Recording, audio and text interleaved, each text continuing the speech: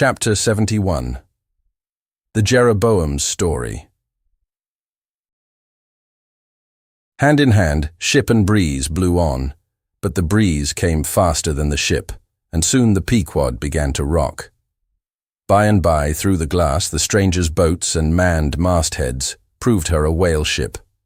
But as she was so far to windward, and shooting by, apparently making a passage to some other ground, the Pequod could not hope to reach her. So the signal was set to see what response would be made. Here be it said that, like the vessels of military marines, the ships of the American whale fleet have each a private signal, all which signals being collected in a book with the names of the respective vessels attached. Every captain is provided with it. Thereby, the whale commanders are enabled to recognize each other upon the ocean, even at considerable distances and with no small facility. The Pequod's signal was at last responded to by the stranger's setting her own, which proved the ship to be the Jeroboam of Nantucket. Squaring her yards, she bore down, ranged a beam under the Pequod's lee, and lowered a boat. It soon drew nigh, but, as the side ladder was being rigged by Starbuck's order to accommodate the visiting captain, the stranger in question waved his hand from his boat's stern, in token of that proceeding being entirely unnecessary. It turned out that the Jeroboam had a malignant epidemic on board, and that Mayhew, her captain, was fearful of infecting the Pequod's company. For though himself and boat's crew remained untainted, and though his ship was half a rifle shot off, and an incorruptible sea and air rolling and flowing between, yet conscientiously adhering to the timid quarantine of the land, he peremptorily refused to come into direct contact with the Pequod. But this did by no means prevent all communications. Preserving an interval of some few yards between itself and the ship, the Jeroboam's boat, by the occasional use of its oars, contrived to keep parallel to the Pequod, as she heavily forged through the sea, for by this time it blew very fresh, with her main topsail aback, though indeed at times by the sudden onset of a large rolling wave, the boat would be pushed some way ahead, but would be soon skillfully brought to her proper bearings again.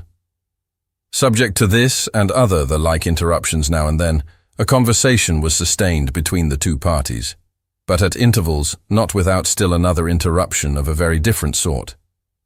Pulling an oar in the Jeroboam's boat was a man of a singular appearance, even in that wild, whaling life where individual notabilities make up all totalities. He was a small, short, youngish man, sprinkled all over his face with freckles and wearing redundant yellow hair. A long-skirted, cabalistically cut coat of a faded walnut tinge enveloped him, the overlapping sleeves of which were rolled up on his wrists. A deep, settled, fanatic delirium was in his eyes. So soon as this figure had been first descried, Stubb had exclaimed, "That's he! That's he! The long-togged scaramouche the town hose company told us of." Stubb here alluded to a strange story told of the Jeroboam and a certain man among her crew, some time previous, when the Pequod spoke the town hoe. According to this account, and what was subsequently learned, it seemed that the scaramouche in question had gained a wonderful ascendancy over almost everybody in the Jeroboam. His story was this. He had been originally nurtured among the crazy society of Nesciuna Shakers, where he had been a great prophet, in their cracked, secret meetings having several times descended from heaven by the way of a trapdoor, announcing the speedy opening of the seventh vial which he carried in his vest pocket, but which, instead of containing gunpowder, was supposed to be charged with laudanum. A strange, apostolic whim having seized him, he had left Nesciuna for Nantucket, where, with that cunning peculiar to craziness, he assumed a steady, common-sense exterior and offered himself as a green-hand candidate for the Jeroboam's whaling voyage. They engaged him, but straightway upon the ship's getting out of sight of land, his insanity broke out in a freshet. He announced himself as the Archangel Gabriel and commanded the captain to jump overboard.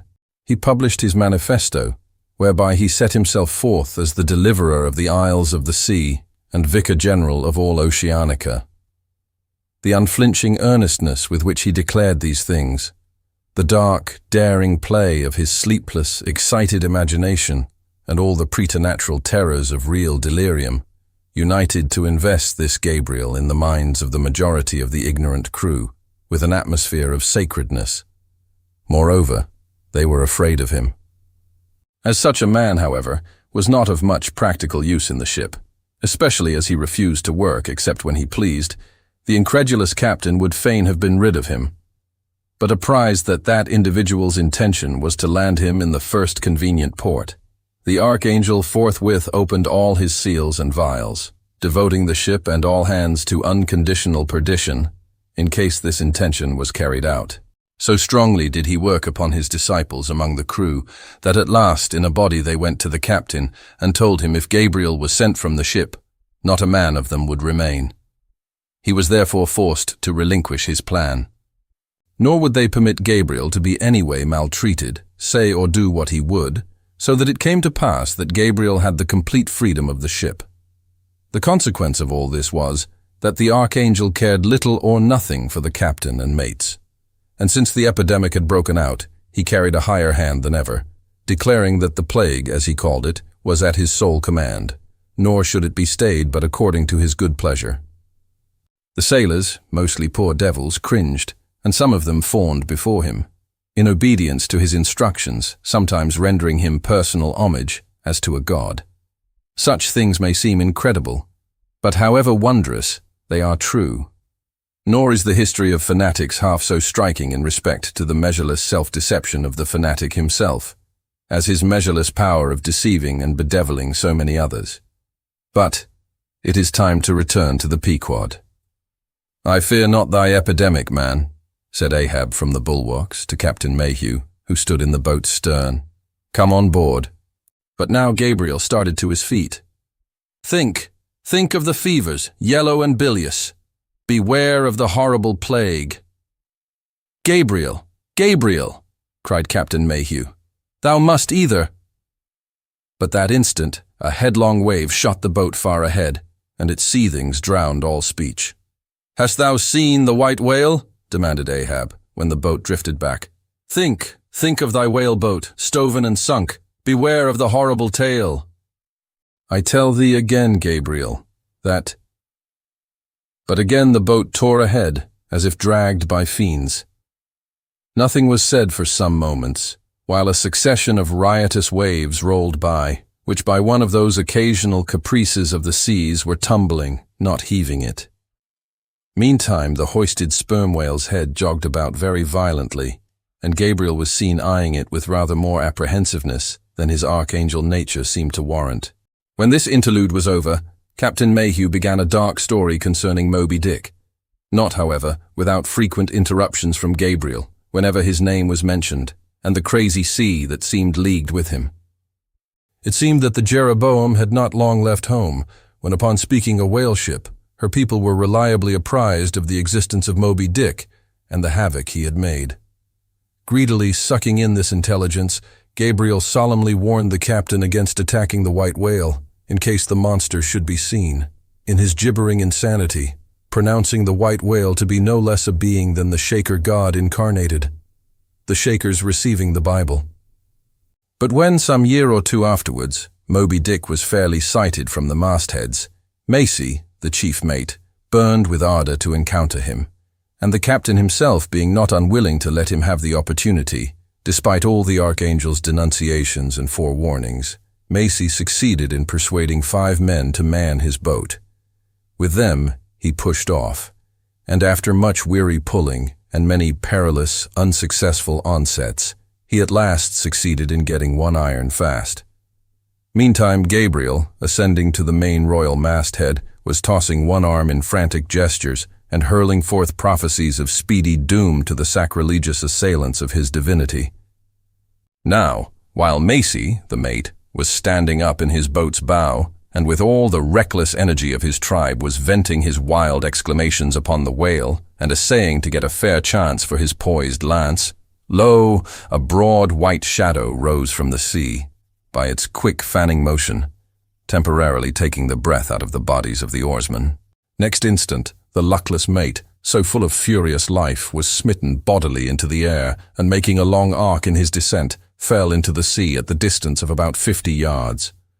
Not a chip of the boat was harmed, nor a hair of any oarsman's head, but the mate forever sank. It is well to parenthesize here that of the fatal accidents in the sperm whale fishery, this kind is perhaps almost as frequent as any. Sometimes nothing is injured but the man who is thus annihilated. Oftener the boat's bow is knocked off, or the thigh board, in which the headsman stands, is torn from its place and accompanies the body. But strangest of all is the circumstance that in more instances than one, when the body has been recovered, not a single mark of violence is discernible, the man being stark dead. The whole calamity, with the falling form of Macy, was plainly descried from the ship. Raising a piercing shriek, "The vial! The vial!" Gabriel called off the terror-stricken crew from the further hunting of the whale. This terrible event clothed the archangel with added influence, because his credulous disciples believed that he had specifically foreannounced it, instead of only making a general prophecy, which anyone might have done, and so have chanced to hit one of many marks in the wide margin allowed. He became a nameless terror to the ship. Mayhew having concluded his narration, Ahab put such questions to him that the stranger captain could not forbear inquiring whether he intended to hunt the white whale if opportunity should offer. To which Ahab answered, "Aye." Straightway then, Gabriel once more started to his feet, glaring upon the old man, and vehemently exclaimed, with downward pointed finger, "Think of the blasphemer, dead and down there, beware of the blasphemer's end." Ahab stolidly turned aside, then said to Mayhew, "Captain, I have just bethought me of my letter bag. There is a letter for one of thy officers, if I mistake not. Starbuck, look over the bag. Every whale ship takes out a goodly number of letters for various ships, whose delivery to the persons to whom they may be addressed depends upon the mere chance of encountering them in the 4 oceans.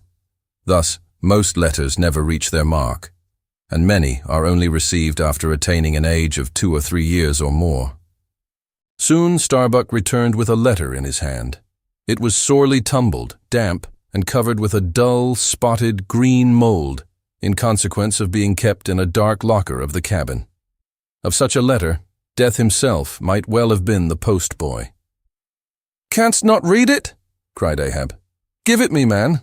Aye, it's but a dim scroll. What's this?" As he was studying it out, Starbuck took a long cutting spade pole, and with his knife slightly split the end to insert the letter there, and in that way hand it to the boat, without its coming any closer to the ship. Meantime, Ahab, holding the letter, muttered, "Mr. Har, yes, Mr. Harry," a woman's pinny hand, the man's wife, I'll wager. "Aye, Mr. Harry Macy, ship Jeroboam. Why, it's Macy, and he's dead." Poor fellow, and from his wife," sighed Mayhew, "but let me have it." "Nay, keep it thyself," cried Gabriel to Ahab. "Thou art soon going that way." "Curses throttle thee," yelled Ahab. "Captain Mayhew, stand by now to receive it." And taking the fatal missive from Starbuck's hands, he caught it in the slit of the pole and reached it over towards the boat. But as he did so, the oarsman expectantly desisted from rowing. The boat drifted a little towards the ship's stern, so that, as if by magic, the letter suddenly ranged along with Gabriel's eager hand. He clutched it in an instant, seized the boat knife, and impaling the letter on it, sent it thus loaded back into the ship. It fell at Ahab's feet. Then Gabriel shrieked out to his comrades to give way with their oars, and in that manner the mutinous boat rapidly shot away from the Pequod. As after this interlude, the seamen resumed their work upon the jacket of the whale, many strange things were hinted in reference to this wild affair. Chapter 72. The Monkey Rope. In the tumultuous business of cutting in and attending to a whale, there is much running backwards and forwards among the crew. Now hands are wanted here, and then again hands are wanted there. There is no staying in any one place, for at one and the same time everything has to be done everywhere. It is much the same with him who endeavors the description of the scene. We must now retrace our way a little. It was mentioned that upon first breaking ground in the whale's back, the blubber hook was inserted into the original hole there, cut by the spades of the mates. But how did so clumsy and weighty a mass as that same hook get fixed in that hole? It was inserted there by my particular friend Queequeg, whose duty it was, as harpooner, to descend upon the monster's back for the special purpose referred to. But in very many cases, circumstances require that the harpooner shall remain on the whale till the whole flensing or stripping operation is concluded. The whale, be it observed, lies almost entirely submerged, excepting the immediate parts operated upon. So down there, some 10 feet below the level of the deck, the poor harpooner flounders about, half on the whale and half in the water, as the vast mass revolves like a treadmill beneath him. On the occasion in question, Queequeg figured in the Highland costume, a shirt and socks, in which, to my eyes at least, he appeared to uncommon advantage, and no one had a better chance to observe him, as will presently be seen. Being the savage's bowsman, that is, the person who pulled the bow-oar in his boat, the second one from forward, it was my cheerful duty to attend upon him while taking that hard scramble upon the dead whale's back. You have seen Italian organ boys holding a dancing ape by a long cord. Just so, from the ship's steep side, did I hold Queequeg down there in the sea, by what is technically called in the fishery a monkey rope, attached to a strong strip of canvas belted round his waist. It was a humorously perilous business for both of us, for before we proceed further, it must be said that the monkey rope was fast at both ends, fast to Queequeg's broad canvas belt, and fast to my narrow leather one, so that for better or for worse, we two, for the time, were wedded, and should poor Queequeg sink to rise no more, then both usage and honor demanded that instead of cutting the cord, it should drag me down in his wake. So then, an elongated Siamese ligature united us. Queequeg was my own inseparable twin brother, nor could I anyway get rid of the dangerous liabilities which the hempen bond entailed. So strongly and metaphysically did I conceive of my situation then, that while earnestly watching his motions, I seemed distinctly to perceive that my own individuality was now merged in a joint stock company of two, that my free will had received a mortal wound, and that another's mistake or misfortune might plunge innocent me into unmerited disaster and death. Therefore I saw that here was a sort of interregnum in Providence, for its even-handed equity never could have so gross an injustice. And yet, still further pondering, while I jerked him now and then from between the whale and ship, which would threaten to jam him, still further pondering, I say, I saw that this situation of mine was the precise situation of every mortal that breathes. Only in most cases he, one way or other, has this Siamese connection with a plurality of other mortals. If your banker breaks, you snap. If your apothecary, by mistake, sends you poison in your pills, you die. True, you may say that, by exceeding caution, you may possibly escape these and the multitudinous other evil chances of life. But handle Queequeg's monkey rope heedfully as I would, sometimes he jerked it so that I came very near sliding overboard. Nor could I possibly forget that. Do what I would, I only had the management of one end of it. The monkey rope is found in all whalers, but it was only in the Pequod that the monkey and his holder were ever tied together. This improvement upon the original usage was introduced by no less a man than Stubb, in order to afford the imperiled harpooner the strongest possible guarantee for the faithfulness and vigilance of his monkey rope holder. I have hinted that I would often jerk poor Queequeg from between the whale and the ship, where he would occasionally fall from the incessant rolling and swaying of both. But this was not the only jamming jeopardy he was exposed to. Unappalled by the massacre made upon them during the night, the sharks now freshly and more keenly allured by the before-pent blood which began to flow from the carcass, the rabid creatures swarmed round it like bees in a beehive. And right in among those sharks was Queequeg, who often pushed them aside with his floundering feet. A thing altogether incredible, were it not that attracted by such prey as a dead whale, the otherwise miscellaneously carnivorous shark will seldom touch a man. Nevertheless, it may well be believed that since they have such a ravenous finger in the pie, it is deemed but wise to look sharp to them. Accordingly, besides the monkey rope, with which I now and then jerked the poor fellow from too close a vicinity to the maw of what seemed a peculiarly ferocious shark, he was provided with still another protection. Suspended over the side in one of the stages, Tashtigo and Dagu continually flourished over his head a couple of keen whale spades, wherewith they slaughtered as many sharks as they could reach. This procedure of theirs, to be sure, was very disinterested and benevolent of them. They meant Queequeg's best happiness, I admit, but in their hasty zeal to befriend him, and from the circumstance that both he and the sharks were at times half hidden by the blood-muddled water, those indiscreet spades of theirs would come nearer amputating a leg than a tail. But poor Queequeg, I suppose, straining and gasping there with that great iron hook, poor Queequeg, I suppose, only prayed to his Yojo and gave up his life into the hands of his gods. Well, well, my dear comrade and twin brother, thought I, as I drew in and then slacked off the rope to every swell of the sea, what matters it after all?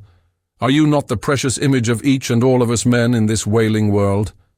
That unsounded ocean you gasp in is life, those sharks your foes, those spades your friends, and what between sharks and spades you are in a sad pickle and peril, poor lad. But courage, there is good cheer in store for you, Queequeg. For now, as with blue lips and bloodshot eyes the exhausted savage at last climbs up the chains and stands all dripping and involuntarily trembling over the side. The steward advances, and with a benevolent, consolatory glance hands him, what? Some hot cognac? No. Hands him, ye gods! Hands him a cup of tepid ginger and water. Ginger? Do I smell ginger? Suspiciously asked Stubb, coming near. Yes, this must be ginger, peering into the as yet untasted cup. Then standing as if incredulous for a while, he calmly walked towards the astonished steward, slowly saying, Ginger? Ginger? And will you have the goodness to tell me, Mr. Dowboy, where lies the virtue of ginger? Ginger? Is ginger the sort of fuel you use, Doughboy, to kindle a fire in this shivering cannibal? Ginger? What the devil is ginger? Sea coal, firewood, lucifer matches, tinder, gunpowder. What the devil is ginger, I say, that you offer this cup to our poor Queequeg here? There is some sneaking temperance society movement about this business, he suddenly added, now approaching Starbuck, who had just come from forward. Will you look at that cannikin, sir? Smell of it, if you please. Then, watching the mate's countenance, he added, The steward, Mr. Starbuck, had the face to offer that calomel and jalap to Queequeg there, this instant off the whale. Is the steward an apothecary, sir? And may I ask whether this is the sort of bitters by which he blows back the life into a half-drowned man? I trust not, said Starbuck. It is poor stuff enough. Aye, aye, steward, cried Stubb. We'll teach you to drug a harpooneer. None of your apothecary's medicine here. You want to poison us, do ye? You have got out insurances on our lives and want to murder us all, and pocket the proceeds, do ye? It was not me, cried Doughboy. It was Aunt Charity that brought the ginger on board, and bade me never give the harpooneers any spirits, but only this ginger jub, so she called it. Ginger jub, you gingerly rascal. Take that, and run along with you to the lockers and get something better. I hope I do no wrong, Mr. Starbuck. It is the captain's orders, grog for the harpooneer on a whale. Enough, replied Starbuck. Only don't hit him again, but... Oh, I never hurt when I hit, except when I hit a whale or something of that sort, and this fellow's a weasel. What were you about saying, sir? Only this, go down with him, and get what thou wantest thyself. When Stubb reappeared, he came with a dark flask in one hand and a sort of tea caddy in the other. The first contained strong spirits, and was handed to Queequeg. The second was Aunt Charity's gift, and that was freely given to the waves. Chapter 73. Stubb and Flask kill a right whale, and then have a talk over him. It must be borne in mind that all this time we have a sperm whale's prodigious head hanging to the Pequod's side, but we must let it continue hanging there a while till we can get a chance to attend to it. For the present, other matters press, and the best we can do now for the head is to pray heaven the tackles may hold. Now, during the past night and forenoon, the Pequod had gradually drifted into a sea, which, by its occasional patches of yellow brit, gave unusual tokens of the vicinity of right whales, a species of the Leviathan that but few supposed to be at this particular time lurking anywhere near. And though all hands commonly disdained the capture of those inferior creatures, and though the Pequod was not commissioned to cruise for them at all, and though she had passed numbers of them near the crozettes without lowering a boat, yet now that a sperm whale had been brought alongside and beheaded, to the surprise of all, the announcement was made that a right whale should be captured that day, if opportunity offered. Nor was this long wanting. Tall spouts were seen to leeward, and 2 boats, Stubbs and Flasks, were detached in pursuit. Pulling further and further away, they at last became almost invisible to the men at the masthead. But suddenly in the distance, they saw a great heap of tumultuous white water, and soon after news came from aloft that one or both the boats must be fast. An interval passed, and the boats were in plain sight, in the act of being dragged right towards the ship by the towing whale. So close did the monster come to the hull, that at first it seemed as if he meant it malice. But suddenly going down in a maelstrom within 3 rods of the planks, he wholly disappeared from view, as if diving under the keel. "Cut! Cut!" was the cry from the ship to the boats, which, for one instant, seemed on the point of being brought with a deadly dash against the vessel's side. But having plenty of line yet in the tubs, and the whale not sounding very rapidly, they paid out abundance of rope, and at the same time pulled with all their might, so as to get ahead of the ship. For a few minutes the struggle was intensely critical, for while they still slacked out the tightened line in one direction and still plied their oars in another, the contending strain threatened to take them under. But it was only a few feet advance they sought to gain, and they stuck to it till they did gain it, when instantly a swift tremor was felt running like lightning along the keel, as the strained line, scraping beneath the ship, suddenly rose to view under her bows, snapping and quivering, and so flinging off its drippings, that the drops fell like bits of broken glass on the water, while the whale beyond also rose to sight, and once more the boats were free to fly. But the fagged whale abated his speed, and blindly altering his course, went round the stern of the ship towing the 2 boats after him, so that they performed a complete circuit. Meantime they hauled more and more upon their lines, till close flanking him on both sides, Stubb answered Flask with lance for lance, and thus round and round the Pequod the battle went, while the multitudes of sharks that had before swum round the sperm whale's body rushed to the fresh blood that was spilled, thirstily drinking at every new gash, as the eager Israelites did at the new bursting fountains that poured from the smitten rock. At last his spout grew thick, and with a frightful roll and vomit, he turned upon his back a corpse, while the 2 headsmen were engaged in making fast cords to his flukes, and in other ways getting the mass in readiness for towing. Some conversation ensued between them. "I wonder what the old man wants with this lump of foul lard," said Stubb, not without some disgust at the thought of having to do with so ignoble a leviathan. "Wants with it?" said Flask, coiling some spare line in the boat's bow. "Did you never hear that the ship which but once has a sperm whale's head hoisted on her starboard side, and at the same time a right whale's on the larboard? Did you never hear, Stubb, that that ship can never afterwards capsize?" "Why not?" "I don't know, but I heard that Gambo ghost of a Fedallah saying so, and he seems to know all about ship's charms. But I sometimes think he'll charm the ship to no good at last. I don't half like that chap, Stubb. Did you ever notice how that tusk of his is a sort of carved into a snake's head, Stubb? Sink him. I never look at him at all, but if ever I get a chance of a dark night, and he's standing hard by the bulwarks, and no one by, look down there, Flask," pointing into the sea with a peculiar motion of both hands. "Aye, will I. Flask, I take that Fedallah to be the devil in disguise." "Do you believe that cock and bull story about his having been stowed away on board ship? He's the devil, I say. The reason why you don't see his tail is because he tucks it up out of sight. He carries it coiled away in his pocket, I guess. Blast him. Now that I think of it, he's always wanting oakum to stuff into the toes of his boots. He sleeps in his boots, don't he? He hasn't got any hammock, but I've seen him lay of nights in a coil of rigging." "No doubt. And it's because of his cursed tail. He coils it down, do you see, in the eye of the rigging. What's the old man have so much to do with him for?" "Striking up a swap or a bargain, I suppose." "Bargain? About what?"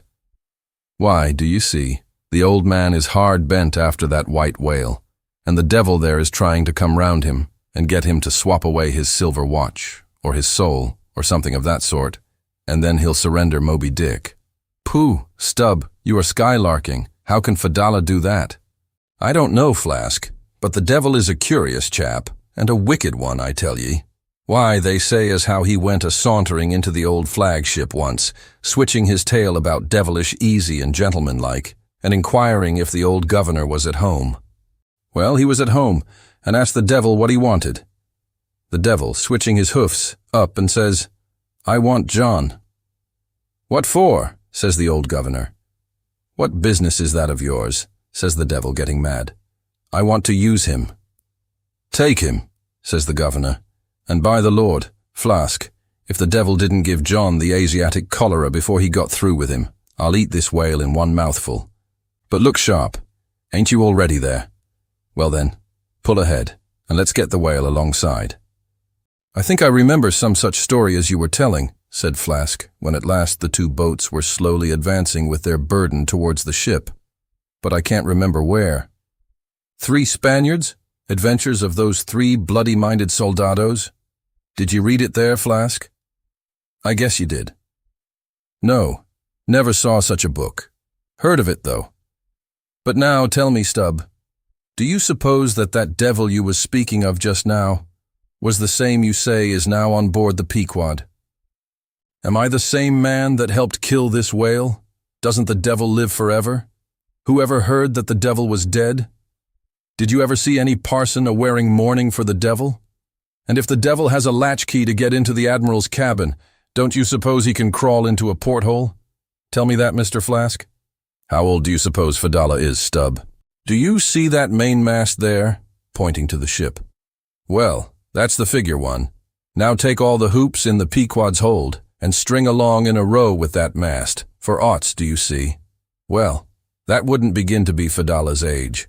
Nor all the coopers in creation couldn't show hoops enough to make aughts enough. But see here, Stubb, I thought you a little boasted just now that you meant to give Fedallah a sea toss if you got a good chance. Now, if he's so old as all those hoops of yours come to, and if he is going to live forever, what good will it do to pitch him overboard? Tell me that? Give him a good ducking anyhow. But he'd crawl back. Duck him again, and keep ducking him. Suppose he should take it into his head to duck you, though. Yes, and drown you. What then?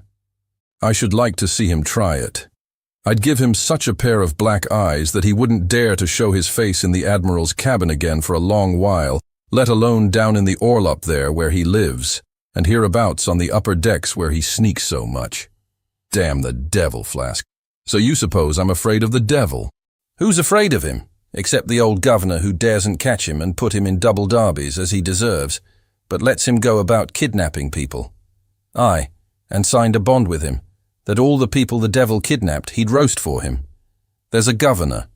Do you suppose Fedallah wants to kidnap Captain Ahab? Do I suppose it? You'll know it before long, Flask. But I am going now to keep a sharp lookout on him, and if I see anything very suspicious going on, I'll just take him by the nape of his neck and say, Look here, Beelzebub, you don't do it. And if he makes any fuss, by the Lord, I'll make a grab into his pocket for his tail, take it to the capstan, and give him such a wrenching and heaving that his tail will come short off at the stump. Do you see? And then, I rather guess when he finds himself docked in that queer fashion, he'll sneak off without the poor satisfaction of feeling his tail between his legs. And what will you do with the tail, Stubb? Do with it? Sell it for an ox whip when we get home. What else? Now, do you mean what you say, and have been saying all along, Stubb? Mean or not mean, here we are at the ship. The boats were here hailed to tow the whale on the larboard side, where fluke chains and other necessaries were already prepared for securing him.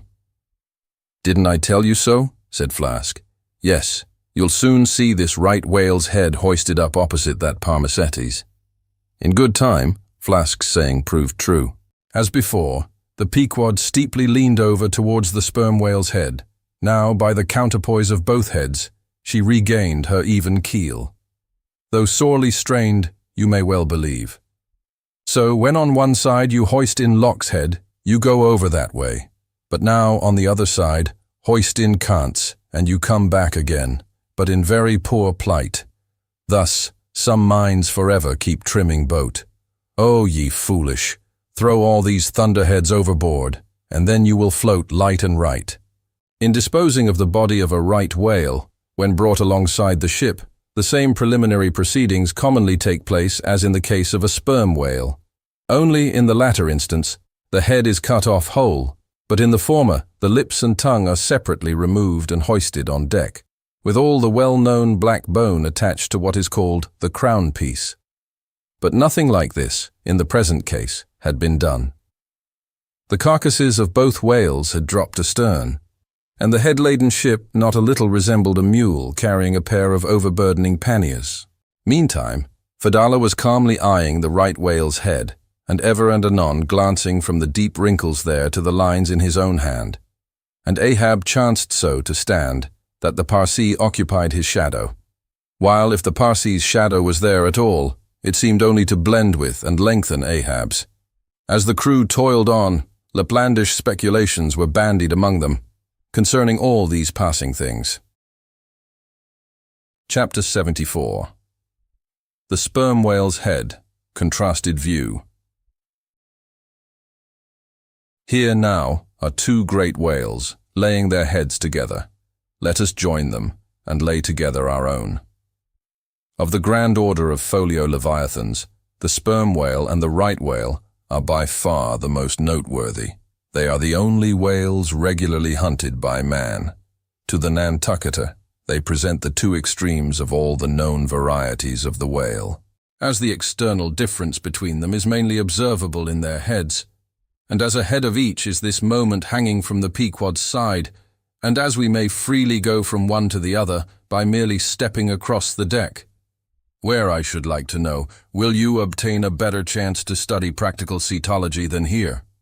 In the first place, you are struck by the general contrast between these heads.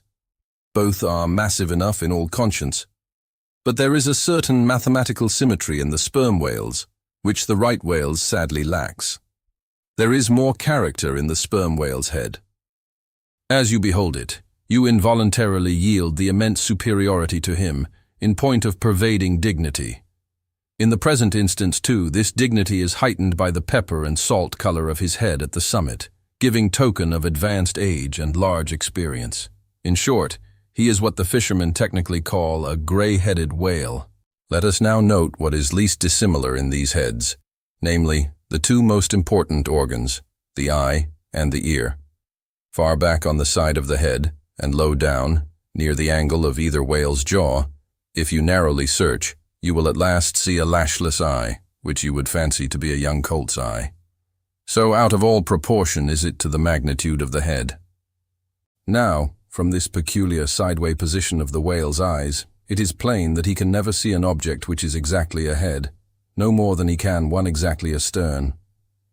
In a word, the position of the whale's eyes corresponds to that of a man's ears, and you may fancy for yourself how it would fare with you did you sideways survey objects through your ears. You would find that you could only command some 30 degrees of vision in advance of the straight sideline of sight, and about 30 more behind it. If your bitterest foe were walking straight towards you, with dagger uplifted in broad day, you would not be able to see him any more than if he were stealing upon you from behind. In a word, you would have two backs, so to speak, but at the same time also two fronts, side fronts. For what is it that makes the front of a man, what indeed but his eyes? Moreover, while in most other animals that I can now think of, the eyes are so planted as imperceptibly to blend their visual power, so as to produce one picture and not two to the brain, the peculiar position of the whale's eyes, effectually divided as they are by many cubic feet of solid head, which towers between them like a great mountain separating two lakes in valleys. This, of course, must wholly separate the impressions which each independent organ imparts. The whale, therefore, must see one distinct picture on this side and another distinct picture on that side, while all between must be profound darkness and nothingness to him. Man may, in effect, be said to look out on the world from a sentry box with two joined sashes for his window. But with the whale, these two sashes are separately inserted, making two distinct windows, but sadly impairing the view. This peculiarity of the whale's eyes is a thing always to be borne in mind in the fishery, and to be remembered by the reader in some subsequent scenes. A curious and most puzzling question might be started concerning this visual matter as touching the Leviathan, but I must be content with a hint. So long as a man's eyes are open in the light, the act of seeing is involuntary. That is, he cannot then help mechanically seeing whatever objects are before him. Nevertheless, anyone's experience will teach him that though he can take in an undiscriminating sweep of things at one glance, it is quite impossible for him, attentively and completely, to examine any two things, however large or however small, at one and the same instant of time. Never mind if they lie side by side and touch each other. But if you now come to separate these two objects and surround each by a circle of profound darkness, then, in order to see one of them, in such a manner as to bring your mind to bear on it, the other will be utterly excluded from your contemporary consciousness. How is it, then, with the whale? True, both his eyes, in themselves, must simultaneously act. But is his brain so much more comprehensive, combining, and subtle than man's, that he can, at the same moment of time, attentively examine two distinct prospects, one on one side of him, and the other in an exactly opposite direction? If he can, then is it as marvelous a thing in him, as if a man were able simultaneously to go through the demonstrations of two distinct problems in Euclid. Nor, strictly investigated, is there any incongruity in this comparison. It may be but an idle whim, but it has always seemed to me that the extraordinary vacillations of movement displayed by some whales when beset by 3 or 4 boats, the timidity and liability to queer frights, so common to such whales. I think that all this indirectly proceeds from the helpless perplexity of volition, in which their divided and diametrically opposite powers of vision must involve them. But the ear of the whale is full as curious as the eye. If you are an entire stranger to their race, you might hunt over these two heads for hours and never discover that organ. The ear has no external leaf whatever, and into the hole itself you can hardly insert a quill, so wondrously minute is it. It is lodged a little behind the eye. With respect to their ears, this important difference is to be observed between the sperm whale and the right. While the ear of the former has an external opening, that of the latter is entirely and evenly covered over with a membrane, so as to be quite imperceptible from without. Is it not curious that so vast a being as the whale should see the world through so small an eye, and hear the thunder through an ear which is smaller than a hare's? But if his eyes were broad as the lens of Herschel's great telescope, and his ears capacious as the porches of cathedrals, would that make him any longer of sight or sharper of hearing? Not at all. Why then do you try to enlarge your mind? Subtilize it. Let us now, with whatever levers and steam engines we have at hand, cant over the sperm whale's head, that it may lie bottom up. Then, ascending by a ladder to the summit, have a peep down the mouth. And were it not that the body is now completely separated from it, with a lantern we might descend into the great Kentucky mammoth cave of his stomach. But let us hold on here by this tooth, and look about us where we are. What a really beautiful and chaste-looking mouth. From floor to ceiling, lined or rather papered with a glistening white membrane, glossy as bridal satins. But come out now, and look at this portentous lower jaw, which seems like the long, narrow lid of an immense snuff-box, with the hinge at one end, instead of one side. If you pry it up, so as to get it overhead, and expose its rows of teeth, it seems a terrific portcullis. And such, alas, it proves to many a poor wight in the fishery, upon whom these spikes fall with impaling force. But far more terrible is it to behold, when fathoms down in the sea you see some sulky whale, floating there suspended, with his prodigious jaw, some 15 feet long, hanging straight down at right angles with his body, for all the world like a ship's jib-boom. This whale is not dead. He is only dispirited. Out of sorts, perhaps, hypochondriac, and so supine that the hinges of his jaw have relaxed, leaving him there in that ungainly sort of plight, a reproach to all his tribe, who must, no doubt, imprecate lockjaws upon him. In most cases, this lower jaw, being easily unhinged by a practiced artist, is disengaged and hoisted on deck for the purpose of extracting the ivory teeth and furnishing a supply of that hard white whalebone with which the fishermen fashion all sorts of curious articles, including canes, umbrella stocks, and handles to riding whips. With a long, weary hoist, the jaw is dragged on board, as if it were an anchor. And when the proper time comes, some few days after the other work, Queequeg, Daggoo, and Tashtigo, being all accomplished dentists, are set to drawing teeth. With a keen cutting spade, Queequeg lances the gums. Then the jaw is lashed down to ring bolts, and a tackle being rigged from aloft. They drag out these teeth, as Michigan oxen drag stumps of old oaks out of wild woodlands. There are generally 42 teeth in all. In old whales, much worn down, but undecayed, nor filled after our artificial fashion. The jaw is afterwards sawn into slabs and piled away like joists for building houses. Chapter 75. The right whale's head, contrasted view. Crossing the deck, let us now have a good long look at the right whale's head. As in general shape, the noble sperm whale's head may be compared to a Roman war chariot, especially in front, where it is so broadly rounded. So at a broad view, the right whale's head bears a rather inelegant resemblance to a gigantic galliot-toed shoe. 200 years ago, an old Dutch voyager likened its shape to that of a shoemaker's last. And in this same last or shoe, that old woman of the nursery tale, with the swarming brood, might very comfortably be lodged, she and all her progeny. But as you come nearer to this great head, it begins to assume different aspects according to your point of view. If you stand on its summit and look at these two F-shaped spout holes, you would take the whole head for an enormous bass viol, and these spiracles, the apertures in its sounding board. Then again, if you fix your eye upon this strange, crested, comb-like incrustation on the top of the mass, this green, barnacled thing, which the Greenlanders call the crown, and the southern fishers the bonnet of the right whale. Fixing your eyes solely on this, you would take the head for the trunk of some huge oak with a bird's nest in its crotch. At any rate, when you watch those live crabs that nestle here on this bonnet, such an idea will be almost sure to occur to you, unless indeed your fancy has been fixed by the technical term crown also bestowed upon it. In which case you will take great interest in thinking how this mighty monster is actually a diademed king of the sea, whose green crown has been put together for him in this marvelous manner. But if this whale be a king, he is a very sulky-looking fellow to grace a diadem. Look at that hanging lower lip.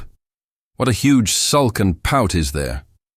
A sulk and pout, by carpenter's measurement, about 20 feet long and 5 feet deep. A sulk and pout that will yield you some 500 gallons of oil and more. A great pity now that this unfortunate whale should be hair-lipped. The fissure is about a foot across. Probably the mother during an important interval was sailing down the Peruvian coast, when earthquakes caused the beach to gape. Over this lip, as over a slippery threshold, we now slide into the mouth. Upon my word, were I at Mackinac, I should take this to be the inside of an Indian wigwam. Good Lord. Is this the road that Jonah went? The roof is about 12 feet high and runs to a pretty sharp angle, as if there were a regular ridgepole there, while these ribbed, arched, hairy sides present us with those wondrous, half-vertical, scimitar-shaped slats of whalebone, say 300 on a side, which, depending from the upper part of the head or crown bone, form those Venetian blinds which have elsewhere been cursorily mentioned. The edges of these bones are fringed with hairy fibers, through which the right whale strains the water, and in whose intricacies he retains the small fish. When open-mouthed, he goes through the seas of brit in feeding time. In the central blinds of bone, as they stand in their natural order, there are certain curious marks, curves, hollows, and ridges, whereby some whalemen calculate the creature's age, as the age of an oak by its circular rings.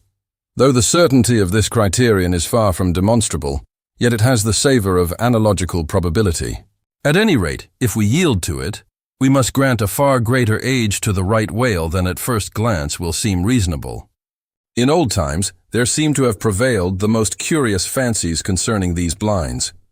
One voyager in Purchas calls them the wondrous whiskers inside of the whale's mouth. Another, hog's bristles.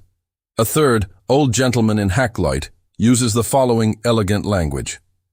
There are about 250 fins growing on each side of his upper chop, which arch over his tongue on each side of his mouth. This reminds us that the right whale really has a sort of whisker, or rather a mustache, consisting of a few scattered white hairs on the upper part of the outer end of the lower jaw.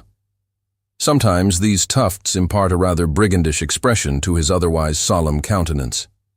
As everyone knows, these same hog's bristles, fins, whiskers, blinds, or whatever you please, furnish to the ladies their busks and other stiffening contrivances. But in this particular, the demand has long been on the decline. It was in Queen Anne's time that the bone was in its glory, the farthingale being then all the fashion. And as those ancient dames moved about gaily, though in the jaws of the whale, as you may say. Even so, in a shower, with the like thoughtlessness, do we nowadays fly under the same jaws for protection, the umbrella being a tent spread over the same bone. But now forget all about blinds and whiskers for a moment, and standing in the right whale's mouth, look around you afresh. Seeing all these colonnades of bone so methodically ranged about, would you not think you were inside of the great Harlem organ, and gazing upon its 1,000 pipes? For a carpet to the organ we have a rug of the softest turkey, the tongue, which is glued, as it were, to the floor of the mouth. It is very fat and tender, and apt to tear in pieces in hoisting it on deck. This particular tongue now before us. At a passing glance I should say it was a 6-barreler. That is, it will yield you about that amount of oil. Ere this, you must have plainly seen the truth of what I started with, that the sperm whale and the right whale have almost entirely different heads. To sum up then, in the right whales there is no great well of sperm, no ivory teeth at all, no long slender mandible of a lower jaw, like the sperm whales. Nor in the sperm whale are there any of those blinds of bone, no huge lower lip, and scarcely anything of a tongue. Again, the right whale has 2 external spout holes, the sperm whale only 1. Look your last now on these venerable hooded heads, while they yet lie together. For one will soon sink unrecorded in the sea, the other will not be very long in following. Can you catch the expression of the sperm whales there? It is the same he died with, only some of the longer wrinkles in the forehead seem now faded away. I think his broad brow to be full of a prairie-like placidity, born of a speculative indifference as to death. But mark the other head's expression. See that amazing lower lip pressed by accident against the vessel's side, so as firmly to embrace the jaw. Does not this whole head seem to speak of an enormous practical resolution in facing death? This right whale I take to have been a Stoic. The sperm whale, a Platonian, who might have taken up Spinoza in his latter years. Chapter 76. The Battering Ram. Ere quitting, for the nonce, the sperm whale's head, I would have you, as a sensible physiologist, simply, particularly remark its front aspect, in all its compacted collectedness. I would have you investigate it now with the sole view of forming to yourself some unexaggerated, intelligent estimate of whatever battering ram power may be lodged there. Here is a vital point, for you must either satisfactorily settle this matter with yourself, or forever remain an infidel as to one of the most appalling, but not the less true events, perhaps anywhere to be found in all recorded history. You observe that in the ordinary swimming position of the sperm whale, the front of his head presents an almost wholly vertical plane to the water. You observe that the lower part of that front slopes considerably backwards, so as to furnish more of a retreat for the long socket which receives the boom-like lower jaw. You observe that the mouth is entirely under the head, much in the same way, indeed as though your own mouth were entirely under your chin. Moreover, you observe that the whale has no external nose, and that what nose he has, his spout hole, is on the top of his head. You observe that his eyes and ears are at the sides of his head, nearly 1/3 of his entire length from the front. Wherefore, you must now have perceived that the front of the sperm whale's head is a dead blind wall, without a single organ or tender prominence of any sort whatsoever. Furthermore, you are now to consider that only in the extreme, lower, backward-sloping part of the front of the head is there the slightest vestige of bone, and not till you get near 20 feet from the forehead do you come to the full cranial development, so that this whole enormous boneless mass is as one wad. Finally, though, as will soon be revealed, its contents partly comprise the most delicate oil. Yet, you are now to be apprised of the nature of the substance which so impregnably invests all that apparent effeminacy. In some previous place I have described to you how the blubber wraps the body of the whale as the rind wraps an orange. Just so with the head. But with this difference. About the head, this envelope, though not so thick, is of a boneless toughness, inestimable by any man who has not handled it. The severest pointed harpoon, the sharpest lance darted by the strongest human arm, impotently rebounds from it. It is as though the forehead of the sperm whale were paved with horses' hooves. I do not think that any sensation lurks in it. Bethink yourself also of another thing. When two large, loaded Indiamen chance to crowd and crush towards each other in the docks, what do the sailors do? They do not suspend between them, at the point of coming contact, any merely hard substance, like iron or wood. No, they hold there a large, round wad of tow and cork, enveloped in the thickest and toughest of ox hide, that bravely and uninjured takes the jam which would have snapped all their oaken handspikes and iron crowbars. By itself, this sufficiently illustrates the obvious fact I drive at. But supplementary to this, it has hypothetically occurred to me that as ordinary fish possess what is called a swimming bladder in them, capable at will of distension or contraction, and as the sperm whale, as far as I know, has no such provision in him.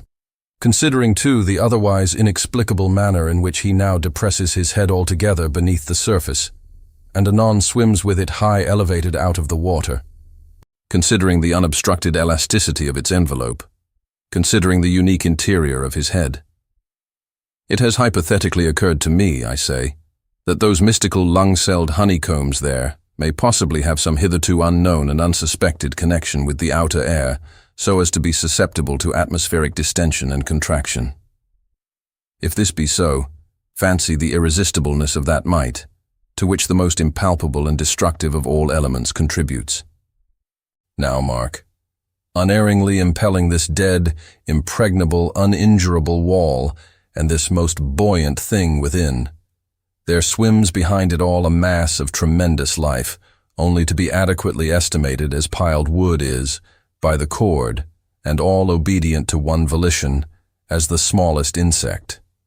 So that when I shall hereafter detail to you all the specialities and concentrations of potency everywhere lurking in this expansive monster, when I shall show you some of his more inconsiderable braining feats, I trust you will have renounced all ignorant incredulity, and be ready to abide by this, that though the sperm whale stove a passage through the Isthmus of Darien, and mixed the Atlantic with the Pacific, you would not elevate one hair of your eyebrow, for unless you own the whale, you are but a provincial and sentimentalist in truth.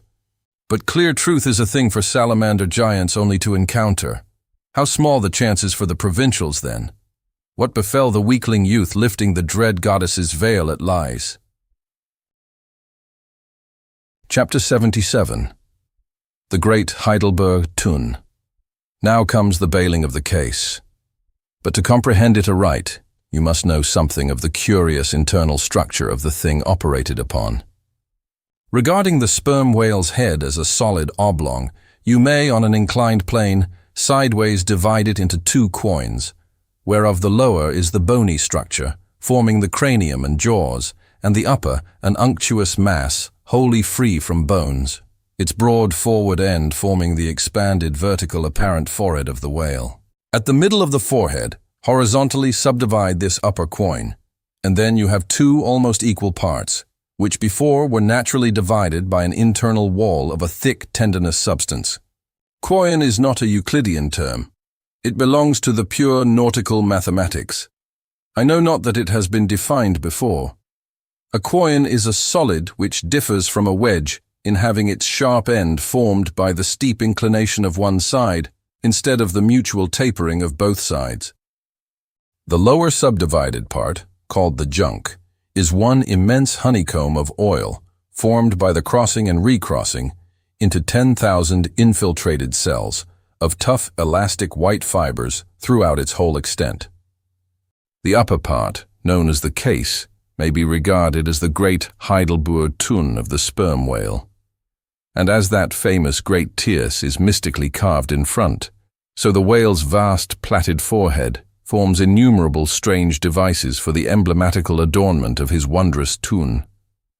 Moreover, as that of Heidelberg was always replenished with the most excellent of the wines of the Rhenish valleys, so the tun of the whale contains by far the most precious of all his oily vintages, namely, the highly prized spermaceti, in its absolutely pure, limpid, and odoriferous state. Nor is this precious substance found unalloyed in any other part of the creature.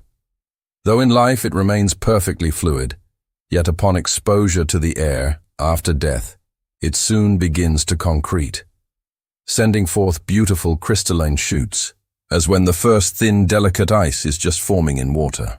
A large whale's case generally yields about 500 gallons of sperm, though from unavoidable circumstances, considerable of it is spilled, leaks, and dribbles away, or is otherwise irrevocably lost in the ticklish business of securing what you can.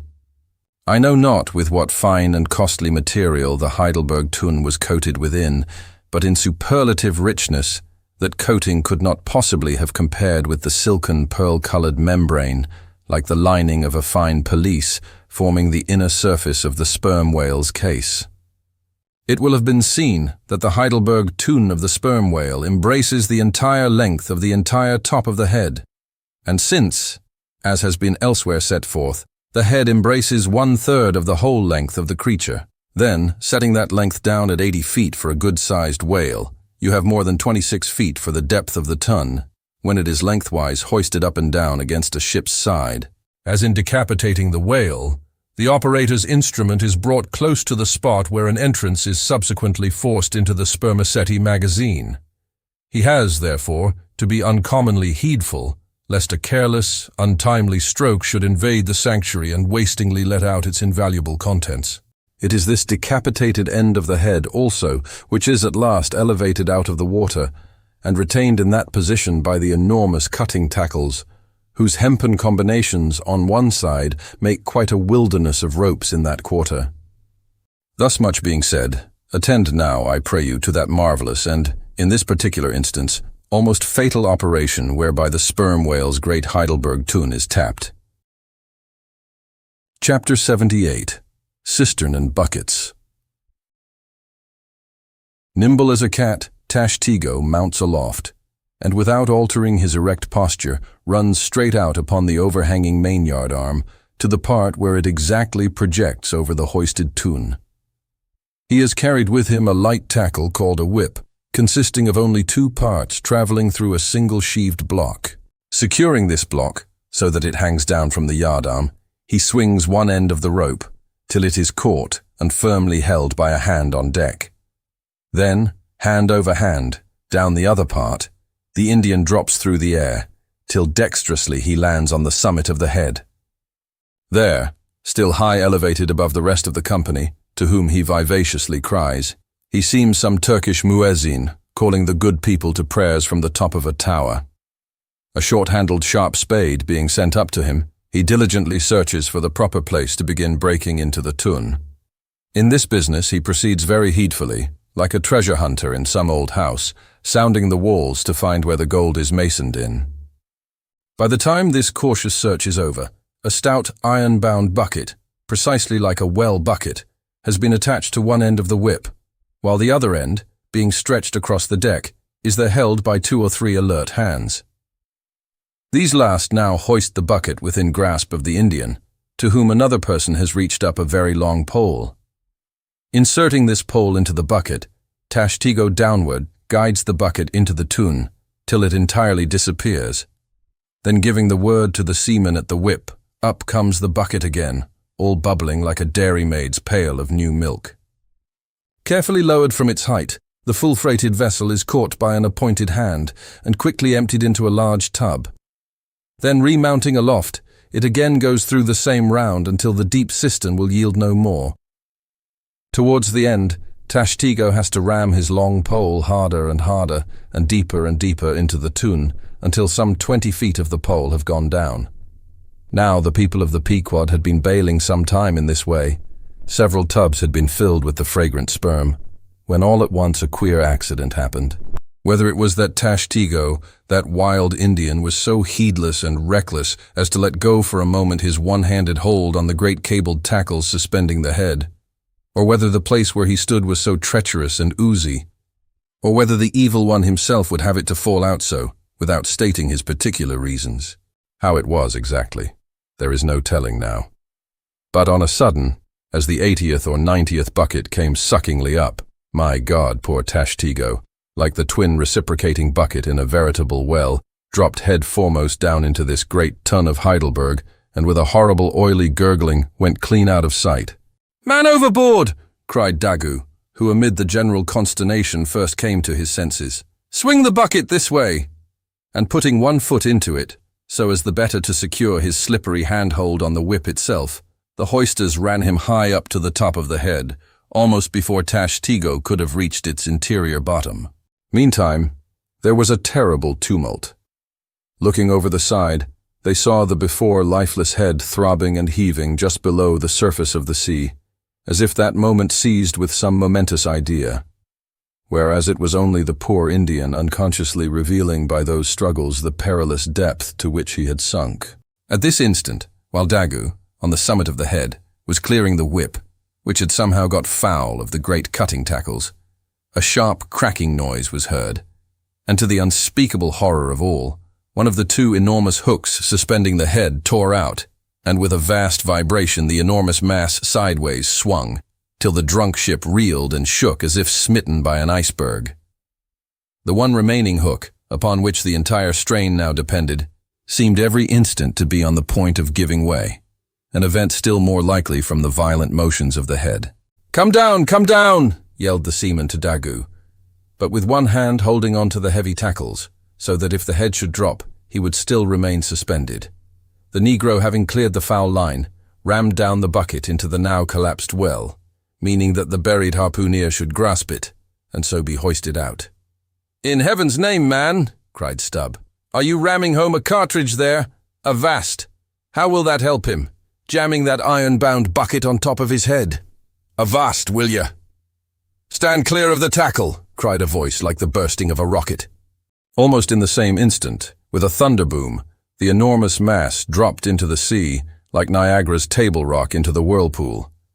The suddenly relieved hull rolled away from it, to far down her glittering copper, and all caught their breath as, half swinging, now over the sailors' heads, and now over the water, Dagu, through a thick mist of spray, was dimly beheld clinging to the pendulous tackles, while poor buried alive Tashtigo was sinking utterly down to the bottom of the sea.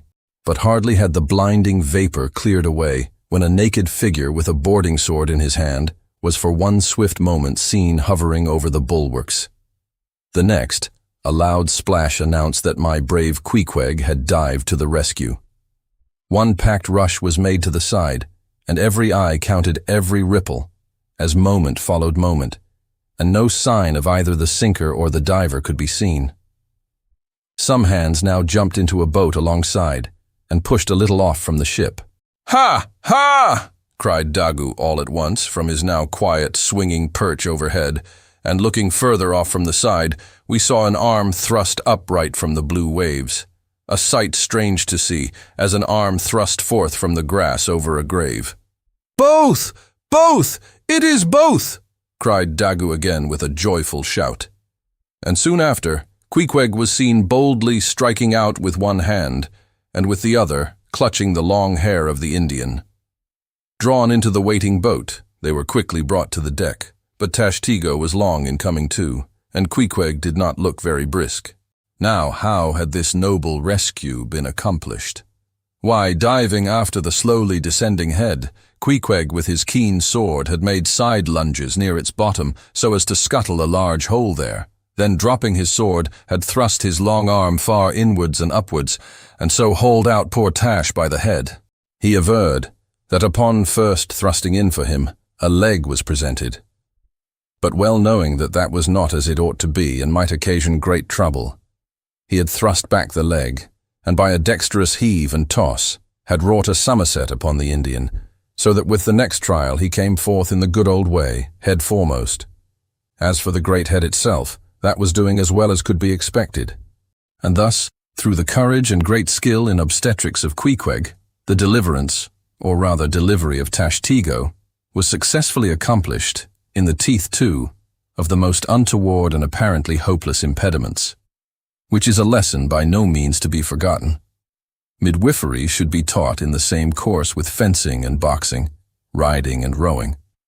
I know that this queer adventure of the gay-headers will be sure to seem incredible to some landsmen, though they themselves may have either seen or heard of someone's falling into a cistern ashore, an accident which not seldom happens, and with much less reason too than the Indians, considering the exceeding slipperiness of the curb of the sperm whale's well. But peradventure, it may be sagaciously urged, how is this? We thought the tissued, infiltrated head of the sperm whale was the lightest and most corky part about him, and yet thou makest it sink in an element of a far greater specific gravity than itself. We have thee there. Not at all, but I have ye. For at the time poor Tash fell in, the case had been nearly emptied of its lighter contents, leaving little but the dense, tendinous wall of the well, a double-welded, hammered substance, as I have before said, much heavier than the sea water, and a lump of which sinks in it like lead almost. But the tendency to rapid sinking in this substance was, in the present instance, materially counteracted by the other parts of the head remaining undetached from it, so that it sank very slowly and deliberately indeed, affording Queequeg a fair chance for performing his agile obstetrics on the run, as you may say. Yes, it was a running delivery, so it was. Now, had Tashtego perished in that head, it had been a very precious perishing, smothered in the very whitest and daintiest of fragrant spermaceti, coffined, hearsed and tombed in the secret inner chamber and sanctum sanctorum of the whale. Only one sweeter end can readily be recalled, the delicious death of an Ohio honey hunter, who, seeking honey in the crotch of a hollow tree, found such exceeding store of it, that leaning too far over, it sucked him in, so that he died embalmed.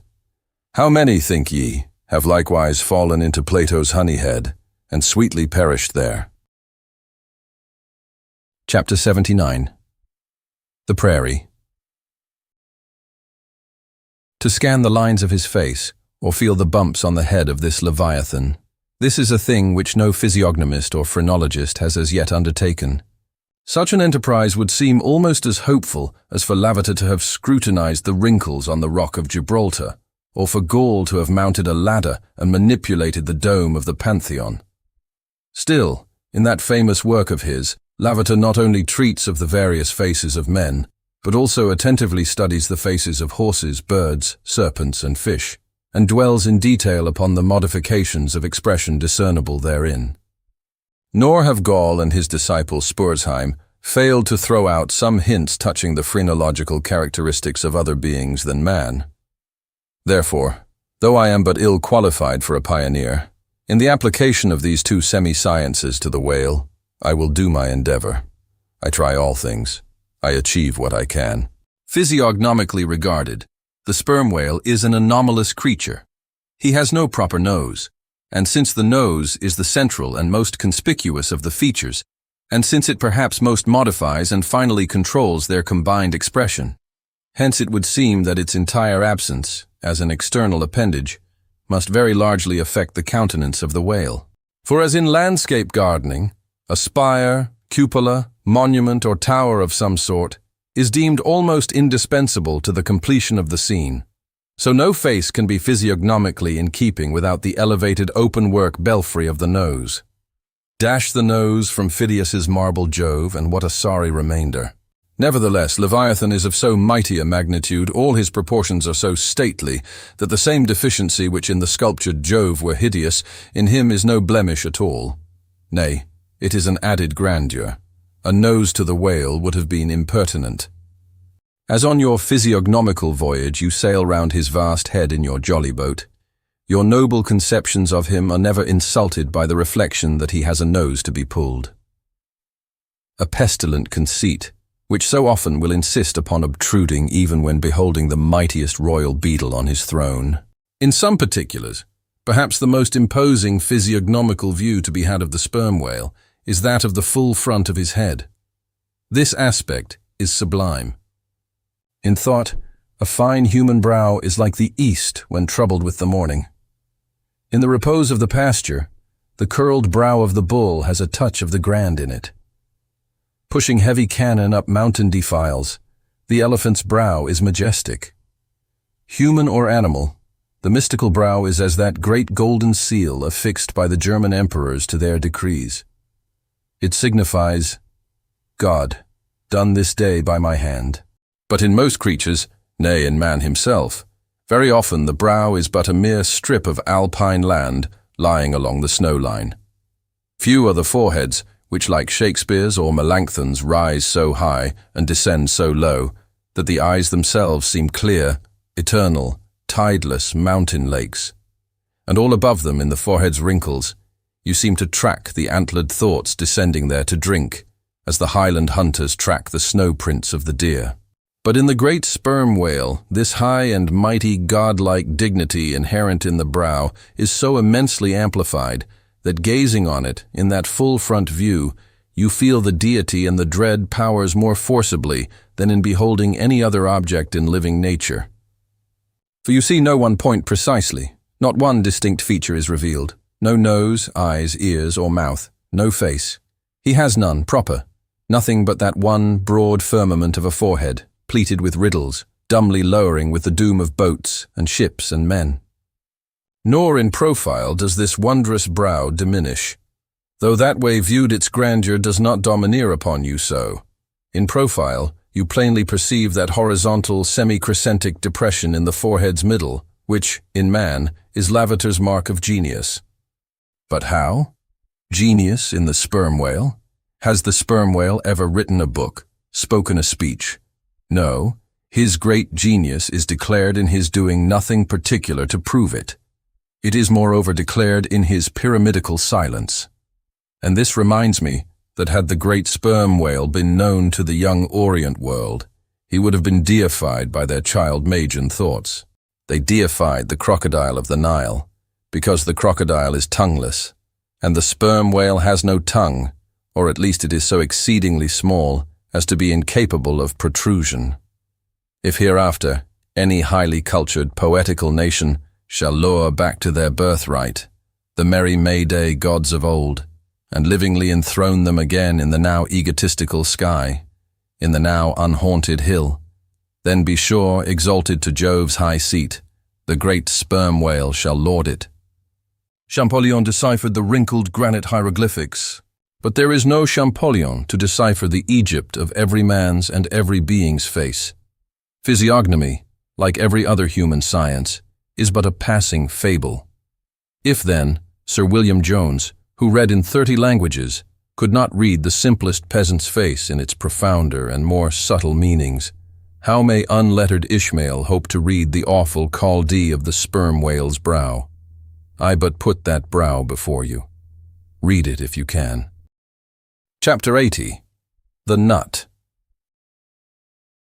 If the sperm whale be physiognomically a sphinx, to the phrenologist his brain seems that geometrical circle which it is impossible to square. In the full-grown creature the skull will measure at least 20 feet in length. Unhinge the lower jaw, and the side view of this skull is as the side of a moderately inclined plane resting throughout on a level base. But in life, as we have elsewhere seen, this inclined plane is angularly filled up and almost squared by the enormous superincumbent mass of the junk and sperm. At the high end, the skull forms a crater to bed that part of the mass, while under the long floor of this crater, in another cavity seldom exceeding 10 inches in length and as many in depth, reposes the mere handful of this monster's brain. The brain is at least 20 feet from his apparent forehead in life. It is hidden away behind its vast outworks, like the innermost citadel within the amplified fortifications of Quebec. So like a choice casket is it secreted in him, that I have known some whalemen who peremptorily deny that the sperm whale has any other brain than that palpable semblance of one formed by the cubic yards of his sperm magazine. Lying in strange folds, courses, and convolutions to their apprehensions, it seems more in keeping with the idea of his general might to regard that mystic part of him as the seat of his intelligence. It is plain, then, that phrenologically, the head of this Leviathan in the creature's living intact state is an entire delusion.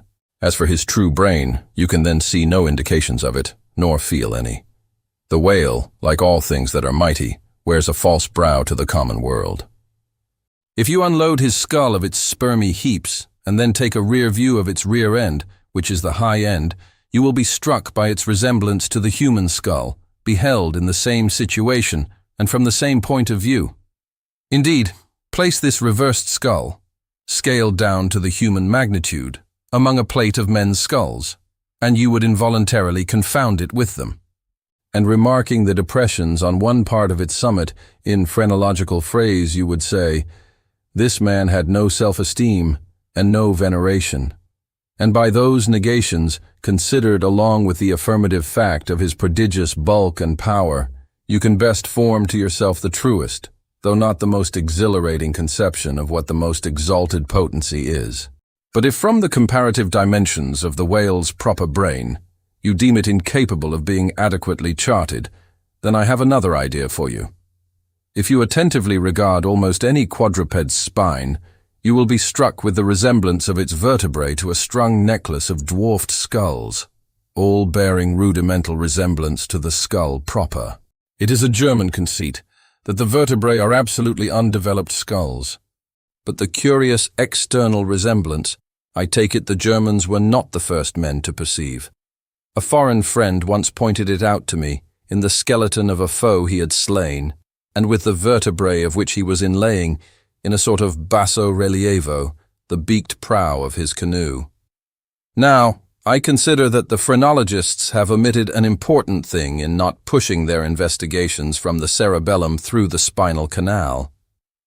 For I believe that much of a man's character will be found betokened in his backbone. I would rather feel your spine than your skull, whoever you are. A thin joist of a spine never yet upheld a full and noble soul. I rejoice in my spine, as in the firm audacious staff of that flag which I fling half out to the world. Apply this spinal branch of phrenology to the sperm whale.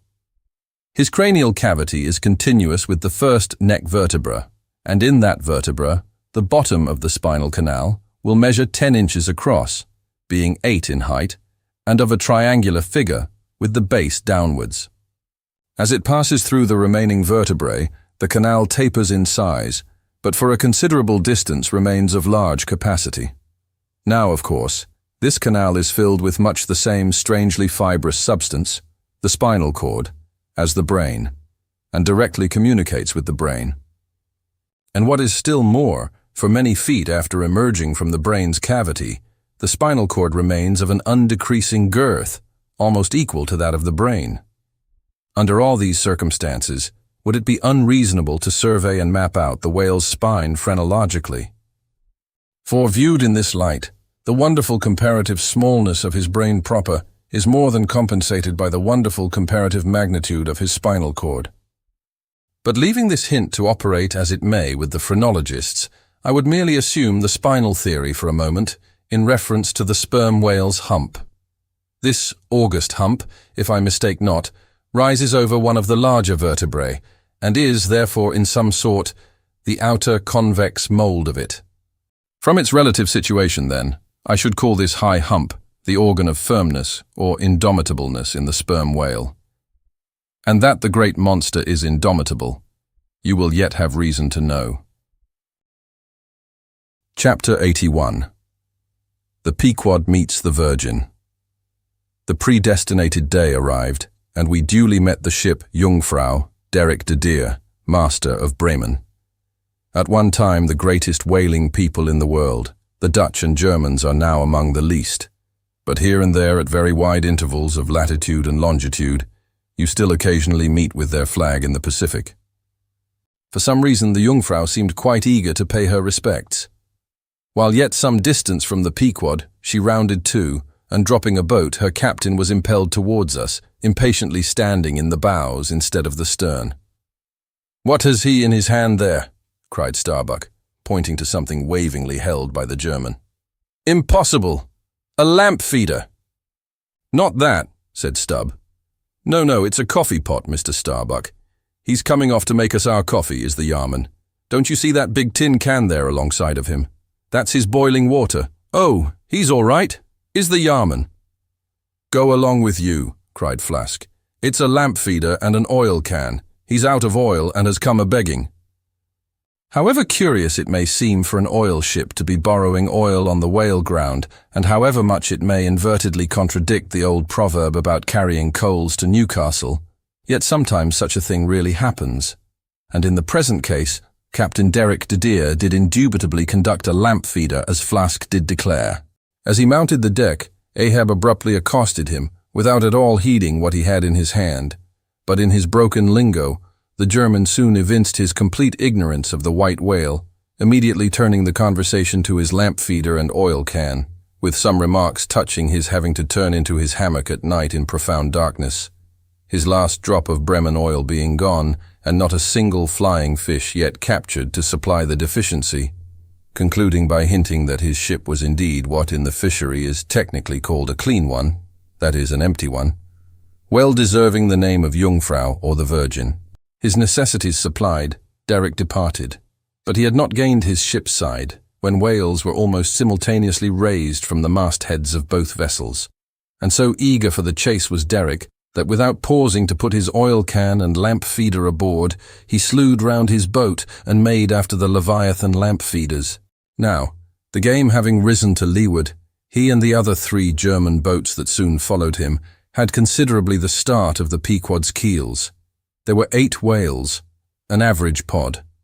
Aware of their danger, they were going all abreast with great speed straight before the wind, rubbing their flanks as closely as so many spans of horses in harness. They left a great, wide wake, as though continually unrolling a great, wide parchment upon the sea. Full in this rapid wake, and many fathoms in the rear, swam a huge, humped old bull, which by his comparatively slow progress, as well as by the unusual yellowish incrustations overgrowing him, seemed afflicted with the jaundice or some other infirmity. Whether this whale belonged to the pod in advance seemed questionable, for it is not customary for such venerable leviathans to be at all social. Nevertheless, he stuck to their wake, though indeed their backwater must have retarded him, because the white bone or swell at his broad muzzle was a dashed one, like the swell formed when 2 hostile currents meet. His spout was short, slow, and laborious, coming forth with a choking sort of gush, and spending itself in torn shreds, followed by strange subterranean commotions in him, which seemed to have egress at his other buried extremity, causing the waters behind him to upbubble. "Who's got some paregoric?" said Stubb. "He has the stomach ache, I'm afraid. Lord, think of having half an acre of stomach ache. Adverse winds are holding mad Christmas in him, boys. It's the first foul wind I ever knew to blow from astern. But look, did ever whale yaw so before? It must be, he's lost his tiller." As an overladen Indiaman, bearing down the Hindustan coast, with a deck-load of frightened horses, careens, berries, rolls, and wallows on her way, so did this old whale heave his aged bulk, and now and then partly turning over on his cumbrous rib ends, expose the cause of his devious wake in the unnatural stump of his starboard fin. Whether he had lost that fin in battle or had been born without it, it were hard to say. "Only wait a bit, old chap, and I'll give ye a sling for that wounded arm," cried Cruel Flask, pointing to the whale line near him. "Mind he don't sling thee with it," cried Starbuck. "Give way, or the German will have him."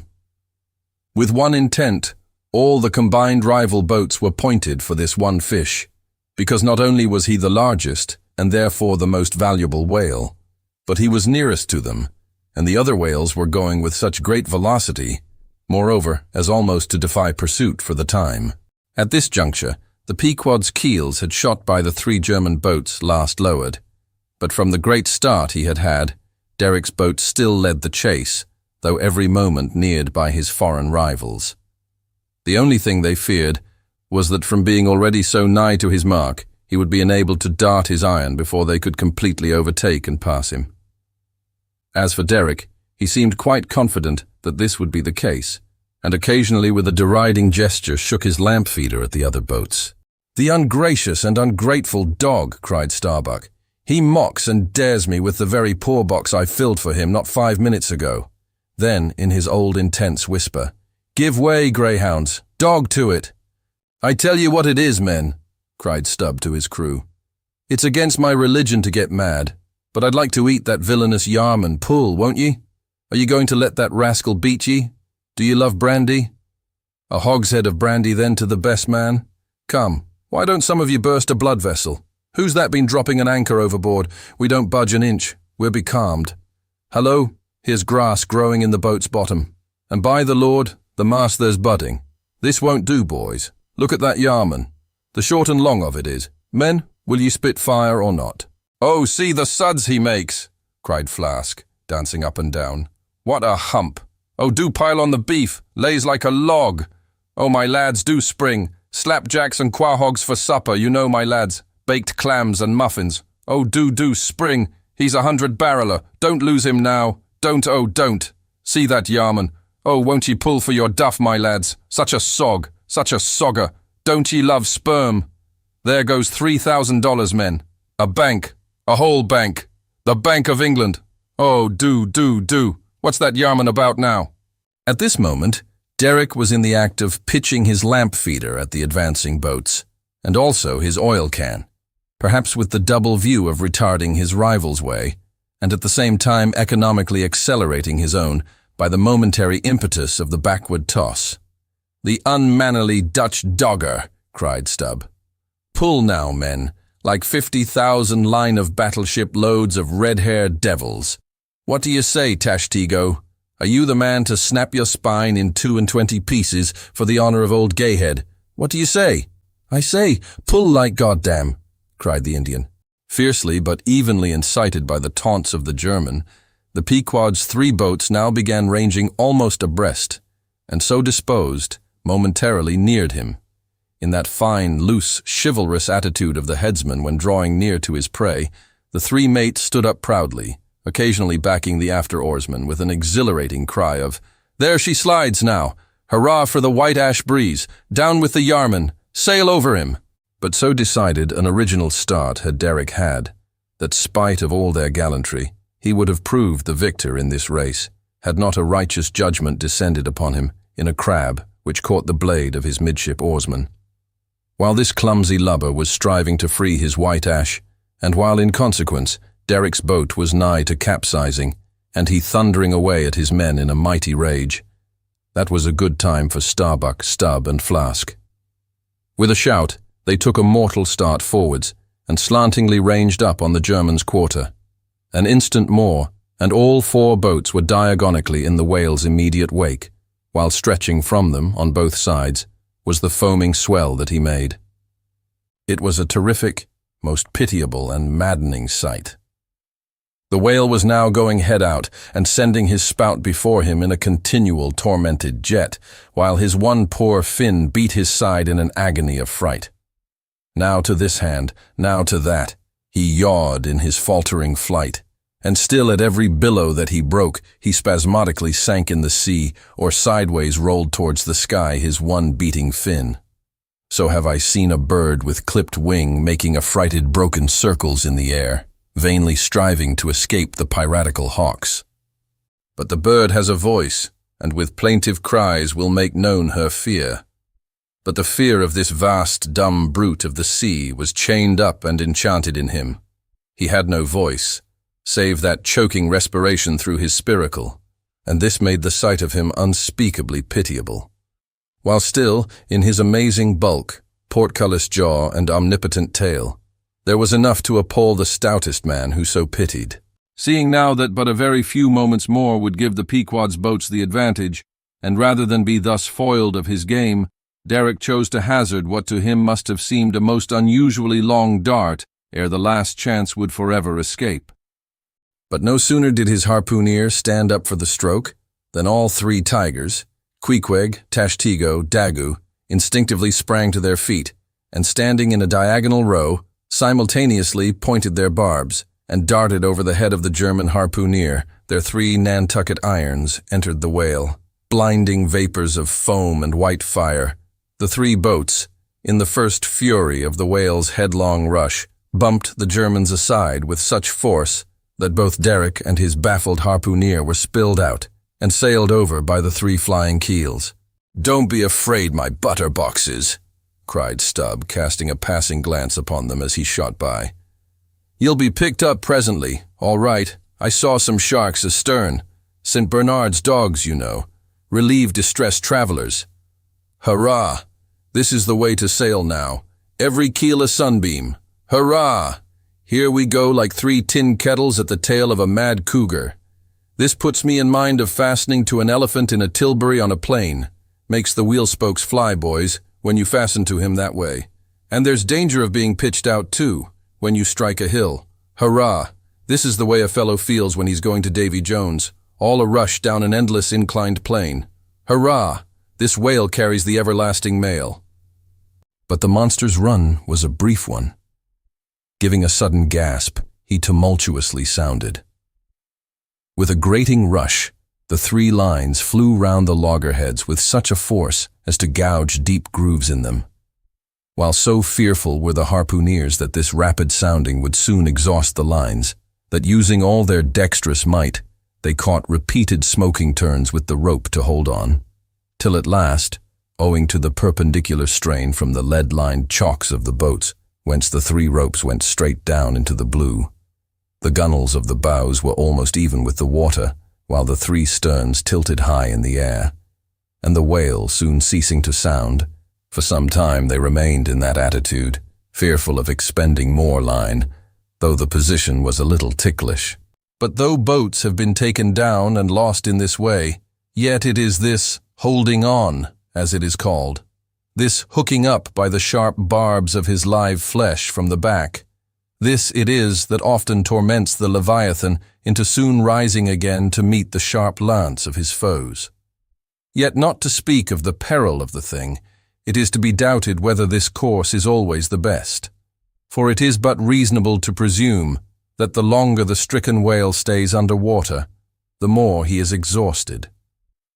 Because, owing to the enormous surface of him, in a full-grown sperm whale something less than 2,000 square feet, the pressure of the water is immense.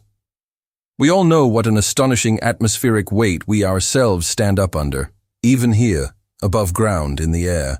How vast, then, the burden of a whale, bearing on his back a column of 200 fathoms of ocean. It must at least equal the weight of 50 atmospheres.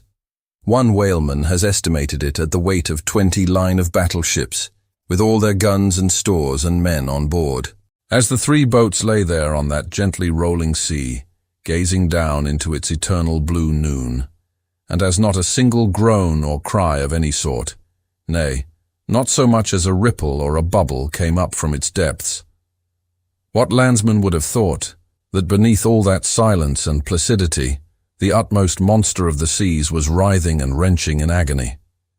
Not 8 inches of perpendicular rope were visible at the bows. Seems it credible that by 3 such thin threads, the great Leviathan was suspended like the big weight to an 8-day clock. Suspended? And to what? To 3 bits of board. Is this the creature of whom it was once so triumphantly said, "Canst thou fill his skin with barbed irons, or his head with fish spears? The sword of him that layeth at him cannot hold, the spear, the dart, nor the habergeon. He esteemeth iron as straw, the arrow cannot make him flee. Darts are counted as stubble, he laugheth at the shaking of a spear." This the creature, this he. Oh, that unfulfillments should follow the prophets. For with the strength of 1,000 thighs in his tail, Leviathan had run his head under the mountains of the sea to hide him from the Pequod's fish spears. In that sloping afternoon sunlight, the shadows that the 3 boats sent down beneath the surface must have been long enough and broad enough to shade half Xerxes' army. Who can tell how appalling to the wounded whale must have been such huge phantoms flitting over his head? "Stand by, men! He stirs!" cried Starbuck, as the 3 lines suddenly vibrated in the water, distinctly conducting upwards to them, as by magnetic wires, the life and death throbs of the whale, so that every oarsman felt them in his seat. The next moment, relieved in great part from the downward strain at the bows, the boats gave a sudden bounce upwards, as a small ice field will, when a dense herd of white bears are scared from it into the sea. Haul in, cried Starbuck again. He's rising. The lines, of which hardly an instant before not 1 hand's breadth could have been gained, were now in long, quick coils flung back, all dripping into the boats, and soon the whale broke water within 2 ships' lengths of the hunters. His motions plainly denoted his extreme exhaustion. In most land animals there are certain valves or floodgates in many of their veins, whereby, when wounded, the blood is in some degree at least instantly shut off in certain directions. Not so with the whale, one of whose peculiarities it is to have an entire non-valvular structure of the blood vessels, so that when pierced even by so small a point as a harpoon, a deadly drain is at once begun upon his whole arterial system. And when this is heightened by the extraordinary pressure of water at a great distance below the surface, his life may be said to pour from him in incessant streams. Yet so vast is the quantity of blood in him, and so distant and numerous its interior fountains, that he will keep thus bleeding and bleeding for a considerable period, even as in a drought a river will flow, whose source is in the well-springs of far-off and undiscernible hills.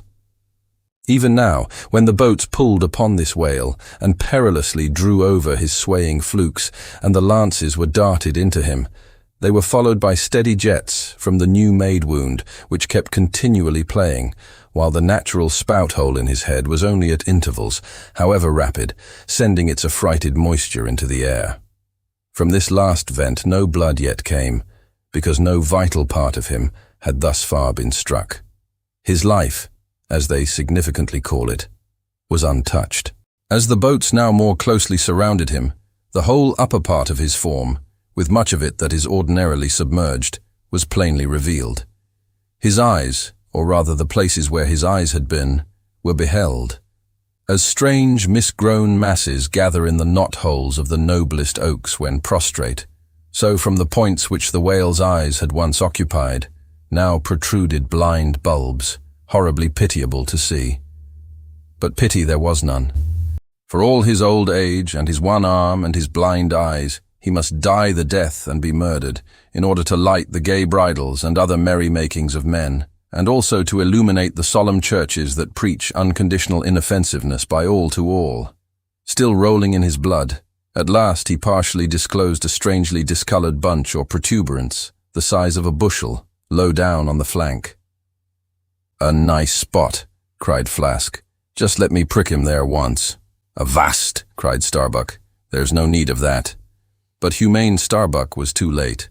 At the instant of the dart, an ulcerous jet shot from this cruel wound, and goaded by it into more than sufferable anguish, the whale, now spouting thick blood, with swift fury blindly darted at the craft, bespattering them and their glorying crews all over with showers of gore, capsizing Flask's boat and marring the bows. It was his death stroke, for by this time so spent was he by loss of blood that he helplessly rolled away from the wreck he had made, lay panting on his side, impotently flapped with his stumped fin, then over and over slowly revolved like a waning world, turned up the white secrets of his belly, lay like a log, and died. It was most piteous, that last expiring spout. As when by unseen hands the water is gradually drawn off from some mighty fountain, and with half-stifled melancholy gurglings, the spray column lowers and lowers to the ground, so the last long dying spout of the whale. Soon, while the crews were awaiting the arrival of the ship, the body showed symptoms of sinking with all its treasures unrifled. Immediately, by Starbuck's orders, lines were secured to it at different points, so that ere long every boat was a buoy, the sunken whale being suspended a few inches beneath them by the cords. By very heedful management, when the ship drew nigh, the whale was transferred to her side, and was strongly secured there by the stiffest fluke chains, for it was plain that unless artificially upheld, the body would at once sink to the bottom. It so chanced that almost upon first cutting into him with the spade, the entire length of a corroded harpoon was found embedded in his flesh on the lower part of the bunch before described. But as the stumps of harpoons are frequently found in the dead bodies of captured whales, with the flesh perfectly healed around them, and no prominence of any kind to denote their place. Therefore, there must needs have been some other unknown reason, in the present case, fully to account for the ulceration alluded to. But still more curious was the fact of a lance head of stone being found in him, not far from the buried iron, the flesh perfectly firm about it. Who had darted that stone lance? And when? It might have been darted by some Nor-West Indian long before America was discovered. What other marvels might have been rummaged out of this monstrous cabinet, there is no telling. But a sudden stop was put to further discoveries, by the ships being unprecedentedly dragged over sideways to the sea, owing to the body's immensely increasing tendency to sink. However, Starbuck, who had the ordering of affairs, hung on to it to the last. Hung on to it so resolutely, indeed, that when at length the ship would have been capsized, if still persisting in locking arms with the body. Then, when the command was given to break clear from it, such was the immovable strain upon the timber heads to which the fluke chains and cables were fastened, that it was impossible to cast them off. Meantime, everything in the Pequod was aslant. To cross to the other side of the deck was like walking up the steep gabled roof of a house. The ship groaned and gasped. Many of the ivory inlayings of her bulwarks and cabins were started from their places by the unnatural dislocation. In vain handspikes and crows were brought to bear upon the immovable fluke chains to pry them adrift from the timber heads. And so low had the whale now settled that the submerged ends could not be at all approached, while every moment whole tons of ponderosity seemed added to the sinking bulk, and the ship seemed on the point of going over. Hold on, won't ye?" cried Stubb to the body.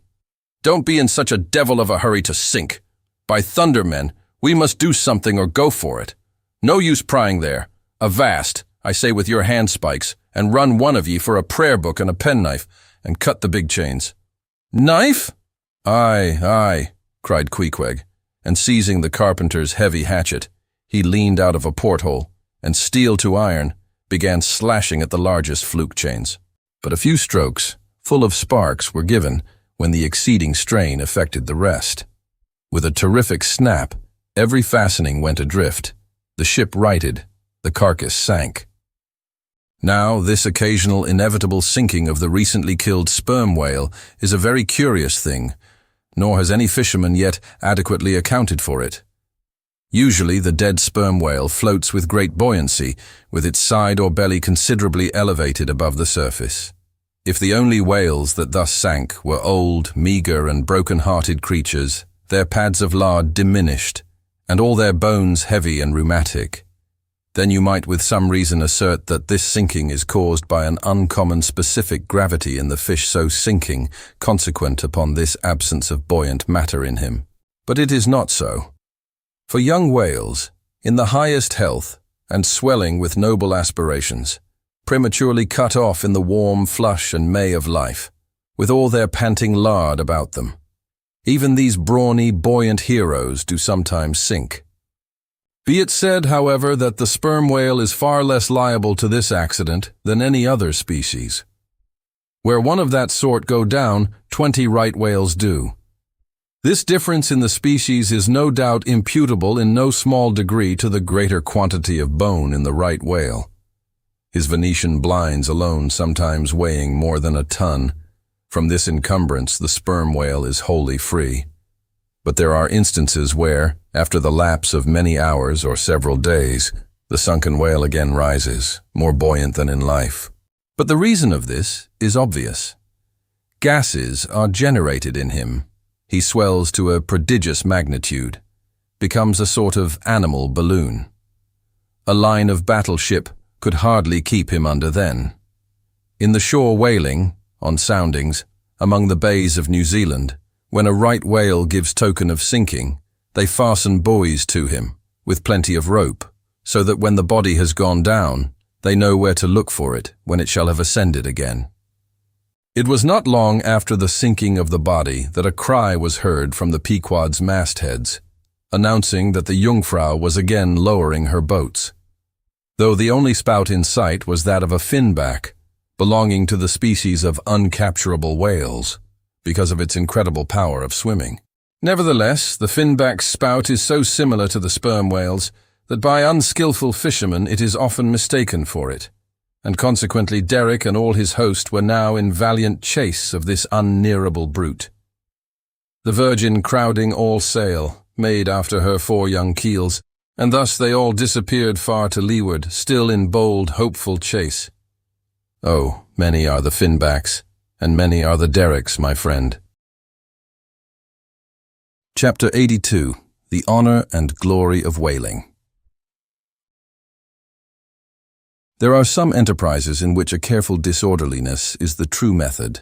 The more I dive into this matter of whaling and push my researches up to the very spring head of it so much, the more am I impressed with its great honorableness and antiquity, and especially when I find so many great demigods and heroes, prophets of all sorts, who one way or other have shed distinction upon it.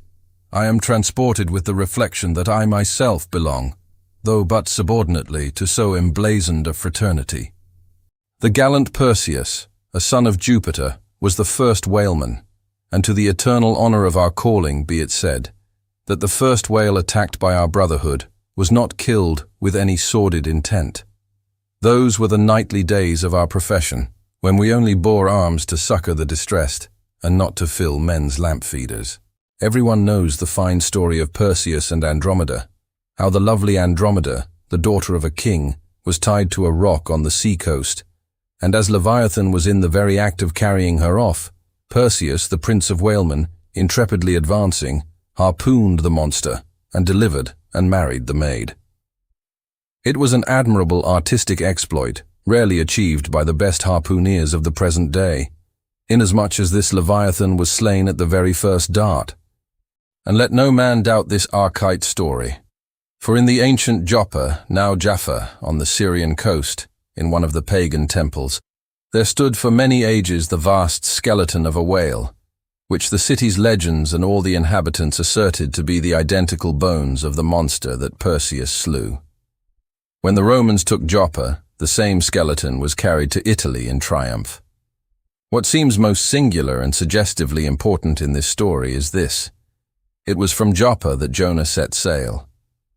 Akin to the adventure of Perseus and Andromeda, indeed, by some supposed to be indirectly derived from it, is that famous story of St. George and the dragon, which dragon I maintain to have been a whale.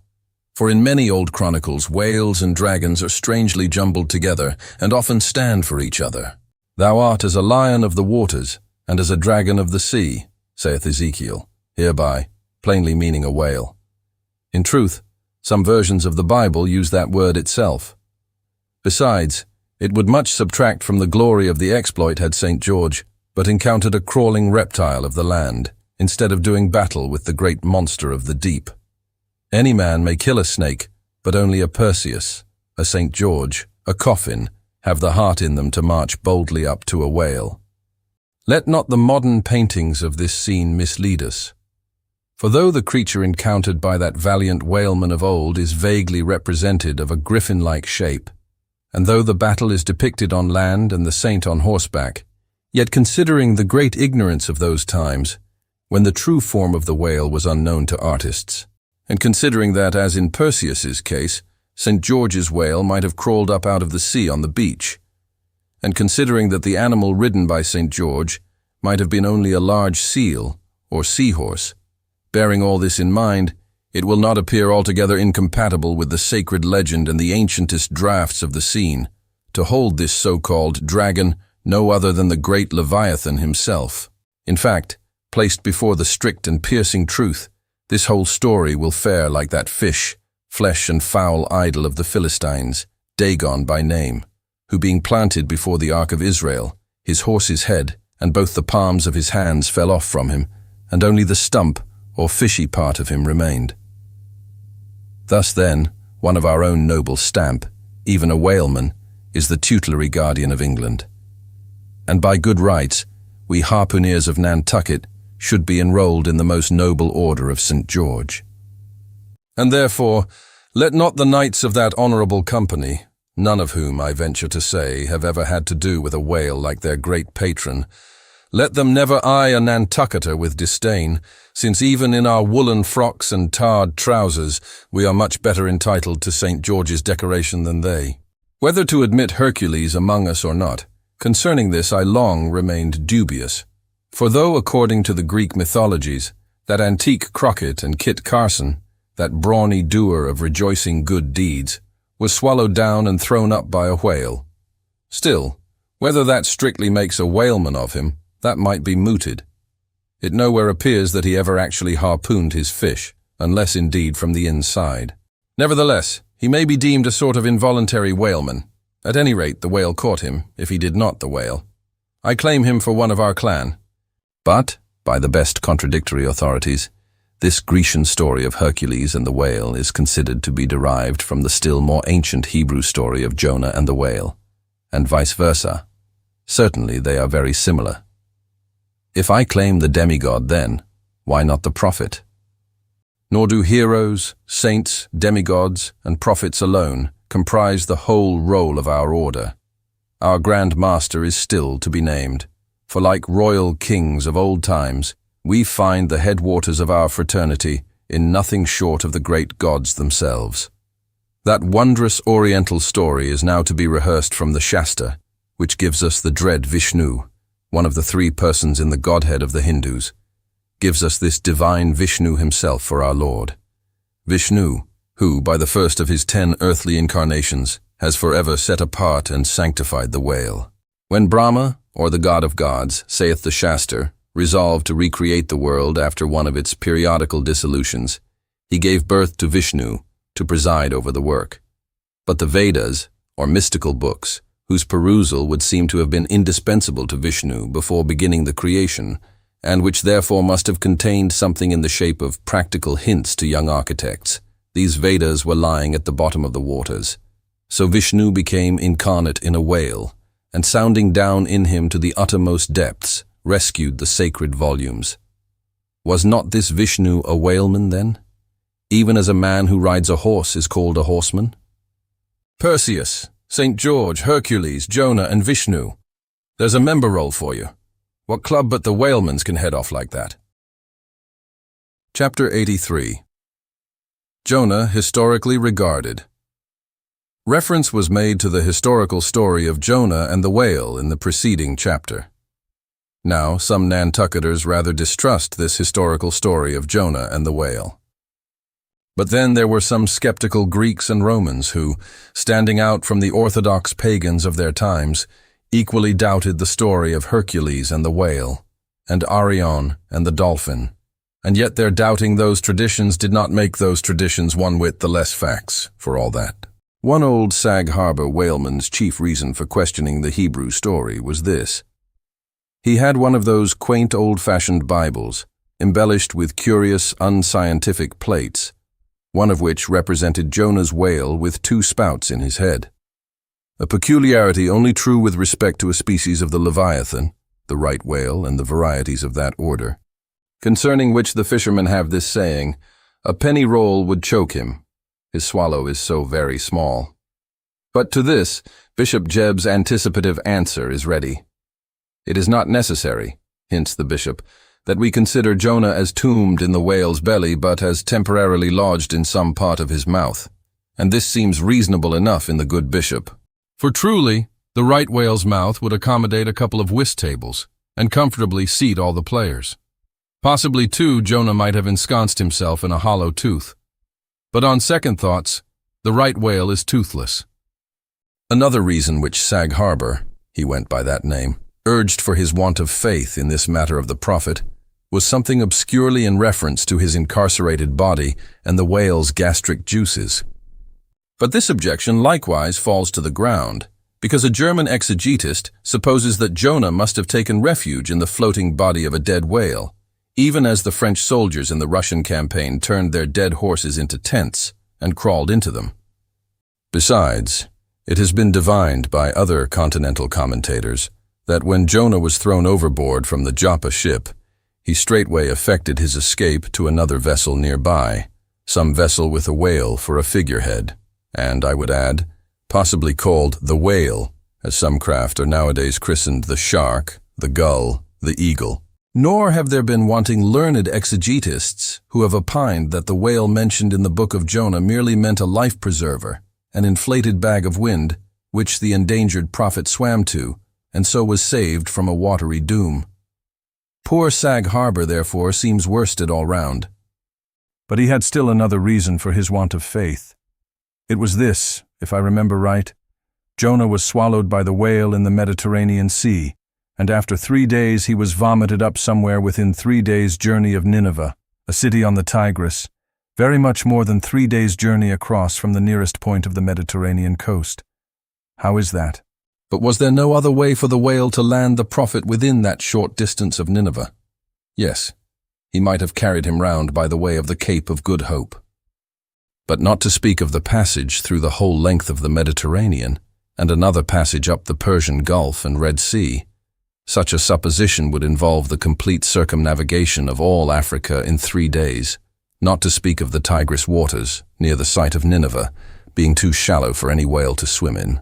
Besides, this idea of Jonah's weathering the Cape of Good Hope at so early a day would wrest the honor of the discovery of that great headland from Bartholomew Diaz, its reputed discoverer, and so make modern history a liar. But all these foolish arguments of old Sag Harbor only evinced his foolish pride of reason, a thing still more reprehensible in him, seeing that he had but little learning except what he had picked up from the sun and the sea. I say it only shows his foolish, impious pride and abominable, devilish rebellion against the reverend clergy. For by a Portuguese Catholic priest, this very idea of Jonah's going to Nineveh via the Cape of Good Hope was advanced as a signal magnification of the general miracle. And so it was. Besides, to this day, the highly enlightened Turks devoutly believe in the historical story of Jonah.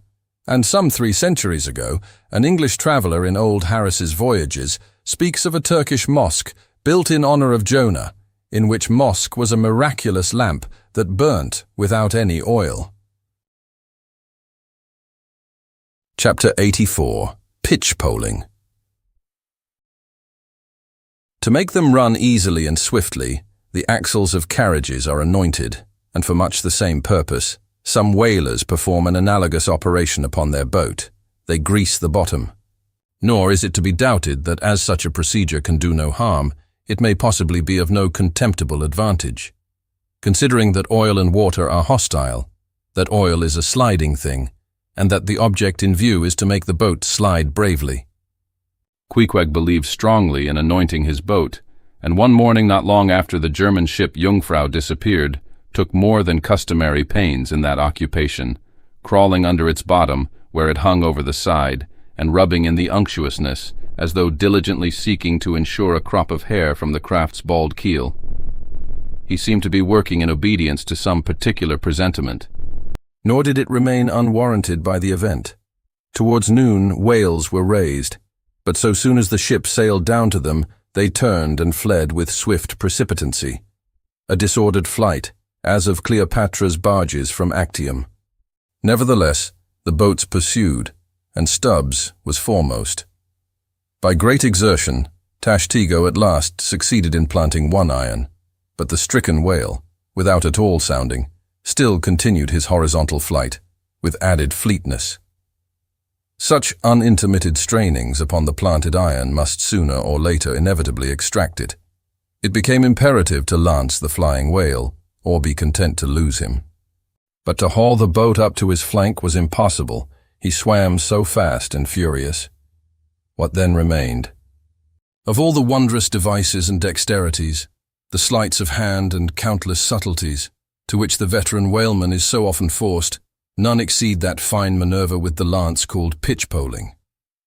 Small sword, or broadsword, in all its exercises boasts nothing like it. It is only indispensable with an inveterate running whale. Its grand fact and feature is the wonderful distance to which the long lance is accurately darted from a violently rocking, jerking boat under extreme headway. Steel and wood included, the entire spear is some 10 or 12 feet in length. The staff is much slighter than that of the harpoon, and also of a lighter material, pine. It is furnished with a small rope called a warp, of considerable length, by which it can be hauled back to the hand after darting. But before going further, it is important to mention here that though the harpoon may be pitch-poled in the same way with the lance, yet it is seldom done, and when done, is still less frequently successful, on account of the greater weight and inferior length of the harpoon as compared with the lance, which in effect becomes serious drawbacks. As a general thing, therefore, you must first get fast to a whale before any pitch-poling comes into play. Look now at Stubb, a man who from his humorous, deliberate coolness and equanimity in the direst emergencies was specially qualified to excel in pitch-poling. Look at him. He stands upright in the tossed bow of the flying boat. Wrapped in fleecy foam, the towing whale is 40 feet ahead. Handling the long lance lightly, glancing twice or thrice along its length to see if it be exactly straight, Stubb whistlingly gathers up the coil of the warp in one hand, so as to secure its free end in his grasp, leaving the rest unobstructed. Then, holding the lance full before his waistband's middle, he levels it at the whale. When covering him with it, he steadily depresses the butt end in his hand, thereby elevating the point till the weapon stands fairly balanced upon his palm, 15 feet in the air. He minds you somewhat of a juggler, balancing a long staff on his chin. Next moment, with a rapid, nameless impulse, in a superb lofty arch, the bright steel spans the foaming distance and quivers in the life spot of the whale. Instead of sparkling water, he now spouts red blood. "That drove the spigot out of him," cried Stubb. "'Tis July's immortal 4th. All fountains must run wine today. Would now it were old Orleans whiskey, or old Ohio, or unspeakable old Monongahela. Then tashty go, lad, I'd have you hold a cannikin to the jet, and we'd drink round it. Yea, verily, hearts alive, we'd brew choice punch in the spread of his spout-hole there, and from that live punch-bowl quaff the living stuff." Again and again to such gamesome talk, the dexterous dart is repeated, the spear returning to its master like a greyhound held in skillful leash. The agonized whale goes into his flurry, the tow line is slackened, and the pitch-poler, dropping astern, folds his hands and mutely watches the monster die. Chapter 85. The Fountain.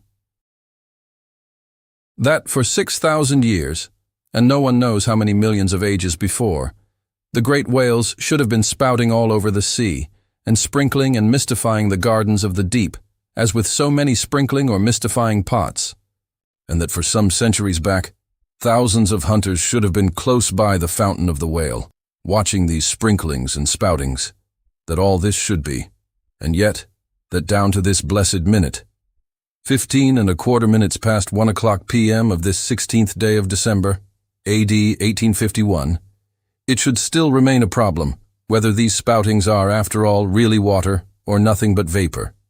This is surely a noteworthy thing. Let us then look at this matter, along with some interesting items contingent. Everyone knows that by the peculiar cunning of their gills, the finny tribes in general breathe the air which at all times is combined with the element in which they swim.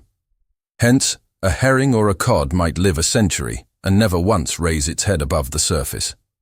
But owing to his marked internal structure which gives him regular lungs, like a human being's, the whale can only live by inhaling the disengaged air in the open atmosphere.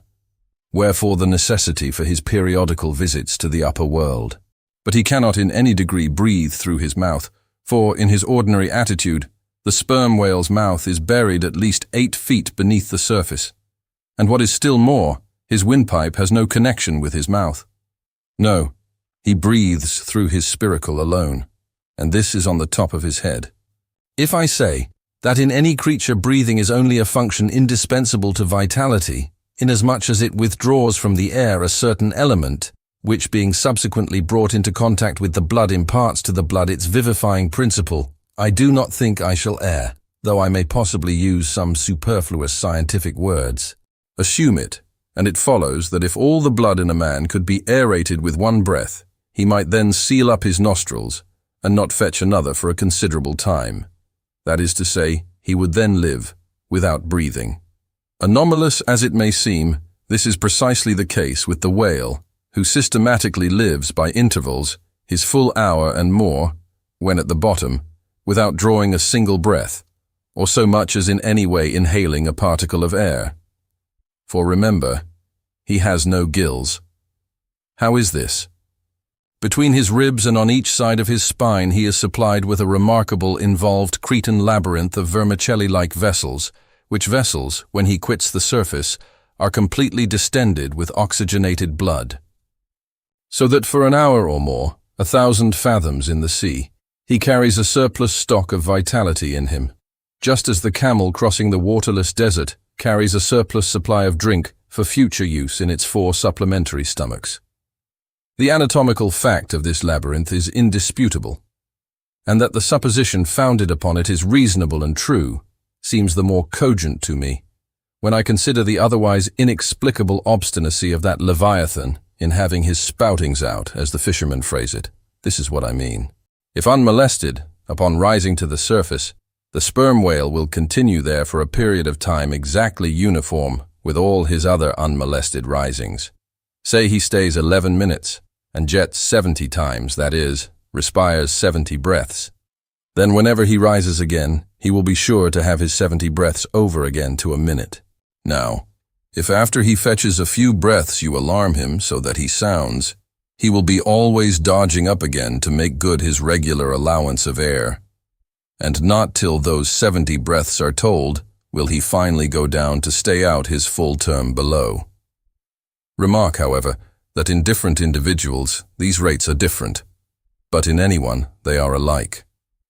Now, why should the whale thus insist upon having his spoutings out, unless it be to replenish his reservoir of air ere descending for good? How obvious is it, too, that this necessity for the whale's rising exposes him to all the fatal hazards of the chase. For not by hook or by net could this vast Leviathan be caught when sailing 1,000 fathoms beneath the sunlight. Not so much thy skill, then, O hunter, as the great necessities that strike the victory to thee.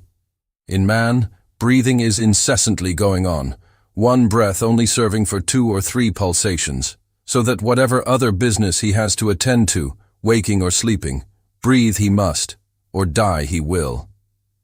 But the sperm whale only breathes about 1/7 or Sunday of his time. It has been said that the whale only breathes through his spout hole. If it could truthfully be added that his spouts are mixed with water, then I opine we should be furnished with the reason why his sense of smell seems obliterated in him. For the only thing about him that at all answers to his nose is that identical spout hole, and being so clogged with 2 elements, it could not be expected to have the power of smelling. But owing to the mystery of the spout, whether it be water or whether it be vapor, no absolute certainty can as yet be arrived at on this head. Sure it is, nevertheless, that the sperm whale has no proper olfactories. But what does he want of them? No roses, no violets, no cologne water in the sea. Furthermore, as his windpipe solely opens into the tube of his spouting canal, and as that long canal, like the Grand Erie Canal, is furnished with a sort of locks that open and shut for the downward retention of air or the upward exclusion of water, therefore the whale has no voice, unless you insult him by saying that when he so strangely rumbles, he talks through his nose. But then again, what has the whale to say? Seldom have I known any profound being that had anything to say to this world, unless forced to stammer out something by way of getting a living. Oh, happy that the world is such an excellent listener. Now, the spouting canal of the sperm whale, chiefly intended as it is for the conveyance of air, and for several feet laid along horizontally just beneath the upper surface of his head, and a little to one side. This curious canal is very much like a gas pipe laid down in a city on one side of a street. But the question returns whether this gas pipe is also a water pipe. In other words, whether the spout of the sperm whale is the mere vapor of the exhaled breath, or whether that exhaled breath is mixed with water taken in at the mouth and discharged through the spiracle. It is certain that the mouth indirectly communicates with the spouting canal, but it cannot be proved that this is for the purpose of discharging water through the spiracle, because the greatest necessity for so doing would seem to be when in feeding he accidentally takes in water. But the sperm whale's food is far beneath the surface, and there he cannot spout even if he would. Besides, if you regard him very closely and time him with your watch, you will find that when unmolested, there is an undeviating rhyme between the periods of his jets and the ordinary periods of respiration. But why pester one with all this reasoning on the subject? Speak out. You have seen him spout. Then declare what the spout is. Can you not tell water from air? My dear sir, in this world it is not so easy to settle these plain things. I have ever found your plain things the knottiest of all. And as for this whale spout, you might almost stand in it, and yet be undecided as to what it is precisely. The central body of it is hidden in the snowy, sparkling mist enveloping it. And how can you certainly tell whether any water falls from it, when, always, when you are close enough to a whale to get a close view of his spout, he is in a prodigious commotion, the water cascading all around him? And if at such times you should think that you really perceive drops of moisture in the spout, how do you know that they are not merely condensed from its vapor? Or how do you know that they are not those identical drops superficially lodged in the spout-hole fissure, which is countersunk into the summit of the whale's head? For even when tranquilly swimming through the midday sea in a calm, with his elevated hump sun-dried as a dromedary's in the desert, even then, the whale always carries a small basin of water on his head, as under a blazing sun you will sometimes see a cavity in a rock filled up with rain. Nor is it at all prudent for the hunter to be over-curious, touching the precise nature of the whale spout. It will not do for him to be peering into it, and putting his face in it. You cannot go with your pitcher to this fountain and fill it, and bring it away. For even when coming into slight contact with the outer, vapory shreds of the jet, which will often happen, your skin will feverishly smart from the acridness of the thing so touching it. And I know one who, coming into still closer contact with the spout, whether with some scientific object in view, or otherwise I cannot say, the skin peeled off from his cheek and arm. Wherefore among whalemen the spout is deemed poisonous. They try to evade it. Another thing, I have heard it said, and I do not much doubt it, that if the jet is fairly spouted into your eyes, it will blind you. The wisest thing the investigator can do then, it seems to me, is to let this deadly spout alone. Still, we can hypothesize, even if we cannot prove and establish. My hypothesis is this, that the spout is nothing but mist. And besides other reasons, to this conclusion I am impelled by considerations touching the great inherent dignity and sublimity of the sperm whale. I account him no common, shallow being, inasmuch as it is an undisputed fact that he is never found on soundings or near shores. All other whales sometimes are.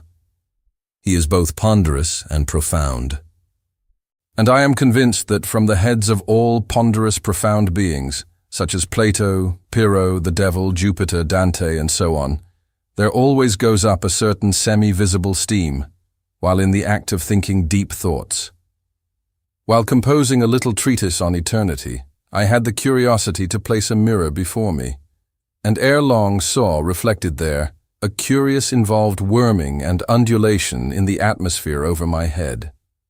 The invariable moisture of my hair, while plunged in deep thought, after 6 cups of hot tea in my thin shingled attic of an August noon.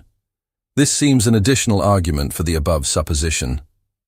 And how nobly it raises our conceit of the mighty, misty monster, to behold him solemnly sailing through a calm, tropical sea, his vast, mild head overhung by a canopy of vapor, engendered by his incommunicable contemplations, and that vapor, as you will sometimes see it, glorified by a rainbow, as if heaven itself had put its seal upon his thoughts. For, d'ye see, rainbows do not visit the clear air. They only irradiate vapor. And so, through all the thick mists of the dim doubts in my mind, divine intuitions now and then shoot, enkindling my fog with a heavenly ray. And for this I thank God, for all have doubts, many deny, but doubts or denials, few along with them, have intuitions. Doubts of all things earthly, and intuitions of some things heavenly. This combination makes neither believer nor infidel, but makes a man who regards them both with equal eye. Chapter 86. The Tale. Other poets have warbled the praises of the soft eye of the antelope and the lovely plumage of the bird that never alights. Less celestial, I celebrate a tale. Reckoning the largest-sized sperm whale's tail to begin at that point of the trunk where it tapers to about the girth of a man, it comprises upon its upper surface alone an area of at least 50 square feet. The compact round body of its root expands into two broad, firm, flat palms or flukes, gradually shoaling away to less than an inch in thickness. At the crotch or junction, these flukes slightly overlap, then sideways recede from each other like wings, leaving a wide vacancy between. In no living thing are the lines of beauty more exquisitely defined than in the crescentic borders of these flukes. At its utmost expansion in the full-grown whale, the tail will considerably exceed 20 feet across. The entire member seems a dense webbed bed of welded sinews, but cut into it, and you find that 3 distinct strata compose it: upper, middle, and lower. The fibers in the upper and lower layers are long and horizontal, those of the middle one very short and running crosswise between the outside layers. This triune structure, as much as anything else, imparts power to the tail. To the student of old Roman walls, the middle layer will furnish a curious parallel to the thin course of tiles always alternating with the stone in those wonderful relics of the antique, and which undoubtedly contribute so much to the great strength of the masonry. But as if this vast local power in the tendinous tail were not enough, the whole bulk of the Leviathan is knit over with a warp and woof of muscular fibers and filaments, which passing on either side the loins and running down into the flukes, insensibly blend with them, and largely contribute to their might, so that in the tail, the confluent, measureless force of the whole whale seems concentrated to a point. Could annihilation occur to matter, this were the thing to do it. Nor does this, its amazing strength at all, tend to cripple the graceful flexion of its motions, where infantileness of ease undulates through a titanism of power.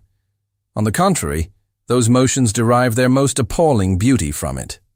Real strength never impairs beauty or harmony, but it often bestows it, and in everything imposingly beautiful, strength has much to do with the magic. Take away the tied tendons that all over seem bursting from the marble in the carved Hercules, and its charm would be gone. As devout Eckermann lifted the linen sheet from the naked corpse of Goethe, he was overwhelmed with the massive chest of the man that seemed as a Roman triumphal arch. When Angelo paints even God the Father in human form, mark what robustness is there. And whatever they may reveal of the divine love in the Son, the soft, curled, hermaphroditical Italian pictures in which his idea has been most successfully embodied. These pictures, so destitute as they are of all brawniness, hint nothing of any power, but the mere negative, feminine one of submission and endurance, which on all hands it is conceded form the peculiar practical virtues of his teachings. Such is the subtle elasticity of the organ I treat of, that whether wielded in sport, or in earnest, or in anger, whatever be the mood it be in, its flexions are invariably marked by exceeding grace. Therein no fairy's arm can transcend it.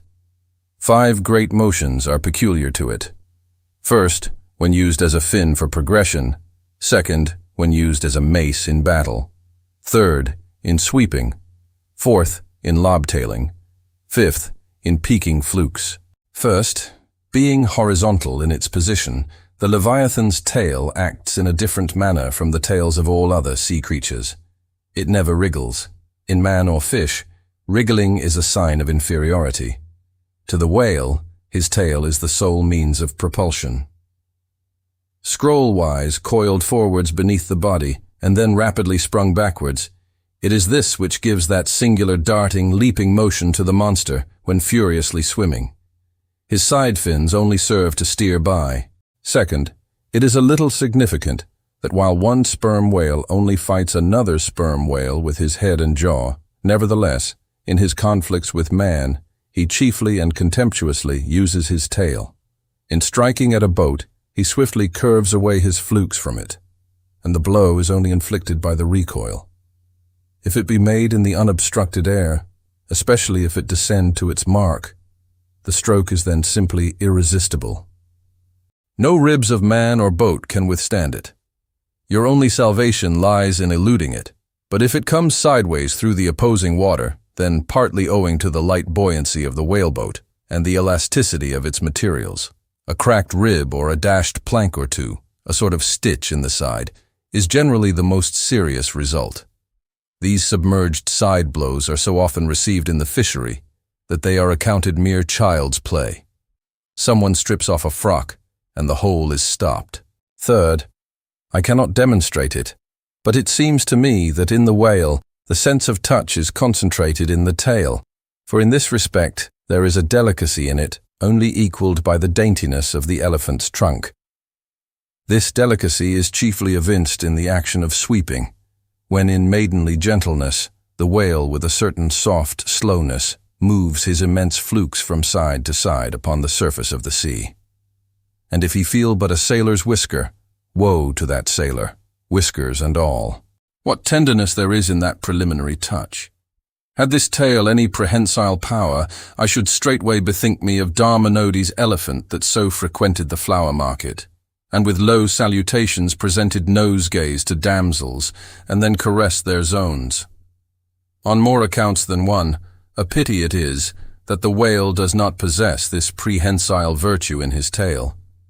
For I have heard of yet another elephant, that when wounded in the fight, curved round his trunk and extracted the dart.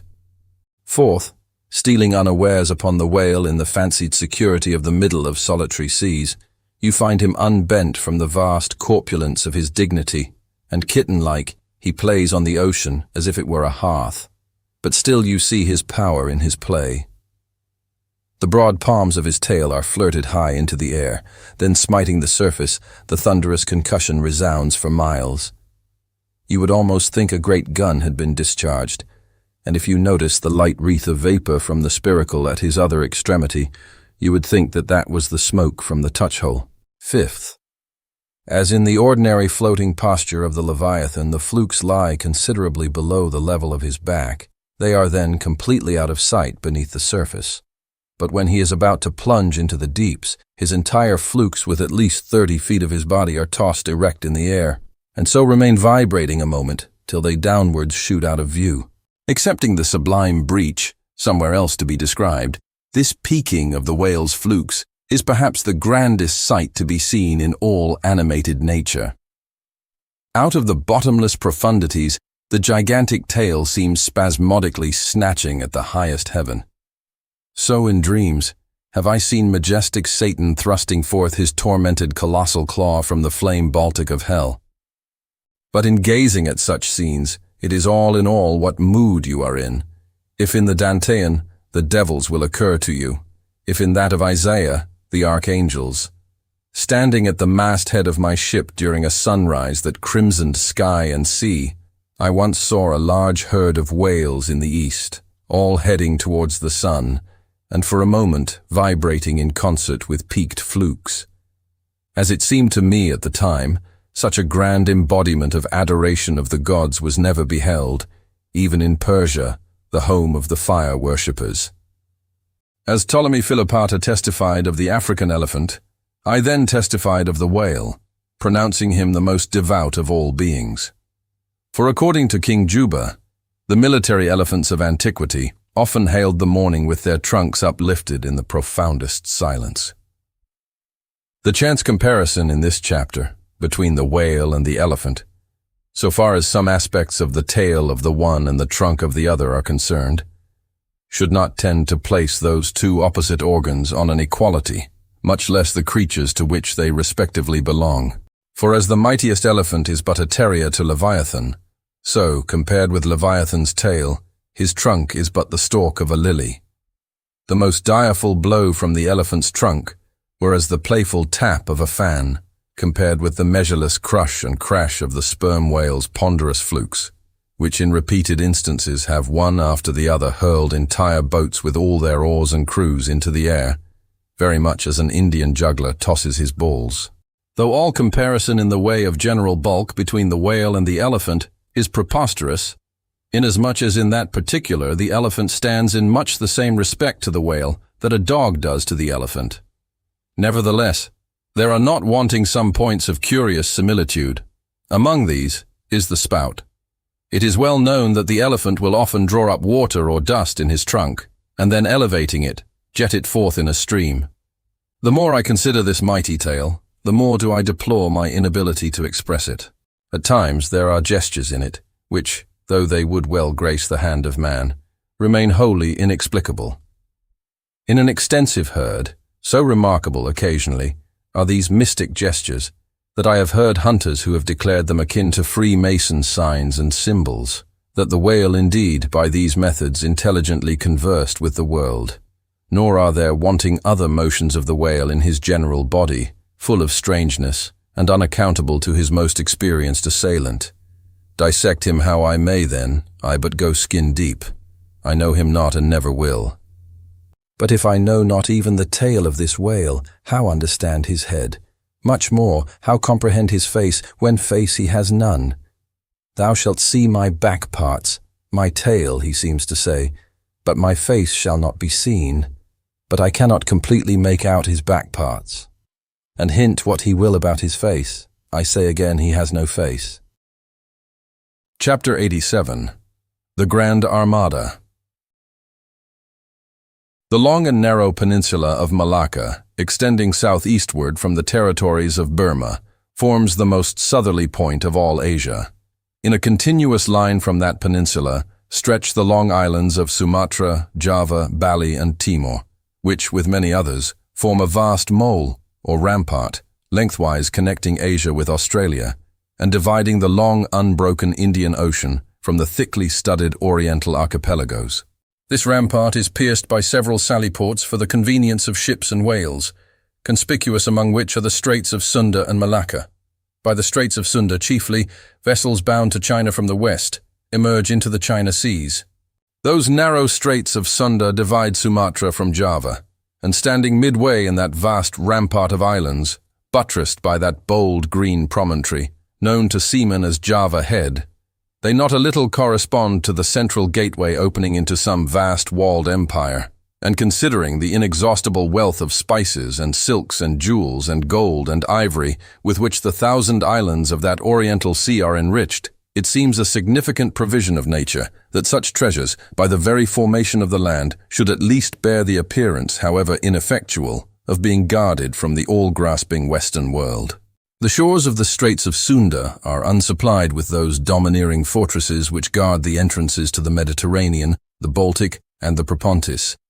Unlike the Danes, these Orientals do not demand the obsequious homage of lowered topsails from the endless procession of ships before the wind, which for centuries past, by night and by day, have passed between the islands of Sumatra and Java, freighted with the costliest cargoes of the East.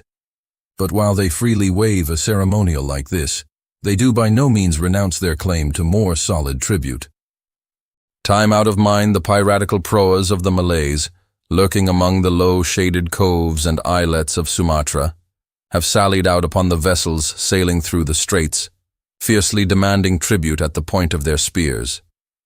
Though by the repeated bloody chastisements they have received at the hands of European cruisers, the audacity of these corsairs has of late been somewhat repressed. Yet even at the present day we occasionally hear of English and American vessels, which in those waters have been remorselessly boarded and pillaged. With a fair fresh wind, the Pequod was now drawing nigh to these straits, Ahab purposing to pass through them into the Javan Sea, and thence, cruising northwards, over waters known to be frequented here and there by the sperm whale, sweep inshore by the Philippine Islands, and gain the far coast of Japan in time for the great whaling season there. By these means, the circumnavigating Pequod would sweep almost all the known sperm whale cruising grounds of the world, previous to descending upon the line in the Pacific, where Ahab, though everywhere else foiled in his pursuit, firmly counted upon giving battle to Moby Dick. In the sea he was most known to frequent, and at a season when he might most reasonably be presumed to be haunting it. But how now? In this zoned quest, does Ahab touch no land? Does his crew drink air? Surely he will stop for water. Nay, For a long time now, the circus-running sun has raced within his fiery ring and needs no sustenance but what's in himself. So Ahab. Mark this too, in the whaler. While other hulls are loaded down with alien stuff to be transferred to foreign wharves, the world-wandering whale ship carries no cargo but herself and crew, their weapons and their wants. She has a whole lake's contents bottled in her ample hold. She is ballasted with utilities, not altogether with unusable piglead and kentlage. She carries years' water in her, clear old prime Nantucket water, which, when 3 years afloat, the Nantucketer in the Pacific prefers to drink before the brackish fluid, but yesterday rafted off in casks from the Peruvian or Indian streams. Hence it is that, while other ships may have gone to China from New York, and back again, touching at a score of ports, the whale ship, in all that interval, may not have sighted 1 grain of soil, her crew having seen no man but floating seamen like themselves. So that did you carry them the news that another flood had come? They would only answer, "Well, boys, here's the ark." Now, as many sperm whales had been captured off the western coast of Java in the near vicinity of the Straits of Sunda. Indeed, as most of the ground, roundabout, was generally recognized by the fishermen as an excellent spot for cruising. Therefore, as the Pequod gained more and more upon Java Head, the lookouts were repeatedly hailed and admonished to keep wide awake. But though the green, palmy cliffs of the land soon loomed on the starboard bow, and with delighted nostrils the fresh cinnamon was snuffed in the air, yet not a single jet was descried. Almost renouncing all thought of falling in with any game hereabouts, the ship had well nigh entered the straits, when the customary cheering cry was heard from aloft, and ere long a spectacle of singular magnificence saluted us. But here be it premised, that owing to the unwearied activity with which of late they have been hunted over all 4 oceans, the sperm whales, instead of almost invariably sailing in small detached companies, as in former times, are now frequently met with in extensive herds, sometimes embracing so great a multitude that it would almost seem as if numerous nations of them had sworn solemn league and covenant for mutual assistance and protection. To this aggregation of the sperm whale into such immense caravans may be imputed the circumstance that even in the best cruising grounds, you may now sometimes sail for weeks and months together, without being greeted by a single spout, and then be suddenly saluted by what sometimes seems thousands on thousands.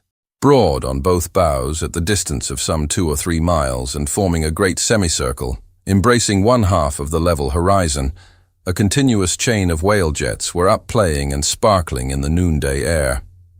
Unlike the straight perpendicular twin jets of the right whale, which, dividing at top, fall over in 2 branches, like the cleft drooping boughs of a willow, the single forward-slanting spout of the sperm whale presents a thick curled bush of white mist, continually rising and falling away to leeward. Seen from the Pequod's deck then, as she would rise on a high hill of the sea, this host of vapory spouts, individually curling up into the air, and beheld through a blending atmosphere of bluish haze, showed like the 1,000 cheerful chimneys of some dense metropolis descried of a balmy autumnal morning by some horseman on a height. As marching armies approaching an unfriendly defile in the mountains accelerate their march, all eagerness to place that perilous passage in their rear, and once more expand in comparative security upon the plain. Even so did this vast fleet of whales now seem hurrying forward through the straits, gradually contracting the wings of their semicircle, and swimming on, in one solid but still crescentic center. Crowding all sail, the Pequod pressed after them, the harpooneers handling their weapons and loudly cheering from the heads of their yet suspended boats. If the wind only held, little doubt had they, that chased through these straits of Sunda, the vast host would only deploy into the oriental seas to witness the capture of not a few of their number. And who could tell whether, in that congregated caravan, Moby Dick himself might not temporarily be swimming, like the worshipped white elephant in the coronation procession of the Siamese. So, with stunsail piled on stunsail, we sailed along, driving these leviathans before us, when, of a sudden, the voice of Tashtego was heard, loudly directing attention to something in our wake. Corresponding to the crescent in our van, we beheld another in our rear. It seemed formed of detached white vapors, rising and falling something like the spouts of the whales, Only they did not so completely come and go, for they constantly hovered, without finally disappearing. Leveling his glass at this sight, Ahab quickly revolved in his pivot hole, crying, "Aloft there, and rig whips and buckets to wet the sails. Malays, sir, and after us." As if too long lurking behind the headlands, till the Pequod should fairly have entered the straits, these rascally Asiatics were now in hot pursuit, to make up for their overcautious delay. But when the swift Pequod, with a fresh leading wind, was herself in hot chase, how very kind of these tawny philanthropists to assist in speeding her on to her own chosen pursuit. Mere riding whips and rowels to her that they were. As with glass under arm, Ahab to and fro paced the deck, in his forward turn beholding the monsters he chased, and in the after one, the bloodthirsty pirates chasing him. Some such fancy as the above seemed his. And when he glanced upon the green walls of the watery defile in which the ship was then sailing, and bethought him that through that gate lay the route to his vengeance, and beheld how that through that same gate he was now both chasing and being chased to his deadly end, and not only that, but a herd of remorseless wild pirates and inhuman atheistical devils were infernally cheering him on with their curses. When all these conceits had passed through his brain, Ahab's brow was left gaunt and ribbed, like the black sand beach after some stormy tide has been gnawing it, without being able to drag the firm thing from its place. But thoughts like these troubled very few of the reckless crew, and when, after steadily dropping and dropping the pirates astern, the Pequod at last shot by the vivid green Cockatoo Point on the Sumatra side, emerging at last upon the broad waters beyond. Then the harpooneers seemed more to grieve that the swift whales had been gaining upon the ship, than to rejoice that the ship had so victoriously gained upon the Malays. But still driving on in the wake of the whales, at length they seemed abating their speed. Gradually the ship neared them, and the wind now dying away, word was passed to spring to the boats. But no sooner did the herd, by some presumed wonderful instinct of the sperm whale, become notified of the 3 keels that were after them, though as yet a mile in their rear, than they rallied again, and forming in close ranks and battalions, so that their spouts all looked like flashing lines of stacked bayonets, moved on with redoubled velocity. Stripped to our shirts and drawers, we sprang to the white ash, and after several hours pulling were almost disposed to renounce the chase, when a general pausing commotion among the whales gave animating token that they were now at last under the influence of that strange perplexity of inert irresolution, which, when the fishermen perceive it in the whale, they say he is gallied. The compact martial columns in which they had been hitherto rapidly and steadily swimming were now broken up in one measureless rout, and like King Porus's elephants in the Indian battle with Alexander, they seemed going mad with consternation. In all directions expanding in vast irregular circles, and aimlessly swimming hither and thither, by their short thick spoutings, they plainly betrayed their distraction of panic. This was still more strangely evinced by those of their number who, completely paralyzed as it were, helplessly floated like water-logged dismantled ships on the sea. Had these leviathans been but a flock of simple sheep, pursued over the pasture by 3 fierce wolves, they could not possibly have evinced such excessive dismay. But this occasional timidity is characteristic of almost all herding creatures. Though banding together in tens of thousands, the lion-manned buffaloes of the West have fled before a solitary horseman. Witness, too, all human beings, how when herded together in the sheepfold of a theatre's pit, they will, at the slightest alarm of fire, rush helter-skelter for the outlets, crowding, trampling, jamming, and remorselessly dashing each other to death. Best, therefore, withhold any amazement at the strangely gallied whales before us, for there is no folly of the beasts of the earth which is not infinitely outdone by the madness of men. Though many of the whales, as has been said, were in violent motion, yet it is to be observed that as a whole, the herd neither advanced nor retreated, but collectively remained in one place. As is customary in those cases, the boats at once separated, each making for some one lone whale on the outskirts of the shoal. In about 3 minutes' time, Queequeg's harpoon was flung. The stricken fish darted blinding spray in our faces, and then running away with us like light, steered straight for the heart of the herd. Though such a movement on the part of the whale struck under such circumstances is in no wise unprecedented, and indeed is almost always more or less anticipated. Yet does it present one of the more perilous vicissitudes of the fishery. For as the swift monster drags you deeper and deeper into the frantic shoal, you bid adieu to circumspect life and only exist in a delirious throb. As, blind and deaf, the whale plunged forward, as if by sheer power of speed to rid himself of the iron leech that had fastened to him. As we thus tore a white gash in the sea, on all sides menaced as we flew, by the crazed creatures to and fro rushing about us. Our beset boat was like a ship mobbed by ice isles in a tempest, and striving to steer through their complicated channels and straits, knowing not at what moment it may be locked in and crushed. But not a bit daunted, Queequeg steered us manfully, now sheering off from this monster directly across our route in advance, now edging away from that whose colossal flukes were suspended overhead, while all the time Starbuck stood up in the bows, lance in hand, pricking out of our way whatever whales he could reach by short darts, for there was no time to make long ones. Nor were the oarsmen quite idle, though their wonted duty was now altogether dispensed with.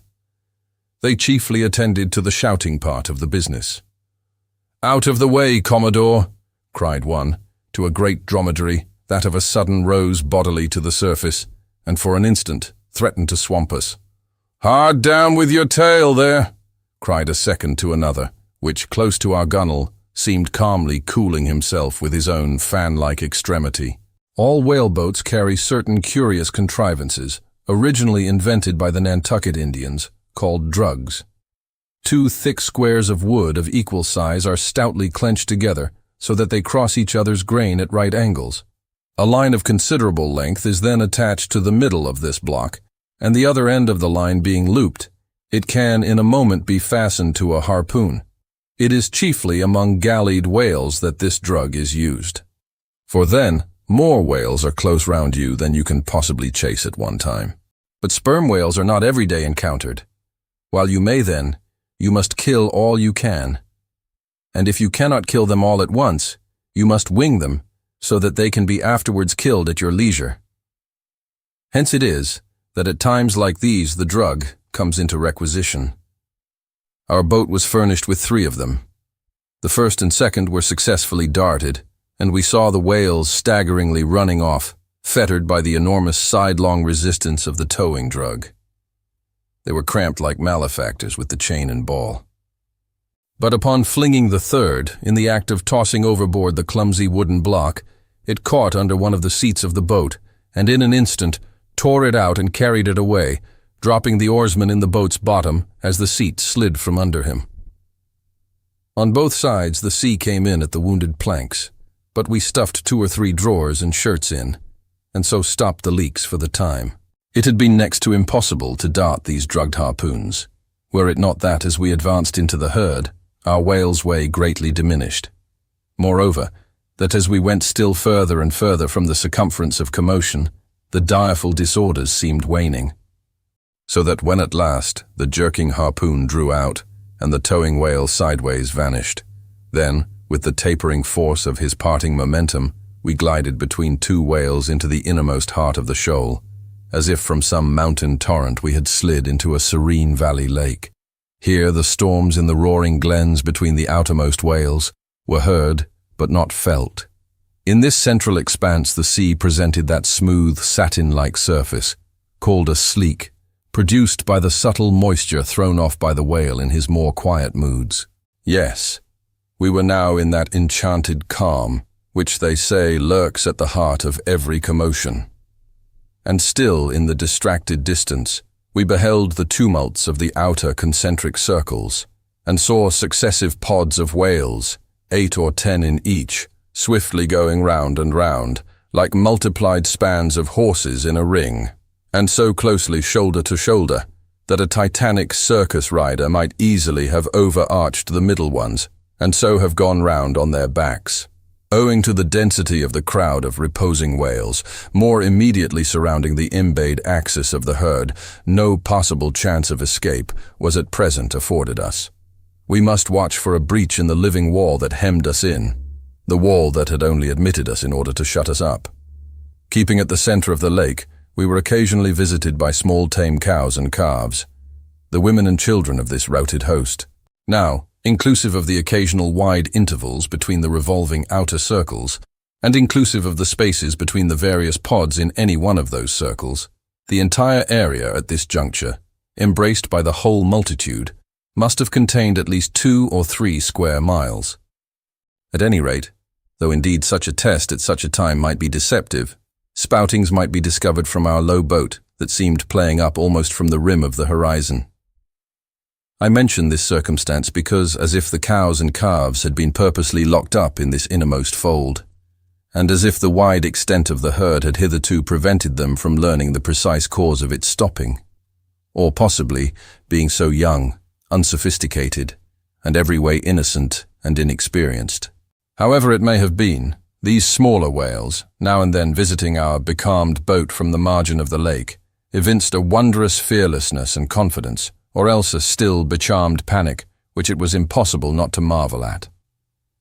Like household dogs they came snuffling round us, right up to our gunwales, and touching them, till it almost seemed that some spell had suddenly domesticated them. Queequeg patted their foreheads. Starbuck scratched their backs with his lance, but fearful of the consequences, for the time refrained from darting it. But far beneath this wondrous world upon the surface, another and still stranger world met our eyes as we gazed over the side. For, suspended in those watery vaults, floated the forms of the nursing mothers of the whales, and those that by their enormous girth seemed shortly to become mothers. The lake, as I have hinted, was to a considerable depth exceedingly transparent, and as human infants while suckling will calmly and fixedly gaze away from the breast, as if leading 2 different lives at the time, and while yet drawing mortal nourishment, be still spiritually feasting upon some unearthly reminiscence. Even so did the young of these whales seem looking up towards us, but not at us, as if we were but a bit of gulfweed in their newborn sight. Floating on their sides, the mothers also seemed quietly eyeing us, one of these little infants, that from certain queer tokens seemed hardly a day old, might have measured some 14 feet in length and some 6 feet in girth. He was a little frisky, though as yet his body seemed scarce yet recovered from that irksome position it had so lately occupied in the maternal reticule, where, tail to head, and all ready for the final spring, the unborn whale lies bent like a Tartar's bow. The delicate side fins and the palms of his flukes still freshly retained the plaited crumpled appearance of a baby's ears, newly arrived from foreign parts. "Line, line!" cried Queequeg, looking over the gunwale. "Him fast! Him fast! Who line him? Who struck? 2 whale! 1 big, 1 little!" "What ails ye, man?" cried Starbuck. "Look-ye here," said Queequeg, pointing down, "as when the stricken whale, that from the tub has reeled out hundreds of fathoms of rope, as, after deep sounding, he floats up again and shows the slackened curling line buoyantly rising and spiraling towards the air. So now, Starbuck saw long coils of the umbilical cord of Madame Leviathan, by which the young cub seemed still tethered to its dam. Not seldom in the rapid vicissitudes of the chase, this natural line with the maternal end loose becomes entangled with the hempen one, so that the cub is thereby trapped. Some of the subtlest secrets of the seas seemed divulged to us in this enchanted pond. We saw young Leviathan amours in the deep. The sperm whale, as with all other species of the Leviathan, but unlike most other fish, breeds indifferently at all seasons, after a gestation which may probably be set down at 9 months, producing but 1 at a time, though in some few known instances giving birth to an Esau and Jacob, a contingency provided for in suckling by 2 teats, curiously situated, 1 on each side of the anus. But the breasts themselves extend upwards from that. When by chance these precious parts in a nursing whale are cut by the hunter's lance, the mothers pouring milk and blood rivalingly discolor the sea for rods. The milk is very sweet and rich. It has been tasted by man. It might do well with strawberries. When overflowing with mutual esteem, the whales salute more hominum, and thus, though surrounded by circle upon circle of consternations and affrights, did these inscrutable creatures at the center freely and fearlessly indulge in all peaceful concernments, yea, serenely revelled in dalliance and delight. But even so, amid the tornadoed Atlantic of my being, do I myself still forever centrally disport in mute calm, and while ponderous planets of unwaning woe revolve round me, deep down and deep inland there I still bathe me in eternal mildness of joy. Meanwhile, as we thus lay entranced, the occasional sudden frantic spectacles in the distance evinced the activity of the other boats, still engaged in drugging the whales on the frontier of the host, or possibly carrying on the war within the first circle, where abundance of room and some convenient retreats were afforded them. But the sight of the enraged, drugged whales now and then blindly darting to and fro across the circles was nothing to what at last met our eyes. It is sometimes the custom, when fast to a whale more than commonly powerful and alert, to seek to hamstring him, as it were, by sundering or maiming his gigantic tail tendon. It is done by darting a short-handled cutting spade, to which is attached a rope for hauling it back again. A whale wounded, as we afterwards learned, in this part, but not effectually, as it seemed, had broken away from the boat, carrying along with him half of the harpoon line. And in the extraordinary agony of the wound, he was now dashing among the revolving circles like the lone mounted desperado Arnold at the Battle of Saratoga, carrying dismay wherever he went. But agonizing as was the wound of this whale, and an appalling spectacle enough anyway, yet the peculiar horror with which he seemed to inspire the rest of the herd was owing to a cause which at first the intervening distance obscured from us. But at length we perceived that by one of the unimaginable accidents of the fishery, this whale had become entangled in the harpoon line that he towed. He had also run away with the cutting spade in him, and while the free end of the rope attached to that weapon had permanently caught in the coils of the harpoon line round his tail, the cutting spade itself had worked loose from his flesh, so that, tormented to madness, he was now churning through the water, violently flailing with his flexible tail and tossing the keen spade about him, wounding and murdering his own comrades. This terrific object seemed to recall the whole herd from their stationary fright. First, the whales forming the margin of our lake began to crowd a little and tumble against each other, as if lifted by half-spent billows from afar. Then the lake itself began faintly to heave and swell. The submarine bridal chambers and nurseries vanished. In more and more contracting orbits, the whales in the more central circles began to swim in thickening clusters. Yes, the long calm was departing. A low advancing hum was soon heard, and then, like to the tumultuous masses of block ice when the great river Hudson breaks up in spring, the entire host of whales came tumbling upon their inner center, as if to pile themselves up in one common mountain. Instantly Starbuck and Queequeg changed places, Starbuck taking the stern. "Oars! Oars!" he intensely whispered, seizing the helm. "Gripe your oars and clutch your souls now! My God, men, stand by! Shove him off, you Queequeg! The whale there! Prick him! Hit him! Stand up and stay so! Spring, men! Pull, men! Never mind their backs! Scrape them! Scrape away!" The boat was now all but jammed between two vast black bulks, leaving a narrow Dardanelles between their long lengths. But by desperate endeavor, we at last shot into a temporary opening, then giving way rapidly, and at the same time earnestly watching for another outlet. After many similar hair-breadth escapes, we at last swiftly glided into what had just been one of the outer circles, but now crossed by random whales, all violently making for one center. This lucky salvation was cheaply purchased by the loss of Queequeg's hat, who, while standing in the bows to prick the fugitive whales, had his hat taken clean from his head by the air eddy made by the sudden tossing of a pair of broad flukes close by. Riotous and disordered as the universal commotion now was, it soon resolved itself into what seemed a systematic movement, for having clumped together at last in one dense body, they then renewed their onward flight with augmented fleetness.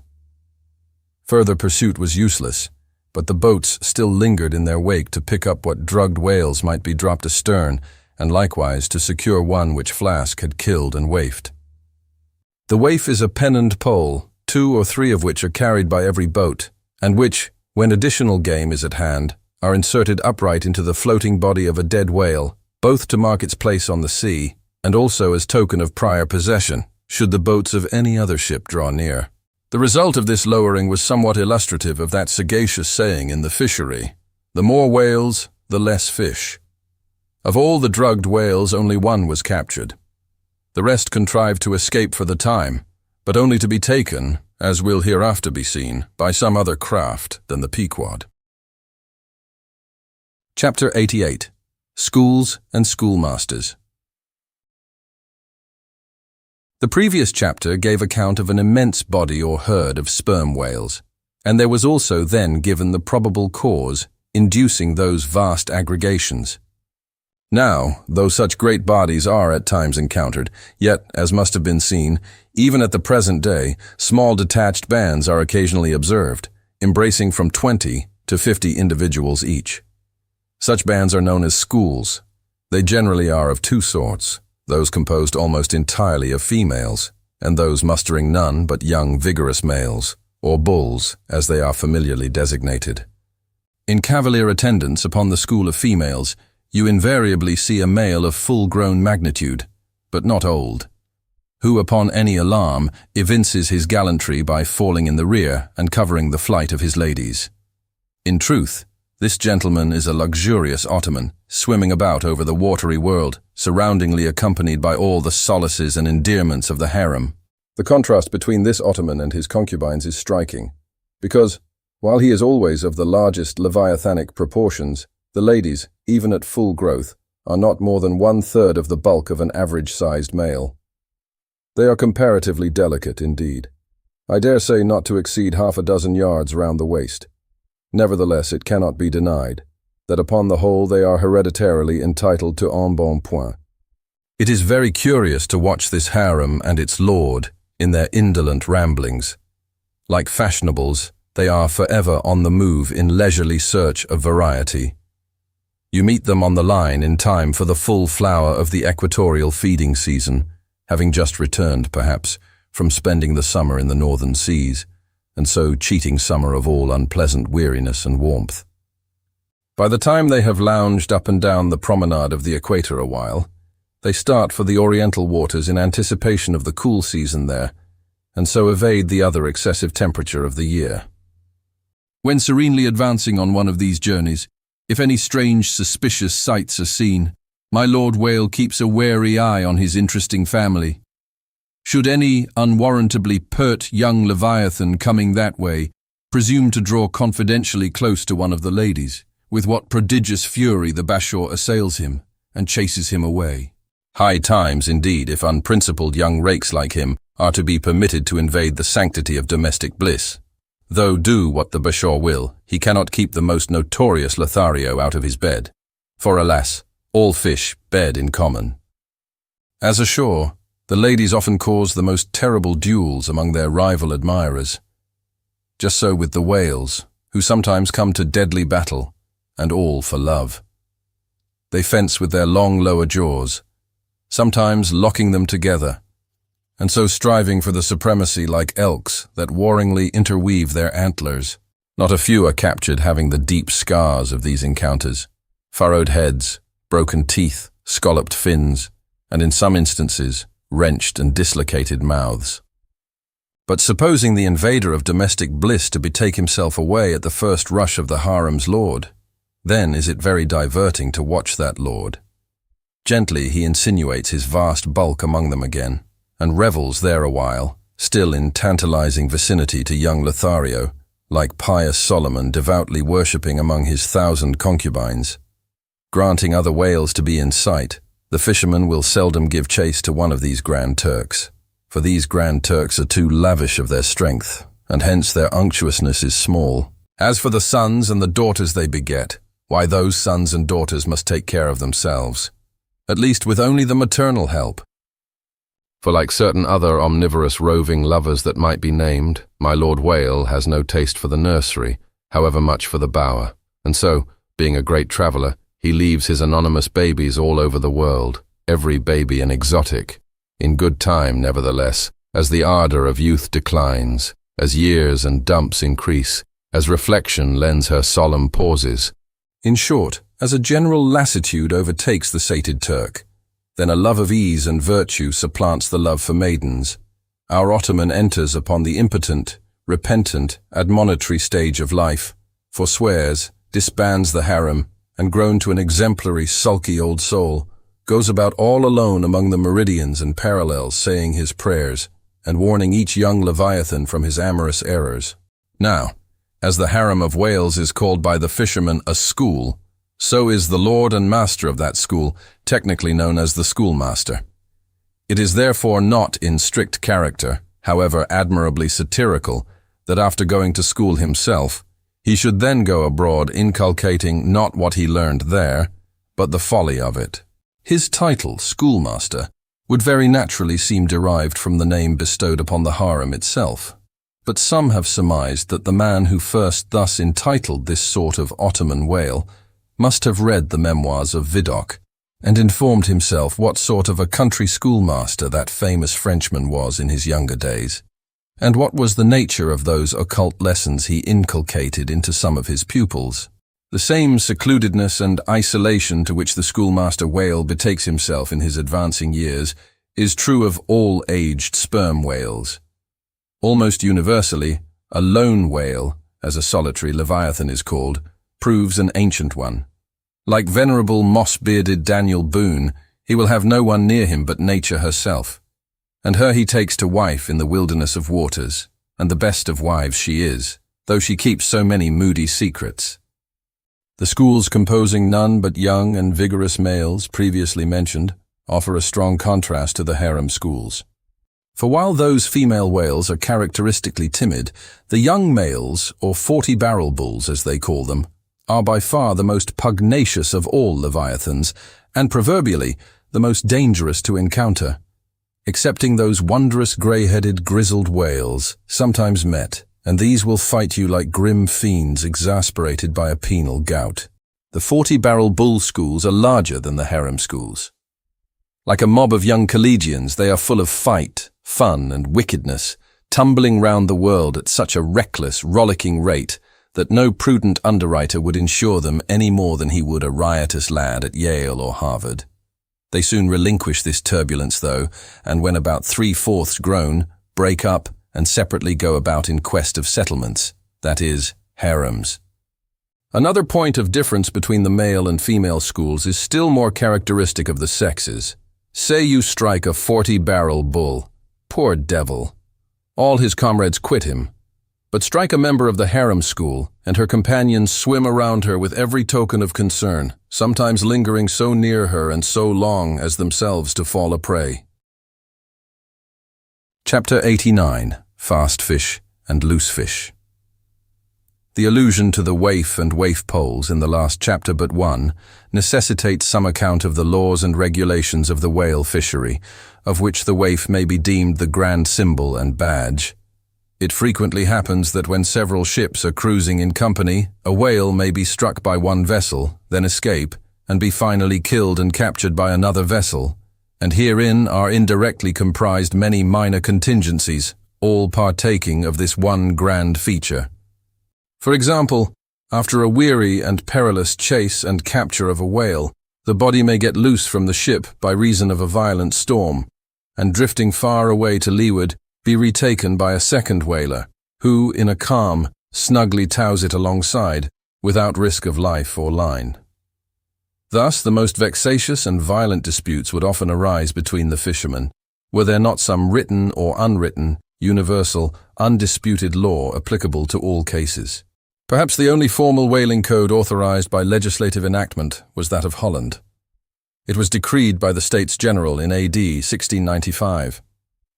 But though no other nation has ever had any written whaling law, yet the American fishermen have been their own legislators and lawyers in this matter. They have provided a system which for terse comprehensiveness surpasses Justinian's Pandex and the bylaws of the Chinese Society for the Suppression of Meddling with Other People's Business. Yes, these laws might be engraven on a Queen Anne's farthing, or the barb of a harpoon, and worn round the neck, so small are they. Aye, A fast fish belongs to the party fast to it. 2. A loose fish is fair game for anybody who can soonest catch it. But what plays the mischief with this masterly code is the admirable brevity of it, which necessitates a vast volume of commentaries to expound it. First, what is a fast fish? Alive or dead, a fish is technically fast when it is connected with an occupied ship or boat by any medium at all controllable by the occupant or occupants, a mast, an oar, a 9-inch cable, a telegraph wire, or a strand of cobweb. It is all the same. Likewise, a fish is technically fast when it bears a waif, or any other recognized symbol of possession, so long as the party waifing it plainly evince their ability at any time to take it alongside, as well as their intention so to do. These are scientific commentaries. But the commentaries of the whalemen themselves sometimes consist in hard words and harder knocks. The coke upon Littleton of the fist. True, among the more upright and honorable whalemen, allowances are always made for peculiar cases, where it would be an outrageous moral injustice for one party to claim possession of a whale previously chased or killed by another party. But others are by no means so scrupulous. Some 50 years ago, there was a curious case of whale trover litigated in England, wherein the plaintiffs set forth that after a hard chase of a whale in the northern seas, and when indeed they, the plaintiffs, had succeeded in harpooning the fish, they were at last, through peril of their lives, obliged to forsake not only their lines, but their boat itself. Ultimately, the defendants, the crew of another ship, came up with the whale, struck, killed, seized, and finally appropriated it before the very eyes of the plaintiffs. And when those defendants were remonstrated with, their captain snapped his fingers in the plaintiffs' teeth and assured them that by way of doxology to the deed he had done, he would now retain their line, harpoons, and boat, which had remained attached to the whale at the time of the seizure. Wherefore the plaintiffs now sued for the recovery of the value of their whale, line, harpoons, and boat. Mr. Erskine was counsel for the defendants. Lord Ellenborough was the judge. In the course of the defence, the witty Erskine went on to illustrate his position by alluding to a recent crim. Connaught case, wherein a gentleman, after in vain trying to bridle his wife's viciousness, had at last abandoned her upon the seas of life. But in the course of years, repenting of that step, he instituted an action to recover possession of her. Erskine was on the other side, and he then supported it by saying that though the gentleman had originally harpooned the lady, and had once had her fast, and only by reason of the great stress of her plunging viciousness, had at last abandoned her. Yet abandon her he did, so that she became a loose fish, and therefore when a subsequent gentleman reharpooned her, the lady then became that subsequent gentleman's property, along with whatever harpoon might have been found sticking in her. Now in the present case, Erskine contended that the examples of the whale and the lady were reciprocally illustrative of each other.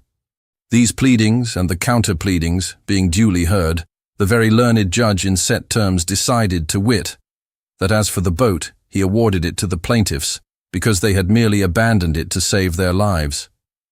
But that with regard to the controverted whale, harpoons, and line, they belonged to the defendants. The whale because it was a loose fish at the time of the final capture, and the harpoons and line because when the fish made off with them, it, the fish, acquired a property in those articles, and hence anybody who afterwards took the fish had a right to them. Now the defendants afterwards took the fish. Ergo, the aforesaid articles were theirs.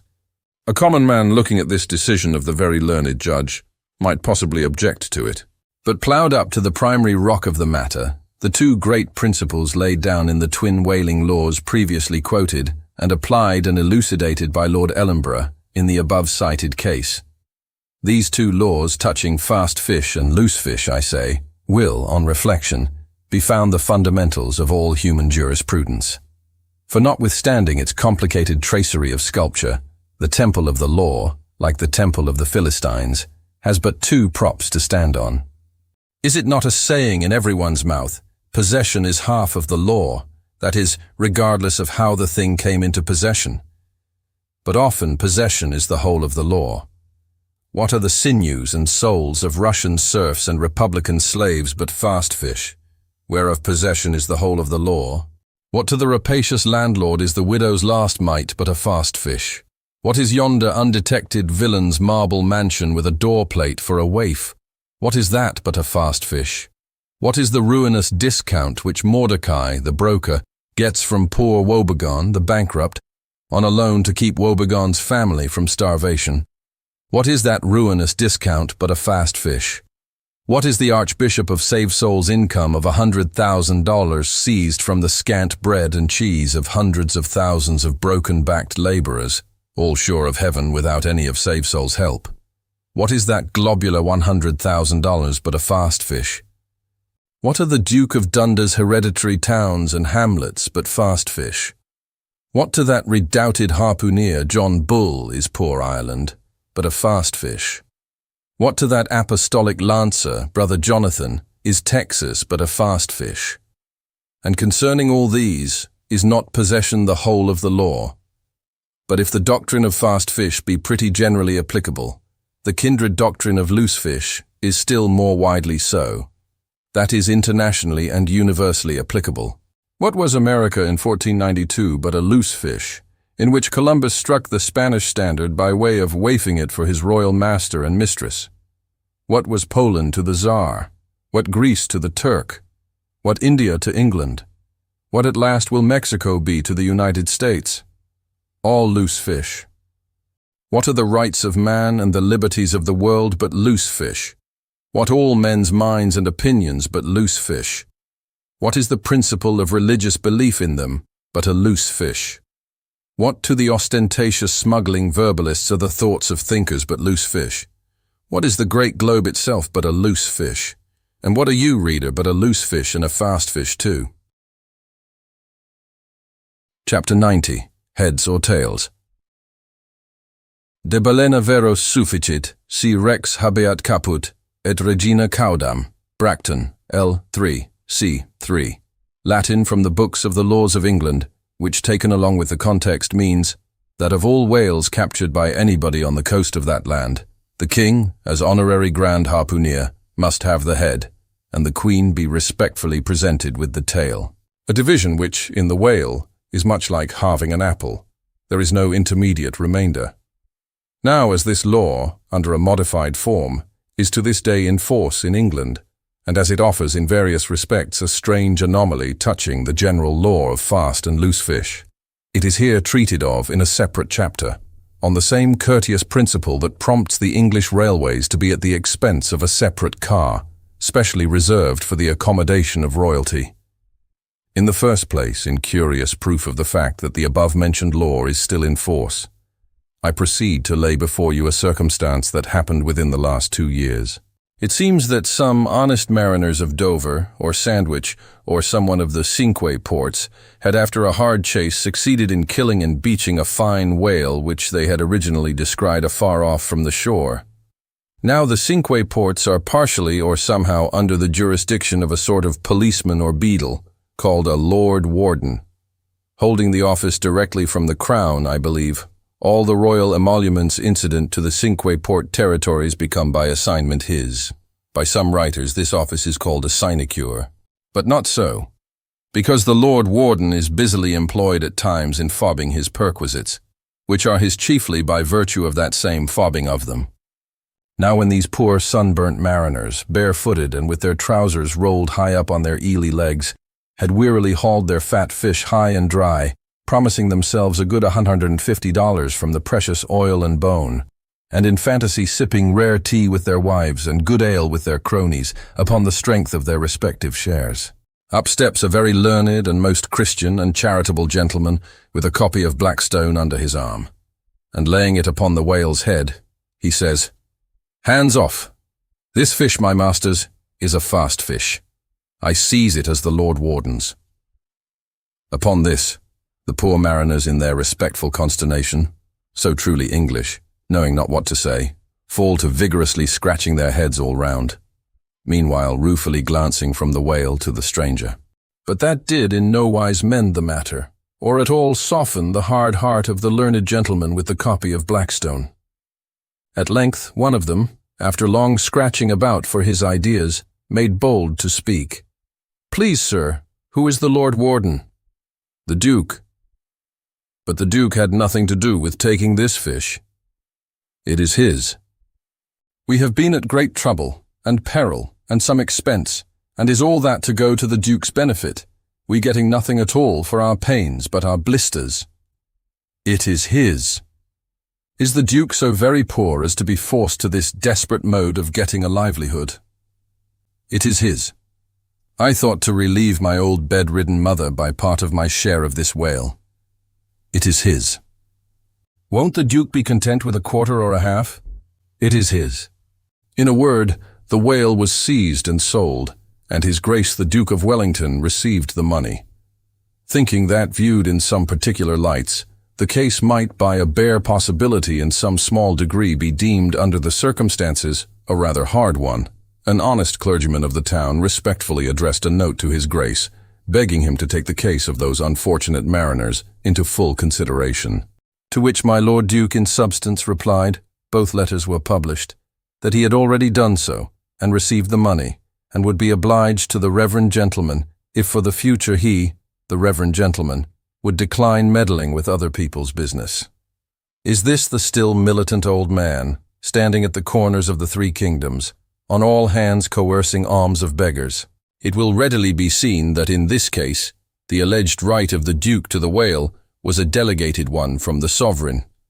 We must needs inquire then on what principle the sovereign is originally invested with that right.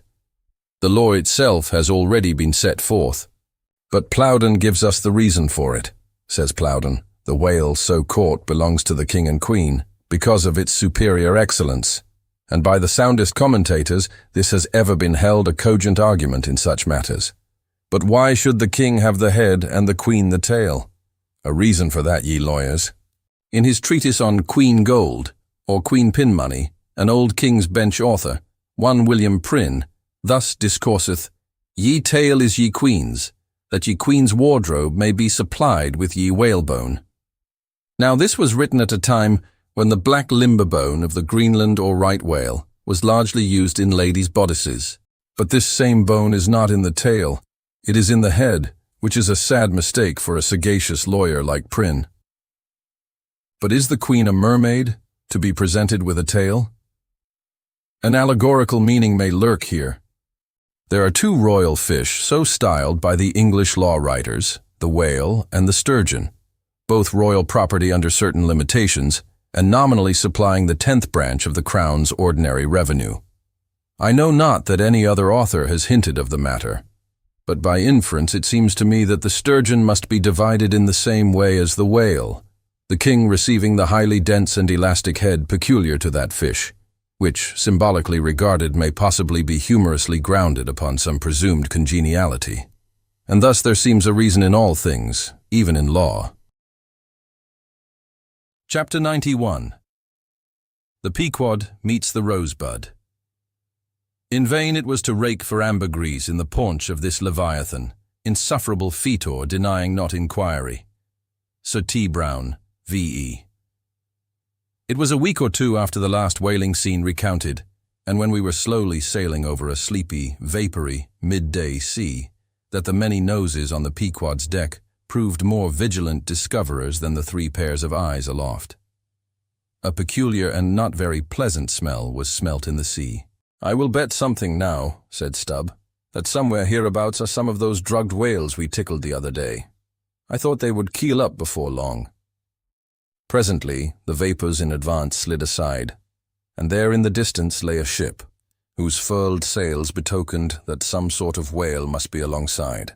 As we glided nearer, the stranger showed French colours from his peak, and by the eddying cloud of vulture sea-fowl that circled and hovered and swooped around him, it was plain that the whale alongside must be what the fishermen call a blasted whale. That is, a whale that has died unmolested on the sea, and so floated an unappropriated corpse. It may well be conceived what an unsavory odor such a mass must exhale, worse than an Assyrian city in the plague, when the living are incompetent to bury the departed. So intolerable, indeed, is it regarded by some that no cupidity could persuade them to moor alongside of it.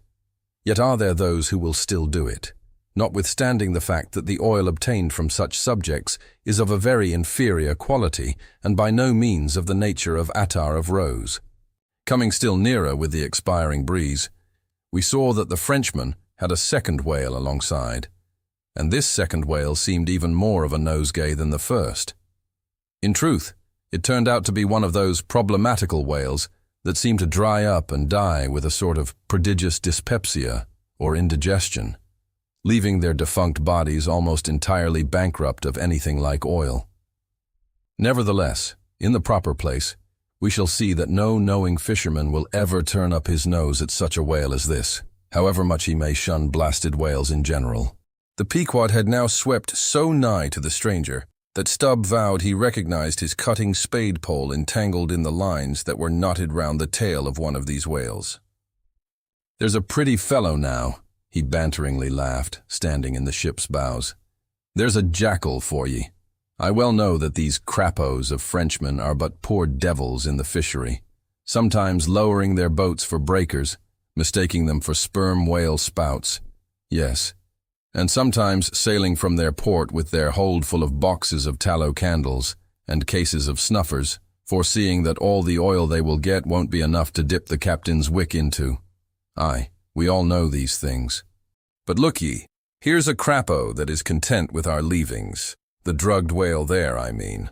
Aye, and is content too with scraping the dry bones of that other precious fish he has there. Poor devil, I say, pass round a hat, someone, and let's make him a present of a little oil for dear charity's sake. For what oil he'll get from that drugged whale there wouldn't be fit to burn in a jail. No, not in a condemned cell. And as for the other whale, why, I'll agree to get more oil by chopping up and trying out these 3 masts of ours than he'll get from that bundle of bones. Though now that I think of it, it may contain something worth a good deal more than oil. Yes, ambergris. I wonder now if our old man has thought of that. It's worth trying. Yes, I'm for it." And so saying, he started for the quarterdeck. By this time the faint air had become a complete calm, so that whether or no the Pequod was now fairly entrapped in the smell, with no hope of escaping except by its breezing up again. Issuing from the cabin, Stubb now called his boat's crew and pulled off for the stranger.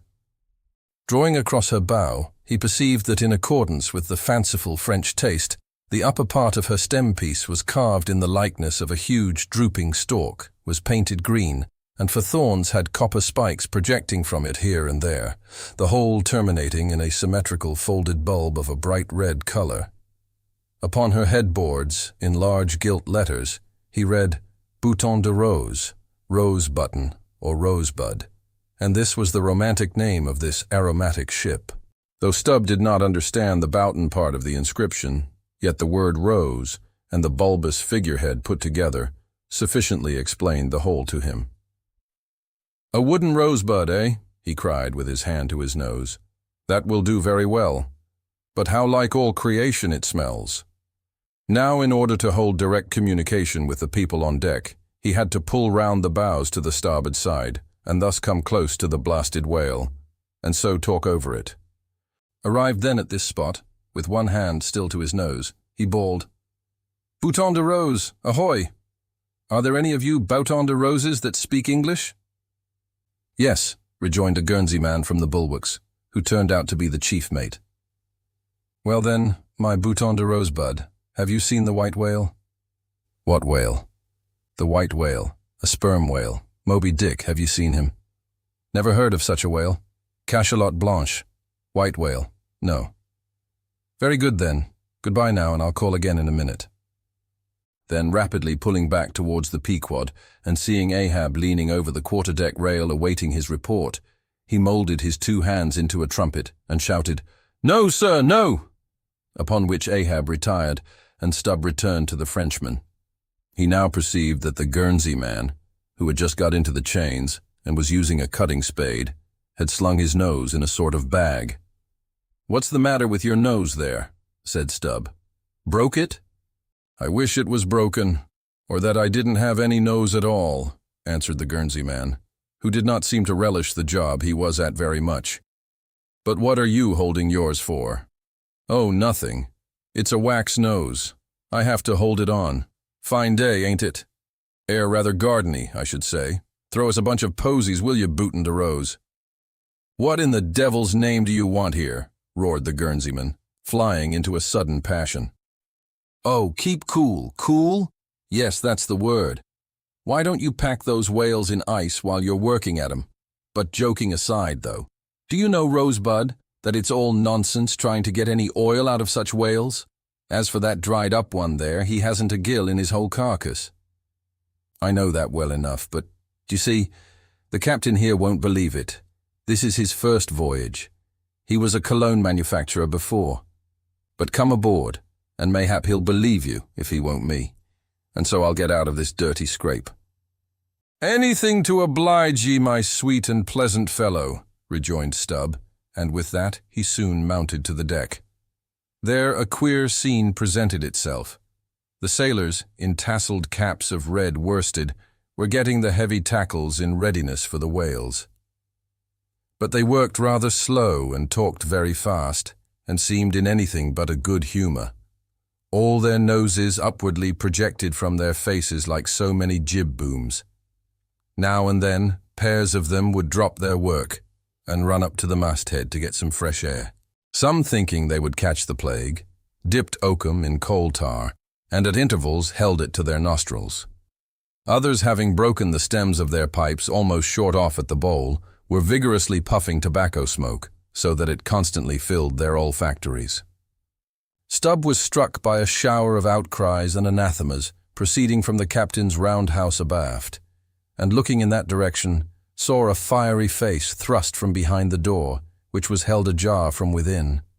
This was the tormented surgeon, who, after in vain remonstrating against the proceedings of the day, had betaken himself to the captain's roundhouse, cabinet he called it, to avoid the pest, but still could not help yelling out his entreaties and indignations at times.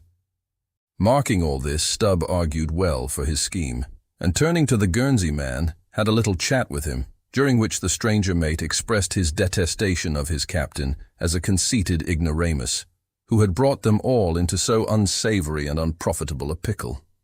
Sounding him carefully, Stubb further perceived that the Guernsey man had not the slightest suspicion concerning the ambergris.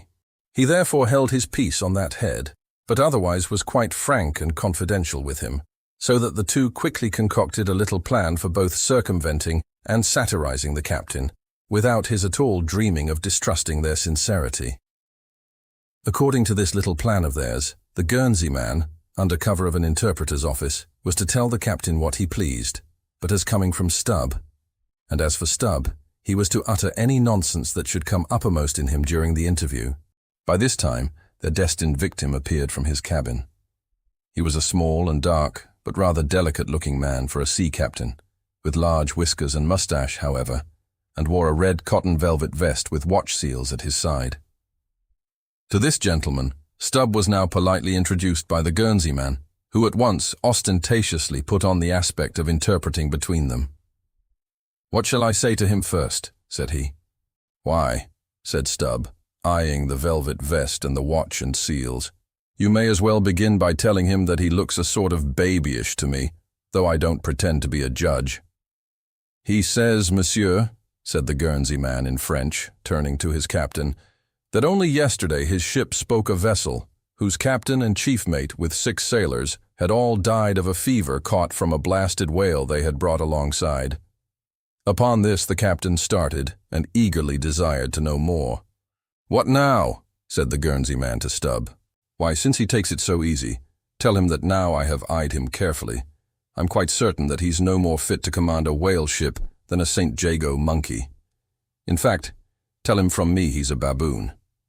He vows and declares, monsieur, that the other whale, the dried one, is far more deadly than the blasted one. In fine, monsieur, he conjures us, as we value our lives, to cut loose from these fish." Instantly the captain ran forward, and in a loud voice commanded his crew to desist from hoisting the cutting tackles, and at once cast loose the cables and chains confining the whales to the ship. "What now?" said the Guernsey man when the captain had returned to them. "Why, let me see.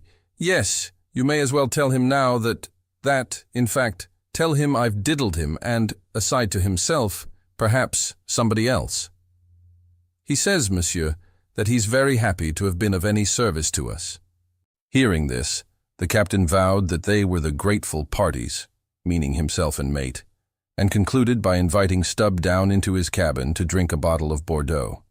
"He wants you to take a glass of wine with him," said the interpreter. "Thank him heartily, but tell him it's against my principles to drink with the man I've diddled. In fact, tell him I must go."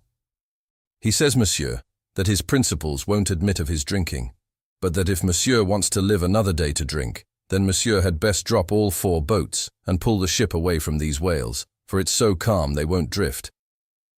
By this time Stubb was over the side, and getting into his boat, hailed the Guernsey man to this effect, that having a long tow line in his boat, he would do what he could to help them, by pulling out the lighter whale of the 2 from the ship's side. While the Frenchmen's boats, then, were engaged in towing the ship one way, Stubb benevolently towed away at his whale the other way, ostentatiously slacking out a most unusually long tow line. Presently a breeze sprang up. Stubb feigned to cast off from the whale. Hoisting his boats, the Frenchman soon increased his distance, while the Pequod slid in between him and Stubb's whale. Whereupon Stubb quickly pulled to the floating body, and hailing the Pequod to give notice of his intentions, at once proceeded to reap the fruit of his unrighteous cunning. Seizing his sharp boat spade, he commenced an excavation in the body, a little behind the side fin. You would almost have thought he was digging a cellar there in the sea, and when at length his spade struck against the gaunt ribs, it was like turning up old Roman tiles and pottery buried in fat English loam. His boat's crew were all in high excitement, eagerly helping their chief, and looking as anxious as gold hunters. And all the time numberless fowls were diving and ducking and screaming and yelling and fighting around them. Stubb was beginning to look disappointed, especially as the horrible nosegay increased, when suddenly from out the very heart of this plague there stole a faint stream of perfume, which flowed through the tide of bad smells without being absorbed by it, as one river will flow into and then along with another, without at all blending with it for a time. "I have it! I have it!" cried Stubb with delight, striking something in the subterranean regions. "A purse! A purse!" Dropping his spade, he thrust both hands in and drew out handfuls of something that looked like ripe Windsor soap, or rich mottled old cheese, very unctuous and savory withal. You might easily dent it with your thumb.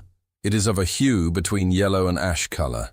And this, good friends, is ambergris, worth a gold guinea an ounce to any druggist.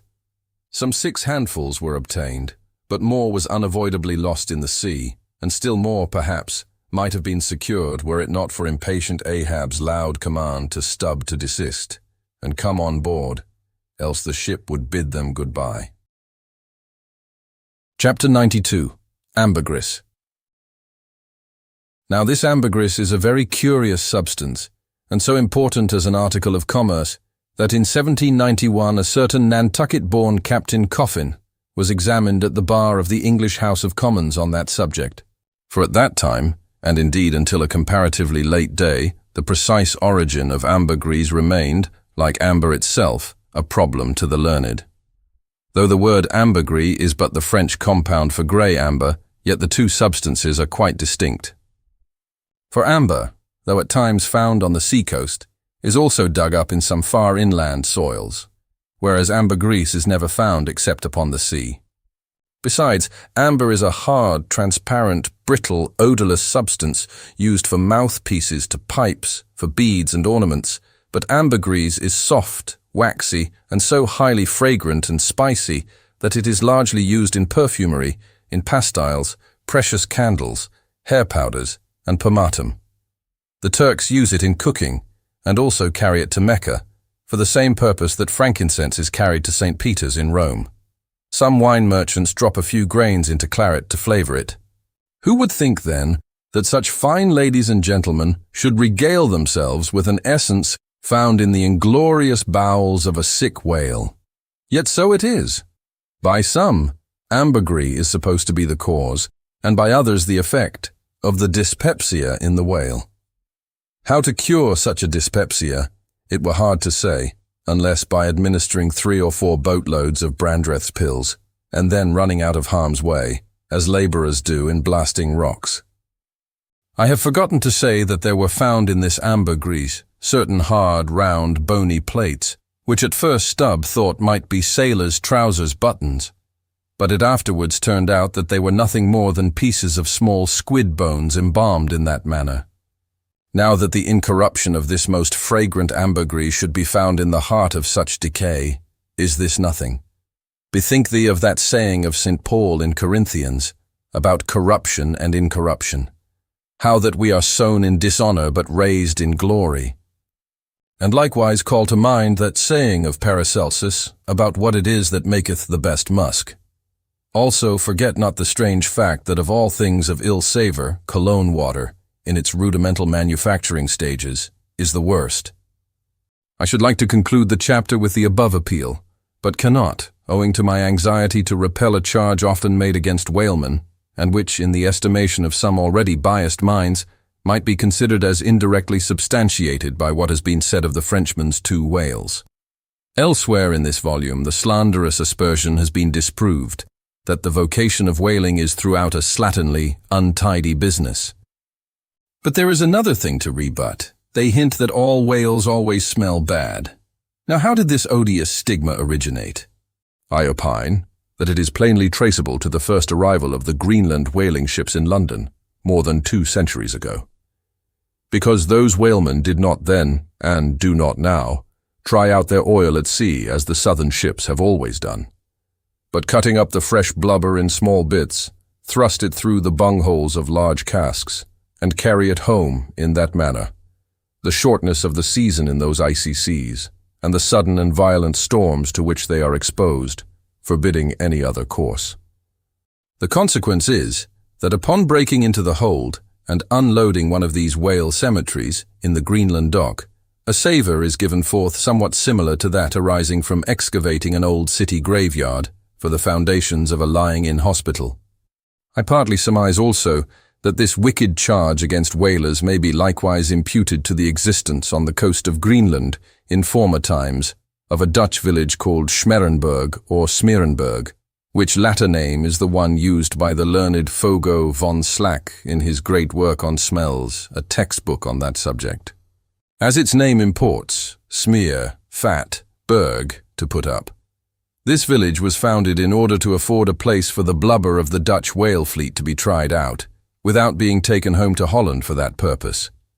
It was a collection of furnaces, fat kettles and oil sheds, and when the works were in full operation, certainly gave forth no very pleasant savour.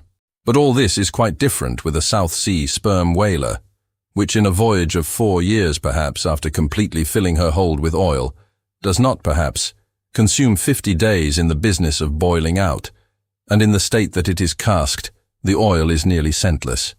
The truth is that living or dead, if but decently treated, whales as a species are by no means creatures of ill odour, nor can whalemen be recognized as the people of the Middle Ages affected to detect a Jew in the company by the nose.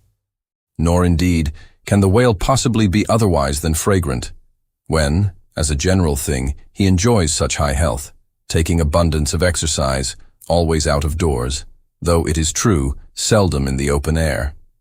I say that the motion of a sperm whale's flukes above water dispenses a perfume, as when a musk-scented lady rustles her dress in a warm parlour. What then shall I liken the sperm whale to for fragrance, considering his magnitude? Must it not be to that famous elephant, with jewelled tusks, and redolent with myrrh, which was led out of an Indian town to do honour to Alexander the Great? Chapter 93. The Castaway. It was but some few days after encountering the Frenchman that a most significant event befell the most insignificant of the Pequod's crew, an event most lamentable, and which ended in providing the sometimes madly merry and predestinated craft with a living and ever-accompanying prophecy of whatever shattered sequel might prove her own. Now, in the whale ship, it is not everyone that goes in the boats. Some few hands are reserved called shipkeepers, whose province it is to work the vessel, while the boats are pursuing the whale. As a general thing, these shipkeepers are as hardy fellows as the men comprising the boat's crews. But if there happen to be an unduly slender, clumsy, or timorous wight in the ship, That wight is certain to be made a shipkeeper. It was so in the Pequod with the little Negro Pippin by nickname, Pip by abbreviation. Poor Pip, ye have heard of him before. Ye must remember his tambourine on that dramatic midnight, so gloomy jolly. In outer aspect, Pip and Doughboy made a match, like a black pony and a white one, of equal developments, though of dissimilar color, driven in one eccentric span. But while hapless Doughboy was by nature dull and torpid in his intellects, Pip, though over-tender-hearted, was at bottom very bright, with that pleasant, genial, jolly brightness peculiar to his tribe.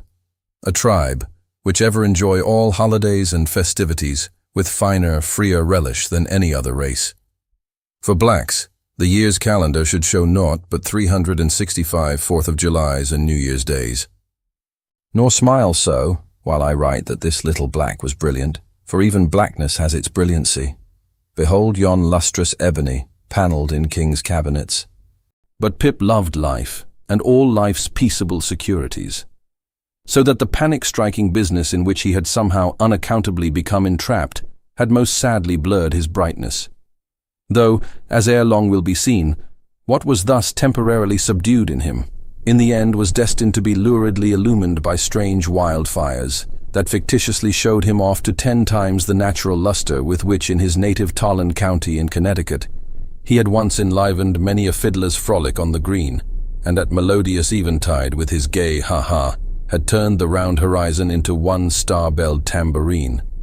So, though in the clear air of day, suspended against a blue-veined neck, the pure watered diamond drop will healthful glow, yet when the cunning jeweler would show you the diamond in its most impressive luster, he lays it against a gloomy ground, and then lights it up, not by the sun, but by some unnatural gases.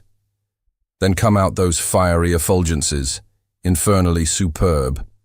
Then the evil blazing diamond, once the divinest symbol of the crystal skies, looks like some crown jewel stolen from the king of hell. But let us to the story.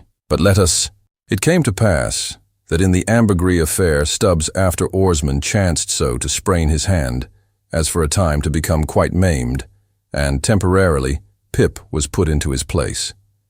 The first time Stubb lowered with him, Pip evinced much nervousness, but happily, for that time, escaped close contact with the whale, and therefore came off not altogether discreditably, though Stubb, observing him, took care afterwards to exhort him to cherish his courageousness to the utmost, for he might often find it needful. Now, upon the second lowering, the boat paddled upon the whale, and as the fish received the darted iron, it gave its customary rap, which happened, in this instance, to be right under poor Pip's seat. The involuntary consternation of the moment caused him to leap, paddle in hand, out of the boat, and in such a way, that part of the slack whale line coming against his chest, he breasted it overboard with him, so as to become entangled in it, when at last plumping into the water. That instant the stricken whale started on a fierce run, the line swiftly straightened, and presto! Poor Pip came all foaming up to the chocks of the boat, remorselessly dragged there by the line, which had taken several turns around his chest and neck. Tashtego stood in the bows. He was full of the fire of the hunt. He hated Pip for a poltroon. Snatching the boat knife from its sheath, he suspended its sharp edge over the line, and turning toward Stubb, exclaimed interrogatively, "Cut?" Meantime, Pip's blue-choked face plainly looked, "Do, for God's sake." All passed in a flash. In less than half a minute, this entire thing happened. "Damn him, Cut!" roared Stubb. And so the whale was lost, and Pip was saved. So soon as he recovered himself, the poor little Negro was assailed by yells and execrations from the crew. Tranquilly permitting these irregular cursings to evaporate, Stubb then, in a plain, businesslike, but still half-humorous manner, cursed Pip officially, and that done, unofficially gave him much wholesome advice. The substance was, "Never jump from a boat, Pip, except," but all the rest was indefinite, as the soundest advice ever is. Now, in general, "Stick to the boat," is your true motto in whaling. But cases will sometimes happen when leap from the boat is still better. Moreover, as if perceiving at last that if he should give undiluted, conscientious advice to Pip, He would be leaving him too wide a margin to jump in for the future. Stubb suddenly dropped all advice and concluded with a peremptory command. "Stick to the boat, Pip, or by the Lord I won't pick you up if you jump. Mind that. We can't afford to lose whales by the likes of you. A whale would sell for 30 times what you would, Pip, in Alabama. Bear that in mind, and don't jump any more." Hereby perhaps Stubb indirectly hinted that though man loved his fellow, yet man is a money-making animal, which propensity too often interferes with his benevolence. But we are all in the hands of the gods, and Pip jumped again. It was under very similar circumstances to the first performance, but this time he did not breast out the line, and hence, when the whale started to run, Pip was left behind on the sea, like a hurried traveller's trunk. Alas, Stubb was but too true to his word. It was a beautiful, bounteous blue day, the spangled sea calm and cool, and flatly stretching away, all round to the horizon, like gold-beater's skin hammered out to the extremist. Bobbing up and down in that sea, Pip's ebon head showed like a head of cloves. No boat knife was lifted when he fell so rapidly astern. Stubb's inexorable back was turned upon him, and the whale was winged. In 3 minutes, a whole mile of shoreless ocean was between Pip and Stubb. Out from the center of the sea, poor Pip turned his crisp, curling black head to the sun, another lonely castaway, though the loftiest and the brightest. Now, in calm weather, to swim in the open ocean is as easy to the practiced swimmer as to ride in a spring carriage ashore. But the awful lonesomeness is intolerable. The intense concentration of self in the middle of such a heartless immensity, my God, who can tell it? Mark, how when sailors in a dead calm bathe in the open sea, mark how closely they hug their ship and only coast along her sides. But had Stubb really abandoned the poor little Negro to his fate? No, he did not mean to, at least, because there were 2 boats in his wake, and he supposed, no doubt, that they would of course come up to Pip very quickly and pick him up, though indeed such considerations towards oarsmen jeopardized through their own timidity is not always manifested by the hunters in all similar instances, and such instances not unfrequently occur. Almost invariably in the fishery, a coward so-called is marked with the same ruthless detestation peculiar to military navies and armies. But it so happened that those boats, without seeing Pip, suddenly spying whales close to them on one side, turned and gave chase. And Stubb's boat was now so far away, and he and all his crew so intent upon his fish, that Pip's ringed horizon began to expand around him miserably. By the merest chance the ship itself at last rescued him. But from that hour the little Negro went about the deck an idiot. Such at least they said he was. The sea had jeeringly kept his finite body up, but drowned the infinite of his soul. Not drowned entirely, though, rather carried down alive to wondrous depths, where strange shapes of the unwarped primal world glided to and fro before his passive eyes, and the miser merman, Wisdom, revealed his hoarded heaps. And among the joyous, heartless, ever-juvenile eternities, Pip saw the multitudinous, God-omnipresent coral insects that out of the firmament of waters heaved the colossal orbs. He saw God's foot upon the treadle of the loom and spoke it, and therefore his shipmates called him mad. So man's insanity is heaven's sense, and wandering from all mortal reason, man comes at last to that celestial thought, which to reason is absurd and frantic, and weal or woe feels then uncompromised, indifferent as his God. For the rest, blame not Stubb too hardly. The thing is common in that fishery, and in the sequel of the narrative, it will then be seen what like abandonment befell myself. Chapter 94. A Squeeze of the Hand. That whale of Stubb's, so dearly purchased, was duly brought to the Pequod's side, where all those cutting and hoisting operations previously detailed were regularly gone through, even to the bailing of the Heidelberg tun, or case.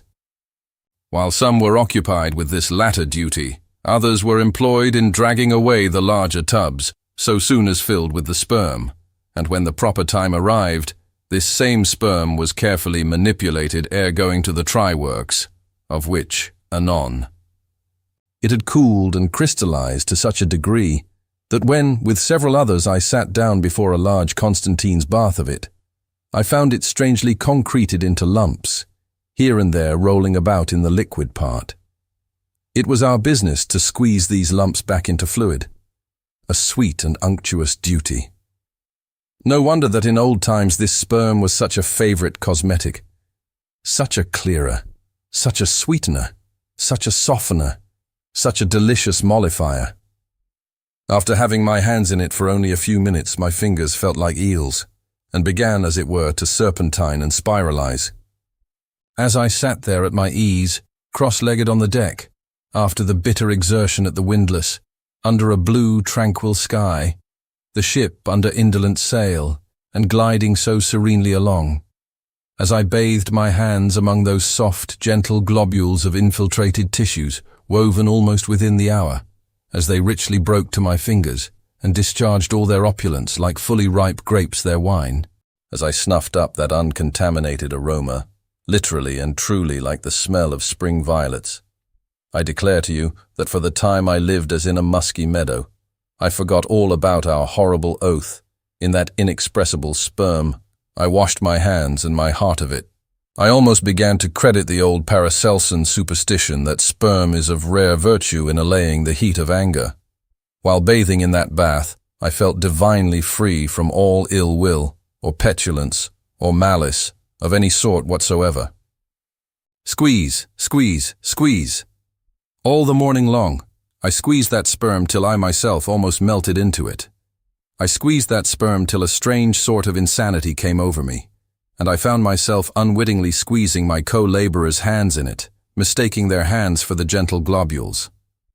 Such an abounding, affectionate, friendly, loving feeling did this avocation beget, that at last I was continually squeezing their hands and looking up into their eyes sentimentally, as much as to say, "Oh, my dear fellow beings, why should we longer cherish any social acerbities, or know the slightest ill humor or envy? Come, let us squeeze hands all round. Nay, let us all squeeze ourselves into each other. Let us squeeze ourselves universally into the very milk and sperm of kindness.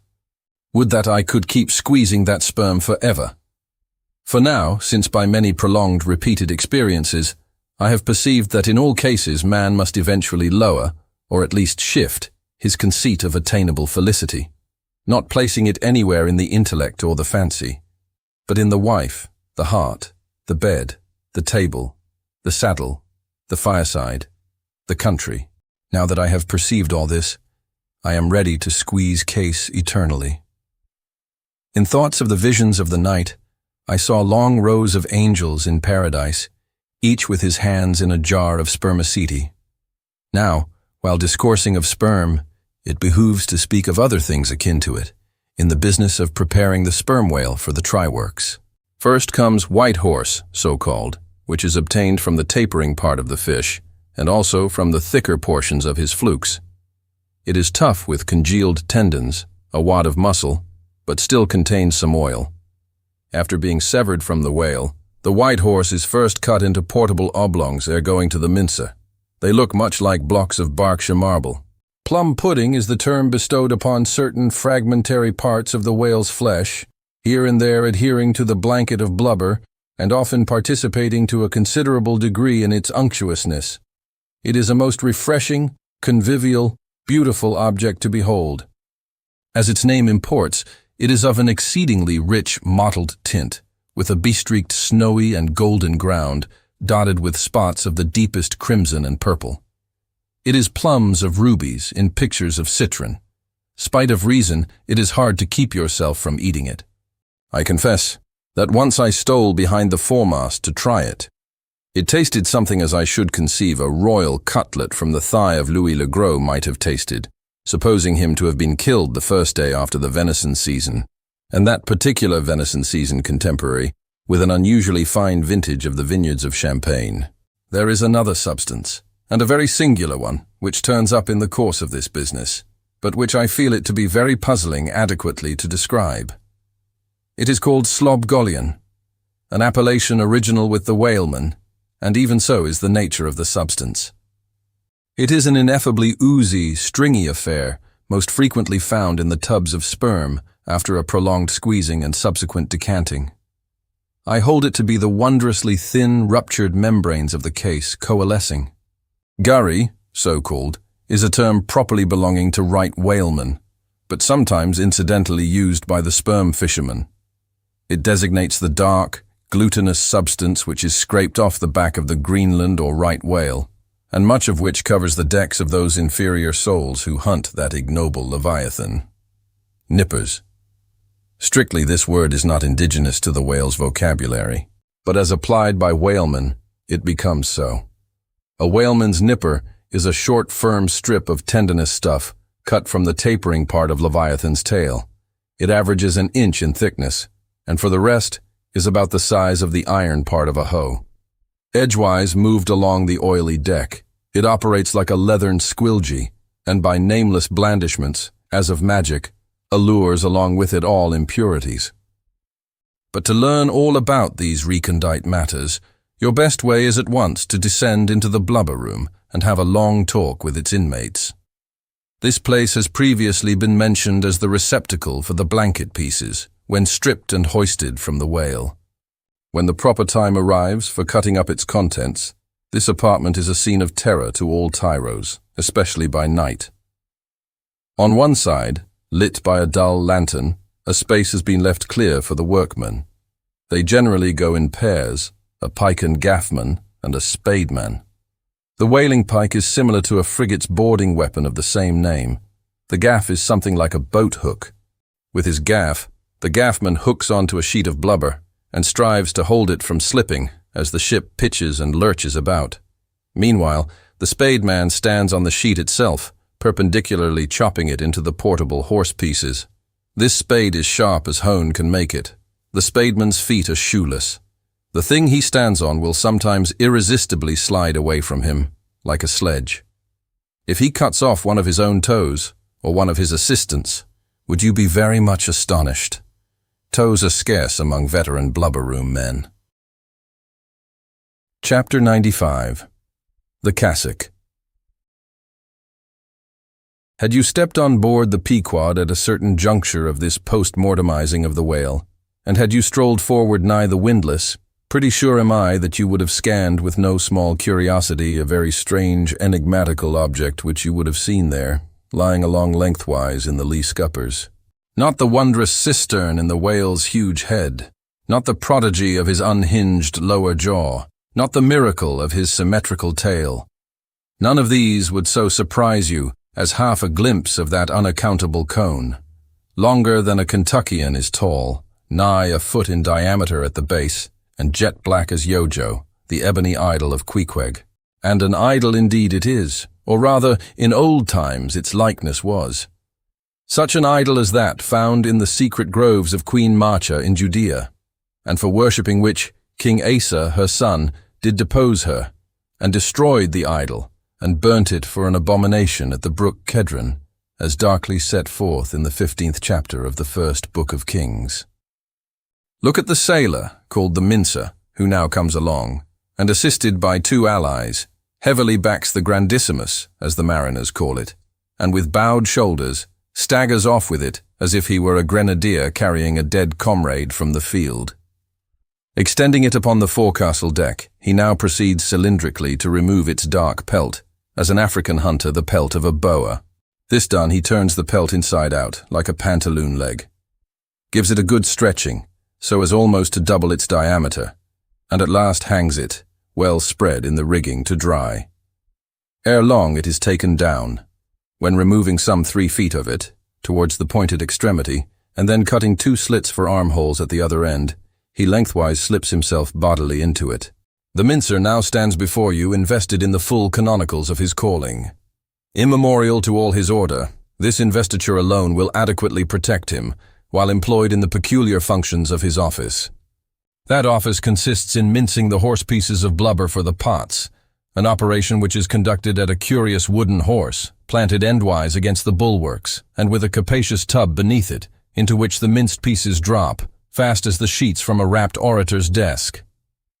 Arrayed in decent black, occupying a conspicuous pulpit, intent on Bible leaves, what a candidate for an archbishopric, what a lad for a pope were this mincer. Bible leaves. Bible leaves. This is the invariable cry from the mates to the mincer. It enjoins him to be careful, and cut his work into as thin slices as possible, inasmuch as by so doing the business of boiling out the oil is much accelerated, and its quantity considerably increased, besides perhaps improving it in quality. Chapter 96. The Try-Works. Besides her hoisted boats, an American whaler is outwardly distinguished by her try-works.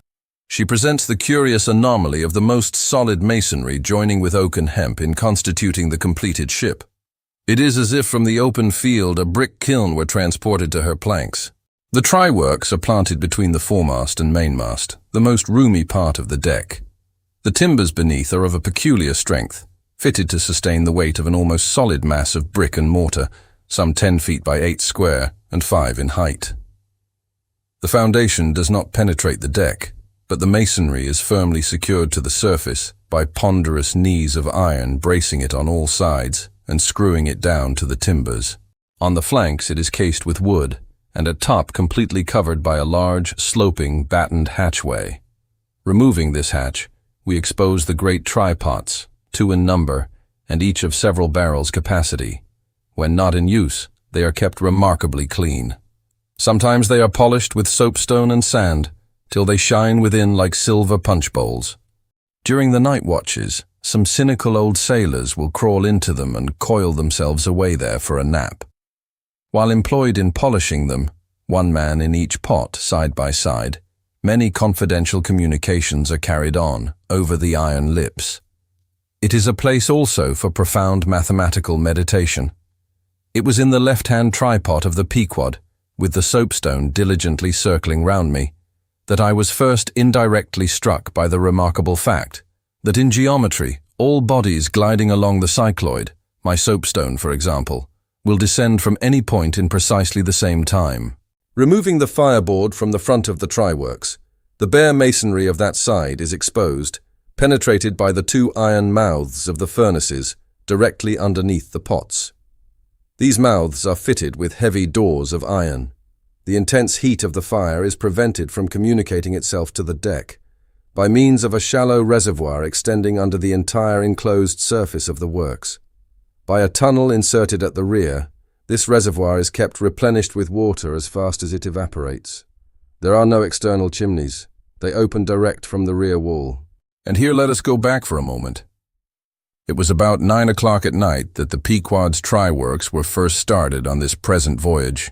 It belonged to Stubb to oversee the business. All ready there? Off hatch then and start her. You cook, fire the works. This was an easy thing, for the carpenter had been thrusting his shavings into the furnace throughout the passage. Here be it said that in a whaling voyage, the first fire in the try-works has to be fed for a time with wood.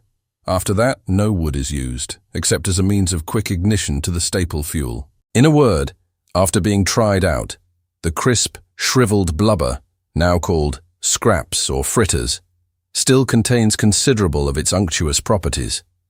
These fritters feed the flames. Like a plethoric burning martyr or a self-consuming misanthrope, once ignited, the whale supplies his own fuel and burns by his own body. Would that he consumed his own smoke?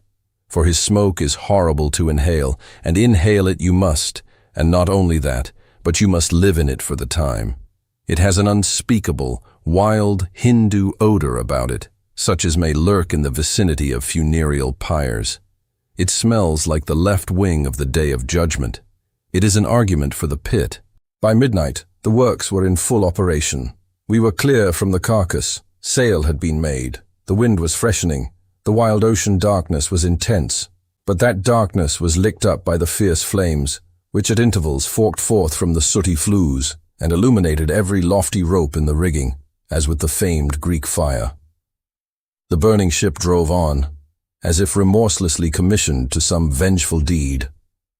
So the pitch and sulphur-freighted brigs of the bold Hydriot Canaris, issuing from their midnight harbours with broad sheets of flame for sails, bore down upon the Turkish frigates and folded them in conflagrations. The hatch, removed from the top of the works, now afforded a wide hearth in front of them. Standing on this were the Tartarian shapes of the pagan harpooneers, always the whale ship's stokers. With huge pronged poles they pitched hissing masses of blubber into the scalding pots, or stirred up the fires beneath, till the snaky flames darted, curling, out of the doors to catch them by the feet. The smoke rolled away in sullen heaps. To every pitch of the ship there was a pitch of the boiling oil, which seemed all eagerness to leap into their faces. Opposite the mouth of the works, on the further side of the wide wooden hearth, was the windlass. This served for a sea sofa. Here lounged the watch, when not otherwise employed, looking into the red heat of the fire, till their eyes felt scorched in their heads.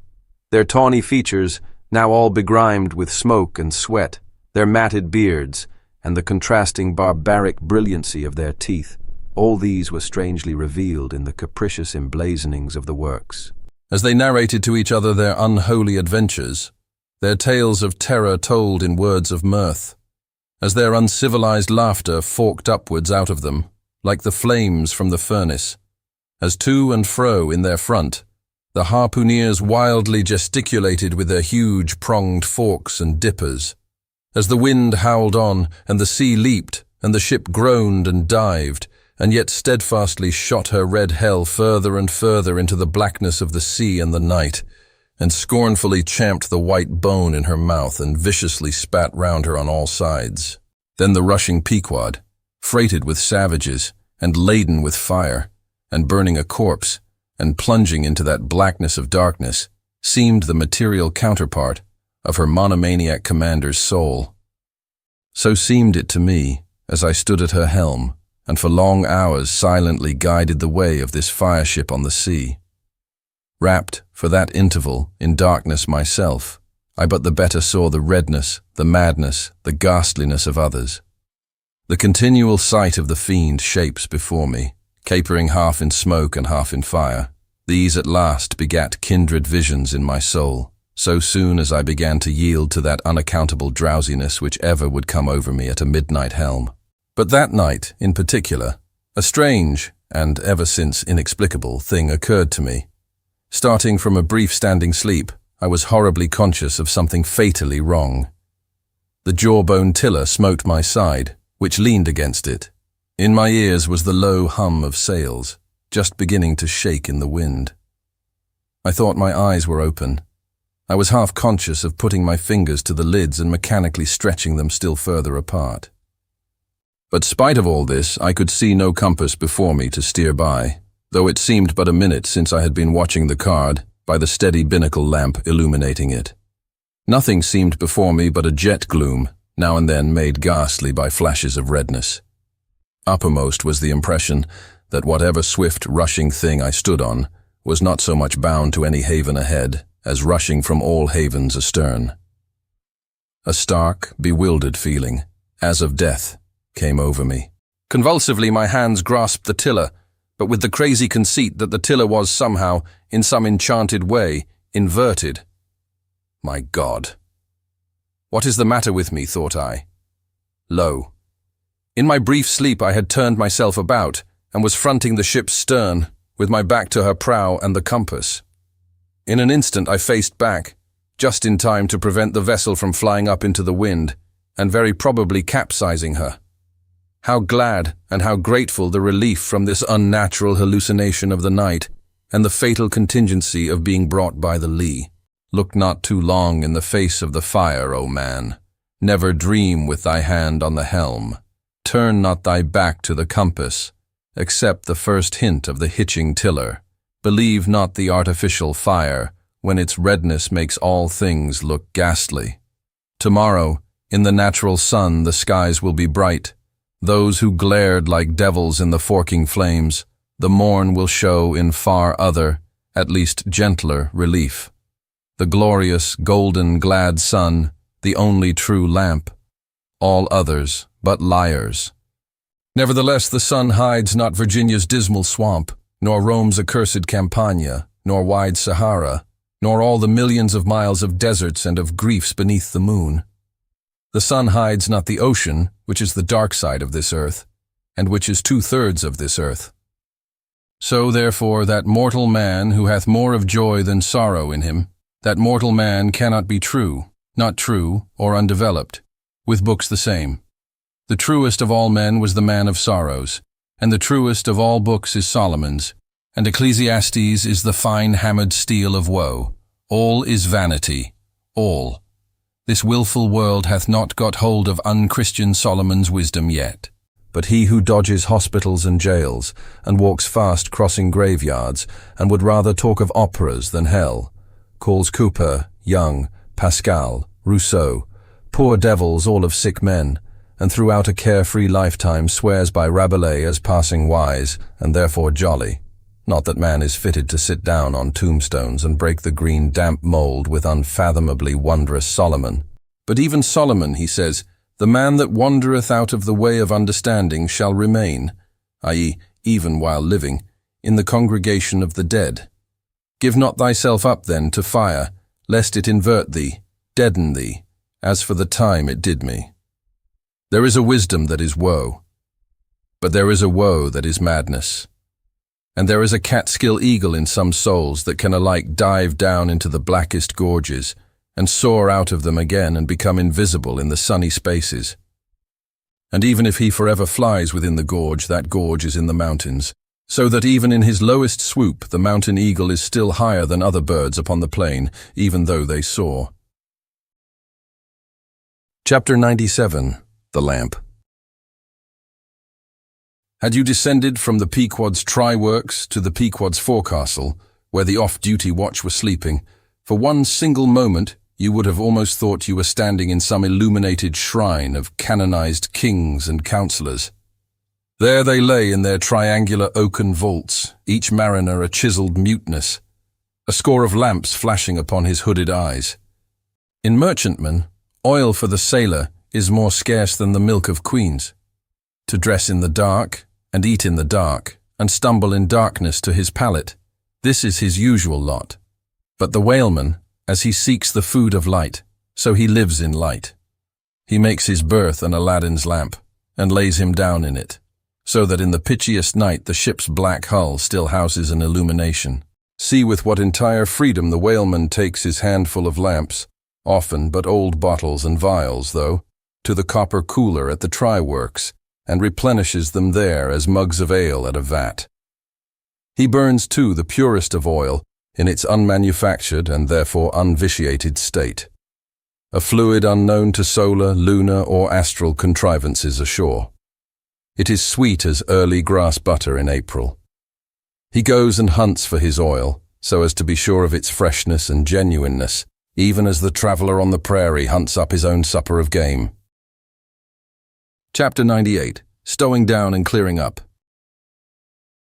Already has it been related how the great Leviathan is afar off descried from the masthead, how he is chased over the watery moors and slaughtered in the valleys of the deep, how he is then towed alongside and beheaded, and how, on the principle which entitled the headsman of old to the garments in which the beheaded was killed, his great padded surtout becomes the property of his executioner, how, in due time, he is condemned to the pots, and, like Shadrach, Meshach, and Abednego, his spermaceti, oil, and bone pass unscathed through the fire.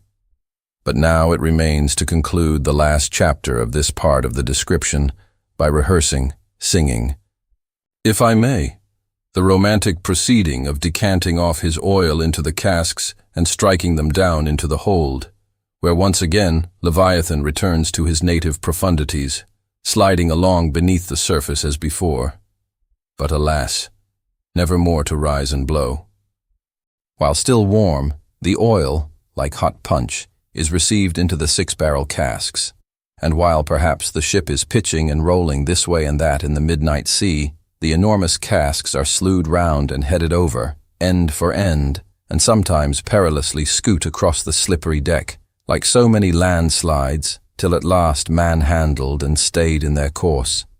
And all round the hoops, rap, Rap, go as many hammers as can play upon them, for now ex officio every sailor is a cooper.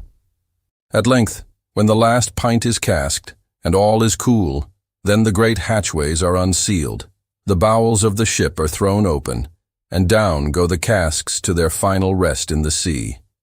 This done, the hatches are replaced, and hermetically closed, like a closet walled up. In the sperm fishery, this is perhaps one of the most remarkable incidents in all the business of whaling. One day the planks stream with freshets of blood and oil. On the sacred quarterdeck, enormous masses of the whale's head are profanely piled. Great rusty casks lie about, as in a brewery yard. The smoke from the try-works has besooted all the bulwarks. The mariners go about suffused with unctuousness. The entire ship seems great Leviathan himself, while on all hands the din is deafening. But a day or two after you look about you, and prick your ears in this self-same ship. And were it not for the telltale boats and try-works, you would all but swear you trod some silent merchant vessel with a most scrupulously neat commander. The unmanufactured sperm oil possesses a singularly cleansing virtue. This is the reason why the decks never look so white as just after what they call an affair of oil. Besides, from the ashes of the burned scraps of the whale, a potent lye is readily made. And whenever any adhesiveness from the back of the whale remains clinging to the side, that lye quickly exterminates it. Hands go diligently along the bulwarks, and with buckets of water and rags restore them to their full tidiness. The soot is brushed from the lower rigging. All the numerous implements which have been in use are likewise faithfully cleansed and put away. The great hatch is scrubbed and placed upon the try-works, completely hiding the pots.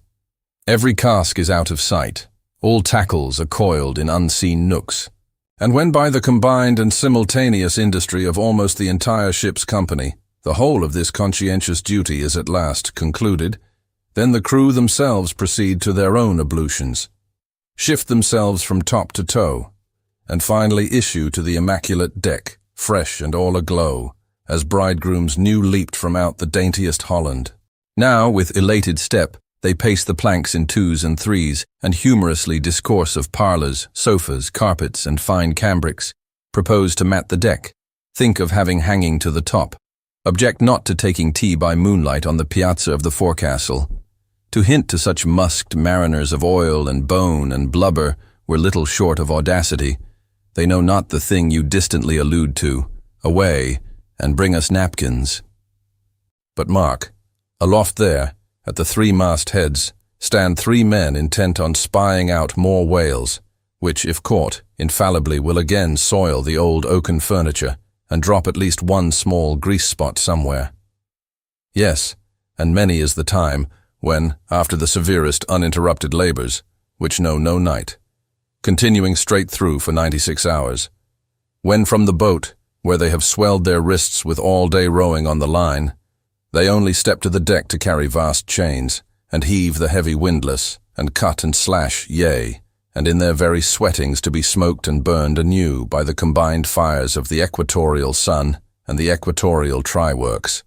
When, on the heel of all this, they have finally bestirred themselves to cleanse the ship and make a spotless dairy-room of it.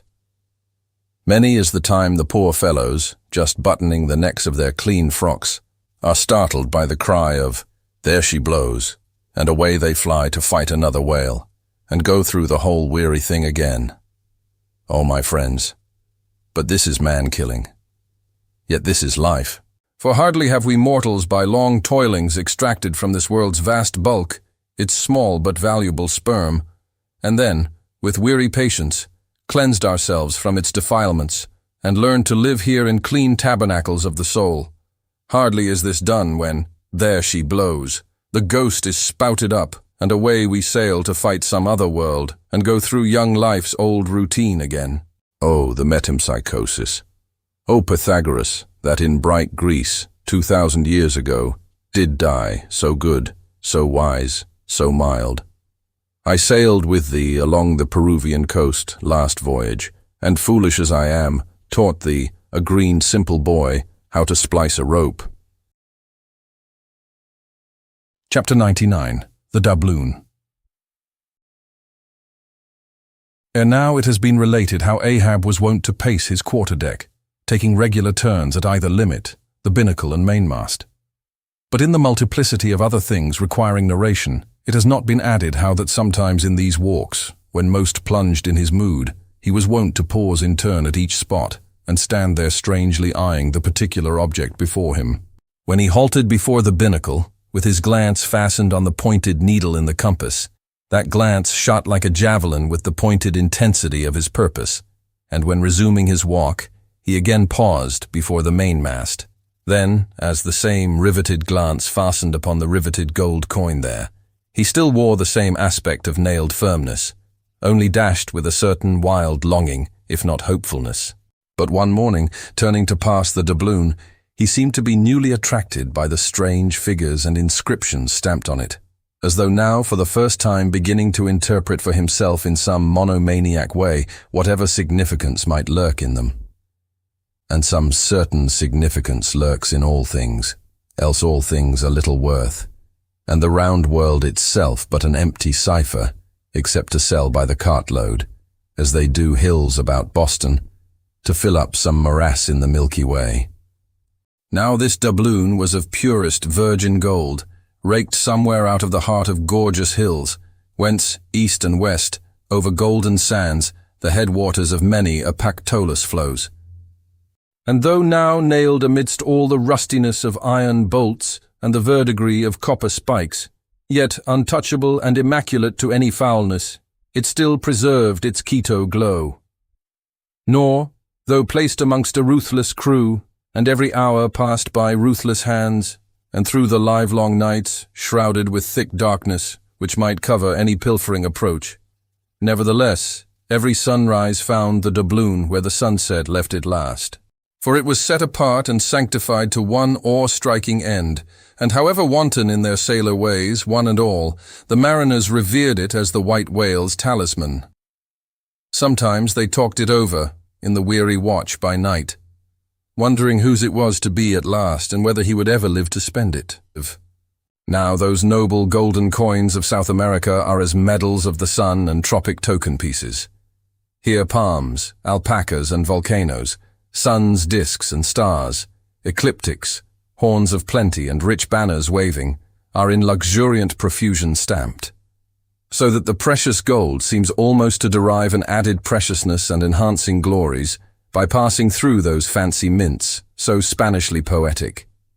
It so chanced that the doubloon of the Pequod was a most wealthy example of these things. On its round border it bore the letters, República del Ecuador, Quito. So this bright coin came from a country planted in the middle of the world, and beneath the great equator, and named after it, and it had been cast midway up the Andes, in the unwaning clime that knows no autumn. Zoned by those letters you saw the likeness of 3 Andes summits, from one a flame, a tower on another, on the third a crowing cock, while arching over all was a segment of the partitioned zodiac, the signs all marked with their usual cabalistics, and the keystone sun entering the equinoctial point at Libra. Before this equatorial coin, Ahab, not unobserved by others, was now pausing. There's something ever egotistical in mountain-tops and towers, and all other grand and lofty things. Look here, 3 peaks as proud as Lucifer, the firm tower, that is Ahab, the volcano, that is Ahab, the courageous, the undaunted and victorious fowl, that too is Ahab. All are Ahab, and this round gold is but the image of the rounder globe, which, like a magician's glass, to each and every man in turn but mirrors back his own mysterious self. Great pains, small gains for those who ask the world to solve them. It cannot solve itself. Methinks now this coined sun wears a ruddy face. But see, he enters the sign of storms, the equinox, and but 6 months before he wheeled out of a former equinox at Aries. From storm to storm, so be it then. Born in throes, 'tis fit that man should live in pains and die in pangs. So be it then. Here's stout stuff for woe to work on. So be it then. No fairy fingers can have pressed the gold, but devil's claws must have left their moldings there since yesterday, murmured Starbuck to himself, leaning against the bulwarks. The old man seems to read Belshazzar's awful writing. I have never marked the coin inspectingly. He goes below. Let me read. A dark valley between three mighty heaven-abiding peaks that almost seem the Trinity in some faint earthly symbol. So in this vale of death, God girds us round, and over all our gloom, the sun of righteousness still shines a beacon and a hope. If we bend down our eyes, the dark veil shows her mouldy soil, but if we lift them, the bright sun meets our glance halfway to cheer. Yet, oh, the great sun is no fixture, and if at midnight we would fain snatch some sweet solace from him, we gaze for him in vain. This coin speaks wisely, mildly, truly, but still sadly to me. I will quit it, lest truth shake me falsely. There now's the old mogul, soliloquized Stubb by the try-works. He's been twigging it, and there goes Starbuck from the same, and both with faces which I should say might be somewhere within 9 fathoms long. And all from looking at a piece of gold, which did I have it now on Negro Hill or in Caller's Hook, I'd not look at it very long ere spending it. Humph! In my poor, insignificant opinion, I regard this as queer. I have seen doubloons before now in my voyagings.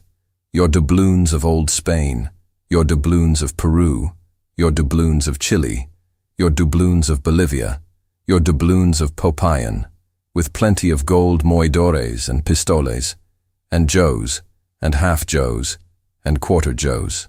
What then should there be in this doubloon of the equator that is so killing wonderful? By Golconda. Let me read it once. Halloo, here's signs and wonders truly. That now is what old Bowditch in his epitome calls the zodiac, and what my almanac below calls ditto. I'll get the almanac, and as I have heard devils can be raised with Debol's arithmetic, I'll try my hand at raising a meaning out of these queer curvicues here with the Massachusetts calendar. Here's the book. Let's see now. Signs and wonders, and the sun, he's always among 'em. Hem, here they are, here they go, all alive. Aries or the ram, Taurus or the bull and Jiminy. Here's Gemini himself, or the twins. Well, the sun he wheels among 'em. Aye, here on the coin, he's just crossing the threshold between 2 of 12 sitting rooms all in a ring. Book, you lie there. The fact is, you books must know your places. You'll do to give us the bare words and facts, but we come in to supply the thoughts. That's my small experience, so far as the Massachusetts calendar, and Bowditch's navigator, and Debol's arithmetic go. Signs and wonders, eh? Pity if there is nothing wonderful in signs, and significant in wonders. There's a clue somewhere. Wait a bit. Hist. Hark. By Jove, I have it. Look you, doubloon. Your zodiac here is the life of man in one round chapter. And now I'll read it off. Straight out of the book. Come, almanac. To begin, there's Aries, or the ram, lecherous dog, he begets us. Then Taurus, or the bull, he bumps us the first thing. Then Gemini, or the twins, that is, virtue and vice. We try to reach virtue, when lo comes Cancer the crab, and drags us back. And here, going from virtue, Leo, a roaring lion, lies in the path. He gives a few fierce bites and surly dabs with his paw. We escape, and hail Virgo, the virgin. That's our first love. We marry and think to be happy for aye, when pop comes Libra or the scales, happiness weighed and found wanting. And while we are very sad about that, Lord, how we suddenly jump as Scorpio or the scorpion stings us in the rear, we are curing the wound when wang come the arrows all round. Sagittarius, or the archer, is amusing himself. As we pluck out the shafts, stand aside. Here's the battering ram, Capricornus, or the goat. Full tilt he comes rushing, and headlong we are tossed, when Aquarius, or the water-bearer, pours out his whole deluge and drowns us, and to wind up with Pisces or the fishes, we sleep. There's a sermon now, writ in high heaven, and the sun goes through it every year, and yet comes out of it all alive and hearty. Jollily he, aloft there, wheels through toil and trouble, and so, allow here, does jolly Stubb. Oh, jolly's the word for aye. Adieu, doubloon. But stop, here comes little King Post. Dodge round the try-works now, and let's hear what he'll have to say. There, He's before it. He'll out with something presently. So, he's beginning. I see nothing here, but a round thing made of gold, and whoever raises a certain whale, this round thing belongs to him. So, what's all this staring been about? It is worth $16, that's true. And at 2 cents the cigar, that's 960 cigars. I won't smoke dirty pipes like Stubb, but I like cigars, and here's 960 of them. So here goes Flask aloft to spy 'em out. Shall I call that wise or foolish now? If it be really wise, it has a foolish look to it. Yet if it be really foolish, then has it a sort of wise-ish look to it. But avast! Here comes our old Manxman, the old hearse driver, he must have been, that is, before he took to the sea. He luffs up before the doubloon, hallo, and goes round on the other side of the mast. Why, there's a horseshoe nailed on that side, and now he's back again. What does that mean? Hark! He's muttering. Voice like an old worn-out coffee mill. Prick ears and listen. If the white whale be raised, it must be in a month and a day, when the sun stands in some one of these signs. I've studied signs and know their marks. They were taught me 20 years ago, by the old witch in Copenhagen. Now in what sign will the sun then be? The horseshoe sign. For there it is, right opposite the gold. And what's the horseshoe sign? The lion is the horseshoe sign, the roaring and devouring lion. Ship, old ship, my old head shakes to think of thee. There's another rendering now, but still one text. All sorts of men in one kind of world, you see. Dodge again. Here comes Queequeg, all tattooing, looks like the signs of the zodiac himself. What says the cannibal? As I live, he's comparing notes, looking at his thigh bone. Thinks the sun is in the thigh, or in the calf, or in the bowels, I suppose, as the old women talk surgeon's astronomy in the back country. And by Jove, he's found something there in the vicinity of his thigh. I guess it's Sagittarius, or the Archer. No, he don't know what to make of the doubloon. He takes it for an old button off some king's trousers. But aside again, here comes that ghost devil, Fadala. Tail coiled out of sight as usual, oakum in the toes of his pumps as usual. What does he say, with that look of his? Ah, only makes a sign to the sign and bows himself. There is a sun on the coin. Fire worshipper, depend upon it. Ho, more and more. This way comes Pip, poor boy. Would he had died, or I? He's half horrible to me. He too has been watching all of these interpreters, myself included, and look now, he comes to read, with that unearthly idiot face. Stand away again and hear him. Hark. I look, you look, he looks.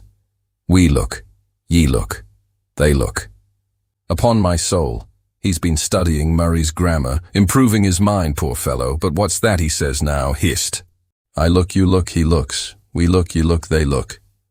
Why, he's getting it by heart, hist again. I look, you look, he looks. We look, you look, they look. Well, that's funny. And I, you, and he, and we, yeah, and they are all bats. And I'm a crow, especially when I stand atop of this pine tree here. Caw, caw, caw, caw, caw, caw. Ain't I a crow? And where's the scarecrow?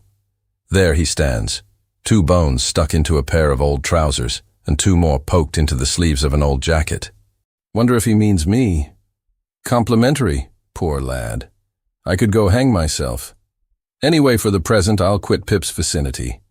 I can stand the rest, for they have plain wits, but he's too crazy witty for my sanity. So, I leave him muttering. Here's the ship's navel, this doubloon here, and they are all on fire to unscrew it. But unscrew your navel, and what's the consequence? Then again, if it stays here, that is ugly too. For when aught's nailed to the mast, it's a sign that things grow desperate. Ha, ha, old Ahab, the white whale, he'll nail ye. This is a pine tree. My father in old Tolland County cut down a pine tree once and found a silver ring grown over in it. Some old darky's wedding ring. How did it get there? And so they'll say in the resurrection, when they come to fish up this old mast, and find a doubloon lodged in it, with bedded oysters for the shaggy bark. Oh, the gold, the precious, precious gold. The green miser'll hoard ye soon. Hish, hish, God goes 'mong the world's blackberrying. Cook, ho cook, and cook us. Jenny. Hey, hey, hey, hey, hey, Jenny, Jenny. and get your hoe cake done. Chapter 100. Leg and Arm. The Pequod of Nantucket meets the Samuel Enderby of London. "Ship, ahoy! Hast seen the white whale?" So cried Ahab, once more hailing a ship showing English colors, bearing down under the stern. Trumpet to mouth, the old man was standing in his hoisted quarter-boat, his ivory leg plainly revealed to the stranger captain, who was carelessly reclining in his own boat's bow.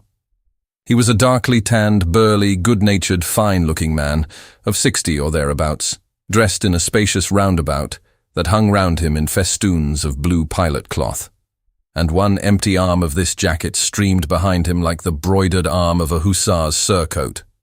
"Hast seen the white whale?" "See you this?" And withdrawing it from the folds that had hidden it, he held up a white arm of sperm whale bone, terminating in a wooden head like a mallet. "Man my boat!" cried Ahab impetuously and tossing about the oars near him. "Stand by to lower!" In less than a minute, without quitting his little craft, he and his crew were dropped to the water and were soon alongside of the stranger.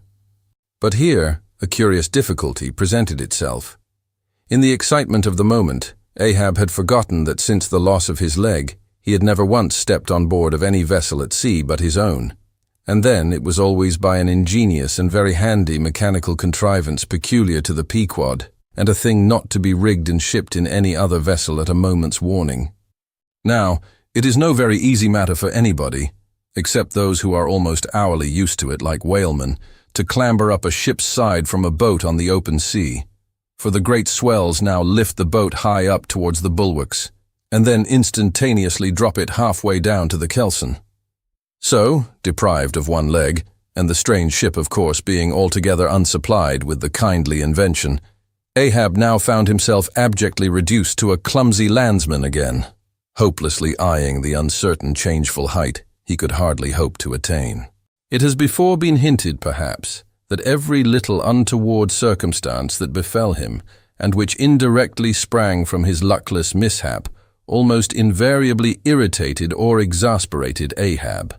And in the present instance, all this was heightened by the sight of the two officers of the strange ship, leaning over the side, by the perpendicular ladder of nailed cleats there, and swinging towards him a pair of tastefully ornamented man-ropes. For at first, they did not seem to bethink them that a one-legged man must be too much of a cripple to use their sea banisters. But this awkwardness only lasted a minute, because the strange captain, observing at a glance how affairs stood, cried out, I see, avast heaving there. Jump, boys, and swing over the cutting tackle." As good luck would have it, they had had a whale alongside a day or two previous, and the great tackles were still aloft, and the massive curved blubber hook, now clean and dry, was still attached to the end.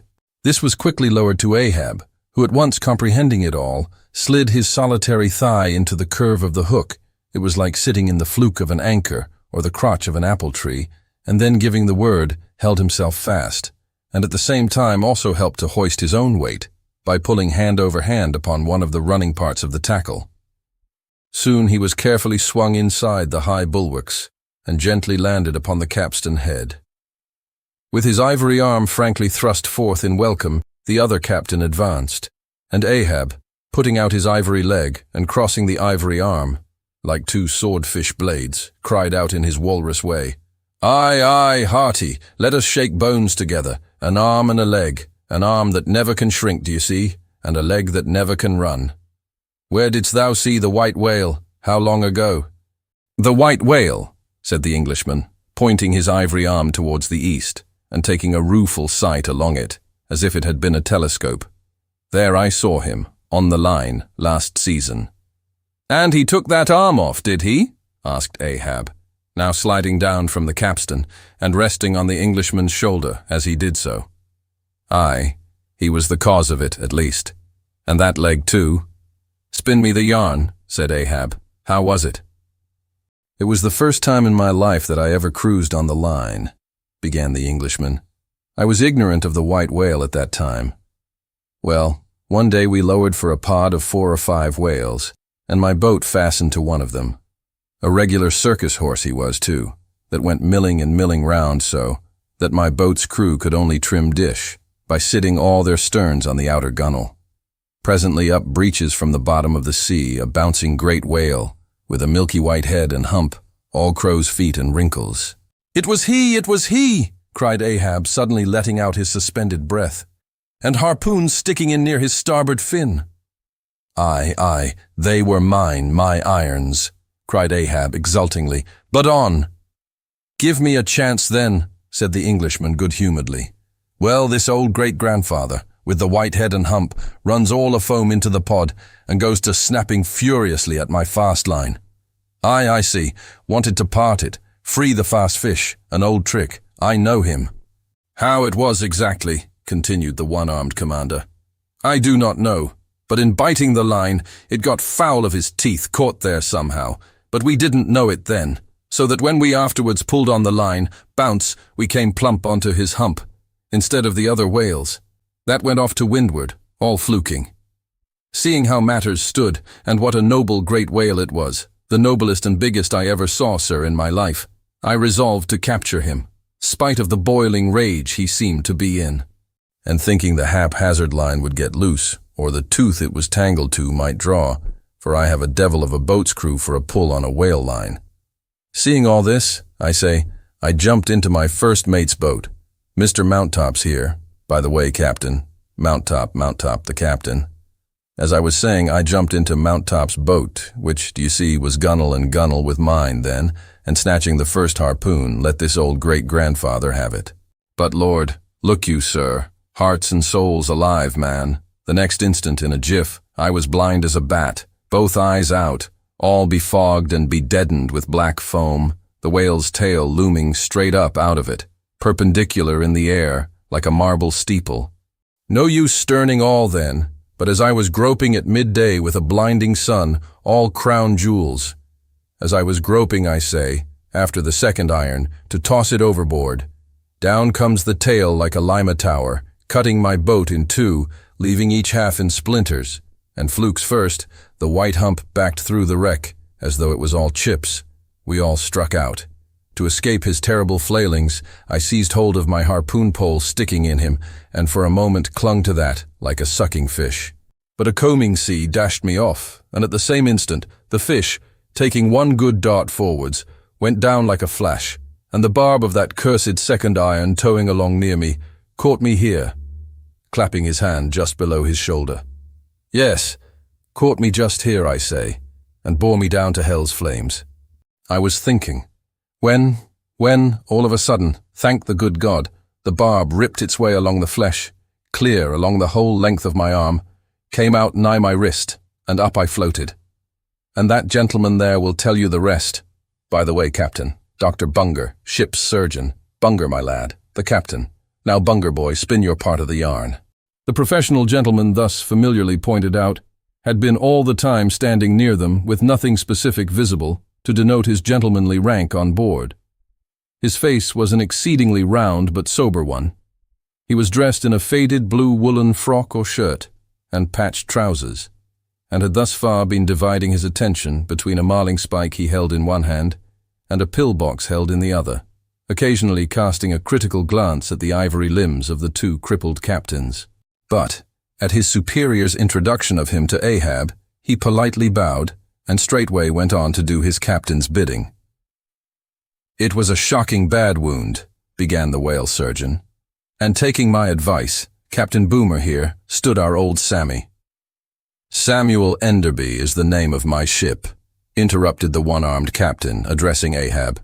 "Go on, boy."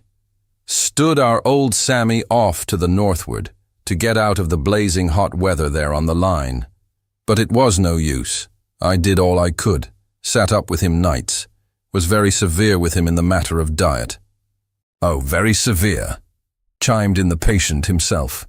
Then, suddenly altering his voice, "drinking hot rum toddies with me every night, till he couldn't see to put on the bandages, and sending me to bed, half seas over, about 3 o'clock in the morning.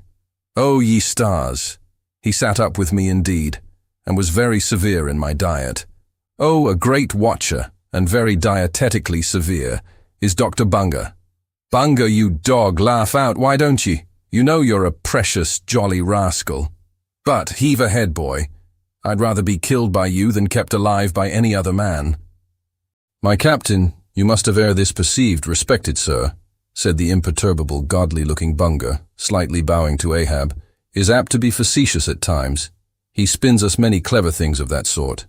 But I may as well say, en passant as the French remark, that I myself, that is to say Jack Bunga, late of the reverend clergy, am a strict total abstinence man. I never drink." "Water!" cried the captain. "He never drinks it. It's a sort of fits to him. Fresh water throws him into the hydrophobia. But go on. Go on with the arm story." "Yes, I may as well," said the surgeon coolly. "I was about observing, sir, before Captain Boomer's facetious interruption, that spite of my best and severest endeavors, the wound kept getting worse and worse. The truth was, sir, it was as ugly gaping wound as surgeon ever saw, more than 2 feet and several inches long. I measured it with the lead line. In short, it grew black. I knew what was threatened, and off it came. But I had no hand in shipping that ivory arm there. That thing is against all rule," pointing at it with the marling spike. "That is the captain's work, not mine. He ordered the carpenter to make it. He had that club hammer there put to the end, to knock someone's brains out with, I suppose, as he tried mine once. He flies into diabolical passions sometimes. Do you see this dent, sir?" Removing his hat and brushing aside his hair and exposing a bowl-like cavity in his skull, but which bore not the slightest scary trace or any token of ever having been a wound. "Well, the captain there will tell you how that came here. He knows." "No, I don't," said the captain. "But his mother did. He was born with it. Oh, you solemn rogue, you Bunga. Was there ever such another Bunga in the watery world? Bunga, when you die, you ought to die in pickle, you dog. You should be preserved to future ages, you rascal." "What became of the white whale?" now cried Ahab, who thus far had been impatiently listening to this byplay between the 2 Englishmen. "Oh," cried the one-armed captain. "Oh, yes. Well, after he sounded, we didn't see him again for some time. In fact, as I before hinted, I didn't then know what whale it was that had served me such a trick, till some time afterwards, when coming back to the line, we heard about Moby Dick, as some call him, and then I knew it was he." "Didst thou cross his wake again?" "Twice. But could not fasten. Didn't want to try to. Ain't one limb enough. What should I do without this other arm? And I'm thinking Moby Dick doesn't bite so much as he swallows." "Well then," interrupted Bunga, "give him your left arm for bait to get the right. Do you know, gentlemen," very gravely and mathematically bowing to each captain in succession, "do you know, gentlemen, that the digestive organs of the whale are so inscrutably constructed by divine providence that it is quite impossible for him to completely digest even a man's arm? And he knows it too. So that what you take for the white whale's malice is only his awkwardness. For he never means to swallow a single limb. He only thinks to terrify by feints. But sometimes he is like the old juggling fellow, formerly a patient of mine in Ceylon, that making believe swallow jackknives, once upon a time let one drop into him in good earnest, and there it stayed for a 12-month or more. When I gave him an emetic, and he heaved it up in small tacks, d'ye see. No possible way for him to digest that jackknife and fully incorporate it into his general bodily system. Yes, Captain Boomer, if you are quick enough about it and have a mind to pawn one arm for the sake of the privilege of giving decent burial to the other, why in that case the arm is yours. Only let the whale have another chance at you shortly, that's all." "No, thank ye, Bunga," said the English captain. "He's welcome to the arm he has, since I can't help it and didn't know him then. But not to another one. No more white whales for me. I've lowered for him once, and that has satisfied me. There would be great glory in killing him, I know that, and there is a shipload of precious sperm in him, but hark ye, he's best let alone. Don't you think so, Captain?" Glancing at the ivory leg. "He is, but he will still be hunted, for all that. What is best let alone? That accursed thing is not always what least allures. He's all a magnet. How long since thou saw'st him last? Which way heading?" "Bless my soul and curse the foul fiends," cried Bunga, stoopingly walking round Ahab. and like a dog, strangely snuffing. "This man's blood. Bring the thermometer. It's at the boiling point. His pulse makes these planks beat. Sir!" taking a lancet from his pocket and drawing near to Ahab's arm. "Avast!" roared Ahab, dashing him against the bulwarks. "Man the boat! Which way heading?" "Good God!" cried the English captain, to whom the question was put. "What's the matter? He was heading east, I think. Is your captain crazy?" whispering Fedallah. But Fedallah, putting a finger on his lip, slid over the bulwarks to take the boat's steering oar, and Ahab, swinging the cutting tackle towards him, commanded the ship's sailors to stand by to lower. In a moment, he was standing in the boat's stern, and the Manila men were springing to their oars. In vain, the English captain hailed him. With back to the stranger ship and face set like a flint to his own, Ahab stood upright till alongside of the Pequod. Chapter 101. The Decanter. Ere the English ship fades from sight, be it set down here that she hailed from London, and was named after the late Samuel Enderby, merchant of that city, the original of the famous whaling house of Enderby and Sons, a house which in my poor whaleman's opinion comes not far behind the united royal houses of the Tudors and Bourbons, in point of real historical interest. How long, prior to the year of our Lord 1775, this great whaling house was in existence, my numerous fish documents do not make plain, but in that year, 1775, it fitted out the first English ships that ever regularly hunted the sperm whale. Though for some score of years previous, ever since 1726, our valiant coffins and macies of Nantucket and the Vineyard had in large fleets pursued that Leviathan, but only in the North and South Atlantic, not elsewhere. Be it distinctly recorded here that the Nantucketers were the first among mankind to harpoon with civilized steel the great sperm whale, and that for half a century they were the only people of the whole globe who so harpooned him. In 1778, a fine ship, the Amelia, fitted out for the express purpose, and at the sole charge of the vigorous Enderbys, boldly rounded Cape Horn, and was the first among the nations to lower a whaleboat of any sort in the Great South Sea. The voyage was a skillful and lucky one, and returning to her berth with her hold full of the precious sperm, the Amelia's example was soon followed by other ships, English and American, and thus the vast sperm whale grounds of the Pacific were thrown open. But not content with this good deed, the indefatigable house again bestirred itself. Samuel and all his sons, how many their mother only knows, and under their immediate auspices, and partly, I think, at their expense, the British government was induced to send the sloop of war Rattler on a whaling voyage of discovery into the South Sea. Commanded by a naval post captain, the Rattler made a rattling voyage of it, and did some service. How much does not appear.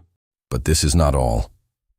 In 1819, the same house fitted out a discovery whale ship of their own to go on a tasting cruise to the remote waters of Japan. That ship, well called the Siren, made a noble experimental cruise, and it was thus that the great Japanese whaling ground first became generally known. The Siren, in this famous voyage, was commanded by a Captain Coffin, a Nantucketer. All honor to the Enderbys, therefore, whose house, I think, exists to the present day, though doubtless the original Samuel must long ago have slipped his cable for the great South Sea of the other world. The ship named after him was worthy of the honor, being a very fast sailor and a noble craft every way. I boarded her once at midnight somewhere off the Patagonian coast, and drank good flip down in the forecastle. It was a fine gam we had, and they were all trumps, every soul on board, a short life to them, and a jolly death.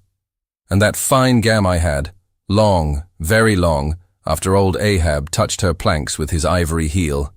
It minds me of the noble, solid Saxon hospitality of that ship, and may my parson forget me, and the devil remember me if I ever lose sight of it. Flip? Did I say we had flip? Yes, and we flipped it at the rate of 10 gallons the hour, and when the squall came, for it's squally off there by Patagonia, and all hands, visitors and all, were called to reef topsails, we were so top-heavy that we had to swing each other aloft in bowlines, and we ignorantly furled the skirts of our jackets into the sails, so that we hung there, reefed fast in the howling gale, a warning example to all drunken tars.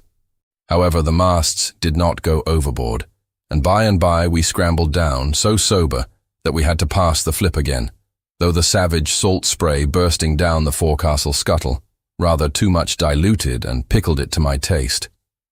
The beef was fine, tough, but with body in it. They said it was bull beef, others that it was dromedary beef, but I do not know for certain how that was. They had dumplings too, small but substantial, symmetrically globular and indestructible dumplings. I fancied that you could feel them and roll them about in you after they were swallowed. If you stooped over too far forward, you risked their pitching out of you like billiard balls. The bread, but that couldn't be helped. Besides, it was an anti-scorbutic. In short, the bread contained the only fresh fare they had. But the forecastle was not very light, and it was very easy to step over into a dark corner when you ate it. But all in all, taking her from truck to helm, considering the dimensions of the cook's boilers, including his own live parchment boilers, fore and aft, I say, the Samuel Enderby was a jolly ship, of good fare and plenty, fine flip and strong, crack fellows all, and capital from boot heels to hatband. But why was it, think ye, that the Samuel Enderby and some other English whalers I know of, not all though, were such famous, hospitable ships, that passed round the beef and the bread and the can and the joke, and were not soon weary of eating and drinking and laughing? I will tell you, the abounding good cheer of these English whalers is matter for historical research. Nor have I been at all sparing of historical whale research when it has seemed needed. The English were preceded in the whale fishery by the Hollanders, Zealanders and Danes, from whom they derived many terms still extant in the fishery, and what is yet more, their fat old fashions, touching plenty to eat and drink. For as a general thing, the English merchant ship scrimps her crew, but not so the English whaler. Hence, in the English, this thing of whaling good cheer is not normal and natural, but incidental and particular, and therefore must have some special origin, which is here pointed out, and will be still further elucidated. During my researches in the Leviathanic histories, I stumbled upon an ancient Dutch volume, which, by the musty whaling smell of it, I knew must be about whalers. The title was Dan Koopman, wherefore I concluded that this must be the invaluable memoirs of some Amsterdam cooper in the fishery, as every whale ship must carry its cooper. I was reinforced in this opinion by seeing that it was the production of one Fitz Swackhammer. But my friend Dr. Snodhead, a very learned man, professor of Low Dutch and High German in the College of Santa Claus in St. Potts, to whom I handed the work for translation, giving him a box of sperm candles for his trouble. This same Dr. Snodhead, so soon as he spied the book, assured me that Dan Koopman did not mean the cooper, but the merchant. In short, this ancient and learned Low Dutch book treated of the commerce of Holland, and, among other subjects, contained a very interesting account of its whale fishery. And in this chapter it was, headed Smear or Fat, that I found a long detailed list of the outfits for the larders and cellars of 180 sail of Dutch whalemen, from which list, as translated by Dr. Snodhead, I transcribed the following: 400,000 lbs of beef, 60,000 lbs, Friesland pork, 150,000 lbs of stockfish, 550,000 lbs of biscuit, 72,000 lbs of soft bread, 2,800 firkins of butter, 20,000 lbs, Texel and Leyden cheese, 144,000 lbs, cheese, probably an inferior article, 550 anchors of Geneva, 10,800 barrels of beer. Most statistical tables are parchingly dry in the reading. Not so in the present case, however, where the reader is flooded with whole pipes, barrels, quarts, and gills of good gin and good cheer. At the time, I devoted 3 days to the studious digesting of all this beer, beef, and bread, during which many profound thoughts were incidentally suggested to me, capable of a transcendental and platonic application. And furthermore, I compiled supplementary tables of my own, touching the probable quantity of stockfish, etc., consumed by every Low Dutch harpooneer in that ancient Greenland and Spitzbergen whale fishery. In the first place, the amount of butter and Texel and Leyden cheese consumed seems amazing. I impute it, though, to their naturally unctuous natures, being rendered still more unctuous by the nature of their vocation, and especially by their pursuing their game in those frigid polar seas on the very coasts of that Eskimo country where the convivial natives pledge each other in bumpers of train oil. The quantity of beer, too, is very large, 10 to 800 barrels. Now, as those polar fisheries could only be prosecuted in the short summer of that climate, so that the whole cruise of one of these Dutch whalemen, including the short voyage to and from the Spitzbergen Sea, did not much exceed 3 months, say, and reckoning 30 men to each of their fleet of 180 sail, we have 5,400 Low Dutch seamen in all. Therefore, I say, we have precisely 2 barrels of beer per man for a 12 weeks' allowance, exclusive of his fair proportion of that 550 anchors of gin. Now, whether these gin and beer harpooneers, so fuddled as one might fancy them to have been, were the right sort of men to stand up in a boat's head and take good aim at flying whales, this would seem somewhat improbable. Yet they did aim at them, and hit them too. But this was very far north, be it remembered, where beer agrees well with the constitution.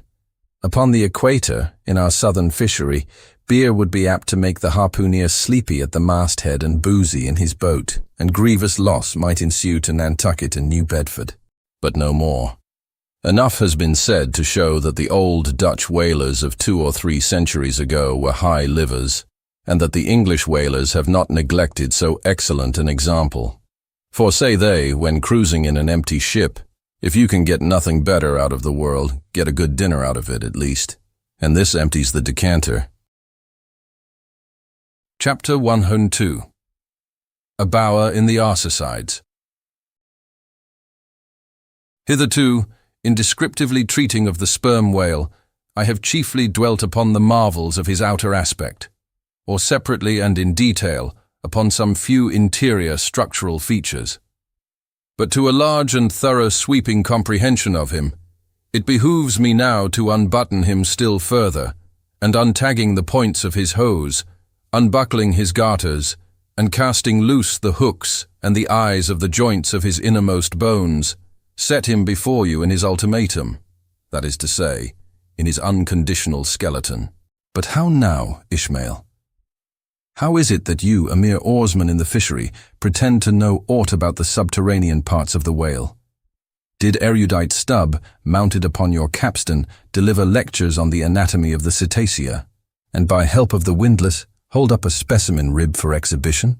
Explain thyself, Ishmael. Can you land a full-grown whale on your deck for examination as a cook dishes a roast pig? Surely not. A veritable witness have you hitherto been, Ishmael. But have a care how you seize the privilege of Jonah alone, the privilege of discoursing upon the joists and beams, the rafters, ridgepole, sleepers, and underpinnings, making up the framework of Leviathan, and belike of the tallow vats, dairy rooms, butteries, and cheeseries in his bowels. I confess that since Jonah, few whalemen have penetrated very far beneath the skin of the adult whale. Nevertheless, I have been blessed with an opportunity to dissect him in miniature. In a ship I belonged to, a small cub sperm whale was once bodily hoisted to the deck for his poke or bag, to make sheaths for the barbs of the harpoons and for the heads of the lances. Think you I let that chance go without using my boat hatchet and jackknife and breaking the seal and reading all the contents of that young cub? And as for my exact knowledge of the bones of the Leviathan in their gigantic full-grown development, for that rare knowledge I am indebted to my late royal friend Tranquo, King of Tranca, one of the Arsacides. For being at Tranca, years ago, when attached to the trading ship Dey of Algiers, I was invited to spend part of the Arsacidean holidays with the Lord of Tranca at his retired palm villa at Pupella, a seaside glen not very far distant from what our sailors called Bamboo Town, his capital. Among many other fine qualities, my royal friend Tranquo, being gifted with a devout love for all matters of barbaric virtue, had brought together in Pupella whatever rare things the more ingenious of his people could invent. Chiefly carved woods of wonderful devices, chiseled shells, inlaid spears, costly paddles, aromatic canoes, and all these distributed among whatever natural wonders the wonder-freighted tribute-rendering waves had cast upon his shores. Chief among these latter was a great sperm whale, which, after an unusually long, raging gale, had been found dead and stranded, with his head against a coconut tree, whose plumage-like tufted droopings seemed his verdant jet. When the vast body had at last been stripped of its fathom-deep enfoldings, and the bones become dust-dry in the sun, then the skeleton was carefully transported up the Pupella Glen, where a grand temple of lordly palms now sheltered it. The ribs were hung with trophies. The vertebrae were carved with Arsacidean annals in strange hieroglyphics. In the skull, the priests kept up an unextinguished aromatic flame, so that the mystic head again sent forth its vapory spout, while, suspended from a bough, the terrific lower jaw vibrated over all the devotees, like the hair-hung sword that so affrighted Damocles. It was a wondrous sight. The wood was green as mosses of the icy glen. The trees stood high and haughty, feeling their living sap. The industrious earth beneath was as a weaver's loom, with a gorgeous carpet on it, whereof the ground vine tendrils formed the warp and woof, and the living flowers the figures. All the trees with all their laden branches, all the shrubs and ferns and grasses, the message-carrying air, all these unceasingly were active. Through the lacings of the leaves the great sun seemed a flying shuttle weaving the unwearied verdure. O busy weaver, unseen weaver, pause, one word, whither flows the fabric? What palace may it deck? Wherefore all these ceaseless toilings? Speak, weaver, stay thy hand, but one single word with thee. Nay, the shuttle flies, the figures float from forth the loom, the freshet-rushing carpet forever slides away. The weaver god he weaves, and by that weaving is he deafened, that he hears no mortal voice, and by that humming, we too who look on the loom are deafened. And only when we escape it, shall we hear the thousand voices that speak through it. For even so it is in all material factories. The spoken words that are inaudible among the flying spindles, those same words are plainly heard without the walls, bursting from the opened casements. Thereby have villainies been detected. Ah, mortal, then be heedful. For so in all this din of the great world's loom, thy subtlest thinkings may be overheard afar. Now, amid the green, life-restless loom of that Arsacidean wood, the great, white, worshipped skeleton lay lounging, a gigantic idler. Yet as the ever-woven verdant warp and woof intermixed and hummed around him, the mighty idler seemed the cunning weaver, himself all woven over with the vines, every month assuming greener, fresher verdure, but himself a skeleton. Life folded death, death trellised life. The grim god wived with youthful life, and begat him curly-headed glories. Now, when with royal tranquo I visited this wondrous whale, and saw the skull an altar, and the artificial smoke ascending from where the real jet had issued, I marveled that the king should regard a chapel as an object of virtu. He laughed. But more I marveled that the priests should swear that smoky jet of his was genuine. To and fro I paced before this skeleton, brushed the vines aside, broke through the ribs, and with a ball of Arsacidean twine, wandered eddied long amid its many winding shaded colonnades and arbors. But soon my line was out, and following it back, I emerged from the opening where I entered. I saw no living thing within, naught was there but bones. Cutting me a green measuring rod, I once more dived within the skeleton. From their arrow slit in the skull, the priests perceived me taking the altitude of the final rib. "How now?" they shouted. "Dost thou measure this our god? That's for us." "Aye, priests. Well, how long do you make him then?" But hereupon a fierce contest rose among them, concerning feet and inches. They cracked each other's sconces with their yardsticks, the great skull echoed. And seizing that lucky chance, I quickly concluded my own admeasurements. These admeasurements I now propose to set before you. But first, be it recorded, that in this matter I am not free to utter any fancied measurement I please, because there are skeleton authorities you can refer to test my accuracy. There is a Leviathanic museum, they tell me, in Hull, England, one of the whaling ports of that country, where they have some fine specimens of finbacks and other whales. Likewise, I have heard that in the Museum of Manchester in New Hampshire, they have what the proprietors call the only perfect specimen of a Greenland or river whale in the United States.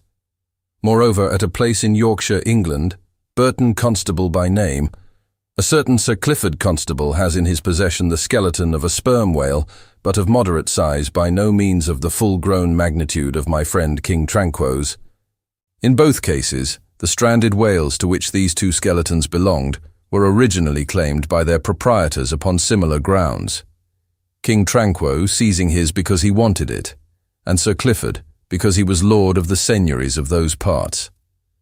Sir Clifford's whale has been articulated throughout, so that, like a great chest of drawers, you can open and shut him in all his bony cavities, spread out his ribs like a gigantic fan, and swing all day upon his lower jaw.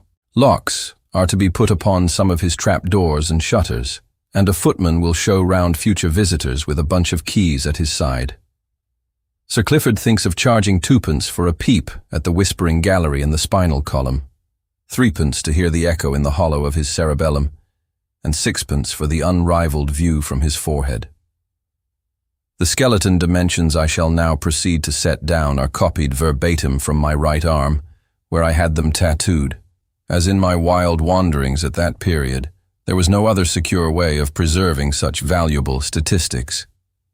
But as I was crowded for space, and wished the other parts of my body to remain a blank page for a poem I was then composing, at least what untattooed parts might remain, I did not trouble myself with the odd inches, nor indeed should inches at all enter into a congenial admeasurement of the whale.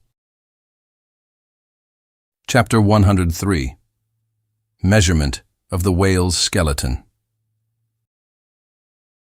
In the first place, I wish to lay before you a particular plain statement touching the living bulk of this leviathan, whose skeleton we are briefly to exhibit. Such a statement may prove useful here. According to a careful calculation I have made, and which I partly base upon Captain Scoresby's estimate, of 70 tons for the largest-sized Greenland whale of 60 feet in length. According to my careful calculation, I say, a sperm whale of the largest magnitude, between 85 and 90 feet in length, and something less than 40 feet in its fullest circumference, such a whale will weigh at least 90 tons, so that, reckoning 13 men to a ton, he would considerably outweigh the combined population of a whole village of 1,100 inhabitants. Think you not then that brains like yoked cattle should be put to this leviathan to make him at all budge to any landsman's imagination? Having already in various ways put before you his skull, spout hole, jaw, teeth, tail, forehead, fins, and divers other parts, I shall now simply point out what is most interesting in the general bulk of his unobstructed bones. But as the colossal skull embraces so very large a proportion of the entire extent of the skeleton, as it is by far the most complicated part, and as nothing is to be repeated concerning it in this chapter, you must not fail to carry it in your mind or under your arm as we proceed, otherwise you will not gain a complete notion of the general structure we are about to view. In length, the sperm whale's skeleton at Trank measured 72 feet, so that when fully invested and extended in life, he must have been 90 feet long. For in the whale, the skeleton loses about 1/5 in length compared with the living body.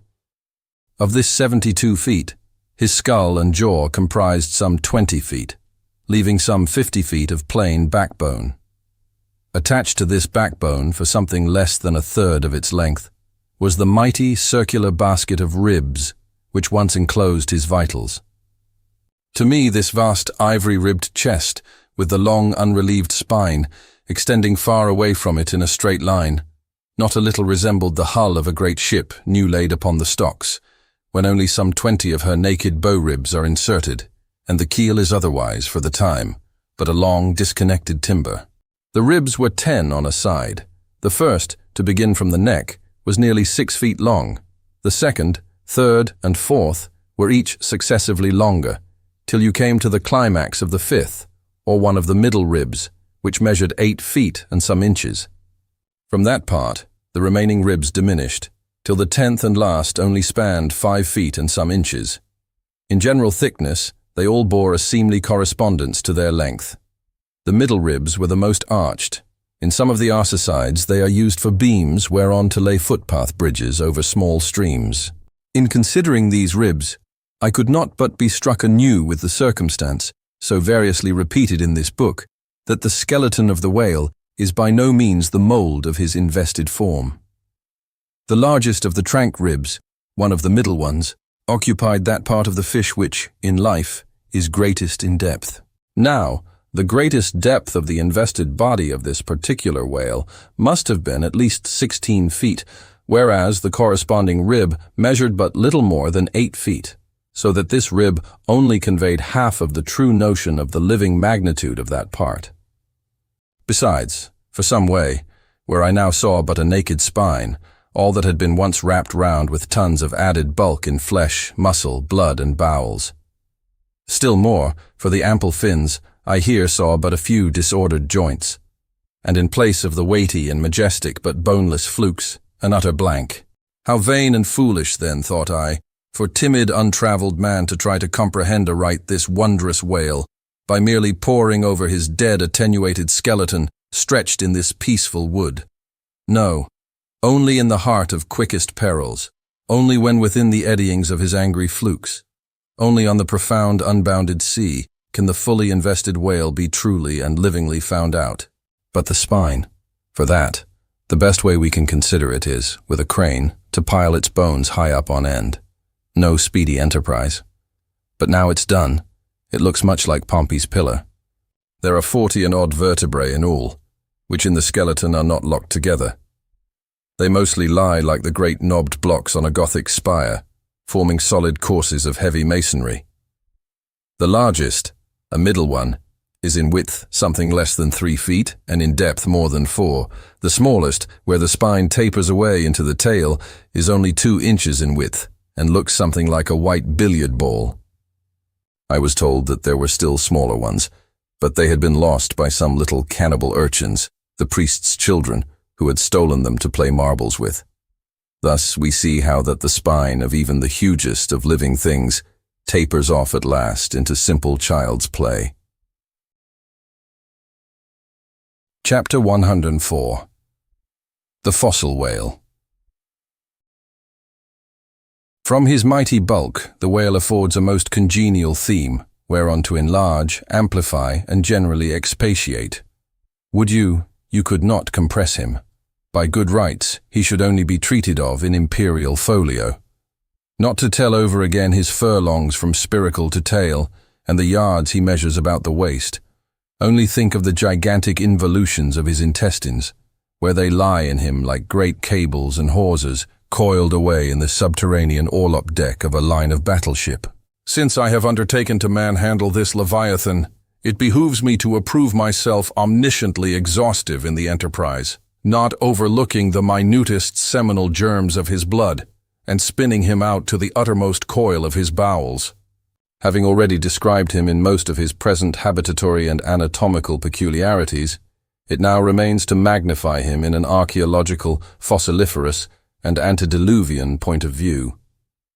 Applied to any other creature than the Leviathan, to an ant or a flea, such portly terms might justly be deemed unwarrantably grandiloquent. But when Leviathan is the text, the case is altered. Fain am I to stagger to this emprise under the weightiest words of the dictionary, and here be it said, that whenever it has been convenient to consult one in the course of these dissertations, I have invariably used a huge quarto edition of Johnson, expressly purchased for that purpose, because that famous lexicographer's uncommon personal bulk more fitted him to compile a lexicon to be used by a whale author like me. One often hears of writers that rise and swell with their subject, though it may seem but an ordinary one. How then with me, writing of this Leviathan? Unconsciously my chirography expands into placard capitals. Give me a condor's quill. Give me Vesuvius's crater for an inkstand. Friends, hold my arms. For in the mere act of penning my thoughts of this Leviathan they weary me, and make me faint with their outreaching comprehensiveness of sweep, as if to include the whole circle of the sciences, and all the generations of whales and men and mastodons, past, present, and to come, with all the revolving panoramas of empire on earth and throughout the whole universe, not excluding its suburbs. Such, and so magnifying, is the virtue of a large and liberal theme. We expand to its bulk. To produce a mighty book, you must choose a mighty theme. No great and enduring volume can ever be written on the flea, though many there be who have tried it.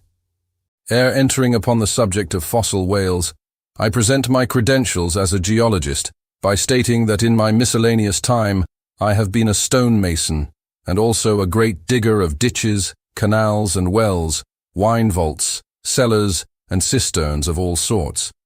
Likewise, by way of preliminary, I desire to remind the reader that while in the earlier geological strata there are found the fossils of monsters now almost completely extinct, the subsequent relics discovered in what are called the tertiary formations seem the connecting, or at any rate intercepted links, between the ante-chronicle creatures and those whose remote posterity are said to have entered the Ark. All the fossil whales hitherto discovered belong to the tertiary period, which is the last preceding the superficial formations. And though none of them precisely answer to any known species of the present time, they are yet sufficiently akin to them in general respects to justify their taking rank as cetacean fossils. Detached, broken fossils of pre-Adamite whales, fragments of their bones and skeletons, have within 30 years past, at various intervals, been found at the base of the Alps, in Lombardy, in France, in England, in Scotland, and in the states of Louisiana, Mississippi, and Alabama. Among the more curious of such remains is part of a skull, which in the year 1779 was disinterred in the Rue Dauphine in Paris, a short street opening almost directly upon the palace of the Tuileries, and bones disinterred in excavating the great docks of Antwerp in Napoleon's time. Cuvier pronounced these fragments to have belonged to some utterly unknown leviathanic species. But by far the most wonderful of all cetacean relics was the almost complete vast skeleton of an extinct monster, found in the year 1842 on the plantation of Judge Krieg in Alabama.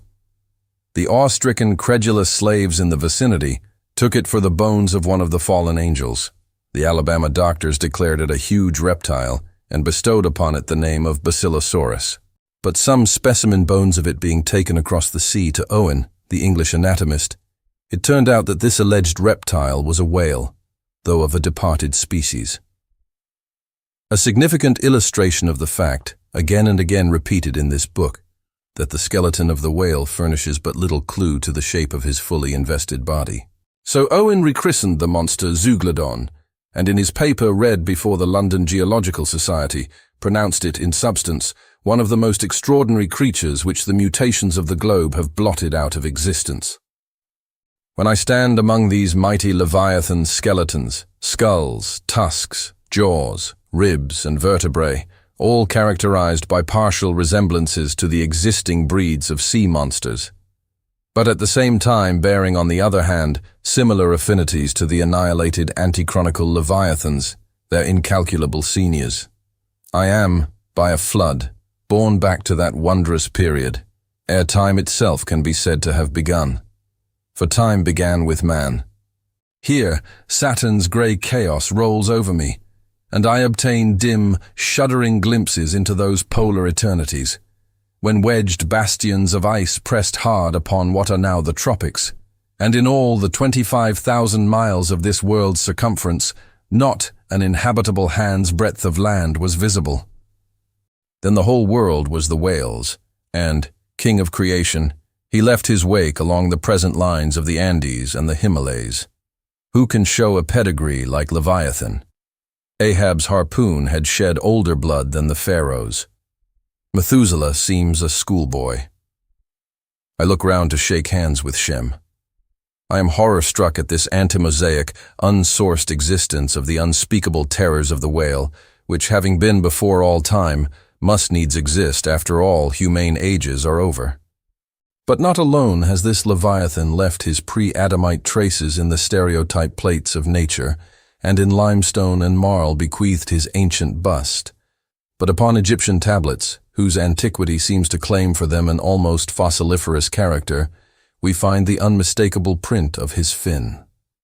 In an apartment of the great temple of Dendera some 50 years ago, there was discovered upon the granite ceiling a sculptured and painted planisphere, abounding in centaurs, griffins, and dolphins, similar to the grotesque figures on the celestial globe of the moderns. Gliding among them, old Leviathan swam as of yore. Was there swimming in that planisphere, centuries before Solomon was cradled? Nor must there be omitted another strange attestation of the antiquity of the whale, in his own osseous post-diluvian reality, as set down by the venerable John Leo, the old Barbary traveller.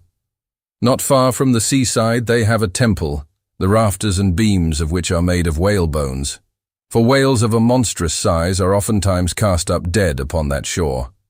The common people imagine that by a secret power bestowed by God upon the temple, no whale can pass it without immediate death. But the truth of the matter is that on either side of the temple there are rocks that shoot 2 miles into the sea and wound the whales when they light upon them. They keep a whale's rib of an incredible length for a miracle, which lying upon the ground with its convex part uppermost makes an arch, the head of which cannot be reached by a man upon a camel's back. This rib, says John Leo, is said to have lain there 100 years before I saw it. Their historians affirm that a prophet who prophesied of Mahomet came from this temple, and some do not stand to assert that the prophet Jonas was cast forth by the whale at the base of the temple. In this Afric temple of the whale I leave you, reader, and if you be a Nantucketer and a whaleman, you will silently worship there. Chapter 105. Does the whale's magnitude diminish? Will he perish?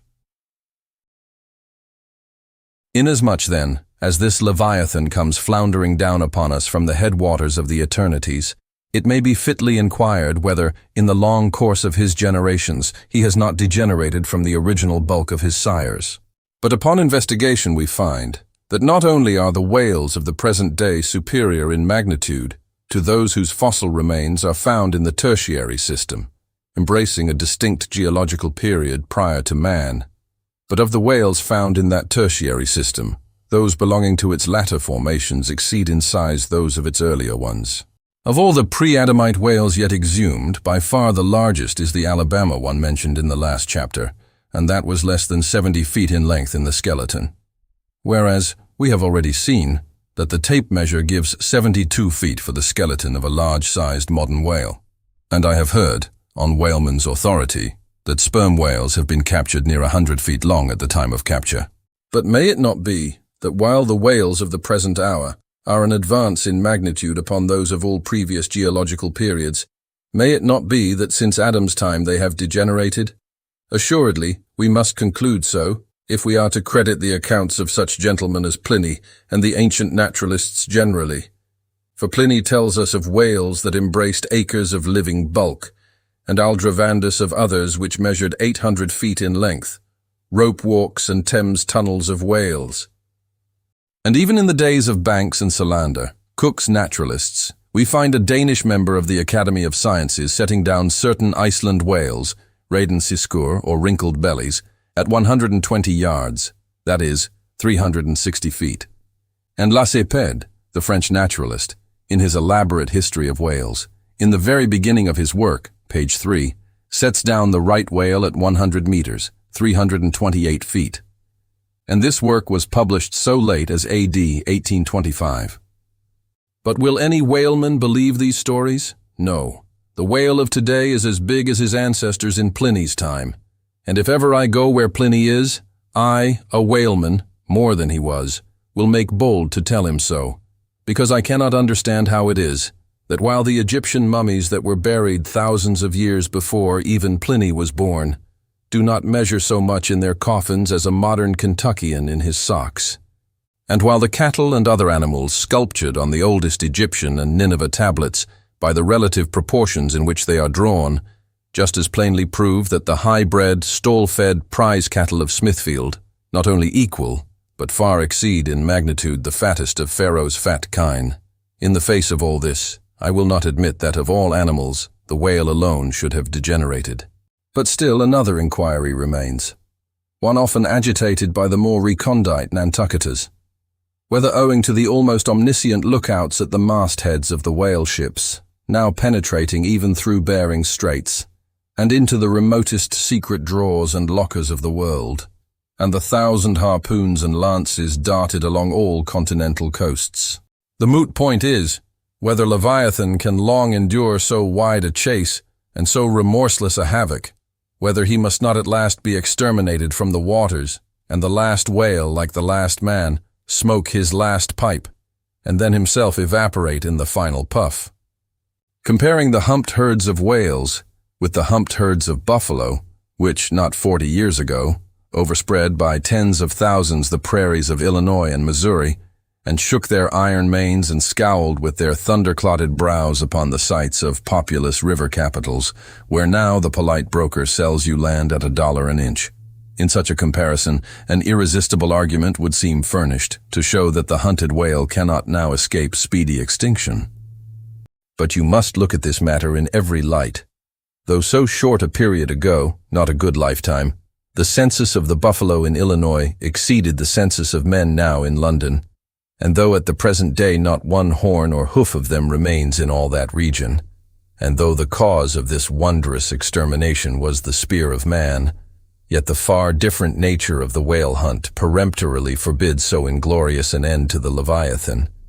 40 men in one ship hunting the sperm whales for 48 months think they have done extremely well, and thank God if at last they carry home the oil of 40 fish.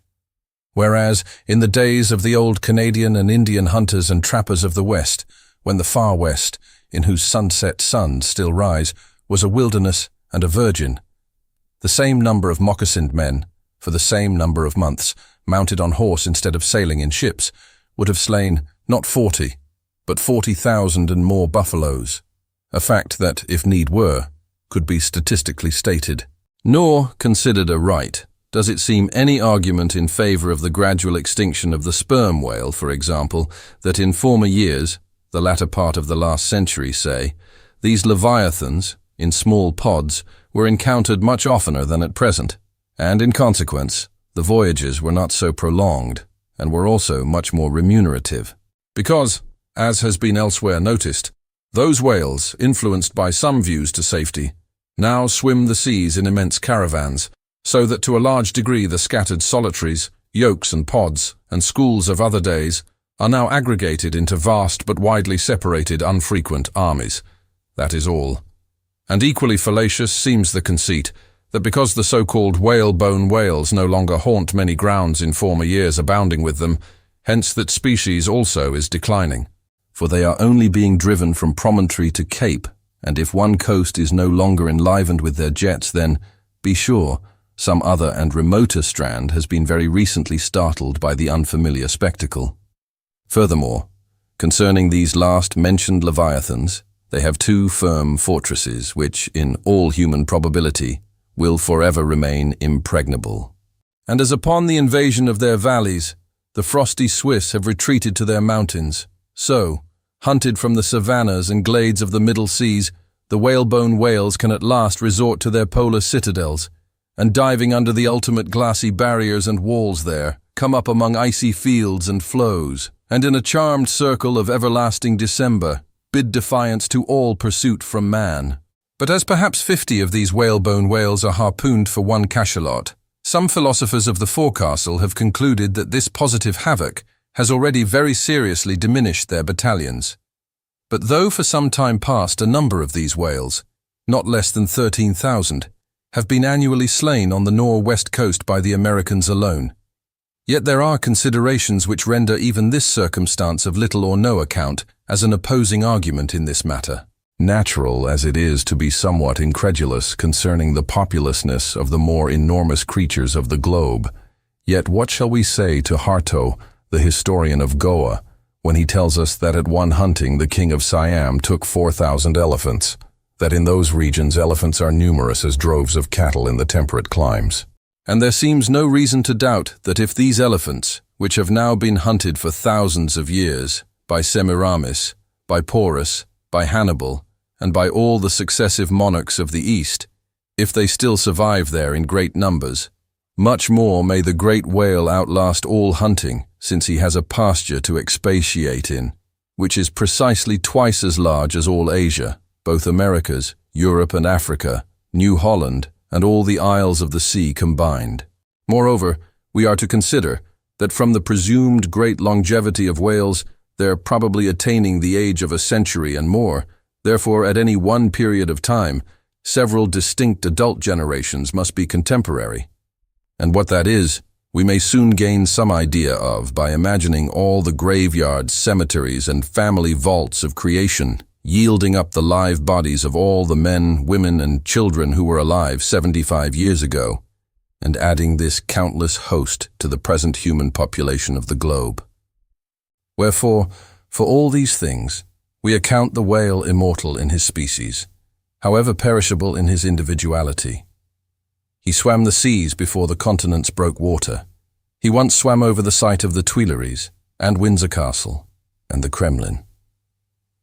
In Noah's flood he despised Noah's Ark, and if ever the world is to be again flooded, like the Netherlands, to kill off its rats, then the eternal whale will still survive, and rearing upon the topmost crest of the equatorial flood, spout his frothed defiance to the skies.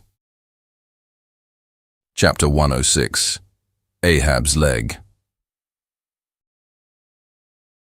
The precipitating manner in which Captain Ahab had quitted the Samuel Enderby of London had not been unattended with some small violence to his own person. He had lighted with such energy upon a thwart of his boat that his ivory leg had received a half-splintering shock. And when after gaining his own deck, and his own pivot-hole there, he so vehemently wheeled round with an urgent command to the steersman, it was, as ever, something about his not steering inflexibly enough. Then, the already shaken ivory received such an additional twist and wrench, that though it still remained entire, and to all appearances lusty, yet Ahab did not deem it entirely trustworthy. And indeed it seemed small matter for wonder that for all his pervading mad recklessness, Ahab did at times give careful heed to the condition of that dead bone upon which he partly stood. For it had not been very long prior to the Pequod's sailing from Nantucket that he had been found one night lying prone upon the ground and insensible, by some unknown and seemingly inexplicable, unimaginable casualty, his ivory limb having been so violently displaced that it had stakewise smitten and all but pierced his groin. Nor was it without extreme difficulty that the agonizing wound was entirely cured. Nor at the time had it failed to enter his monomaniac mind that all the anguish of that then present suffering was but the direct issue of a former woe. And he too plainly seemed to see that as the most poisonous reptile of the marsh perpetuates his kind as inevitably as the sweetest songster of the grove, so equally with every felicity, all miserable events do naturally beget their like. Yea, more than equally, thought Ahab, since both the ancestry and posterity of grief go further than the ancestry and posterity of joy. For, not to hint of this, that it is an inference from certain canonic teachings, that while some natural enjoyments here shall have no children born to them for the other world, but, on the contrary, shall be followed by the joy-childlessness of all hell's despair, whereas some guilty mortal miseries shall still fertilely beget to themselves an eternally progressive progeny of griefs beyond the grave. Not at all to hint of this, there still seems an inequality in the deeper analysis of the thing. For, thought Ahab, while even the highest earthly felicities ever have a certain unsignifying pettiness lurking in them, but at bottom all heart woes a mystic significance, and in some men an archangelic grandeur, so do their diligent tracings out not belie the obvious deduction. To trail the genealogies of these high mortal miseries carries us at last among the sourceless primogenitures of the gods, so that, in the face of all the glad haymaking suns and soft cymbaling round harvest moons, we must needs give in to this, that the gods themselves are not forever glad.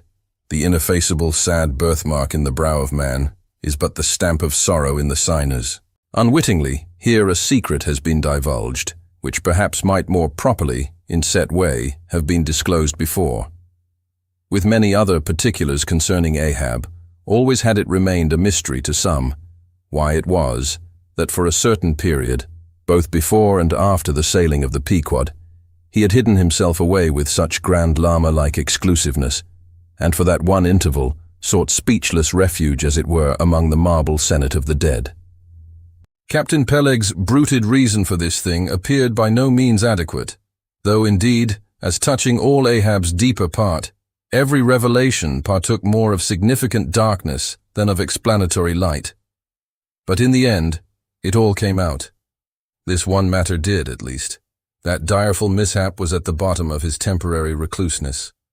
And not only this, but to that ever-contracting, dropping circle ashore, who, for any reason, possessed the privilege of a less banned approach to him.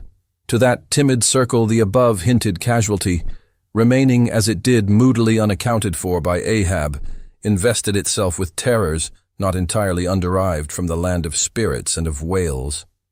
So that, through their zeal for him, they had all conspired, so far as in them lay, to muffle up the knowledge of this thing from others, and hence it was that not till a considerable interval had elapsed did it transpire upon the Pequod's decks.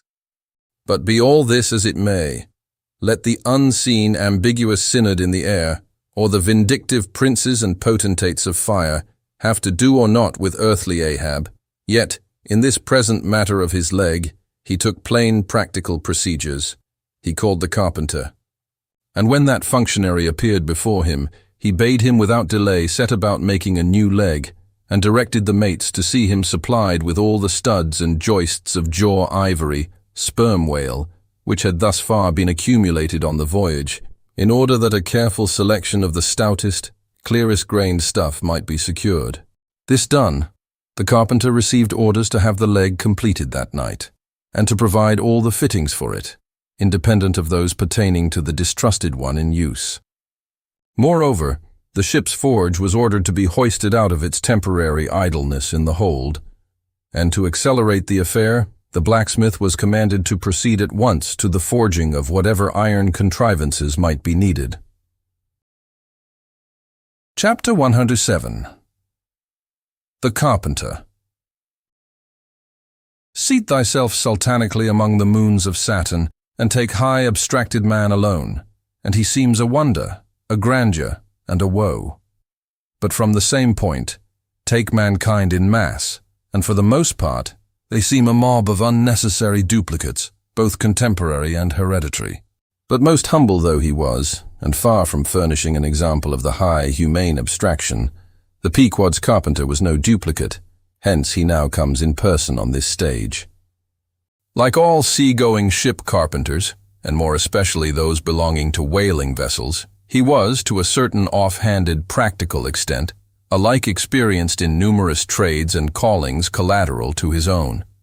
The carpenter's pursuit being the ancient and outbranching trunk of all those numerous handicrafts which more or less have to do with wood as an auxiliary material. But besides the application to him of the generic remark above, this carpenter of the Pequod was singularly efficient in those 1,000 nameless mechanical emergencies continually recurring in a large ship, upon a 3 or 4 years' voyage, in uncivilized and far distant seas.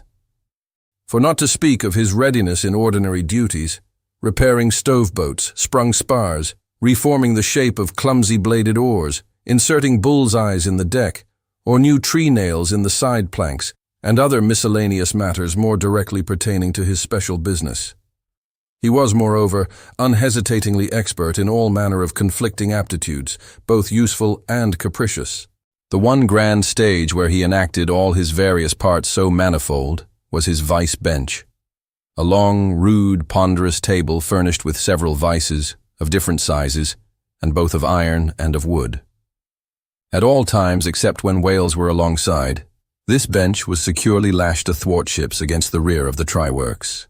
A belaying pin is found too large to be easily inserted into its hole. The carpenter claps it into one of his ever-ready vices, and straightway files it smaller. A lost land bird of strange plumage strays on board, and is made a captive. Out of clean-shaved rods of right whale bone and crossbeams of sperm whale ivory, the carpenter makes a pagoda-looking cage for it.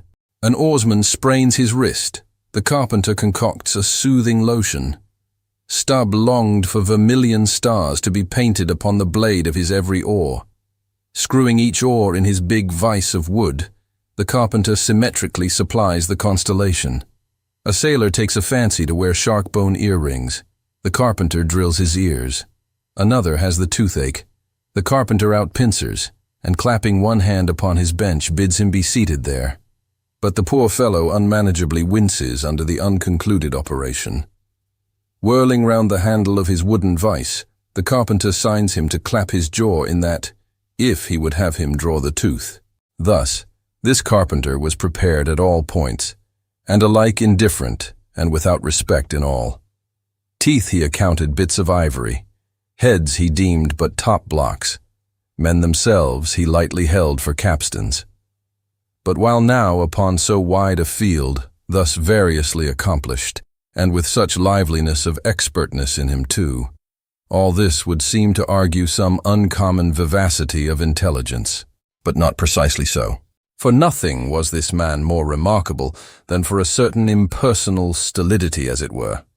Impersonal, I say, for it so shaded off into the surrounding infinite of things that it seemed one with the general stolidity discernible in the whole visible world, which, while pauselessly active in uncounted modes, still eternally holds its peace and ignores you, though you dig foundations for cathedrals.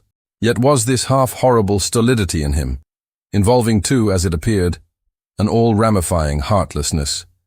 Yet was it oddly dashed at times, with an old, crutch-like, antediluvian, wheezing humorousness, not unstreaked now and then with a certain grizzled wittiness, such as might have served to pass the time during the midnight watch on the bearded forecastle of Noah's Ark. Was it that this old carpenter had been a lifelong wanderer, whose much rolling to and fro not only had gathered no moss, but what is more, had rubbed off whatever small outward clingings might have originally pertained to him? He was a stripped abstract, an unfractioned integral, uncompromised as a newborn babe, living without premeditated reference to this world or the next. You might almost say that this strange uncompromisedness in him involved a sort of unintelligence, for in his numerous trades he did not seem to work so much by reason or by instinct, or simply because he had been tutored to it, or by any intermixture of all these, even or uneven, but merely by a kind of deaf and dumb, spontaneous, literal process. He was a pure manipulator. His brain, if he had ever had one, must have early oozed along into the muscles of his fingers. He was like one of those unreasoning, but still highly useful, multum in parvo, Sheffield contrivances, assuming the exterior, though a little swelled, of a common pocket knife, but containing not only blades of various sizes, but also screwdrivers, corkscrews, tweezers, awls, pens, rulers, nail filers, countersinkers. So, if his superiors wanted to use the carpenter for a screwdriver, all they had to do was to open that part of him, and the screw was fast, or if for tweezers, take him up by the legs, and there they were. Yet, as previously hinted, this omni-tooled, open and shut carpenter was, after all, no mere machine of an automaton. If he did not have a common soul in him, he had a subtle something that somehow anomalously did its duty. What that was, whether essence of quicksilver or a few drops of hartshorn, there is no telling. But there it was, and there it had abided for now some 60 years or more. And this it was, this same unaccountable, cunning life principle in him. This it was that kept him a great part of the time soliloquizing, but only like an unreasoning wheel, which also hummingly soliloquizes. Or rather, his body was a sentry box, and this soliloquizer on guard there, and talking all the time to keep himself awake. Chapter 108. Ahab and the Carpenter. The deck. First night watch. Carpenter standing before his vice bench, and by the light of 2 lanterns busily filing the ivory joist for the leg, which joist is firmly fixed in the vice. Slabs of ivory, leather straps, pads, screws, and various tools of all sorts lying about the bench. Forward, the red flame of the forge is seen, where the blacksmith is at work. Drat the file, and drat the bone. That is hard which should be soft, and that is soft which should be hard. So we go. Who file old jaws and shin bones? Let's try another. Aye, now this works better. Sneezes. Hello, this bone dust is... Sneezes. Why, it's... Sneezes. Yes, it's... Sneezes. Bless my soul, it won't let me speak. This is what an old fellow gets now for working in dead lumber. Saw a live tree, and you don't get this dust. Amputate a live bone, and you don't get it. Sneezes. Come, you old smut there, bear a hand, and let's have that ferrule and buckle screw. I'll be ready for them presently. Lucky now, sneezes. There's no knee joint to make.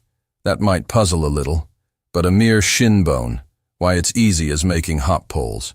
Only I should like to put a good finish on. Time. If I but only had the time, I could turn him out as neat a leg now as ever, sneezes, scraped to a lady in a parlor. Those buckskin legs and calves of legs I've seen in shop windows wouldn't compare at all. They soak water, they do, and of course get rheumatic, and have to be doctored, sneezes, with washes and lotions just like live legs. There, before I saw it off now, I must call his old mogulship, and see whether the length will be all right. Too short, if anything, I guess. That's the heel. We are in luck. Here he comes. Or it's somebody else, that's certain. Ahab, advancing. During the ensuing scene, the carpenter continues sneezing at times.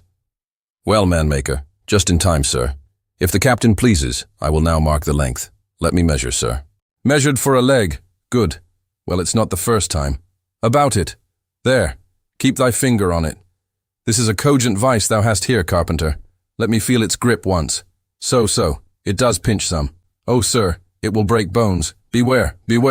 No fear. I like a good grip. I like to feel something in this slippery world that can hold, man. What's Prometheus about there? The blacksmith, I mean. What's he about? He must be forging the buckle screw, sir, now. Right. It's a partnership. He supplies the muscle part. He makes a fierce red flame there. Aye, sir. He must have the white heat for this kind of fine work. So he must. I do deem it now a most meaning thing that old Greek Prometheus, who made men, they say, should have been a blacksmith and animated them with fire. For what's made in fire must properly belong to fire, and so hell's probable. How the soot flies. This must be the remainder the Greek made the Africans of. Carpenter, when he's through with that buckle, tell him to forge a pair of steel shoulder blades. There's a peddler aboard with a crushing pack. Sir, hold. While Prometheus is about it, I'll order a complete man after a desirable pattern. Imprimis, 50 feet high in his socks. Then, chest modelled after the Thames Tunnel. Then, legs with roots to 'em, to stay in one place. Then, arms 3 feet through the wrist. No heart at all, brass forehead, and about 1/4 of an acre of fine brains. And let me see. Shall I order eyes to see outwards? No, but put a skylight on top of his head to illuminate inwards. There, take the order, and away. Now what's he speaking about, and who's he speaking to, I should like to know. Shall I keep standing here? Aside. 'Tis but indifferent architecture to make a blind dome. Here's one. No, I must have a lantern. Ho. That's it, hey? Here are 2, sir. One will serve my turn. What art thou thrusting that thief-catcher into my face for, man? Thrusted light is worse than presented pistols. I thought, sir, that you spoke to Carpenter. Carpenter? Why, but no, a very tidy, and I may say, an extremely gentlemanlike sort of business thou art in here, Carpenter. Or wouldst thou rather work in clay? Sir? Clay? Clay, sir. That's mud. We leave clay to ditches, sir. The fellow's impious. What art thou sneezing about? Bone is rather dusty, sir. Take the hint, then, and when thou art dead, never bury thyself under living people's noses. Sir. Oh. I guess so. Yes. Oh, dear. Look ye, Carpenter, I dare say thou callest thyself a right good workman-like workman, eh?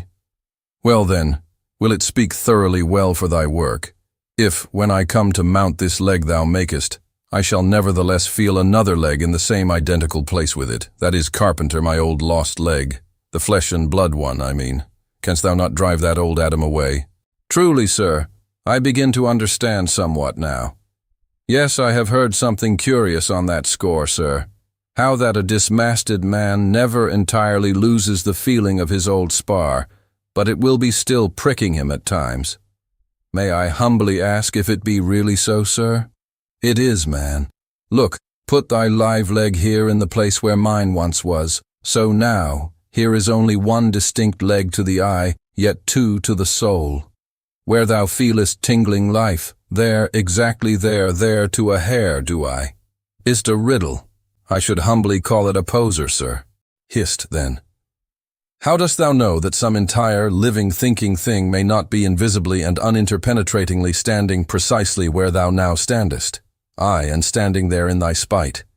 In thy most solitary hours, then, dost thou not fear eavesdroppers? Hold, don't speak, and if I still feel the smart of my crushed leg, though it be now so long dissolved, then why mayst not thou, carpenter, feel the fiery pains of hell for ever, and without a body? Ha! Good Lord! Truly, sir, if it comes to that, I must calculate over again. I think I didn't carry a small figure, sir. Look ye, pudding heads should never grant premises. How long before the leg is done? Perhaps an hour, sir. Bungle away at it then, and bring it to me. Turns to go. O life, here I am, proud as Greek god, and yet standing debtor to this blockhead for a bone to stand on. Cursed be that mortal interindebtedness which will not do away with ledgers. I would be free as air, and I'm down in the whole world's books. I am so rich, I could have given bid for bid with the wealthiest praetorians at the auction of the Roman Empire, which was the world's. And yet, I owe for the flesh in the tongue I brag with. By heavens, I'll get a crucible, and into it, and dissolve myself down to one small, compendious vertebra. So, carpenter, resuming his work. Well, Stubb knows him best of all, and Stubb always says he's queer. Says nothing but that one sufficient little word queer. He's queer, says Stubb. He's queer, queer, and keeps dinning it into Mr. Starbuck all the time. Queer, sir, queer, very queer.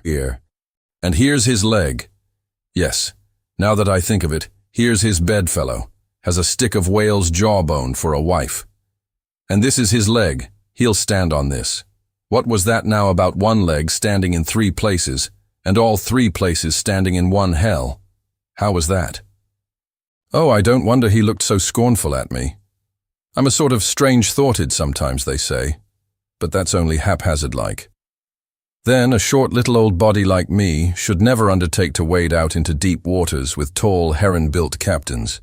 The water chucks you under the chin pretty quick, and there's a great cry for lifeboats. And here's the heron's leg, long and slim, sure enough. Now for most folks, one pair of legs lasts a lifetime, and that must be because they use them mercifully, as a tender-hearted old lady uses her roly-poly old coach horses. But Ahab, oh, he's a hard driver. Look, driven one leg to death and spavined the other for life, and now wears out bone legs by the cord. Hello there, you smut. Bear a hand there with those screws, and let's finish it before the resurrection fellow comes a-calling with his horn for all legs, true or false, as brewery men go round collecting old beer barrels to fill 'em up again. What a leg this is. It looks like a real live leg, filed down to nothing but the core. He'll be standing on this tomorrow. He'll be taking altitudes on it. Hello! I almost forgot the little oval slate, smoothed ivory, where he figures up the latitude. So. Chisel, file, and sandpaper, now. Chapter 109. Ahab and Starbuck in the cabin. According to usage, they were pumping the ship next morning, and lo, no inconsiderable oil came up with the water. The casks below must have sprung a bad leak. Much concern was shown, and Starbuck went down into the cabin to report this unfavorable affair. In sperm whalemen with any considerable quantity of oil on board, it is a regular semi-weekly duty to conduct a hose into the hold and drench the casks with sea water, which afterwards, at varying intervals, is removed by the ship's pumps. Hereby the casks are sought to be kept damply tight, while by the changed character of the withdrawn water, the mariners readily detect any serious leakage in the precious cargo. Now, from the south and west, the Pequod was drawing nigh to Formosa and the Bashi Isles, between which lies one of the tropical outlets from the China waters into the Pacific. And so Starbuck found Ahab with a general chart of the Oriental archipelagos spread before him, and another separate one representing the long eastern coasts of the Japanese islands, Niphon, Matsumai, and Shikoku. With his snow-white new ivory leg braced against the screwed leg of his table, and with a long pruning hook of a jackknife in his hand, the wondrous old man, with his back to the gangway door, was wrinkling his brow and tracing his old courses again. "Who's there?" hearing the footstep at the door, but not turning round to it. "On deck! Be gone!" "Captain Ahab mistakes. It is I. The oil in the hold is leaking, sir. We must up Burton's and break out." "Up Burton's and break out? Now that we are nearing Japan, heave to here for a week to tinker a parcel of old hoops? Either do that, sir, or waste in one day more oil than we may make good in a year. What we come 20,000 miles to get is worth saving, sir." So it is, if we get it." "I was speaking of the oil in the hold, sir." "And I was not speaking or thinking of that at all. Begone. Let it leak. I'm all a leak myself. Aye, leaks in leaks. Not only full of leaky casks, but those leaky casks are in a leaky ship, and that's a far worse plight than the Pequod's, man. Yet I don't stop to plug my leak, for who can find it in the deep-loaded hull, or how hope to plug it, even if found in this life's howling gale? Starbuck, I'll not have the Burtons hoisted." "What will the owners say, sir?" "Let the owners stand on Nantucket Beach and out-yell the typhoons. What cares, Ahab? Owners, owners. Thou art always prating to me, Starbuck, about those miserly owners, as if the owners were my conscience. But look ye, the only real owner of anything is its commander, and hark ye, my conscience is in this ship's keel. On deck." "Captain Ahab," said the reddening mate, moving further into the cabin, with a daring so strangely respectful and cautious that it almost seemed not only every way seeking to avoid the slightest outward manifestation of itself, but within also seemed more than half distrustful of itself. "A better man than I might well pass over in thee what he would quickly enough resent in a younger man. Aye, and in a happier Captain Ahab." "Devils, dost thou then so much as dare to critically think of me? On deck?" "Nay, sir, not yet. I do entreat, and I do dare, sir, to be forbearing. Shall we not understand each other better than hitherto, Captain Ahab?"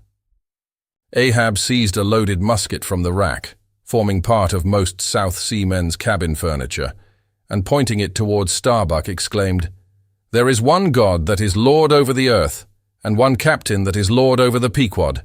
On deck!" For an instant in the flashing eyes of the mate and his fiery cheeks, you would have almost thought that he had really received the blaze of the leveled tube.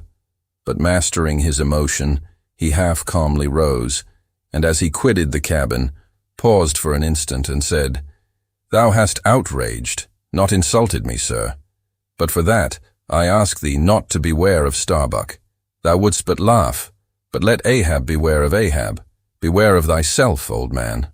He waxes brave, but nevertheless obeys. Most careful bravery, that," murmured Ahab, as Starbuck disappeared. "What's that?" he said. "Ahab, beware of Ahab. There's something there." Then unconsciously using the musket for a staff, with an iron brow he paced to and fro in the little cabin. But presently the thick plaits of his forehead relaxed, and returning the gun to the rack, he went to the deck. "Thou art but too good a fellow, Starbuck," he said lowly to the mate. Then raising his voice to the crew, "Furl the topgallant sails, and close reef the topsails fore and aft. Back the main yard, up Burton, and break out in the main hold." It were perhaps vain to surmise exactly why it was that, as respecting Starbuck, Ahab thus acted. It may have been a flash of honesty in him, or mere prudential policy which, under the circumstance, imperiously forbade the slightest symptom of open disaffection, however transient, in the important chief officer of his ship. However it was, his orders were executed, and the Burtons were hoisted. Chapter 110. Queequeg in his coffin. Upon searching, it was found that the casks last struck into the hold were perfectly sound, and that the leak must be further off.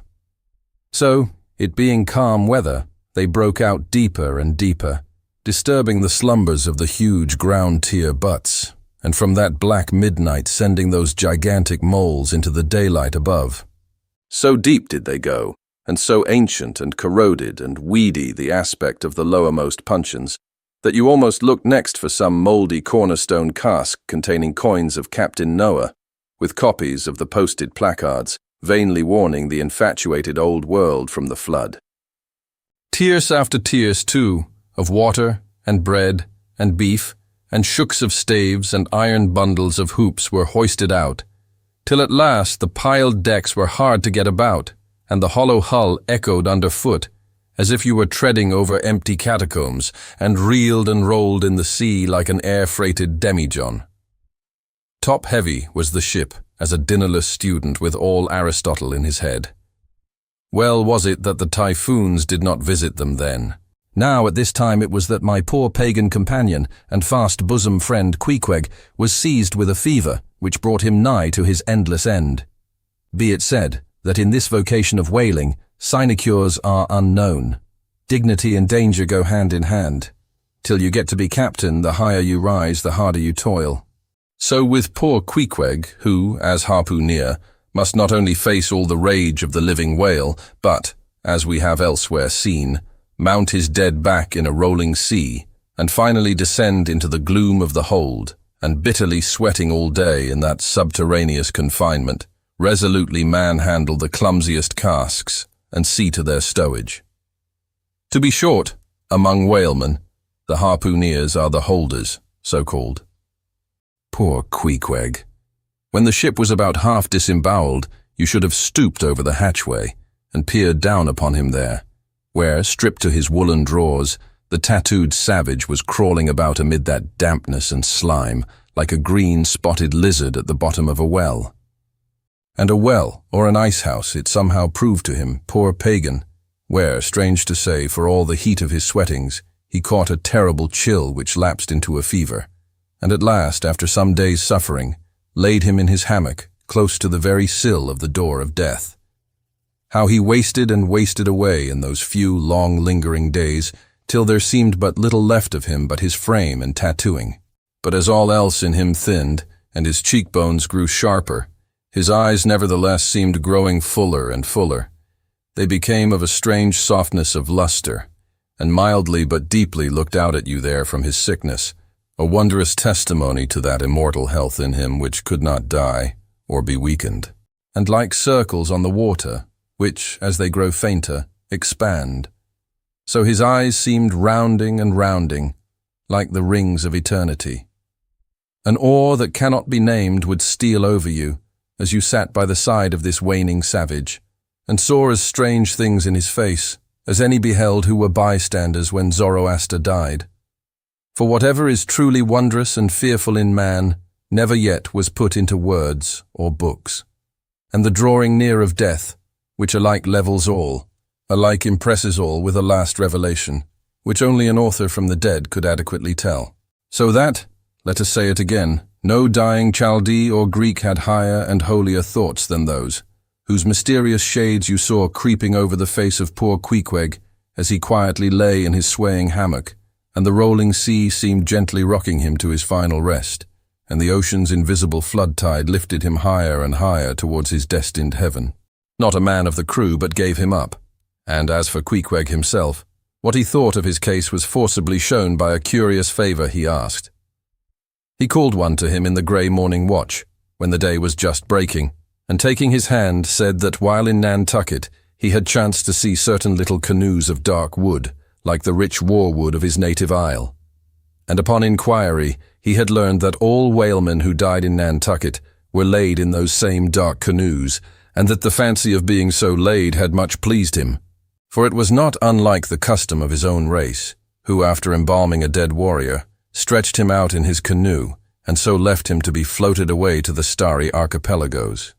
For not only do they believe that the stars are isles, but that far beyond all visible horizons, their own mild, uncontinented seas interflow with the blue heavens, and so form the white breakers of the Milky Way. He added that he shuddered at the thought of being buried in his hammock, according to the usual sea custom, tossed like something vile to the death-devouring sharks. No. He desired a canoe like those of Nantucket, all the more congenial to him, being a whaleman, that like a whaleboat, these coffin canoes were without a keel, though that involved but uncertain steering and much leeway adown the dim ages. Now, when this strange circumstance was made known aft, the carpenter was at once commanded to do Queequeg's bidding, whatever it might include. There was some heathenish, coffin-coloured old lumber aboard, which, upon a long previous voyage, had been cut from the aboriginal groves of the Lackaday Islands, and from these dark planks the coffin was recommended to be made. No sooner was the carpenter apprised of the order than, taking his rule, he forthwith, with all the indifferent promptitude of his character, proceeded into the forecastle and took Queequeg's measure with great accuracy, regularly chalking Queequeg's person as he shifted the rule. "Ah, poor fellow, he'll have to die now," ejaculated the Long Island sailor. Going to his vice-bench, the carpenter, for convenience sake and general reference, now transferringly measured on it the exact length the coffin was to be, and then made the transfer permanent by cutting 2 notches at its extremities. This done, he marshalled the planks and his tools, and to work. When the last nail was driven, and the lid duly planed and fitted, he lightly shouldered the coffin and went forward with it, inquiring whether they were ready for it yet in that direction. Overhearing the indignant but half-humorous cries with which the people on deck began to drive the coffin away, Queequeg, to everyone's consternation, commanded that the thing should be instantly brought to him, nor was there any denying him, seeing that, of all mortals, some dying men are the most tyrannical. And certainly, since they will shortly trouble us so little for evermore, the poor fellows ought to be indulged. Leaning over in his hammock, Queequeg long regarded the coffin with an attentive eye. He then called for his harpoon, had the wooden stock drawn from it, and then had the iron part placed in the coffin, along with one of the paddles of his boat. All by his own request also, biscuits were then ranged round the sides within. A flask of fresh water was placed at the head, and a small bag of woody earth scraped up in the hold at the foot, and a piece of sailcloth being rolled up for a pillow, Queequeg now entreated to be lifted into his final bed, that he might make trial of its comforts, if any it had. He lay without moving a few minutes, then told one to go to his bag and bring out his little god, Yojo. Then, crossing his arms on his breast with Yojo between, he called for the coffin lid, hatch he called it, to be placed over him. The head part turned over with a leather hinge, and there lay Queequeg in his coffin, with little but his composed countenance in view. "Rarmai, it will do, it is easy," he murmured at last, and signed to be replaced in his hammock. But ere this was done, Pip, who had been slyly hovering nearby all this while, drew nigh to him where he lay, and with soft sobbings took him by the hand, in the other holding his tambourine. "Poor rover, will ye never have done with all this weary roving? Where go ye now? But if the currents carry ye to those sweet Antilles where the beaches are only beat with water lilies, will ye do one little errand for me? Seek out one Pip who's now been missing long. I think he's in those far Antilles. If ye find him, then comfort him, for he must be very sad. For look, he's left his tambourine behind. I found it. Rig-a-dig, dig, dig. Now Queequeg die, and I'll beat ye your dying march." "I have heard," murmured Starbuck, gazing down the scuttle, "that in violent fevers, men, all ignorance, have talked in ancient tongues, and that when the mystery is probed, it turns out always that in their wholly forgotten childhood, those ancient tongues had been really spoken in their hearing by some lofty scholars. So, to my fond faith, poor Pip, in this strange sweetness of his lunacy, brings heavenly vouchers of all our heavenly homes. Where learned he that? But there. Hark! He speaks again, but more wildly now. "Form 2 and 2. Let's make a general of him. Ho! Where's his harpoon? Lay it across here. Rig-a-dig, dig, dig, huzzah! Oh, for a game cock now to sit upon his head and crow. Queequeg dies game. Mind ye that. Queequeg dies game. Take ye good heed of that. Queequeg dies game, I say. Game, game, game. But base little Pip, he died a coward, died all a shiver, out upon Pip. Hark ye, if ye find Pip, tell all the Antilles he's a runaway, a coward, a coward, a coward. Tell them he jumped from a whaleboat. I'd never beat my tambourine over base Pip and hail him general if he were once more dying here. No, no, shame upon all cowards, shame upon them. Let 'em go drown like Pip, that jumped from a whaleboat. Shame, shame.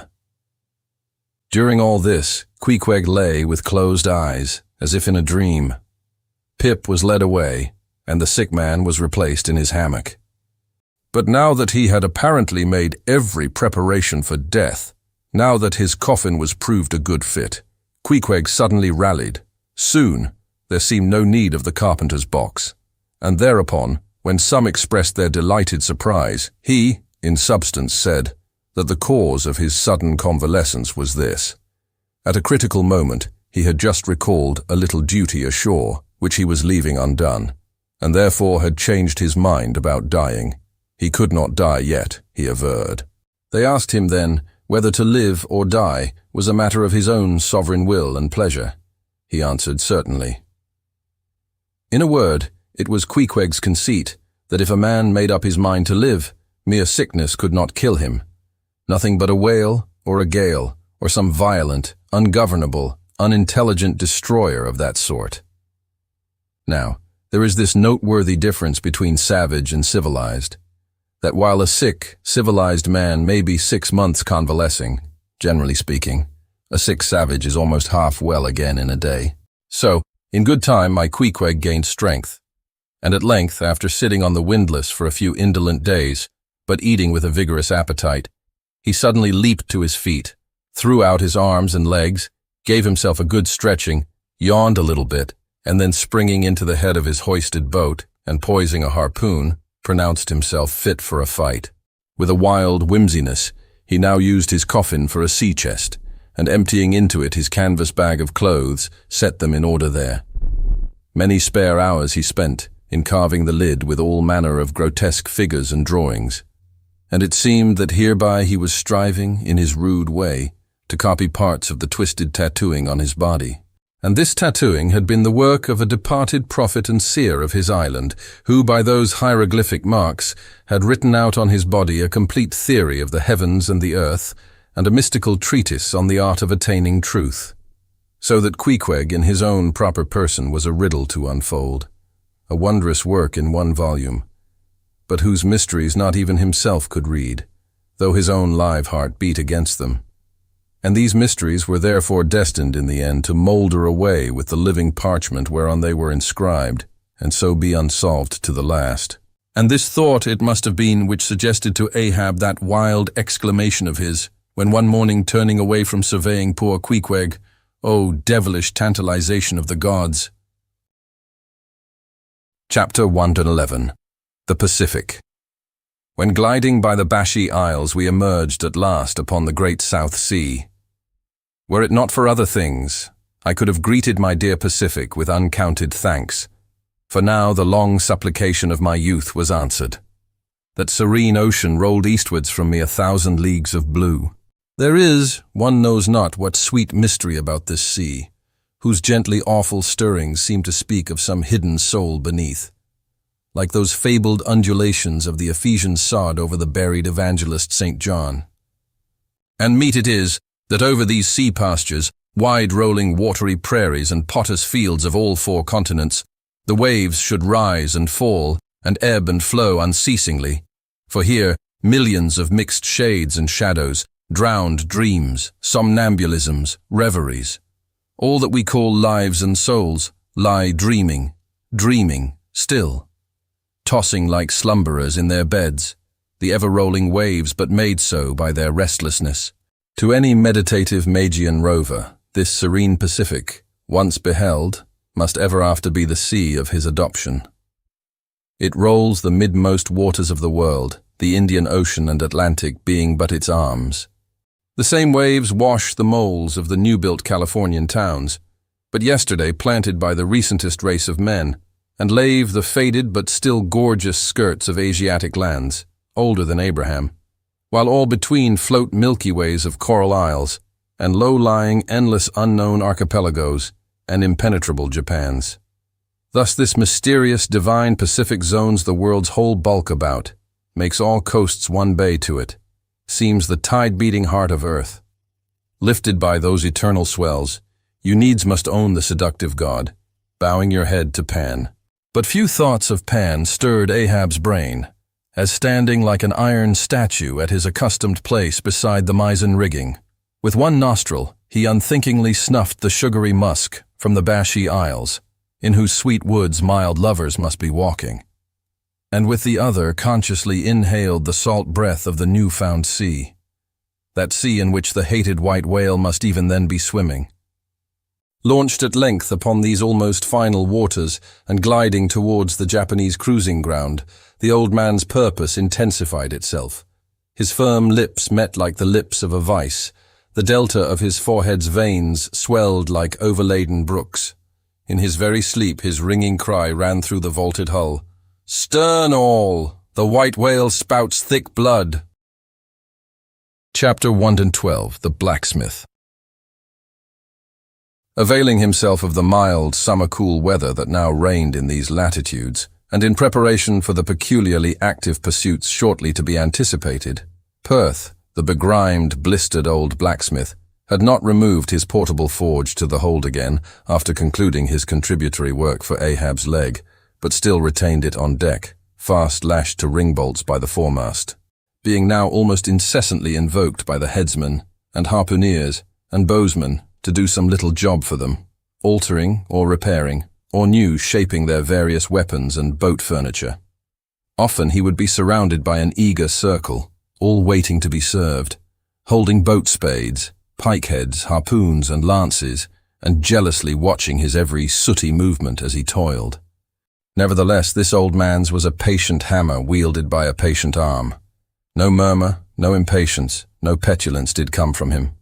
Silent, slow and solemn.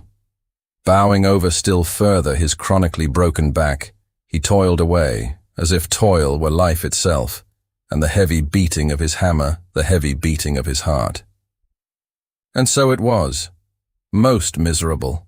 A peculiar walk in this old man, a certain slight but painful-appearing yawing in his gait, had at an early period of the voyage excited the curiosity of the mariners, and to the importunity of their persisted questionings, he had finally given in. And so it came to pass that everyone now knew the shameful story of his wretched fate. Belated, and not innocently, one bitter winter's midnight, on the road running between two country towns, the blacksmith half stupidly felt the deadly numbness stealing over him, and sought refuge in a leaning, dilapidated barn. The issue was the loss of the extremities of both feet. Out of this revelation, part by part, at last came out the 4 acts of the gladness, and the one long, and as yet uncatastrophed 5th act of the grief of his life's drama. He was an old man who, at the age of nearly 60, had postponedly encountered that thing in sorrow's technicals called ruin. He had been an artisan of famed excellence, and with plenty to do, owned a house and garden, embraced a youthful, daughter-like loving wife, and 3 blithe, ruddy children. Every Sunday went to a cheerful-looking church planted in a grove. But one night, under cover of darkness, and further concealed in a most cunning disguisement, a desperate burglar slid into his happy home and robbed them all of everything.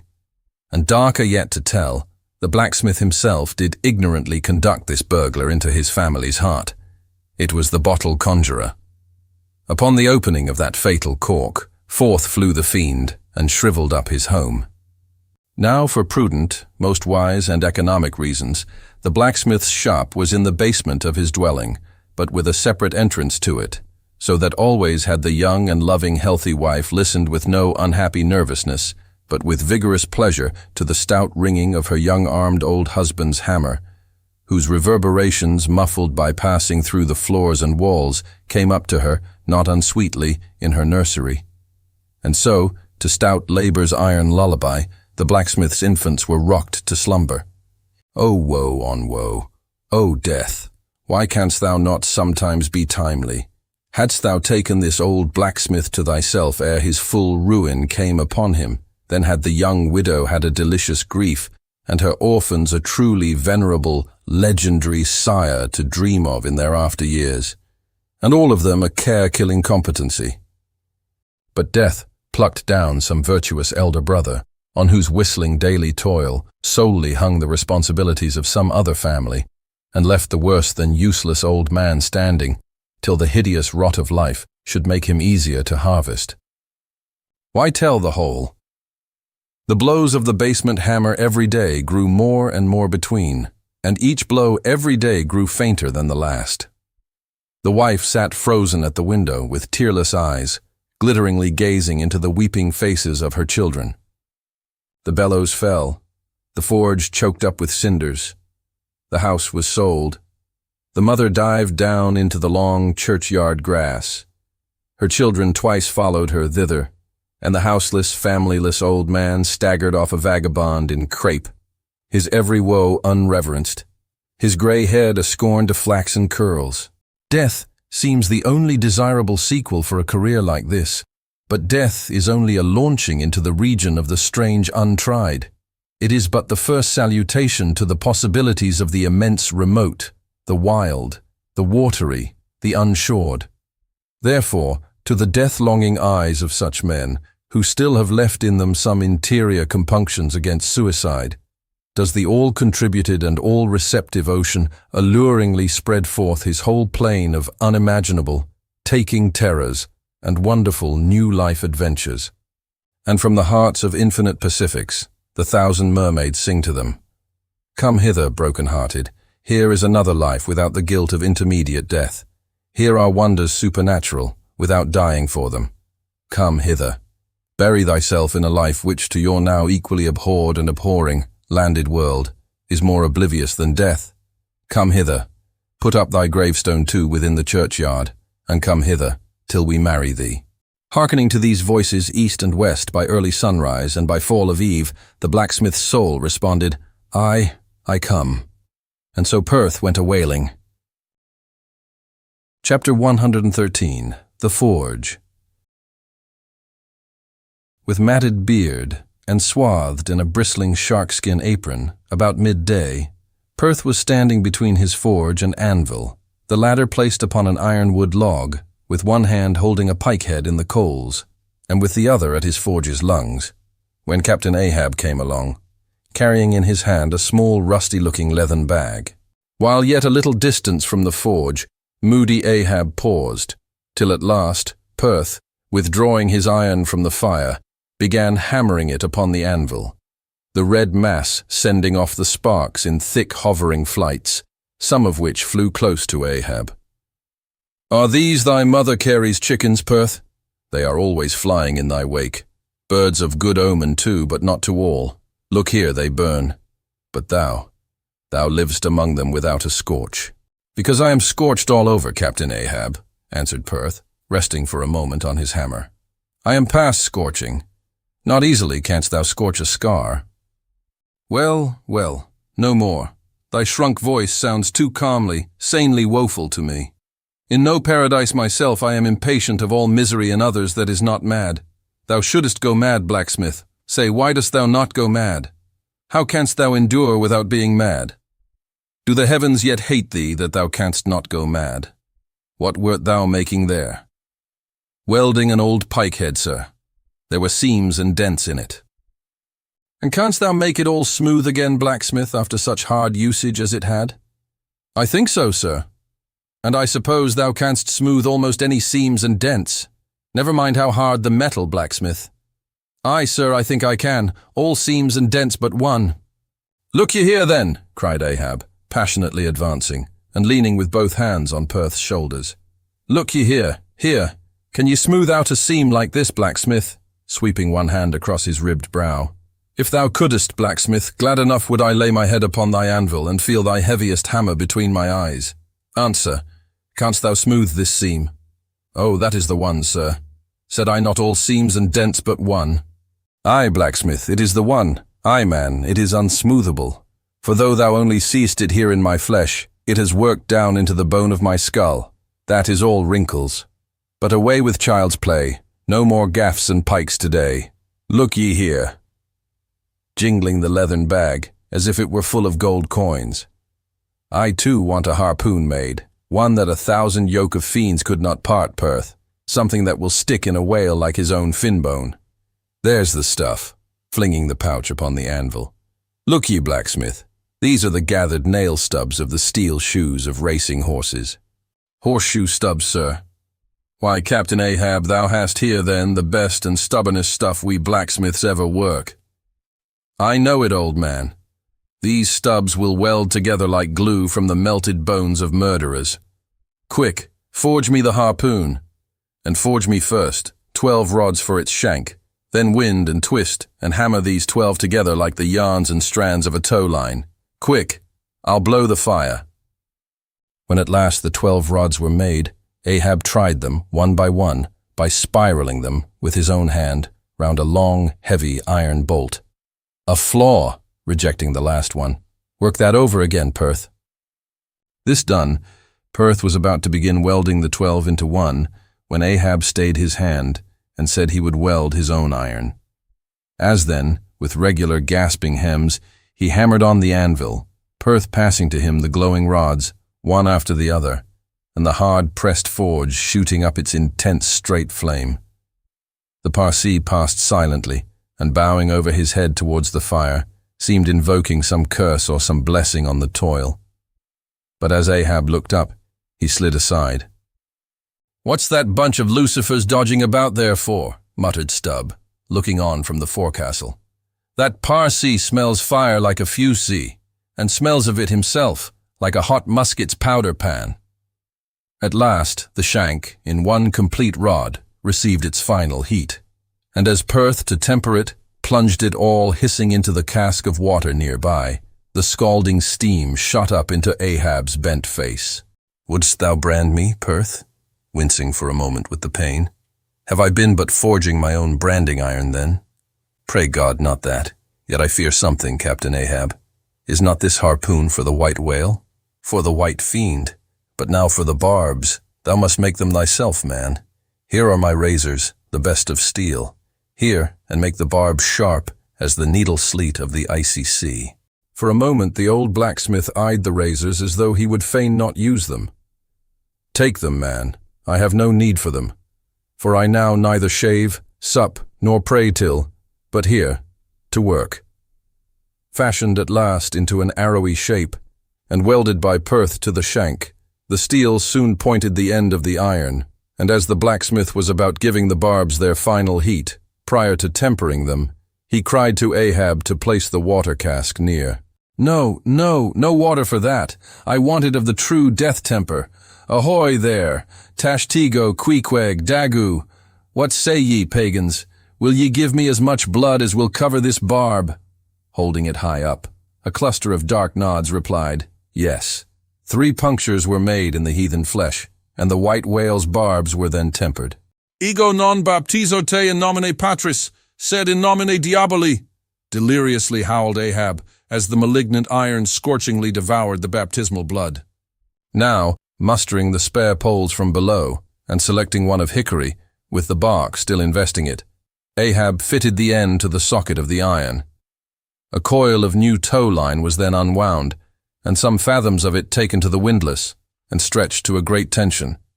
Pressing his foot upon it, till the rope hummed like a harp string, then eagerly bending over it, and seeing no strandings, Ahab exclaimed, "Good! And now for the seizings." At one extremity the rope was unstranded, and the separate spread yarns were all braided and woven round the socket of the harpoon. The pole was then driven hard up into the socket. From the lower end the rope was traced halfway along the pole's length, and firmly secured so, with intertwistings of twine. This done, pole, iron, and rope, like the 3 fates, remained inseparable, and Ahab moodily stalked away with the weapon, the sound of his ivory leg and the sound of the hickory pole, both hollowly ringing along every plank. But ere he entered his cabin, light, unnatural, half-bantering, yet most piteous sound was heard. "O Pip, thy wretched laugh, thy idle but unresting eye, all thy strange mummeries not unmeaningly blended with the black tragedy of the melancholy ship, and mocked it." Chapter 114, The Gilder. Penetrating further and further into the heart of the Japanese cruising ground, the Pequod was soon all astir in the fishery. Often, in mild, pleasant weather, for 12, 15, 18, and 20 hours on the stretch, they were engaged in the boats, steadily pulling, or sailing, or paddling after the whales, or for an interlude of 60 or 70 minutes, calmly awaiting their uprising, though with but small success for their pains. At such times, under an abated sun, afloat all day upon smooth, slow, heaving swells, seated in his boat, light as a birch canoe, and so sociably mixing with the soft waves themselves, that like hearthstone cats they purr against the gunwale. These are the times of dreamy quietude, when beholding the tranquil beauty and brilliancy of the ocean's skin, one forgets the tiger heart that pants beneath it, and would not willingly remember that this velvet paw but conceals a remorseless fang. These are the times when in his whale boat the rover softly feels a certain filial, confident, land-like feeling towards the sea, that he regards it as so much flowery earth, and the distant ship, revealing only the tops of her masts, seems struggling forward, not through high rolling waves, but through the tall grass of a rolling prairie, as when the Western emigrants' horses only show their erected ears, while their hidden bodies widely wade through the amazing verdure. The long-drawn virgin vales, the mild blue hillsides, as over these there steals the hush, the hum, you almost swear that play-wearied children lie sleeping in these solitudes, in some glad Maytime when the flowers of the woods are plucked. And all this mixes with your most mystic mood, so that fact and fancy, halfway meeting, interpenetrate and form one seamless whole. Nor did such soothing scenes, however temporary, fail of at least as temporary an effect on Ahab. But if these secret golden keys did seem to open in him his own secret golden treasuries, yet did his breath upon them prove but tarnishing. O grassy glades, O ever vernal endless landscapes in the soul, in ye, though long parched by the dead drought of the earthy life, in ye men yet may roll like young horses in new morning clover, and for some few fleeting moments feel the cool dew of the life immortal on them. Would to God these blessed calms would last. But the mingling threads of life are woven by warp and woof. Calms crossed by storms, a storm for every calm. There is no steady, unretracing progress in this life. We do not advance through fixed gradations, and at the last one pause. Through infancy's unconscious spell, boyhood's thoughtless faith, adolescence doubt, the common doom, then skepticism, then disbelief, resting at last in manhood's pondering repose of if. But once gone through, we trace the round again, and are infants, boys and men, and ifs eternally. Where lies the final harbour, whence we unmoor no more? In what rapt ether sails the world, of which the weariest will never weary? Where is the foundling's father hidden? Our souls are like those orphans whose unwedded mothers die in bearing them. The secret of our paternity lies in their grave, and we must there to learn it. And that same day, too, gazing far down from his boat's side into that same golden sea, Starbuck lowly murmured, "Loveliness unfathomable, as ever lover saw in his young bride's eye. Tell me not of thy teeth-tiered sharks and thy kidnapping cannibal ways. Let faith oust fact, let fancy oust memory. I look deep down and do believe." And Stubb, fish-like with sparkling scales, leapt up in that same golden light. I am Stubb, and Stubb has his history, but here Stubb takes oaths that he has always been jolly. Chapter 115. The Pequod Meets the Bachelor. And jolly enough were the sights and the sounds that came bearing down before the wind, some few weeks after Ahab's harpoon had been welded. It was a Nantucket ship, the Bachelor, which had just wedged in her last cask of oil and bolted down her bursting hatches, and now in glad holiday apparel, was joyously, though somewhat vain-gloriously, sailing round among the widely separated ships on the ground, previous to pointing her prow for home.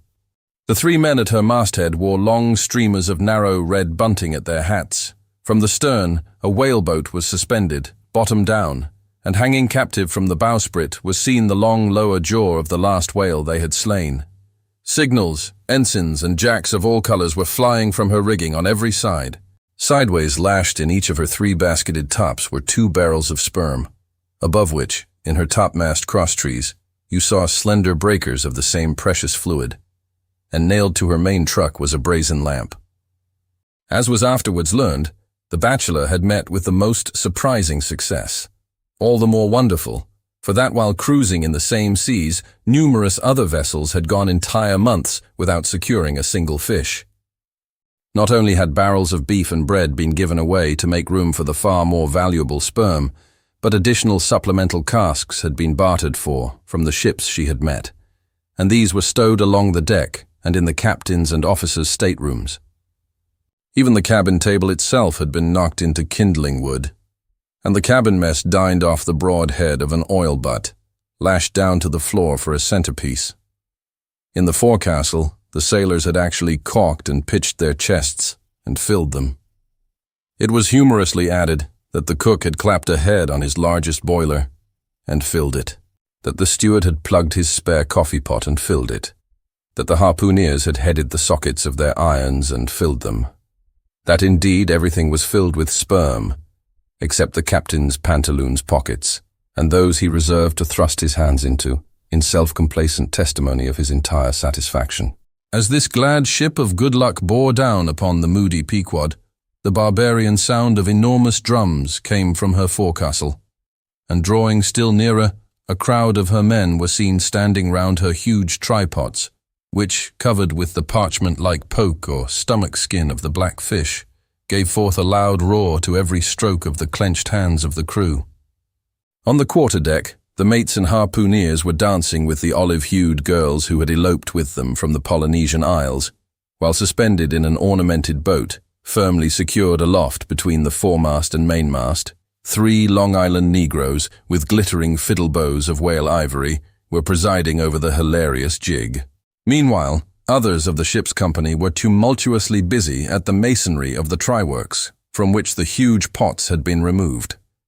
You would have almost thought they were pulling down the cursed Bastille, such wild cries they raised, as the now useless brick and mortar were being hurled into the sea. Lord and master over all this scene, the captain stood erect on the ship's elevated quarterdeck, so that the whole rejoicing drama was full before him, and seemed merely contrived for his own individual diversion.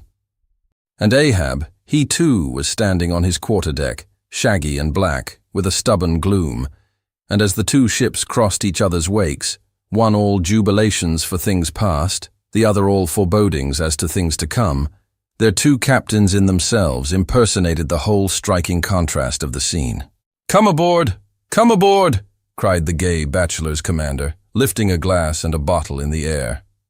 "Hast seen the white whale?" gritted Ahab in reply. "No, only heard of him, but don't believe in him at all," said the other good-humoredly. "Come aboard! Thou art too damn jolly. Sail on. Hast lost any men?" "Not enough to speak of. 2 islanders, that's all. But come aboard, old hearty, come along. I'll soon take that black from your brow. Come along, will ye? Merry's the play. A full ship and homeward bound." "How wondrous familiar is a fool," muttered Ahab. Then aloud, "Thou art a full ship and homeward bound, thou sayest. Well then, call me an empty ship and outward bound. So go thy ways and I will mine. Forward there, set all sail and keep her to the wind." And thus, while the one ship went cheerily before the breeze, the other stubbornly fought against it. And so the 2 vessels parted, the crew of the Pequod looking with grave, lingering glances towards the receding bachelor. But the bachelor's men never heeding their gaze for the lively revelry they were in. And as Ahab, leaning over the taffrail, eyed the homeward-bound craft, he took from his pocket a small vial of sand, and then looking from the ship to the vial, seemed thereby bringing 2 remote associations together, for that vial was filled with Nantucket soundings. Chapter 116. The Dying Whale. Not seldom in this life, when on the right side, fortune's favourites sail close by us, we, though all adroop before, catch somewhat of the rushing breeze, and joyfully feel our bagging sails fill out. So seemed it with the Pequod. For next day, after encountering the gay bachelor, whales were seen and 4 were slain, and one of them by Ahab. It was far down the afternoon, and when all the spearings of the crimson fight were done, and floating in the lovely sunset sea and sky, sun and whale both stilly died together, then such a sweetness and such plaintiveness, such in-wreathing orisons curled up in that rosy air, that it almost seemed as if far over from the deep green convent valleys of the Manila Isles, the Spanish land breeze, wantonly turned sailor, had gone to sea, freighted with these vesper hymns. Soothed again, but only soothed to deeper gloom, Ahab, who had sterned off from the whale, sat intently watching his final wanings from the now tranquil boat. For that strange spectacle observable in all sperm whales dying, the turning sunwards of the head, and so expiring, that strange spectacle, beheld of such a placid evening, somehow to Ahab conveyed a wondrousness unknown before. He turns and turns him to it, how slowly, but how steadfastly, his homage rendering and invoking brow with his last dying motions. He too worships fire, most faithful, broad, baronial vassal of the sun. Oh, that these 2 favoring eyes should see these 2 favoring sights. Look, here, far waterlocked, beyond all hum of human weal or woe, in these most candid and impartial seas, where to traditions no rocks furnish tablets, where for long Chinese ages the billows have still rolled on speechless and unspoken to, as stars that shine upon the Niger's unknown source. Here too life dies sunwards full of faith. But see, no sooner dead than death whirls round the corpse, and it heads some other way. O thou dark Hindu half of nature, who of drowned bones hast builded thy separate throne somewhere in the heart of these unverdured seas, thou art an infidel, thou queen, and too truly speakest to me in the wide slaughtering typhoon and the hushed burial of its after calm. Nor has this thy whale sunwards turned his dying head, and then gone round again without a lesson to me. O trebly hooped and welded hip of power! O high aspiring rainbowed jet, that one strivest, this one jettest all in vain. In vain, O whale, dost thou seek intercedings with yon all-quickening sun, that only calls forth life, but gives it not again.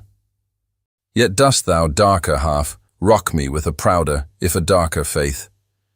All thy unnameable imminglings float beneath me here. I am buoyed by breaths of once living things, exhaled as air, but water now. Then hail for ever hail, O sea, in whose eternal tossings the wild fowl finds his only rest. Born of earth, yet suckled by the sea. Though hill and valley mothered me, ye billows are my foster brothers.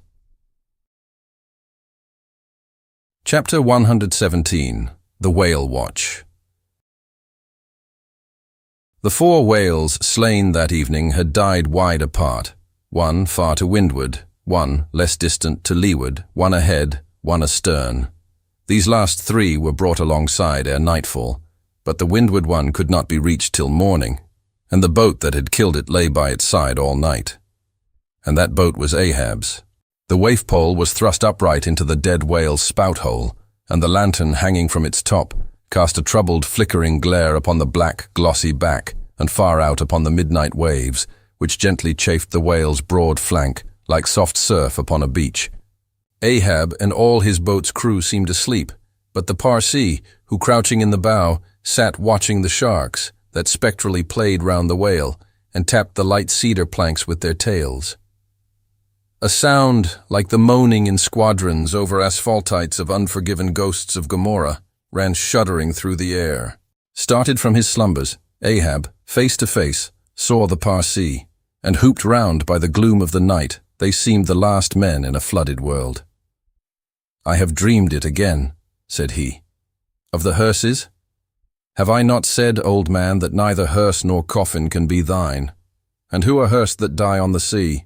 But I said, old man, that ere thou couldst die on this voyage, 2 hearses must verily be seen by thee on the sea, the first not made by mortal hands, and the visible wood of the last one must be grown in America."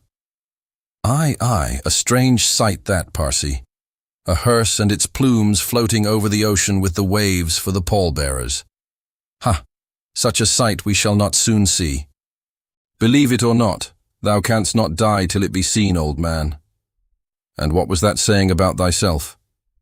Though it come to the last, I shall still go before thee, thy pilot. And when thou art so gone before, if that ever befall, then ere I can follow, thou must still appear to me to pilot me still. Was it not so? Well then, did I believe all ye say, O my pilot? I have here 2 pledges that I shall yet slay Moby Dick and survive it. Take another pledge, old man, said the Parsee, as his eyes lighted up like fireflies in the gloom. Hemp only can kill thee. The gallows, ye mean? I am immortal then, on land and on sea, cried Ahab with a laugh of derision. Immortal on land and on sea. Both were silent again, as one man. The grey dawn came on, and the slumbering crew arose from the boat's bottom, and ere noon the dead whale was brought to the ship. Chapter 118. The Quadrant. The season for the line at length drew near, and every day when Ahab, coming from his cabin, cast his eyes aloft, the vigilant helmsman would ostentatiously handle his spokes, and the eager mariners quickly run to the braces, and would stand there with all their eyes centrally fixed on the nailed doubloon, impatient for the order to point the ship's prow for the equator. In good time the order came. It was hard upon high noon, and Ahab, seated in the bows of his high-hoisted boat, was about taking his wonted daily observation of the sun to determine his latitude. Now, in that Japanese sea, the days in summer are as freshets of effulgences. That unblinkingly vivid Japanese sun seems the blazing focus of the glassy ocean's immeasurable burning glass.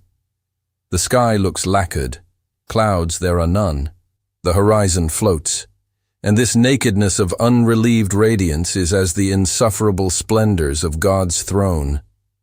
Well, that Ahab's quadrant was furnished with colored glasses, through which to take sight of that solar fire. So, swinging his seated form to the roll of the ship, and with his astrological-looking instrument placed to his eye, he remained in that posture for some moments to catch the precise instant when the sun should gain its precise meridian. Meantime, while his whole attention was absorbed, the Parsee was kneeling beneath him on the ship's deck, and with face thrown up like Ahab's, was eyeing the same sun with him. Only the lids of his eyes half hooded their orbs, and his wild face was subdued to an earthly passionlessness. At length the desired observation was taken, and with his pencil upon his ivory leg, Ahab soon calculated what his latitude must be at that precise instant. Then, falling into a moment's reverie, he again looked up towards the sun and murmured to himself, "Thou sea mark, thou high and mighty pilot, thou tellest me truly where I am. But canst thou cast the least hint where I shall be?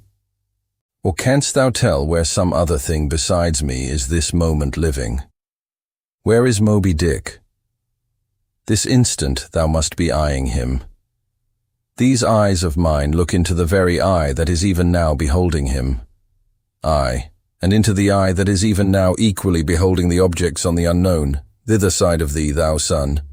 Then, gazing at his quadrant, and handling, one after the other, its numerous cabalistical contrivances, he pondered again and muttered, "Foolish toy, baby's plaything of haughty admirals and commodores and captains, the world brags of thee, of thy cunning and might. But what after all canst thou do, but tell the poor pitiful point, where thou thyself happenest to be on this wide planet, and the hand that holds thee, no, not one jot more. Thou canst not tell where one drop of water or one grain of sand will be tomorrow noon, and yet with thy impotence thou insultest the sun. Science, curse thee, thou vain toy, and cursed be all the things that cast man's eyes aloft to that heaven, whose live vividness but scorches him, as these old eyes are even now scorched with thy light, O sun. Level by nature to this earth's horizon are the glances of man's eyes, not shot from the crown of his head, as if God had meant him to gaze on his firmament. Curse thee, thou quadrant," dashing it to the deck. No longer will I guide my earthly way by thee, the level ship's compass, and the level dead reckoning, by log and by line. These shall conduct me, and show me my place on the sea. Aye, lighting from the boat to the deck, thus I trample on thee, thou paltry thing that feebly pointest on high.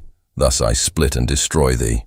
As the frantic old man thus spoke and thus trampled with his live and dead feet, a sneering triumph that seemed meant for Ahab, and a fatalistic despair that seemed meant for himself, these passed over the mute, motionless Parsi's face. Unobserved he rose and glided away, while, awestruck by the aspect of their commander, the seamen clustered together on the forecastle, till Ahab, troubledly pacing the deck, shouted out, "To the braces, up helm, square in!"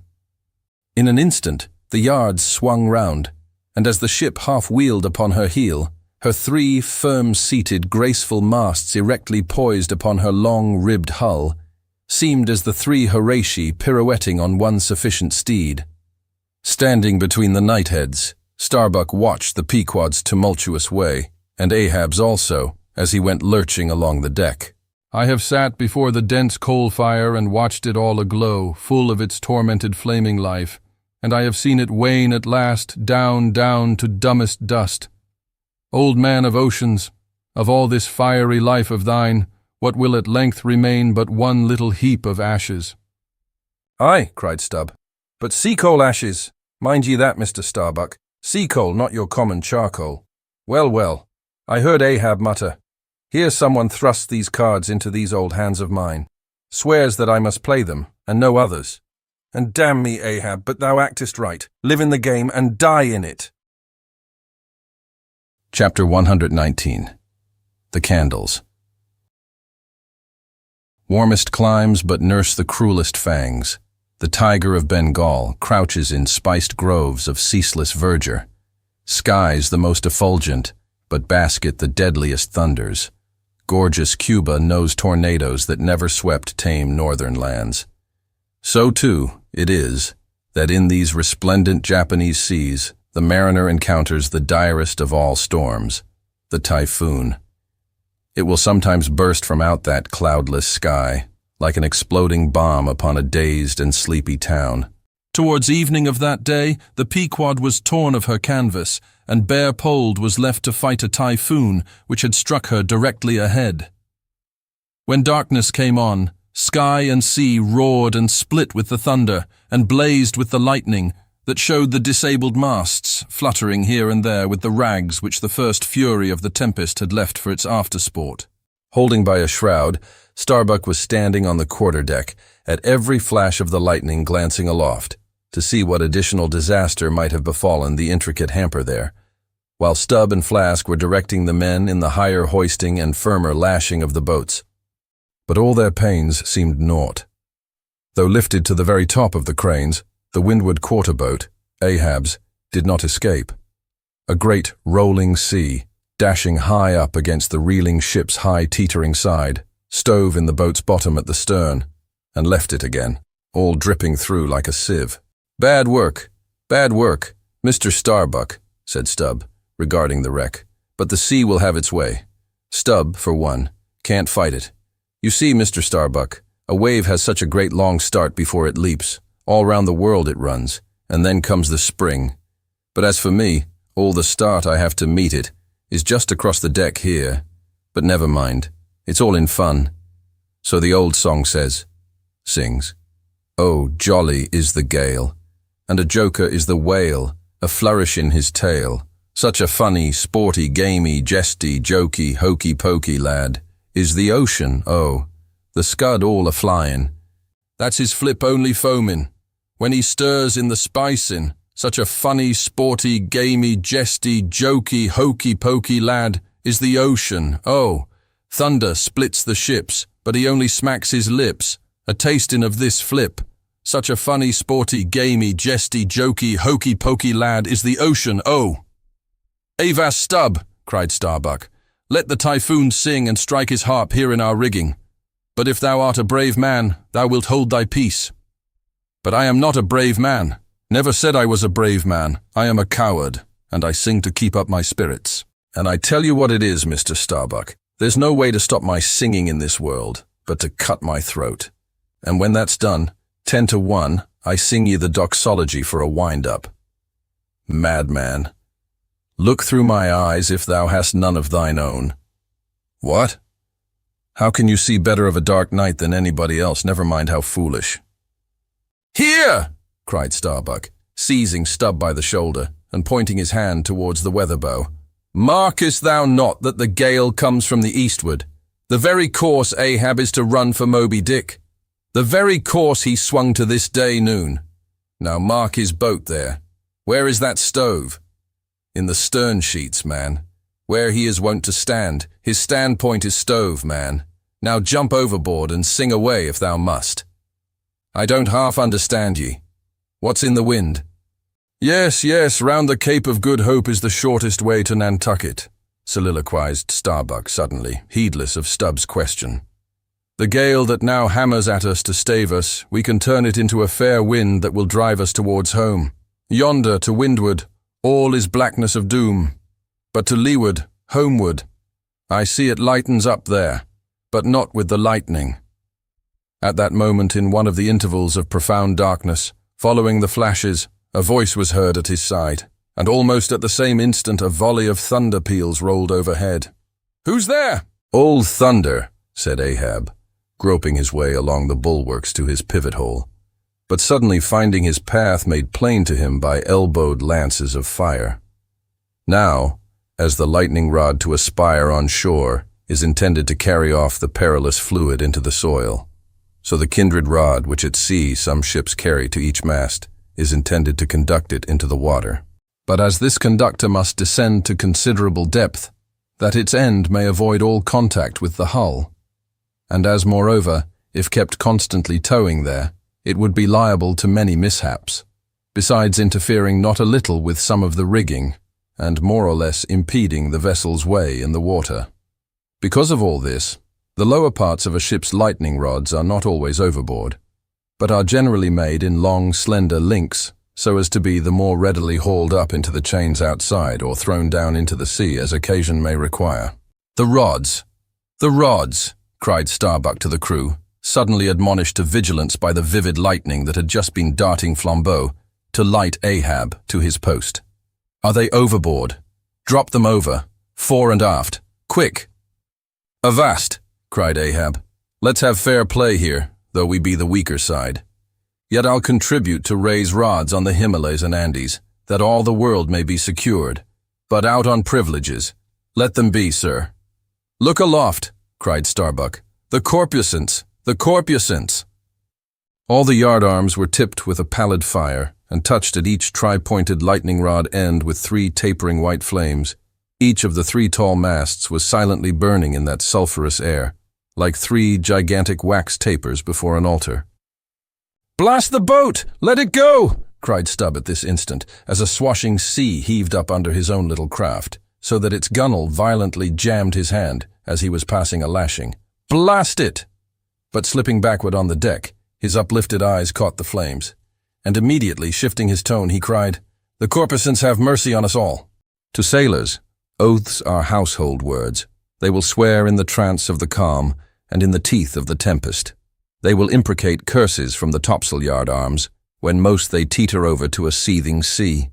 But in all my voyagings, seldom have I heard a common oath when God's burning finger has been laid on the ship, when his mene tekel upharsin has been woven into the shrouds and the cordage. While this pallidness was burning aloft, few words were heard from the enchanted crew, who in one thick cluster stood on the forecastle, all their eyes gleaming in that pale phosphorescence, like a faraway constellation of stars. Relieved against the ghostly light, the gigantic jet negro, Dagu, loomed up to thrice his real stature, and seemed the black cloud from which the thunder had come. The parted mouth of Tashtigo revealed his shark white teeth, which strangely gleamed as if they too had been tipped by corpusants.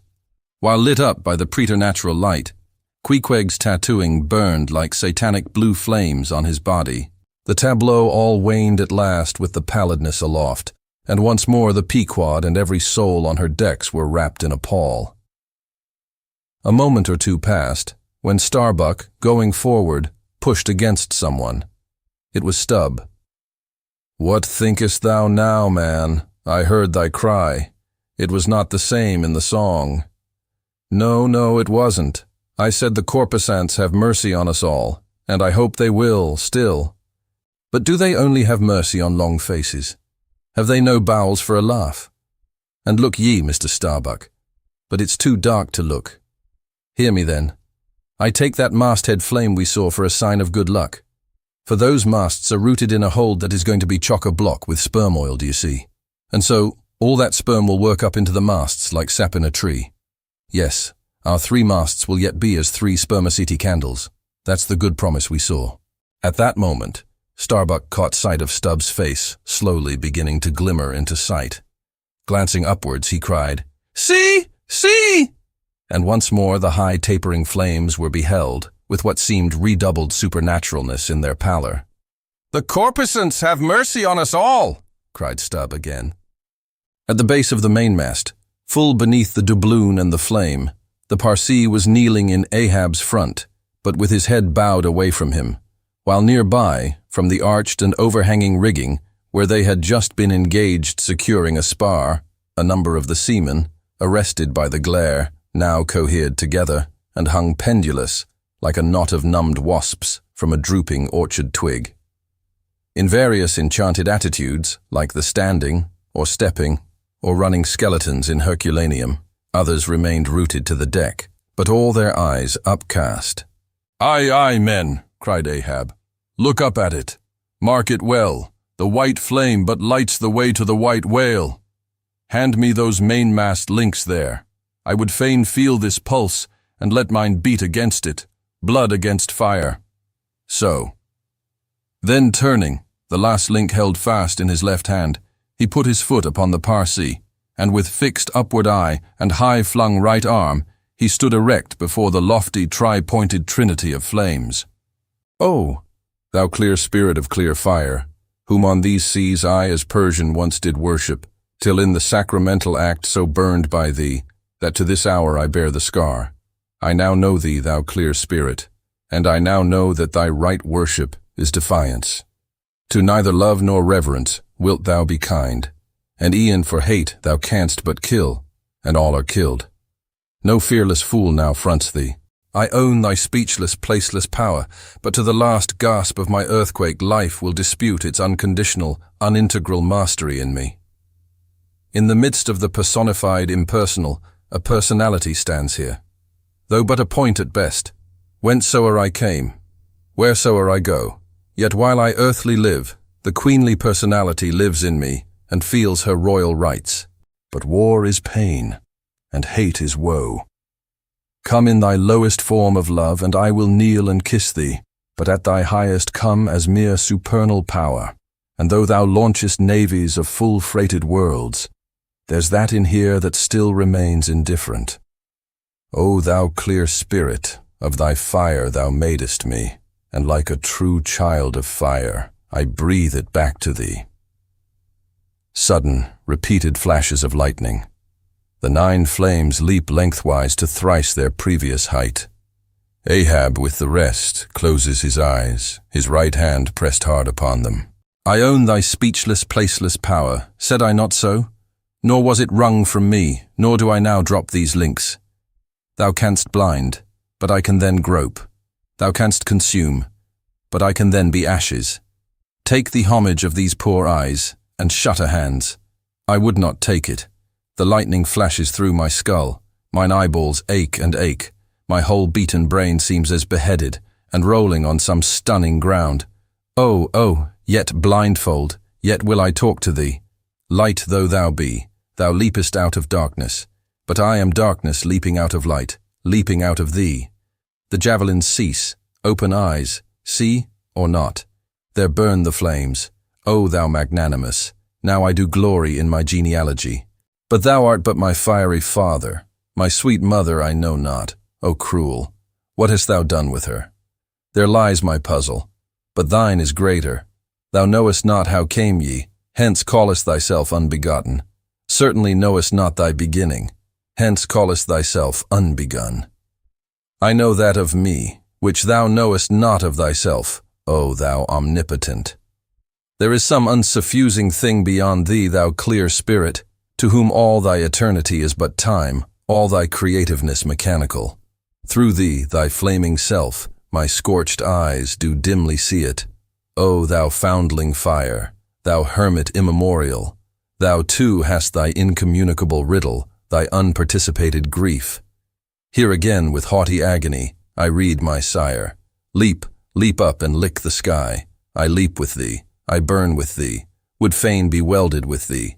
Defyingly I worship thee. "The boat! The boat!" cried Starbuck. "Look at thy boat, old man!"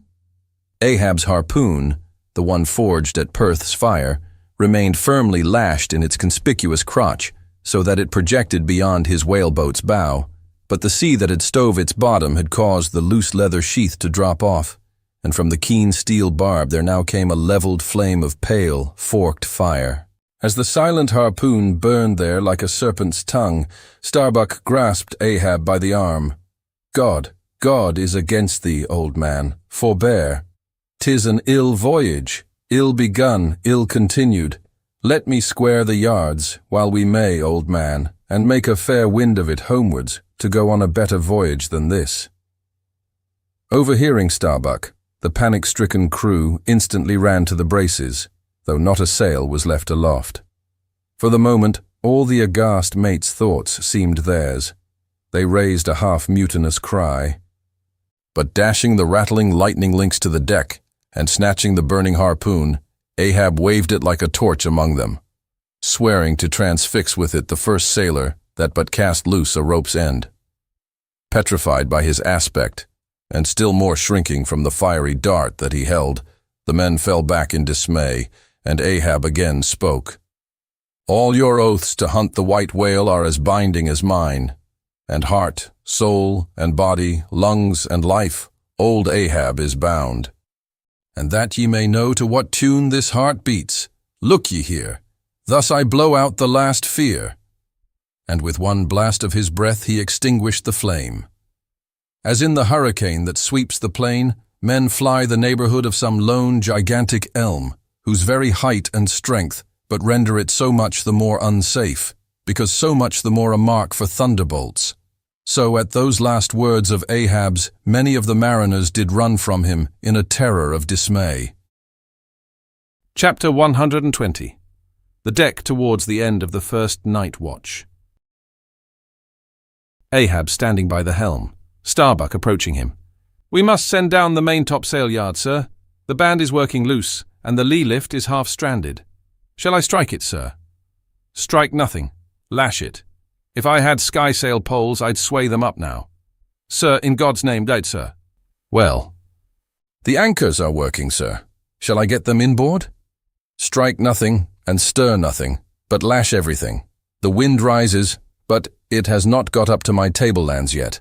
Quick, and see to it, by masts and keels." He takes me for the hunchbacked skipper of some coasting smack. "Send down my main topsail yard.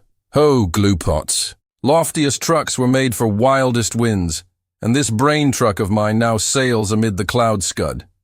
Shall I strike that? Oh, none but cowards send down their brain trucks in tempest time. What a hurroosh aloft there! I would e'en take it for sublime. Did I not know that the colic is a noisy malady? Oh, take medicine, take medicine." Chapter 121. Midnight. The forecastle bulwarks. Stub and Flask mounted on them and passing additional lashings over the anchors there hanging.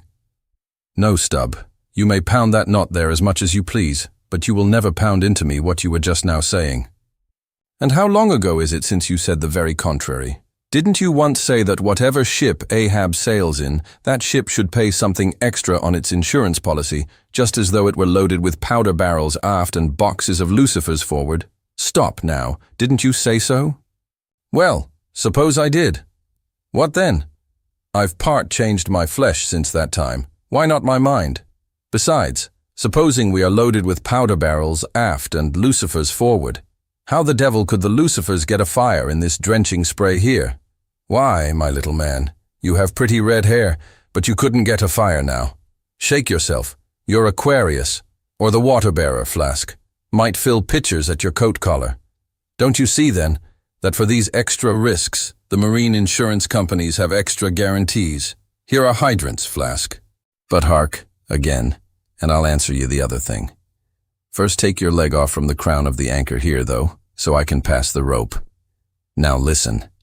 What's the mighty difference between holding a mast's lightning rod in the storm and standing close by a mast that hasn't got any lightning rod at all in a storm? Don't you see, you timberhead, that no harm can come to the holder of the rod unless the mast is first struck? What are you talking about, then? Not one ship in 100 carries rods, and Ahab, I, man, and all of us, were in no more danger then, in my poor opinion, than all the crews in 10,000 ships now sailing the seas.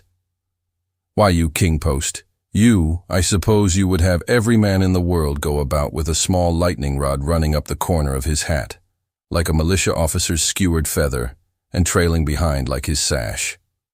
Why don't ye be sensible, Flask? It's easy to be sensible. Why don't ye, then? Any man with half an eye can be sensible. I don't know that, Stubb. You sometimes find it rather hard. Yes, when a fellow's soaked through, it's hard to be sensible, that's a fact. And I am about drenched with this spray. Never mind. Catch the turn there and pass it. Seems to me we are lashing down these anchors now as if they were never going to be used again. Tying these 2 anchors here, Flask, seems like tying a man's hands behind him. And what big, generous hands they are, to be sure. These are your iron fists, hey? What a hold they have, too. I wonder, Flask, whether the world is anchored anywhere. If she is, she swings with an uncommon long cable, though. There, hammer that knot down and we've done. So, next to touching land, lighting on deck is the most satisfactory. I say, just wring out my jacket skirts, will ye? Thank ye. They laugh at long togs so, Flask. But seems to me, a long-tailed coat ought always to be worn in all storms afloat. The tails tapering down that way serve to carry off the water, do you see? Same with cocked hats. The cocks form gable-end eave troughs, Flask. No more monkey jackets and tarpaulins for me. I must mount a swallowtail and drive down a beaver, so... Hallo, whew, there goes my tarpaulin overboard. Lord, Lord, that the winds that come from heaven should be so unmannerly. This is a nasty night, lad.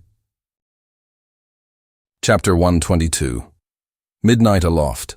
Thunder and lightning. The main topsail yard. Tash Tego passing new lashings around it. Stop that thunder. Plenty too much thunder up here. What's the use of thunder? We don't want thunder, we want rum. Give us a glass of rum. Chapter 123. The Musket.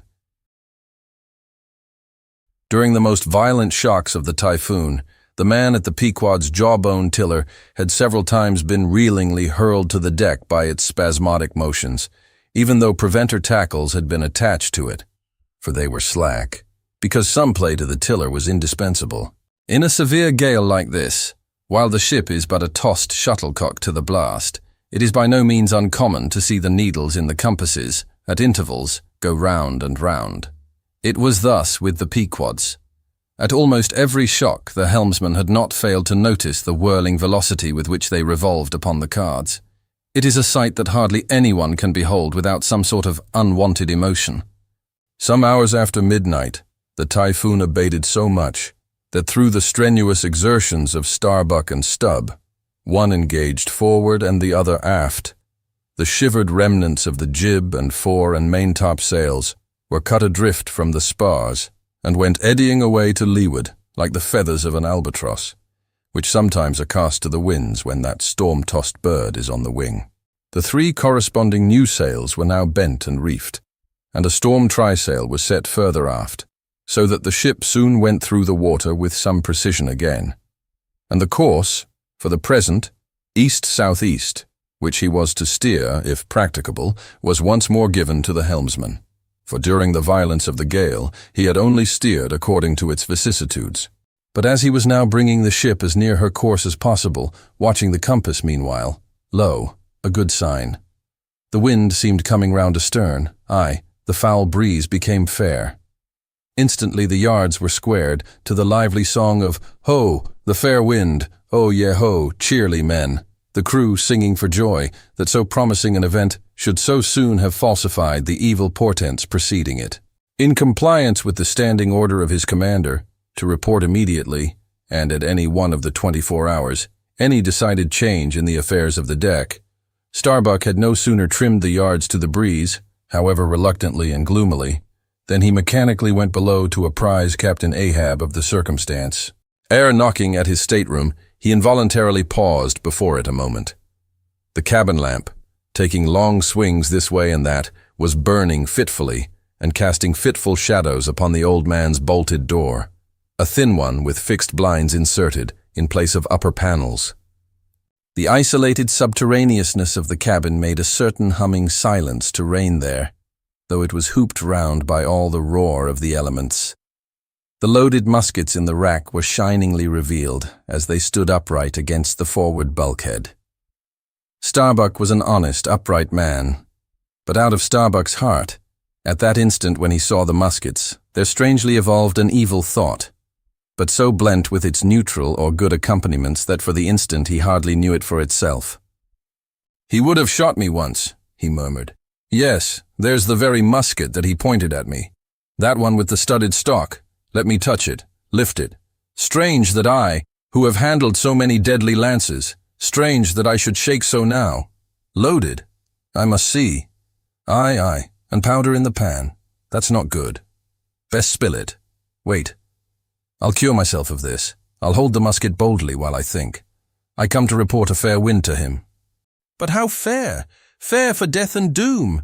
That's fair for Moby Dick. It's a fair wind that's only fair for that accursed fish. The very tube he pointed at me. The very one. This one. I hold it here. He would have killed me with the very thing I handle now. Aye, and he would fain kill all his crew. Does he not say he will not strike his spars to any gale? Has he not dashed his heavenly quadrant, and in these same perilous seas gropes he not his way by mere dead reckoning of the error-abounding log? And in this very typhoon, did he not swear that he would have no lightning rods? But shall this crazed old man be tamely suffered to drag a whole ship's company down to doom with him? Yes, it would make him the wilful murderer of 30 men and more if this ship come to any deadly harm. And come to deadly harm, my soul swears this ship will if Ahab have his way. If then he were this instant put aside, that crime would not be his. Ha! Is he muttering in his sleep? Yes, just there, in there, he's sleeping. Sleeping? Aye, but still alive, and soon awake again. I can't withstand thee then, old man. Not reasoning, not remonstrance, not entreaty wilt thou hearken to. All this thou scornest. Flat obedience to thy own flat commands, this is all thou breathest. Aye, and say'st the men have vowed thy vow, say'st all of us are Ahab's. Great God forbid. But is there no other way? No lawful way? Make him a prisoner to be taken home. What? Hope to wrest this old man's living power from his own living hands? Only a fool would try it. Say he were pinioned even, knotted all over with ropes and hawsers, chained down to ring bolts on this cabin floor. He would be more hideous than a caged tiger then. I could not endure the sight, could not possibly fly his howlings. All comfort, sleep itself, inestimable reason would leave me on the long, intolerable voyage.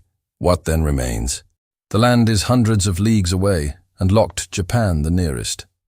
I stand alone here upon an open sea, with 2 oceans and a whole continent between me and law. Aye, 'tis so.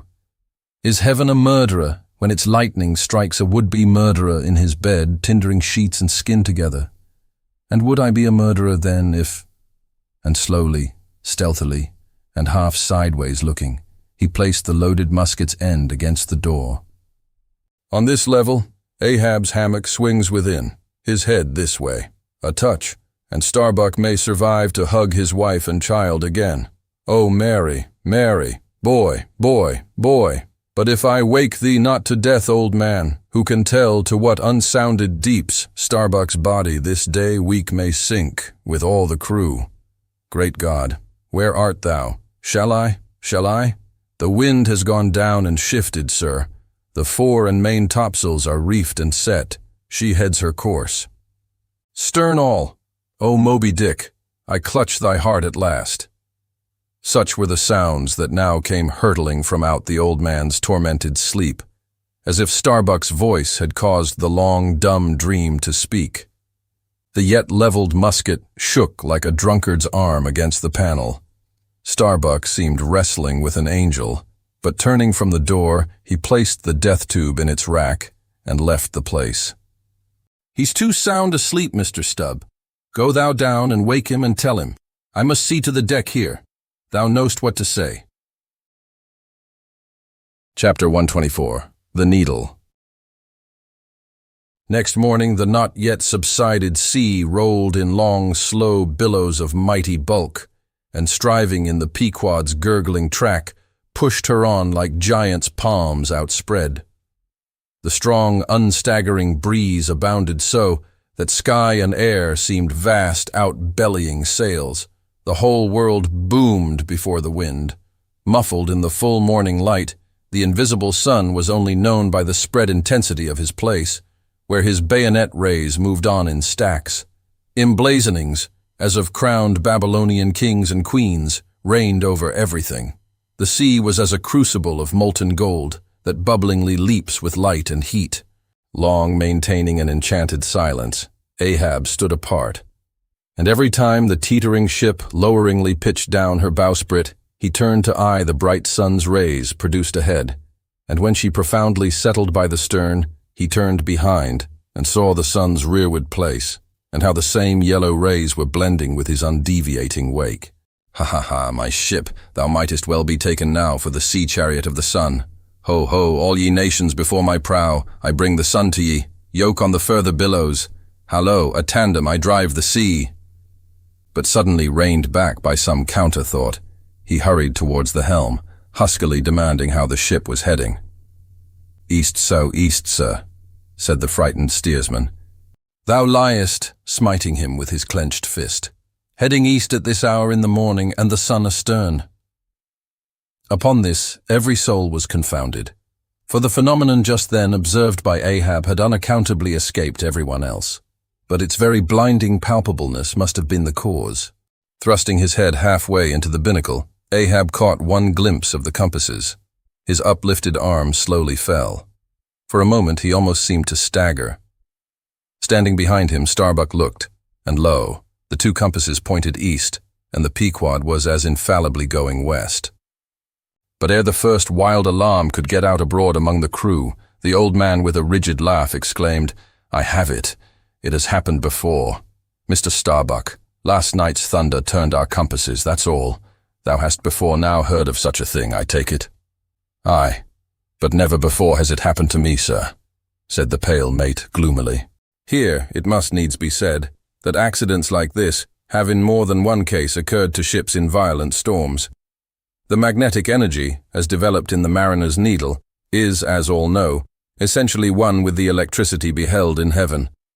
Hence it is not to be much marveled at that such things should be. Instances where the lightning has actually struck the vessel, so as to smite down some of the spars and rigging. The effect upon the needle has at times been still more fatal, all its lodestone virtue being annihilated, so that the before magnetic steel was of no more use than an old wife's knitting needle. But in either case, the needle never again, of itself, recovers the original virtue thus marred or lost. And if the binnacle compasses be affected, the same fate reaches all the others that may be in the ship, even were the lowermost one inserted into the kelson. Deliberately standing before the binnacle, and eyeing the transpointed compasses, the old man, with the sharp of his extended hand, now took the precise bearing of the sun, and satisfied that the needles were exactly inverted, shouted out his orders for the ship's course to be changed accordingly. The yards were hard up, and once more the Pequod thrust her undaunted bows into the opposing wind, for the supposed fair one had only been juggling her. Meanwhile, whatever were his own secret thoughts, Starbuck said nothing, but quietly he issued all requisite orders, while Stubb and Flask, who in some small degree seemed then to be sharing his feelings, likewise unmurmuringly acquiesced. As for the men, though some of them lowly rumbled, their fear of Ahab was greater than their fear of fate. But as ever before, the pagan harpooneers remained almost wholly unimpressed, or if impressed, it was only with a certain magnetism shot into their congenial hearts from inflexible Ahabs. For a space the old man walked the deck in rolling reveries, but chancing to slip with his ivory heel, he saw the crushed copper sight tubes of the quadrant he had the day before dashed to the deck. Thou poor, proud heaven-gazer and sun's pilot, yesterday I wrecked thee, and today the compasses would fain have wrecked me. So, but Ahab is lord over the level lodestone yet. Mr. Starbuck, a lance without a pole, a top maul, and the smallest of the sailmaker's needles. Quick. Accessory, perhaps, to the impulse dictating the thing he was now about to do, were certain prudential motives, whose object might have been to revive the spirits of his crew by a stroke of his subtile skill in a matter so wondrous as that of the inverted compasses. Besides, the old man well knew that to steer by transpointed needles, though clumsily practicable, was not a thing to be passed over by superstitious sailors, without some shudderings and evil portents. "Men," said he, steadily turning upon the crew, as the mate handed him the things he had demanded. "My men," the thunder turned old Ahab's needles. "But out of this bit of steel, Ahab can make one of his own. That will point as true as any." Abashed glances of servile wonder were exchanged by the sailors, as this was said, and with fascinated eyes they awaited whatever magic might follow. But Starbuck looked away. With a blow from the topmaul, Ahab knocked off the steel head of the lance, and then handing to the mate the long iron rod remaining, bade him hold it upright, without its touching the deck. Then, with the maul, after repeatedly smiting the upper end of this iron rod, he placed the blunted needle endwise on the top of it, and less strongly hammered that, several times, the mate still holding the rod as before. Then, going through some small strange motions with it, whether indispensable to the magnetizing of the steel, or merely intended to augment the awe of the crew is uncertain, he called for linen thread, and moving to the binnacle, slipped out the two reversed needles there, and horizontally suspended the sail needle by its middle, over one of the compass cards. At first, the steel went round and round, quivering and vibrating at either end. But at last it settled to its place, when Ahab, who had been intently watching for this result, stepped frankly back from the binnacle, and pointing his stretched arm towards it, exclaimed, "Look ye for yourselves. If Ahab be not lord of the level lodestone, the sun is east, and that compass swears it." One after another they peered in, for nothing but their own eyes could persuade such ignorance as theirs, and one after another they slunk away. In his fiery eyes of scorn and triumph, you then saw Ahab in all his fatal pride. Chapter 125. The Log and Line. While now the fated Pequod had been so long afloat this voyage, the log and line had but very seldom been in use. Owing to a confident reliance upon other means of determining the vessel's place, some merchantmen, and many whalemen, especially when cruising, wholly neglect to heave the log, though at the same time, and frequently more for form's sake than anything else, regularly putting down upon the customary slate the course steered by the ship, as well as the presumed average rate of progression every hour. It had been thus with the Pequod. The wooden reel and angular log attached hung, long untouched, just beneath the railing of the after bulwarks. Rains and spray had damped it, sun and wind had warped it. All the elements had combined to rot a thing that hung so idly. But heedless of all this, his mood seized Ahab, as he happened to glance upon the reel, not many hours after the magnet scene, and he remembered how his quadrant was no more, and recalled his frantic oath about the level log and line. The ship was sailing plungingly. Astern the billows rolled in riots. "Forward there! Heave the log!" Two seamen came, the golden-hued Tahitian and the grisly Manxman. "Take the reel, one of ye, I'll heave." They went towards the extreme stern, on the ship's lee side, where the deck, with the oblique energy of the wind, was now almost dipping into the creamy, sidelong rushing sea. The Manxman took the reel, and holding it high up, by the projecting handle ends of the spindle, round which the spool of line revolved, so stood with the angular log hanging downwards, till Ahab advanced to him.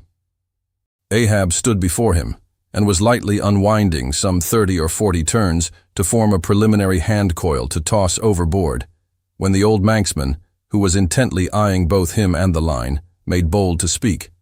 "Sir, I mistrust it. This line looks far gone. Long heat and wet have spoiled it." "'Twill hold, old gentleman. Long heat and wet, have they spoiled thee? Thou seemst to hold. Or truer, perhaps, life holds thee, not thou it." "I hold the spool, sir. But just as my captain says, with these grey hairs of mine, 'tis not worth while disputing, specially with a superior who'll ne'er confess." "What's that?" "There now's a patched professor in Queen Nature's granite-founded college, but methinks he's too subservient. Where wert thou born?" "In the little rocky Isle of Man, sir." "Excellent. Thou'st hit the world by that." "I know not, sir, but I was born there." "In the Isle of Man, hey? Well, the other way, it's good. Here's a man from man, a man born and once independent man, and now unmanned of man, which is sucked in, by what? Up with the reel. The dead blind wall butts all inquiring heads at last. Up with it. So. The log was heaved. The loose coils rapidly straightened out in a long dragging line astern, and then, instantly, the reel began to whirl. In turn, jerkingly raised and lowered by the rolling billows, the towing resistance of the log caused the old reelman to stagger strangely. "Hold hard! Snap!" The overstrained line sagged down in one long festoon. The tugging log was gone. I crush the quadrant. The thunder turns the needles, and now the mad sea parts the log line. But Ahab can mend all. Haul in here, Tahitian. Reel up, Manxman. And look ye, let the carpenter make another log, and mend thou the line. See to it. There he goes now. To him nothing's happened, but to me the skewer seems loosening out of the middle of the world. Haul in, Tahitian. These lines run whole and whirling out, come in broken and dragging slow. Ha, Pip, come to help, eh, Pip? Pip? Whom call ye Pip? Pip jumped from the whale boat. Pip's missing. Let's see now if ye haven't fished him up here, fisherman. It drags hard. I guess he's holding on. Jerk him, Tahiti. Jerk him off. We haul in no cowards here. Ho! There's his arm just breaking water. A hatchet! A hatchet! Cut it off. We haul in no cowards here. Captain Ahab. Sir! Here's Pip, trying to get on board again. Peace, thou crazy loon, cried the Manxman, seizing him by the arm. Away from the quarter-deck. The greater idiot ever scolds the lesser, muttered Ahab, advancing. Hands off from that holiness. Where sayest thou Pip was, boy? Astern there, sir, astern. Low, low. And who art thou, boy? I see not my reflection in the vacant pupils of thy eyes. Oh, God, that man should be a thing for immortal souls to sieve through. Who art thou, boy? Bellboy, sir, ship's crier, ding-dong ding, Pip, Pip, Pip. 100 pounds of clay reward for Pip. 5 feet high, looks cowardly, quickest known by that. Ding-dong ding.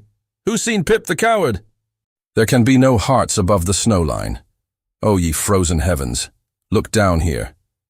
Ye did beget this luckless child, and have abandoned him, ye creative libertines. Here, boy, Ahab's cabin shall be Pip's home henceforth, while Ahab lives. Thou touchest my inmost center, boy. Thou art tied to me by cords woven of my heartstrings. Come, let's down. What's this? Here's velvet sharkskin, intently gazing at Ahab's hand and feeling it. Ah, now, had poor Pip but felt so kind a thing as this, perhaps he had ne'er been lost.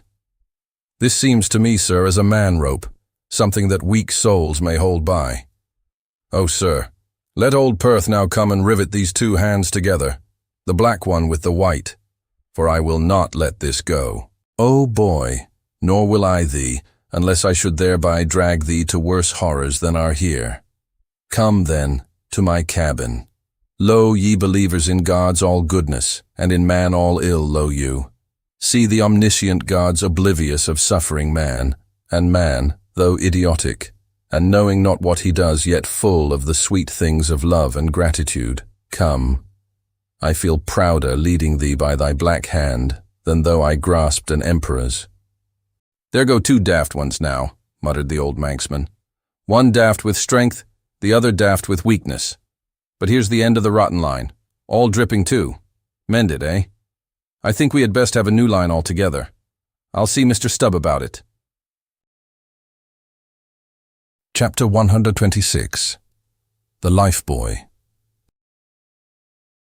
Steering now southeastward by Ahab's levelled steel, and her progress solely determined by Ahab's level log and line, the Pequod held on her path towards the equator. Making so long a passage through such unfrequented waters, descrying no ships, and ere long sideways impelled by unvarying trade winds, over waves monotonously mild. All these seemed the strange calm things preluding some riotous and desperate scene.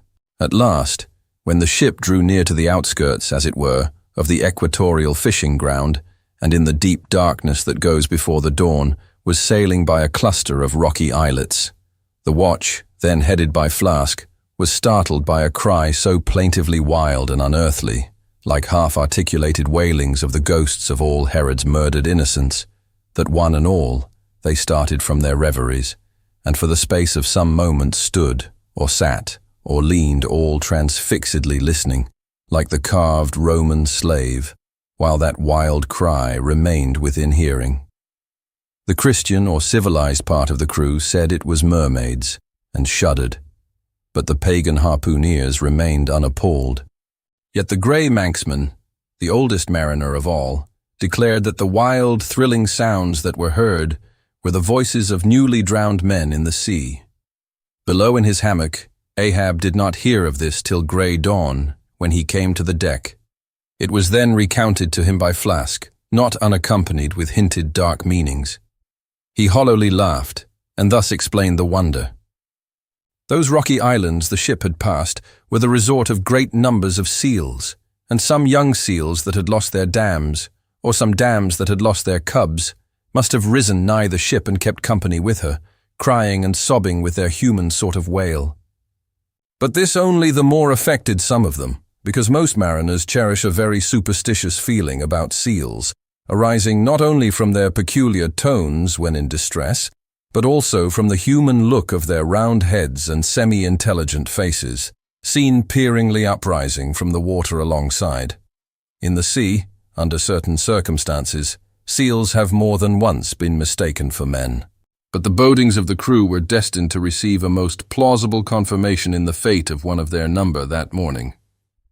At sunrise, this man went from his hammock to his masthead at the fore, and whether it was that he was not yet half-waked from his sleep, for sailors sometimes go aloft in a transition state, whether it was thus with the man, there is now no telling.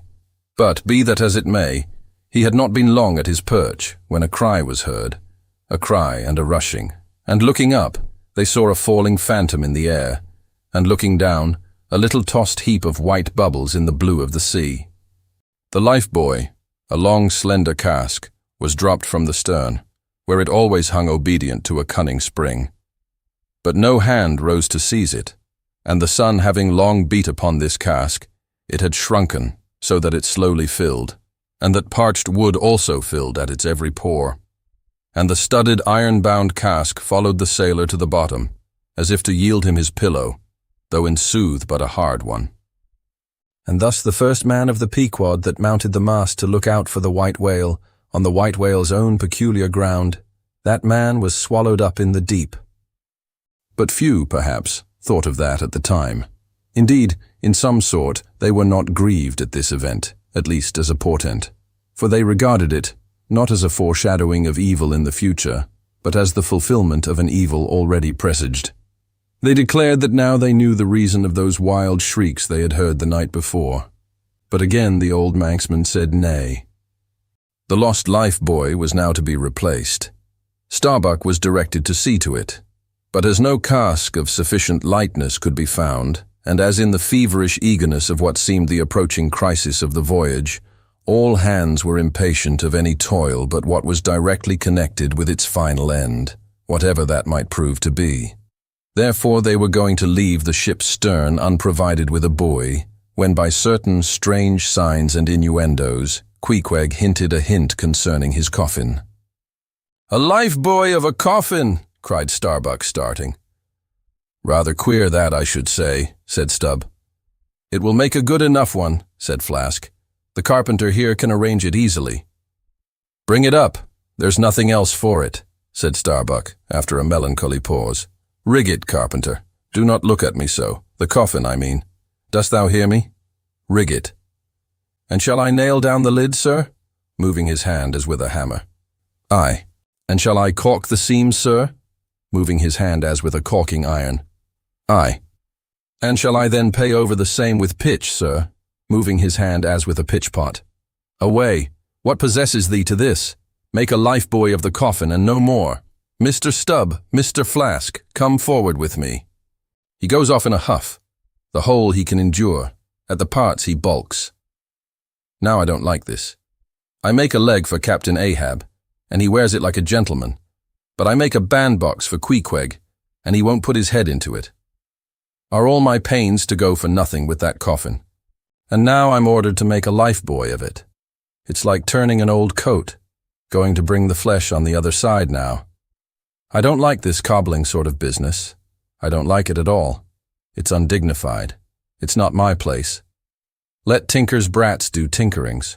We are their betters. I like to take in hand none but clean, virgin, fair and square mathematical jobs, something that regularly begins at the beginning and is at the middle when midway and comes to an end at the conclusion. Not a cobbler's job.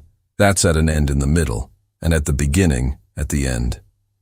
It's the old woman's tricks to be giving cobbling jobs. Lord, what an affection all old women have for tinkers.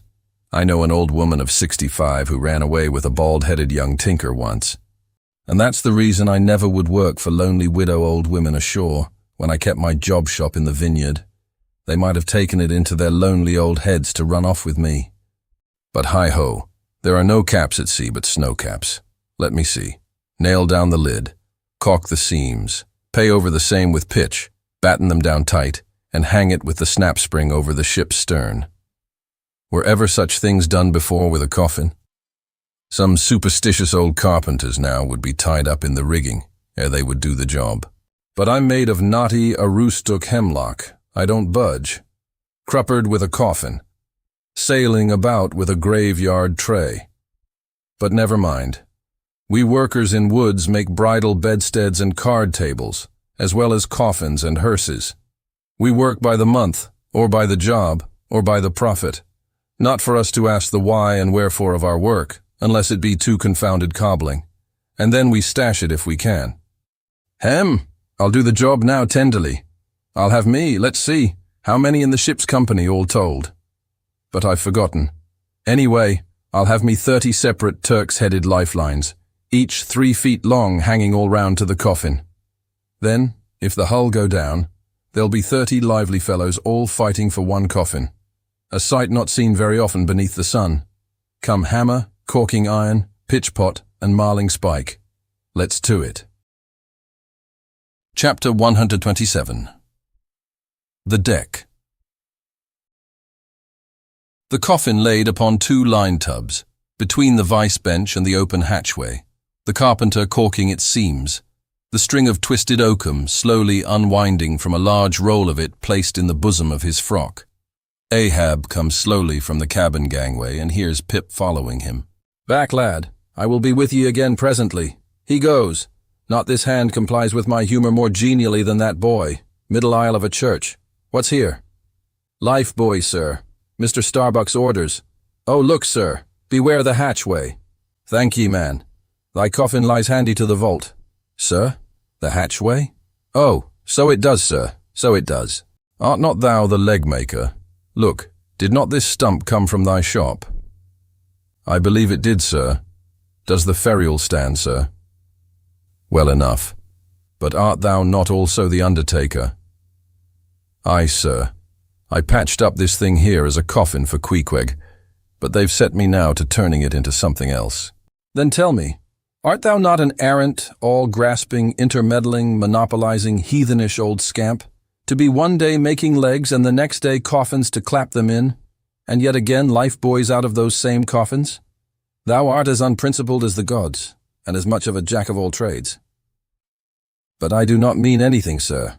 I do as I do. The gods again. Hark ye, dost thou not ever sing, working about a coffin? The Titans, they say, hummed snatches when chipping out the craters for volcanoes, and the gravedigger in the play sings spade in hand. Dost thou never? Sing, sir. Do I sing? Oh, I'm indifferent enough, sir, for that. But the reason why the gravedigger made music must have been because there was none in his spade, sir. But the caulking mallet is full of it. Hark to it. Aye, and that's because the lid there's a sounding board. And what in all things makes the sounding board is this: there's naught beneath. And yet, a coffin with a body in it rings pretty much the same, carpenter. Hast thou ever helped carry a bier, and heard the coffin knock against the churchyard gate going in? Faith, sir. Faith, what's that? Why, faith, sir. It's only a sort of exclamation like, that's all, sir. Go on. I was about to say, sir, that, art thou a silkworm? Dost thou spin thy own shroud out of thyself? Look at thy bosom. Dispatch, and get these traps out of sight. He goes aft. That was sudden now, but squalls come sudden in hot latitudes. I've heard that the Isle of Albemarle, one of the Galapagos, is cut by the equator right in the middle. Seems to me some sort of equator cuts yon old man too, right in his middle. He's always under the line, fiery hot, I tell ye. He's looking this way. Come, Oakham, quick. Here we go again. This wooden mallet is the cork, and I'm the professor of musical glasses. Tap, tap. Ahab to himself. There's a sight. There's a sound. The gray-headed woodpecker tapping the hollow tree. Blind and dumb might well be envied now. See? That thing rests on 2 line tubs, full of tow lines. A most malicious wag, that fellow. Rat-tat. So man's seconds tick. Oh, how immaterial are all materials. What things real are there, but imponderable thoughts. Here now's the very dreaded symbol of grim death by a mere hap, made the expressive sign of the help and hope of most endangered life. A life-buoy of a coffin. Does it go further? Can it be that in some spiritual sense the coffin is, after all, but an immortality preserver? I'll think of that. But no, so far gone am I in the dark side of earth, that its other side, the theoretic bright one, seems but uncertain twilight to me. Will ye never have done, carpenter, with that accursed sound? I go below. Let me not see that thing here when I return again. Now then, Pip, we'll talk this over. I do suck most wondrous philosophies from thee. Some unknown conduits from the unknown worlds must empty into thee. Chapter 128. The Pequod meets the Rachel. Next day, a large ship, the Rachel, was descried, bearing directly down upon the Pequod, all her spars thickly clustering with men. At the time, the Pequod was making good speed through the water, but as the broad-winged windward stranger shot nigh to her, the boastful sails all fell together as blank bladders that are burst, and all life fled from the smitten hull. Bad news, she brings bad news, muttered the old manxman. But ere her commander, who with trumpet to mouth stood up in his boat, ere he could hopefully hail, Ahab's voice was heard. Hast seen the white whale? Aye, yesterday. Have ye seen a whaleboat adrift? Throttling his joy, Ahab negatively answered this unexpected question, and would then have fain boarded the stranger, when the stranger captain himself, having stopped his vessel's way, was seen descending her side. A few keen pulls, and his boat hook soon clinched the Pequod's main chains, and he sprang to the deck. Immediately he was recognized by Ahab for a Nantucketer he knew, but no formal salutation was exchanged. Where was he? Not killed! Not killed! Cried Ahab, closely advancing. How was it? It seemed that somewhat late on the afternoon of the day previous, while 3 of the stranger's boats were engaged with a shoal of whales, which had led them some 4 or 5 miles from the ship, and while they were yet in swift chase to windward, the white hump and head of Moby Dick had suddenly loomed up out of the water, not very far to leeward. Whereupon the 4th rigged boat, a reserved one, had been instantly lowered in chase. After a keen sail before the wind, this 4th boat, the swiftest keeled of all, seemed to have succeeded in fastening, at least as well as the man at the masthead could tell anything about it. In the distance he saw the diminished, dotted boat, and then a swift gleam of bubbling white water, and after that nothing more, whence it was concluded that the stricken whale must have indefinitely run away with his pursuers, as often happens. There was some apprehension but no positive alarm as yet. The recall signals were placed in the rigging. Darkness came on, and forced to pick up her 3 far to windward boats. Ere going in quest of the 4th one in the precisely opposite direction, the ship had not only been necessitated to leave that boat to its fate till near midnight, but for the time to increase her distance from it. But the rest of her crew being at last safe aboard, she crowded all sail, stun sail on stun sail, after the missing boat, kindling a fire in her trypots for a beacon, and every other man aloft on the lookout. But though when she had thus sailed a sufficient distance to gain the presumed place of the absent ones when last seen, though she then paused to lower her spare boats to pull all around her, and not finding anything, had again dashed on, again paused, and lowered her boats, and though she had thus continued doing till daylight, yet not the least glimpse of the missing keel had been seen. The story told, the stranger captain immediately went on to reveal his object in boarding the Pequod. He desired that ship to unite with his own in the search, by sailing over the sea some 4 or 5 miles apart, on parallel lines, and so sweeping a double horizon, as it were. "I will wager something now," whispered Stubb to Flask, "that someone in that missing boat wore off that captain's best coat, mayhap his watch. He's so cursed anxious to get it back. Who ever heard of 2 pious whale ships cruising after one missing whale boat in the height of the whaling season? See, Flask. Only see how pale he looks. Pale in the very buttons of his eyes. Look, it wasn't the coat. It must have been the... My boy, my own boy is among them." "For God's sake, I beg, I conjure," here exclaimed the stranger captain to Ahab, who thus far had but icily received his petition. "For 48 hours let me charter your ship. I will gladly pay for it, and roundly pay for it, if there be no other way. For 48 hours only that. You must, oh you must, and you shall do this thing." "His son!" cried Stubb. "Oh, it's his son he's lost! I take back the coat and watch. What says Ahab? We must save that boy." "He's drowned with the rest on 'em last night," said the old Manx sailor standing behind them. "I heard. All of you heard their spirits." Now, as it shortly turned out, what made this incident of the Rachels the more melancholy was the circumstance that not only was one of the captain's sons among the number of the missing boat's crew, but among the number of the other boat's crews at the same time, but on the other hand, separated from the ship during the dark vicissitudes of the chase, there had been still another son. As that for a time, the wretched father was plunged to the bottom of the cruelest perplexity, which was only solved for him by his chief mates instinctively adopting the ordinary procedure of a whale ship in such emergencies, that is, when placed between jeopardized but divided boats, always to pick up the majority first.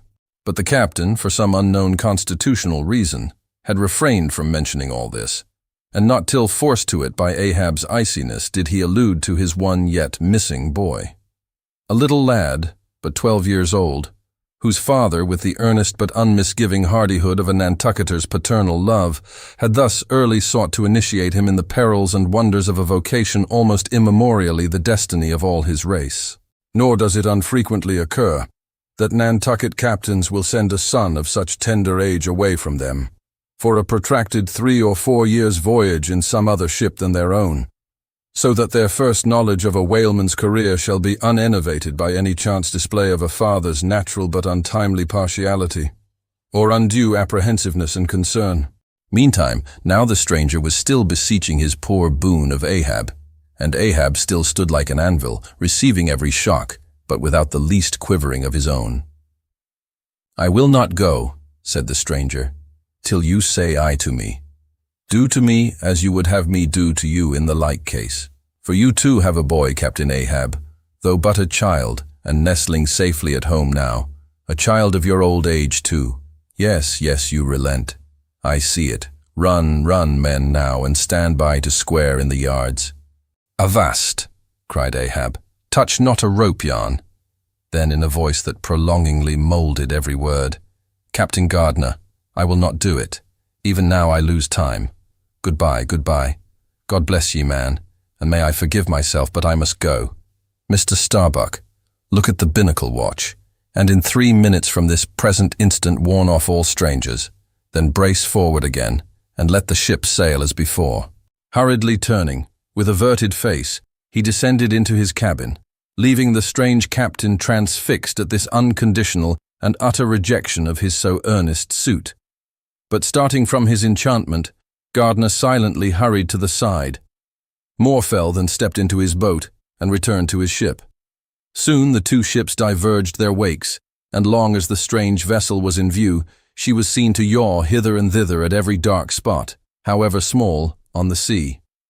This way and that, her yards were swung round. Starboard and larboard, she continued to tack. Now she beat against a head sea, and again it pushed her before it.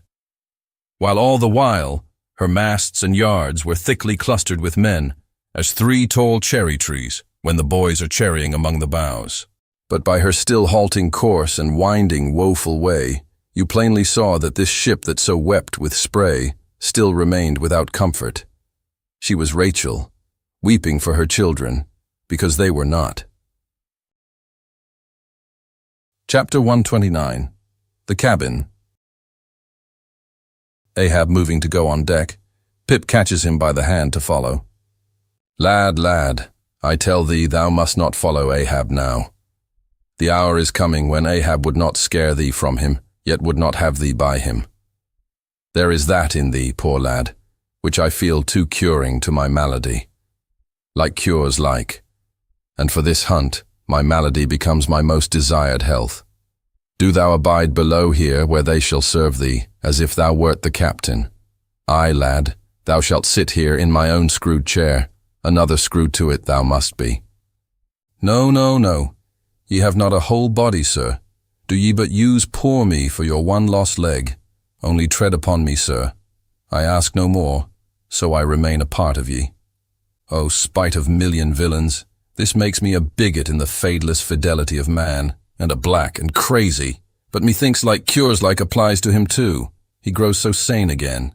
They tell me, sir, that Stubb did once desert poor little Pip, whose drowned bones now show white for all the blackness of his living skin. But I will never desert ye, sir, as Stubb did him. Sir, I must go with ye. If thou speakest thus to me much more, Ahab's purpose keels up in him. I tell thee no, it cannot be. O good master, master, master, weep so and I will murder thee. Have a care, for Ahab too is mad. Listen, and thou wilt often hear my ivory foot upon the deck, and still know that I am there. And now I quit thee. Thy hand. Met. True art thou, lad, as the circumference to its centre. So God for ever bless thee, and if it come to that, God for ever save thee, let what will befall. Ahab goes. Pip steps 1 step forward. Here he this instant stood. I stand in his air, but I'm alone. Now were even poor Pip here I could endure it, but he's missing. Pip, Pip, ding, dong, ding. Who's seen Pip? He must be up here. Let's try the door. What? Neither lock, nor bolt, nor bar, and yet there's no opening it. It must be the spell. He told me to stay here. Aye, and told me this screwed chair was mine. Here then, I'll seat me, against the transom, in the ship's full middle, all her keel and her 3 masts before me. Here, our old sailors say, in their black 74s, great admirals sometimes sit at table, and lord it over rows of captains and lieutenants. Ha! What's this? Epaulets! Epaulets! The epaulets all come crowding. Pass round the decanters. Glad to see ye. Fill up, monsieurs. What an odd feeling now, when a black boy's host to white men with gold lace upon their coats. Monsieur, have ye seen one Pip? A little Negro lad, 5 feet high, hangdog look, and cowardly. Jumped from a whaleboat once. Seen him? No. Well then, fill up again, captains, and let's drink shame upon all cowards. I name no names. Shame upon them. Put 1 foot upon the table. Shame upon all cowards. Hist! Above there I hear ivory. Oh, master, master, I am indeed downhearted when you walk over me. But here I'll stay, though this stern strikes rocks, and they bulge through, and oysters come to join me. Chapter 130. The Hat. And now that at the proper time and place, after so long and wide a preliminary cruise, Ahab, all other wailing waters swept, seemed to have chased his foe into an ocean fold, to slay him the more securely there. Now that he found himself hard by the very latitude and longitude where his tormenting wound had been inflicted. Now that a vessel had been spoken, which on the very day preceding had actually encountered Moby Dick. And now that all his successive meetings with various ships contrastingly concurred to show the demoniac indifference with which the white whale tore his hunters, whether sinning or sinned against. Now it was that there lurked a something in the old man's eyes, which it was hardly sufferable for feeble souls to see. As the unsetting polar star, which through the livelong Arctic 6-month night sustains its piercing, steady central gaze, so Ahab's purpose now fixedly gleamed down upon the constant midnight of the gloomy crew. It domineered above them so that all their bodings, doubts, misgivings, fears, were fain to hide beneath their souls, and not sprout forth a single spear or leaf. In this foreshadowing interval, too, all humour, forced or natural, vanished. Stubb no more strove to raise a smile, Starbuck no more strove to check one. Alike, joy and sorrow, hope and fear, seemed ground to finest dust and powdered for the time in the clamped mortar of Ahab's iron soul. Like machines, they dumbly moved about the deck, ever conscious that the old man's despot eye was on them. But did you deeply scan him in his more secret confidential hours, when he thought no glance but one was on him? Then you would have seen that even as Ahab's eyes so awed the crew's, the inscrutable Parsee's glance awed his, or somehow, at least in some wild way, at times affected it. Such an added gliding strangeness began to invest the thin Fedallah now. Such ceaseless shudderings shook him, that the men looked dubious at him, half uncertain, as it seemed, whether indeed he were a mortal substance, or else a tremulous shadow cast upon the deck by some unseen being's body. And that shadow was always hovering there. For not by night even had Fedallah ever certainly been known to slumber or go below. He would stand still for hours, but never sat or leaned. His wan but wondrous eyes did plainly say, "We two watchmen never rest."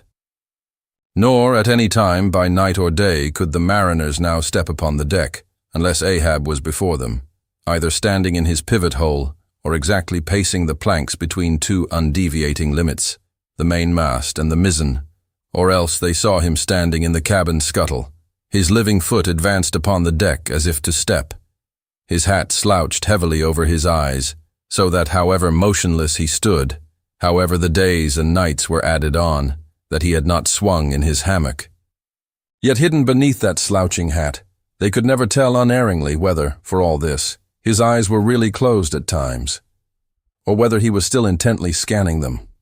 No matter, though he stood so in the scuttle for a whole hour on the stretch, and the unheeded night damp gathered in beads of dew upon that stone-carved coat and hat. The clothes that the night had wet, the next day's sunshine dried upon him. And so, day after day, and night after night, he went no more beneath the planks, whatever he wanted from the cabin that thing he sent for.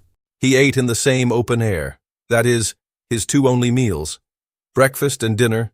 Supper he never touched, nor reaped his beard, which darkly grew all gnarled, as unearthed roots of trees blown over, which still grow idly on at naked base, though perished in the upper verdure. But though his whole life was now become one watch on deck, and though the Parsee's mystic watch was without intermission as his own, yet these two never seemed to speak, one man to the other, unless at long intervals some passing unmomentous matter made it necessary. Though such a potent spell seemed secretly to join the twain, openly, and to the awe-struck crew, they seemed pole-like asunder. If by day they chanced to speak one word, by night, dumb men were both, so far as concerned the slightest verbal interchange. At times, For longest hours, without a single hail, they stood far parted in the starlight. Ahab in his scuttle, the Parsee by the mainmast, but still fixedly gazing upon each other. As if in the Parsee, Ahab saw his forthrown shadow. In Ahab, the Parsee, his abandoned substance. And yet somehow did Ahab, in his own proper self, as daily, hourly, and every instant commandingly revealed to his subordinates, Ahab seemed an independent lord, the Parsee but his slave. Still again both seemed yoked together, and an unseen tyrant driving them, the lean shade siding the solid rib. For be this Parsee what he may, all rib and keel was solid Ahab. At the first faintest glimmering of the dawn, his iron voice was heard from aft, "Man the mastheads."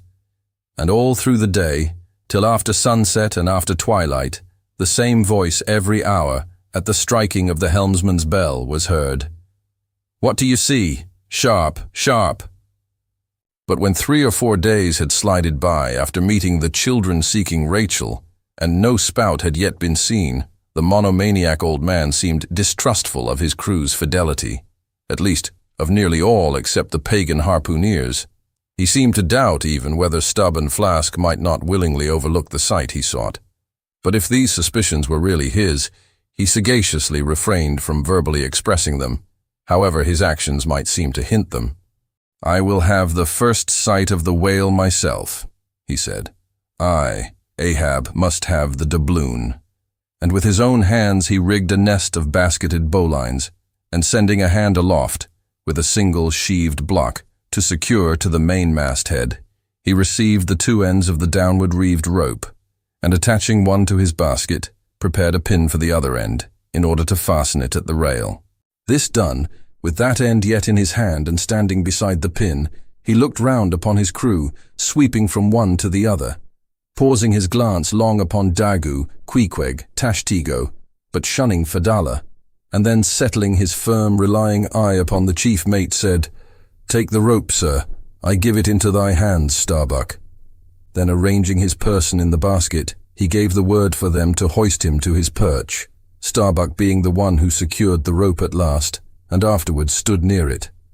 And thus, with one hand clinging round the royal mast, Ahab gazed abroad upon the sea for miles and miles, ahead, astern, this side and that, within the wide expanded circle commanded at so great a height.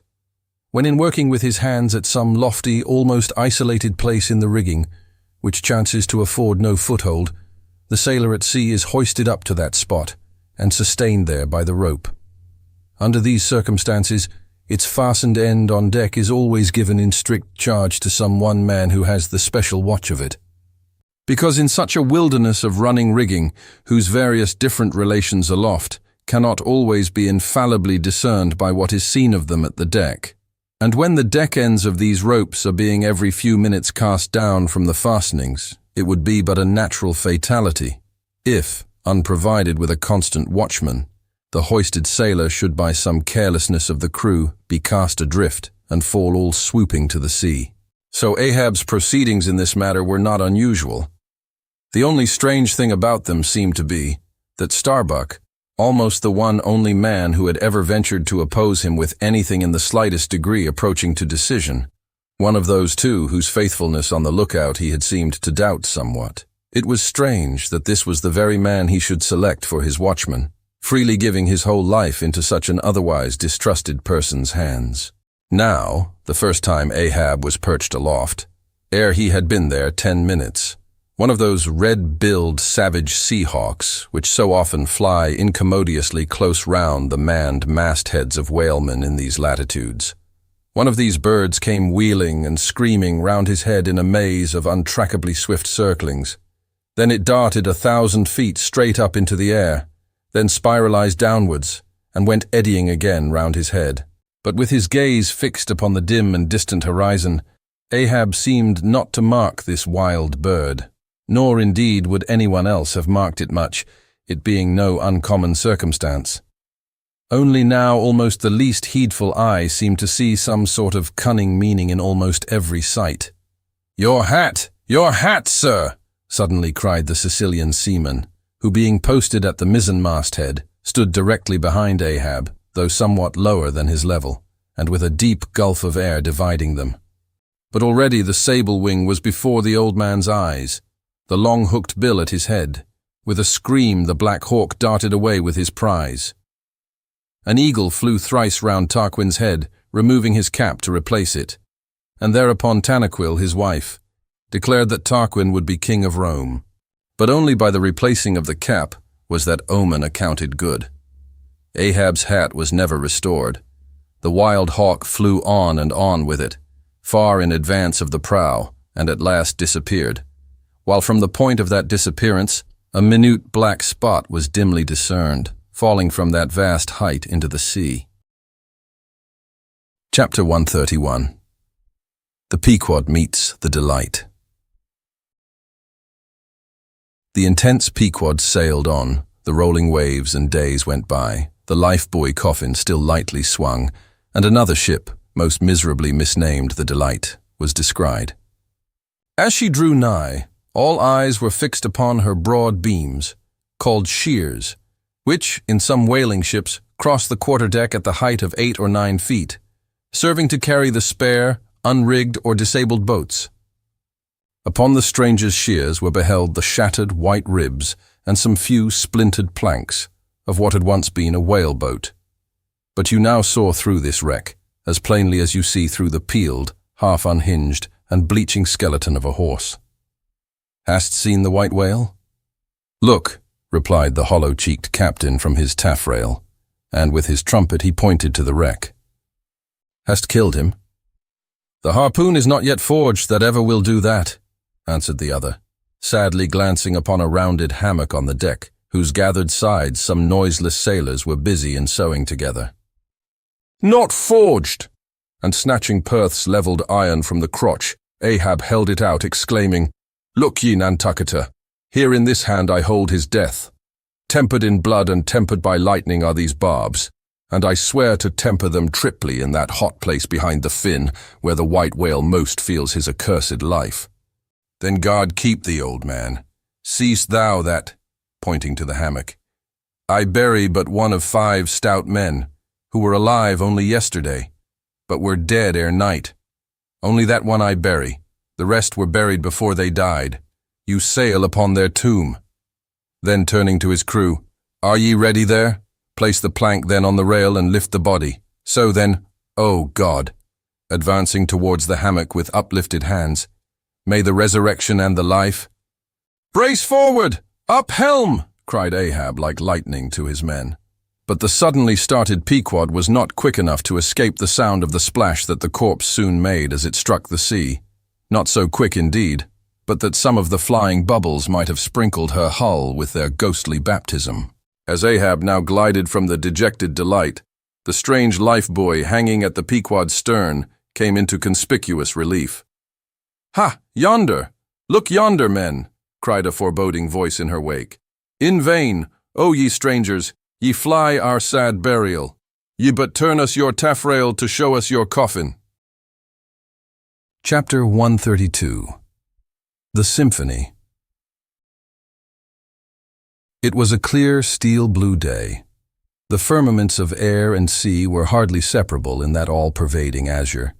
Only, the pensive air was transparently pure and soft, with a woman's look, and the robust and manlike sea heaved with long, strong, lingering swells as Samson's chest in his sleep. Hither and thither, on high, glided the snow-white wings of small, unspeckled birds. These were the gentle thoughts of the feminine air. But to and fro in the deeps, far down in the bottomless blue, rushed mighty leviathans, swordfish and sharks. And these were the strong, troubled, murderous thinkings of the masculine sea. But though thus contrasting within, the contrast was only in shades and shadows without. Those two seemed one. It was only the sex, as it were, that distinguished them.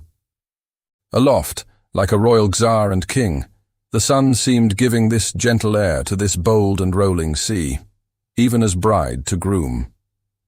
And at the girdling line of the horizon, a soft and tremulous motion, most seen here at the equator, denoted the fond, throbbing trust, the loving alarms, with which the poor bride gave her bosom away. Tied up and twisted, gnarled and knotted with wrinkles, haggardly firm and unyielding, his eyes glowing like coals that still glow in the ashes of ruin. Untottering Ahab stood forth in the clearness of the morn, lifting his splintered helmet of a brow to the fair girl's forehead of heaven. O immortal infancy and innocency of the azure, invisible winged creatures that frolic all round us, sweet childhood of air and sky, how oblivious were ye of old Ahab's close-coiled woe, but so have I seen little Miriam and Martha, laughing-eyed elves, heedlessly gambol around their old sire, sporting with the circle of singed locks which grew on the marge of that burnt-out crater of his brain. Slowly crossing the deck from the scuttle, Ahab leaned over the side and watched how his shadow in the water sank and sank to his gaze, the more and the more that he strove to pierce the profundity. But the lovely aromas in that enchanted air did at last seem to dispel, for a moment, the cankerous thing in his soul. That glad, happy air, that winsome sky, did at last stroke and caress him. The stepmother world, so long cruel, forbidding, now threw affectionate arms round his stubborn neck, and did seem to joyously sob over him, as if over one, that however wilful and erring, she could yet find it in her heart to save and to bless. From beneath his slouched hat, Ahab dropped a tear into the sea, nor did all the Pacific contain such wealth as that one we drop. Starbuck saw the old man, saw him, how he heavily leaned over the side, and he seemed to hear in his own true heart the measureless sobbing that stole out of the center of the serenity around. Careful not to touch him or be noticed by him, he yet drew near to him and stood there. Ahab turned. "Starbuck!" "Sir." "Oh, Starbuck, it is a mild, mild wind and a mild-looking sky. On such a day, very much such a sweetness as this, I struck my first whale, a boy harpooner of 18, 40 years ago. 40 years of continual whaling, 40 years of privation and peril and storm time, 40 years on the pitiless sea. For 40 years has Ahab forsaken the peaceful land, for 40 years to make war on the horrors of the deep. Aye, and yes, Starbuck, out of those 40 years I have not spent 3 ashore. When I think of this life I have led, the desolation of solitude it has been, the masoned, walled town of a captain's exclusiveness, which admits but small entrance to any sympathy from the green country without, oh weariness, heaviness. Guinea coast slavery of solitary command. When I think of all this, only half suspected, not so keenly known to me before, and how for 40 years I have fed upon dry salted fare, fit emblem of the dry nourishment of my soil, when the poorest landsman has had fresh fruit to his daily hand, and broken the world's fresh bread to my mouldy crusts. Away, whole oceans away, from that young girl-wife I wedded past 50, and sailed for Cape Horn the next day, leaving but one dent in my marriage pillow. Wife. Rather a widow with her husband alive. Aye, I widowed that poor girl when I married her, Starbuck. And then the madness, the frenzy, the boiling blood and the smoking brow, with which for 1,000 lowerings old Ahab has furiously, foamingly chased his prey, more a demon than a man. Aye, what a 40 years old fool has old Ahab been. Why this strife of the chase? Why weary and palsy the arm at the oar and the iron and the lance?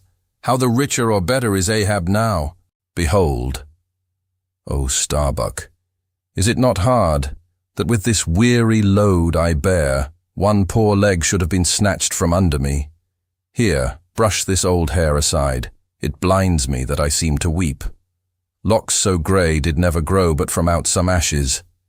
But do I look very old, so very, very old, Starbuck? I feel deadly faint, bowed and humped, as though I were Adam, staggering beneath the piled centuries since paradise. God, crack my heart, stave my brain, mockery, bitter, biting mockery of grey hairs. Have I lived enough joy to wear ye, and seem and feel thus intolerably old? Close, stand close to me, Starbuck. Let me look into a human eye. It is better than to gaze into sea or sky, better than to gaze upon God. By the green land, by the bright hearthstone. This is the magic glass, man. I see my wife and my child in thine eye. No, no, stay on board, on board. Lower not when I do, when branded Ahab gives chase to Moby Dick. That hazard shall not be thine. No, no, not with the faraway home I see in that eye. Oh, my captain, noble soul, grand old heart after all. Why should anyone give chase to that hated fish? Away with me. Let us fly these deadly waters. Let us home. Wife and child too are Starbuck's, wife and child of his brotherly, sisterly, playfellow youth. Even as thine, sir, are the wife and child of thy loving, longing, paternal old age. Away! Let us away! This instant let me alter the course. How cheerily, how hilariously, O my captain, would we bowl on our way to see old Nantucket again. I think, sir, they have some such mild blue days, even as this, in Nantucket. They have. I have seen them. Some summer days in the morning. About this time. Yes, it is his noon nap now.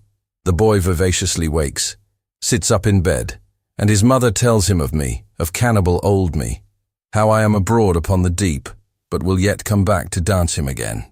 'Tis my Mary herself. She promised that my boy, every morning, should be carried to the hill to catch the first glimpse of his father's sail. Yes, no more. It is done. We head for Nantucket. Come, my captain, study out the course and let us away. See, the boy's face from the window, the boy's hand on the hill. But Ahab's glance was averted. Like a blighted fruit tree, he shook and cast his last cindered apple to the soil. What is it? What nameless, inscrutable, unearthly thing is it? What cozening, hidden lord and master, and cruel, remorseless emperor commands me, that against all natural lovings and longings, I so keep pushing and crowding and jamming myself on all the time, recklessly making me ready to do what in my own proper natural heart I durst not so much as dare? Is Ahab? Is it I, God, or who, that lifts this arm? But if the great sun move not of himself, but is as an errand boy in heaven, nor one single star can revolve but by some invisible power, how then can this one small heart beat, this one small brain think thoughts? Unless God does that beating, does that thinking, does that living, and not I. By heaven, man, we are turned round and round in this world, like yonder windlass, and fate is the handspike. And all the time, lo, that smiling sky, and this unsounded sea. Look, see yon albacore. Who put it into him to chase and fang that flying fish? Where do murderers go, man? Who's to doom, when the judge himself is dragged to the bar? But it is a mild, mild wind, and a mild-looking sky, and the air smells now, as if it blew from a far-away meadow. They have been making hay somewhere under the slopes of the Andes, Starbuck, and the mowers are sleeping among the new-mown hay. Sleeping. Aye, toil we how we may, we all sleep at last on the field. Sleep? Aye, and rust amid greenness, as last year's scythes flung down and left in the half-cut swaths. Starbuck. But blanched to a corpse's hue with despair, the mate had stolen away. Ahab crossed the deck to gaze over on the other side, but started at two reflected fixed eyes in the water there. Fedallah was motionlessly leaning over the same rail. Chapter 133. The Chase, First Day. That night in the mid-watch, when the old man, as his wont at intervals, stepped forth from the scuttle in which he leaned, and went to his pivot-hole, he suddenly thrust out his face fiercely, snuffing up the sea air as a sagacious ship's dog will, in drawing nigh to some barbarous isle. He declared that a whale must be near. Soon that peculiar odor, sometimes to a great distance given forth by the living sperm whale, was palpable to all the watch. Nor was any mariner surprised when, after inspecting the compass, and then the dog vane, and then ascertaining the precise bearing of the odor as nearly as possible, Ahab rapidly ordered the ship's course to be slightly altered, and the sail to be shortened. The acute policy dictating these movements was sufficiently vindicated at daybreak by the sight of a long sleek on the sea directly and lengthwise ahead, smooth as oil, and resembling in the pleated watery wrinkles bordering it, the polished metallic-like marks of some swift tide rip at the mouth of a deep, rapid stream. "Man the mastheads! Call all hands!"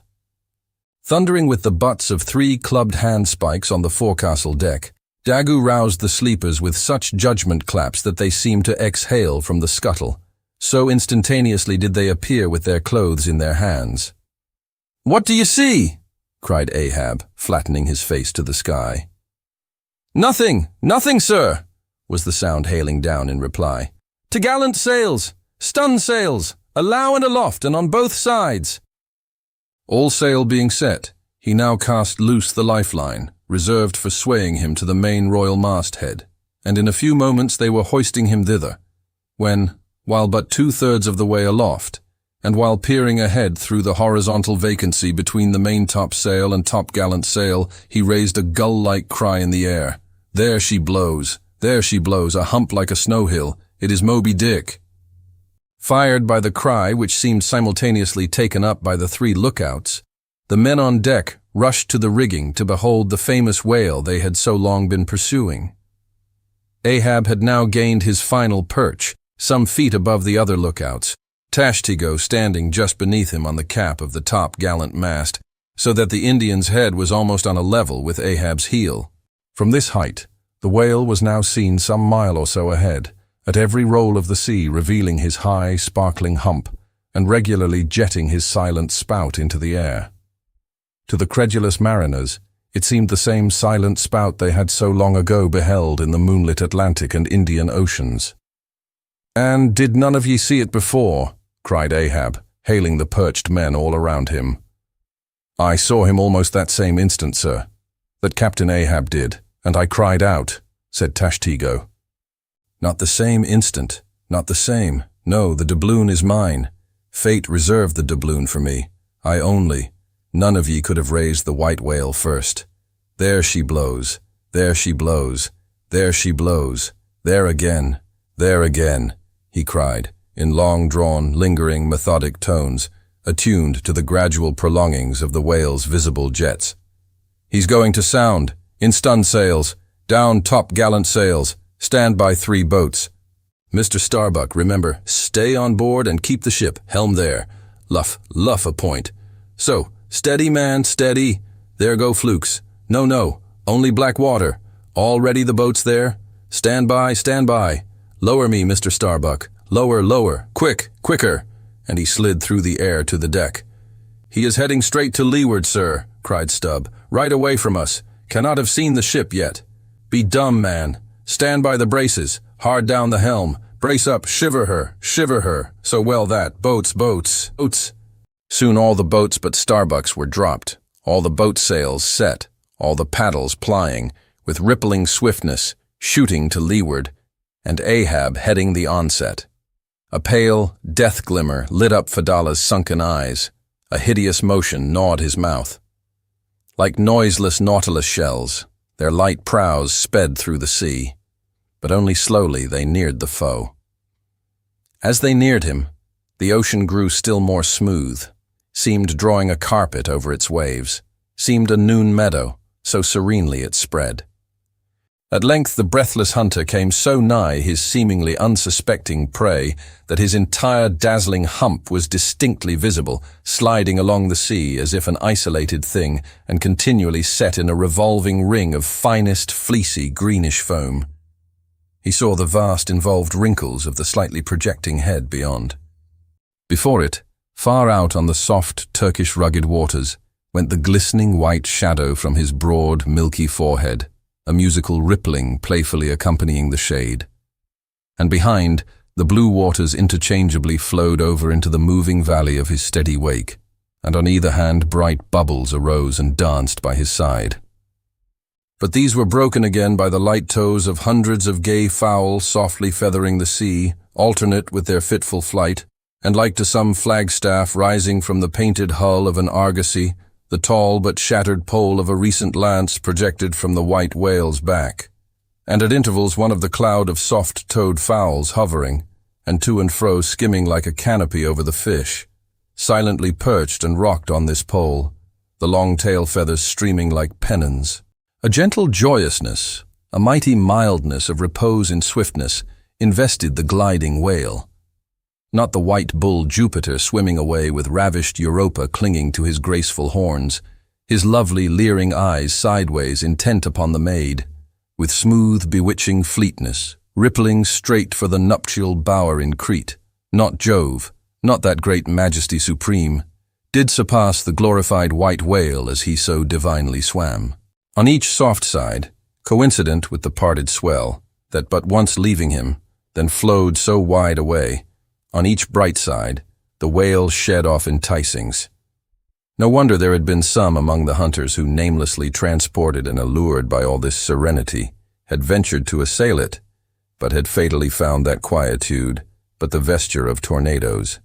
Yet calm, enticing calm, O whale, thou glidest on, to all who for the first time eye thee, no matter how many in that same way thou mayst have bejuggled and destroyed before.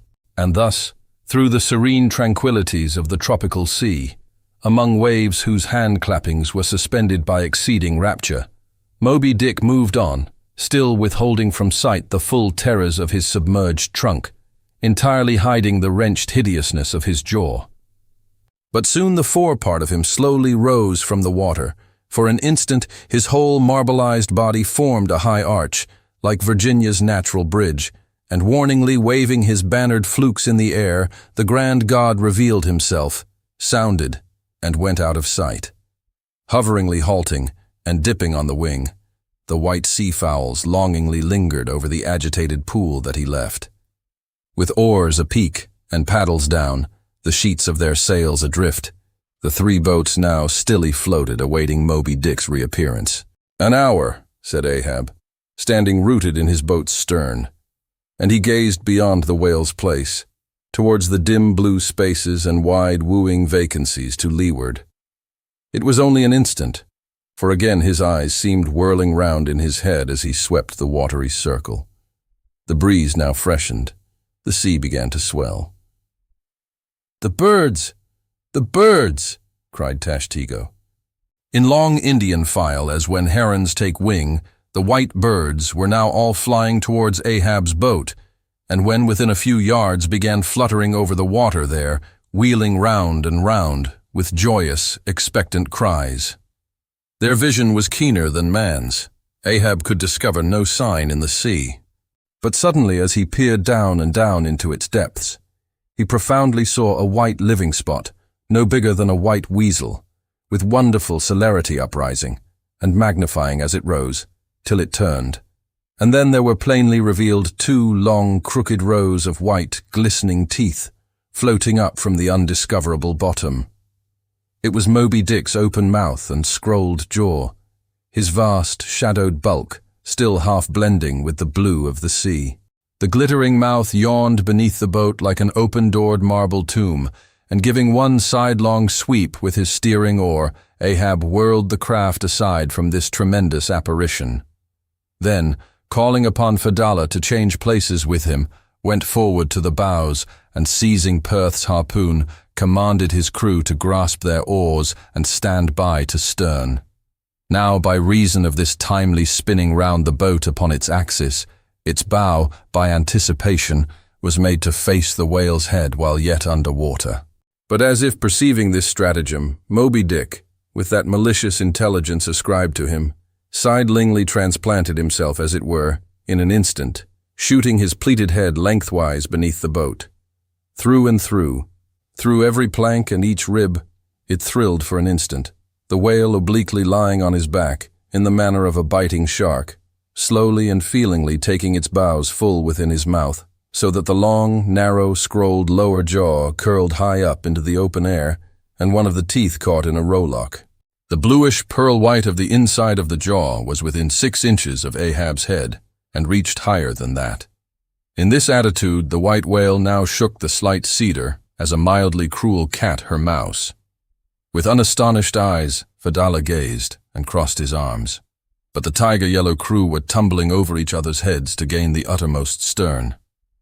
And now, while both elastic gunwales were springing in and out, as the whale dallied with the doomed craft in this devilish way, and from his body being submerged beneath the boat, he could not be darted at from the bows, for the bows were almost inside of him, as it were. And while the other boats involuntarily paused, as before a quick crisis impossible to withstand, then it was that monomaniac Ahab, furious with this tantalizing vicinity of his foe, which placed him all alive and helpless in the very jaws he hated. Frenzied with all this, he seized the long bone with his naked hands, and wildly strove to wrench it from its gripe. As now he thus vainly strove, the jaw slipped from him. The frail gunwales bent in, collapsed and snapped, as both jaws, like an enormous shears, sliding further aft, bit the craft completely in twain, and locked themselves fast again in the sea, midway between the two floating wrecks. These floated aside, the broken ends drooping, the crew at the stern wreck clinging to the gunwales, and striving to hold fast to the oars to lash them across. At that preluding moment, ere the boat was yet snapped, Ahab, the first to perceive the whale's intent, by the crafty upraising of his head, a movement that loosed his hold for the time. At that moment, his hand had made one final effort to push the boat out of the bite. But only slipping further into the whale's mouth and tilting over sideways as it slipped, the boat had shaken off his hold on the jaw, spilled him out of it as he leaned to the push, and so he fell flat-faced upon the sea. Ripplingly withdrawing from his prey, Moby Dick now lay at a little distance, vertically thrusting his oblong white head up and down in the billows, and at the same time slowly revolving his whole spindled body, so that when his vast, wrinkled forehead rose, some 20 or more feet out of the water, the now rising swells, with all their confluent waves, dazzlingly broke against it, vindictively tossing their shivered spray still higher into the air. So, in a gale, the but-half-baffled channel billows only recoil from the base of the Eddystone, triumphantly to overleap its summit with their scud. This motion is peculiar to the sperm whale. It receives its designation, pitch-poling, from its being likened to that preliminary up-and-down poise of the whale lance in the exercise called pitch-poling, previously described. By this motion the whale must best and most comprehensively view whatever objects may be encircling him. But soon resuming his horizontal attitude, Moby Dick swam swiftly round and round the wrecked crew, sideways churning the water in his vengeful wake, as if lashing himself up to still another and more deadly assault. The sight of the splintered boat seemed to madden him, as the blood of grapes and mulberries cast before Antiochus's elephants in the book of Maccabees. Meanwhile, Ahab half smothered in the foam of the whale's insolent tail, and too much of a cripple to swim, though he could still keep afloat, even in the heart of such a whirlpool as that. Helpless Ahab's head was seen, like a tossed bubble, which the least chance shock might burst. From the boat's fragmentary stern, Fedallah incuriously and mildly eyed him. The clinging crew, at the other drifting end, could not succor him. More than enough was it for them to look to themselves. For so revolvingly appalling was the white whale's aspect, and so planetarily swift the ever-contracting circles he made, that he seemed horizontally swooping upon them, and though the other boats, unharmed, still hovered hard by, still they dared not pull into the eddy to strike, lest that should be the signal for the instant destruction of the jeopardized castaways, Ahab and all. Nor in that case could they themselves hope to escape. With straining eyes, then, they remained on the outer edge of the direful zone, whose center had now become the old man's head.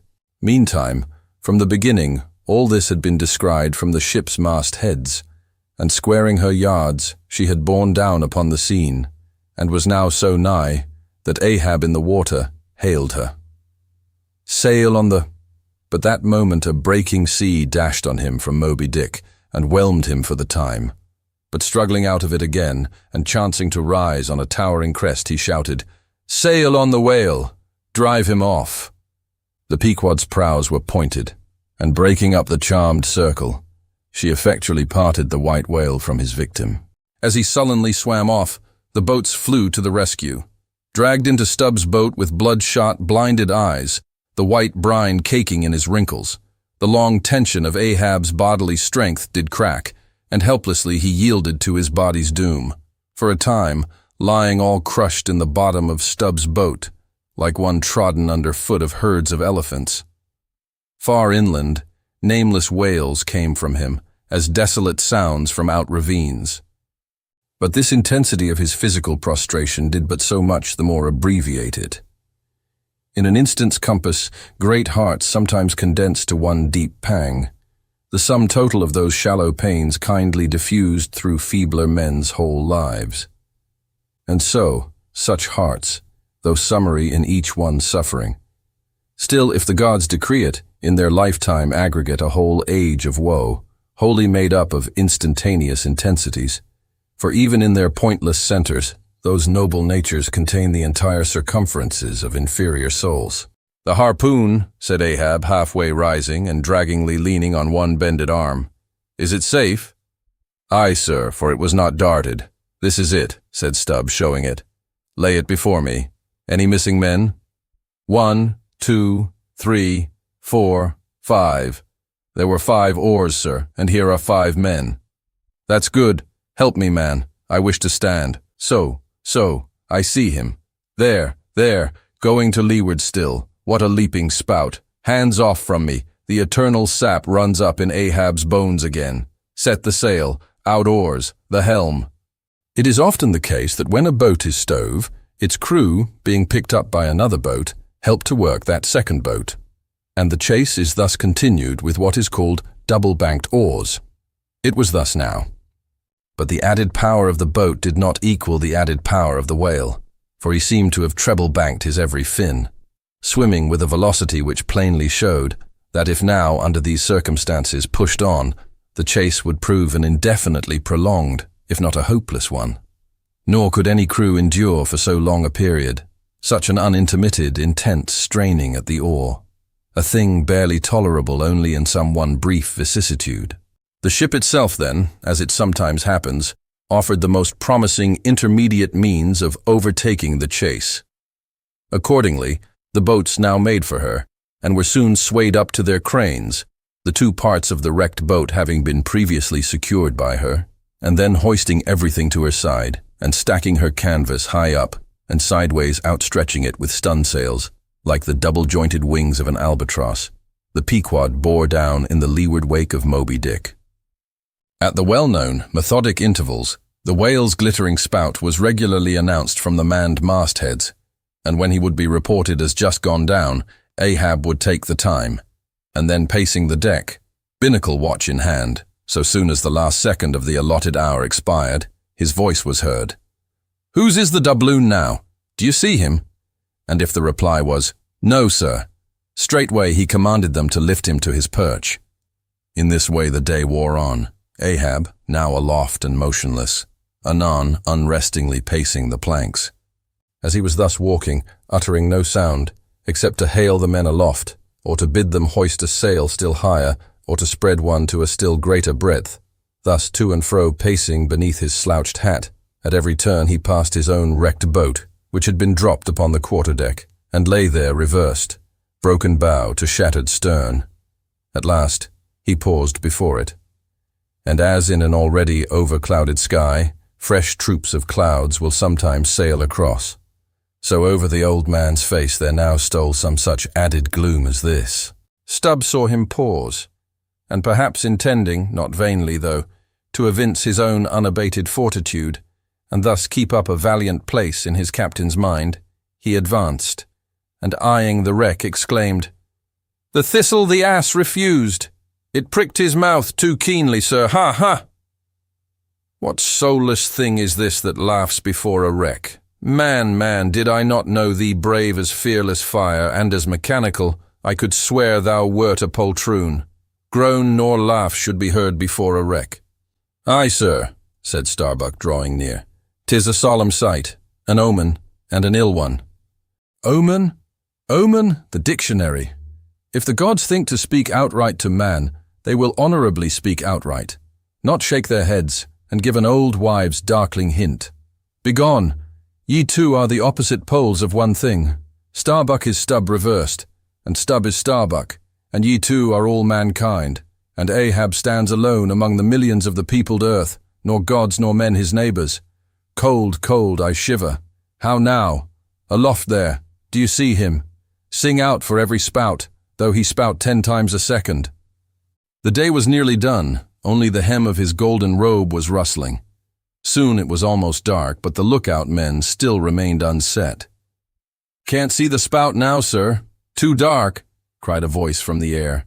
How heading when last seen? As before, sir, straight to leeward. Good.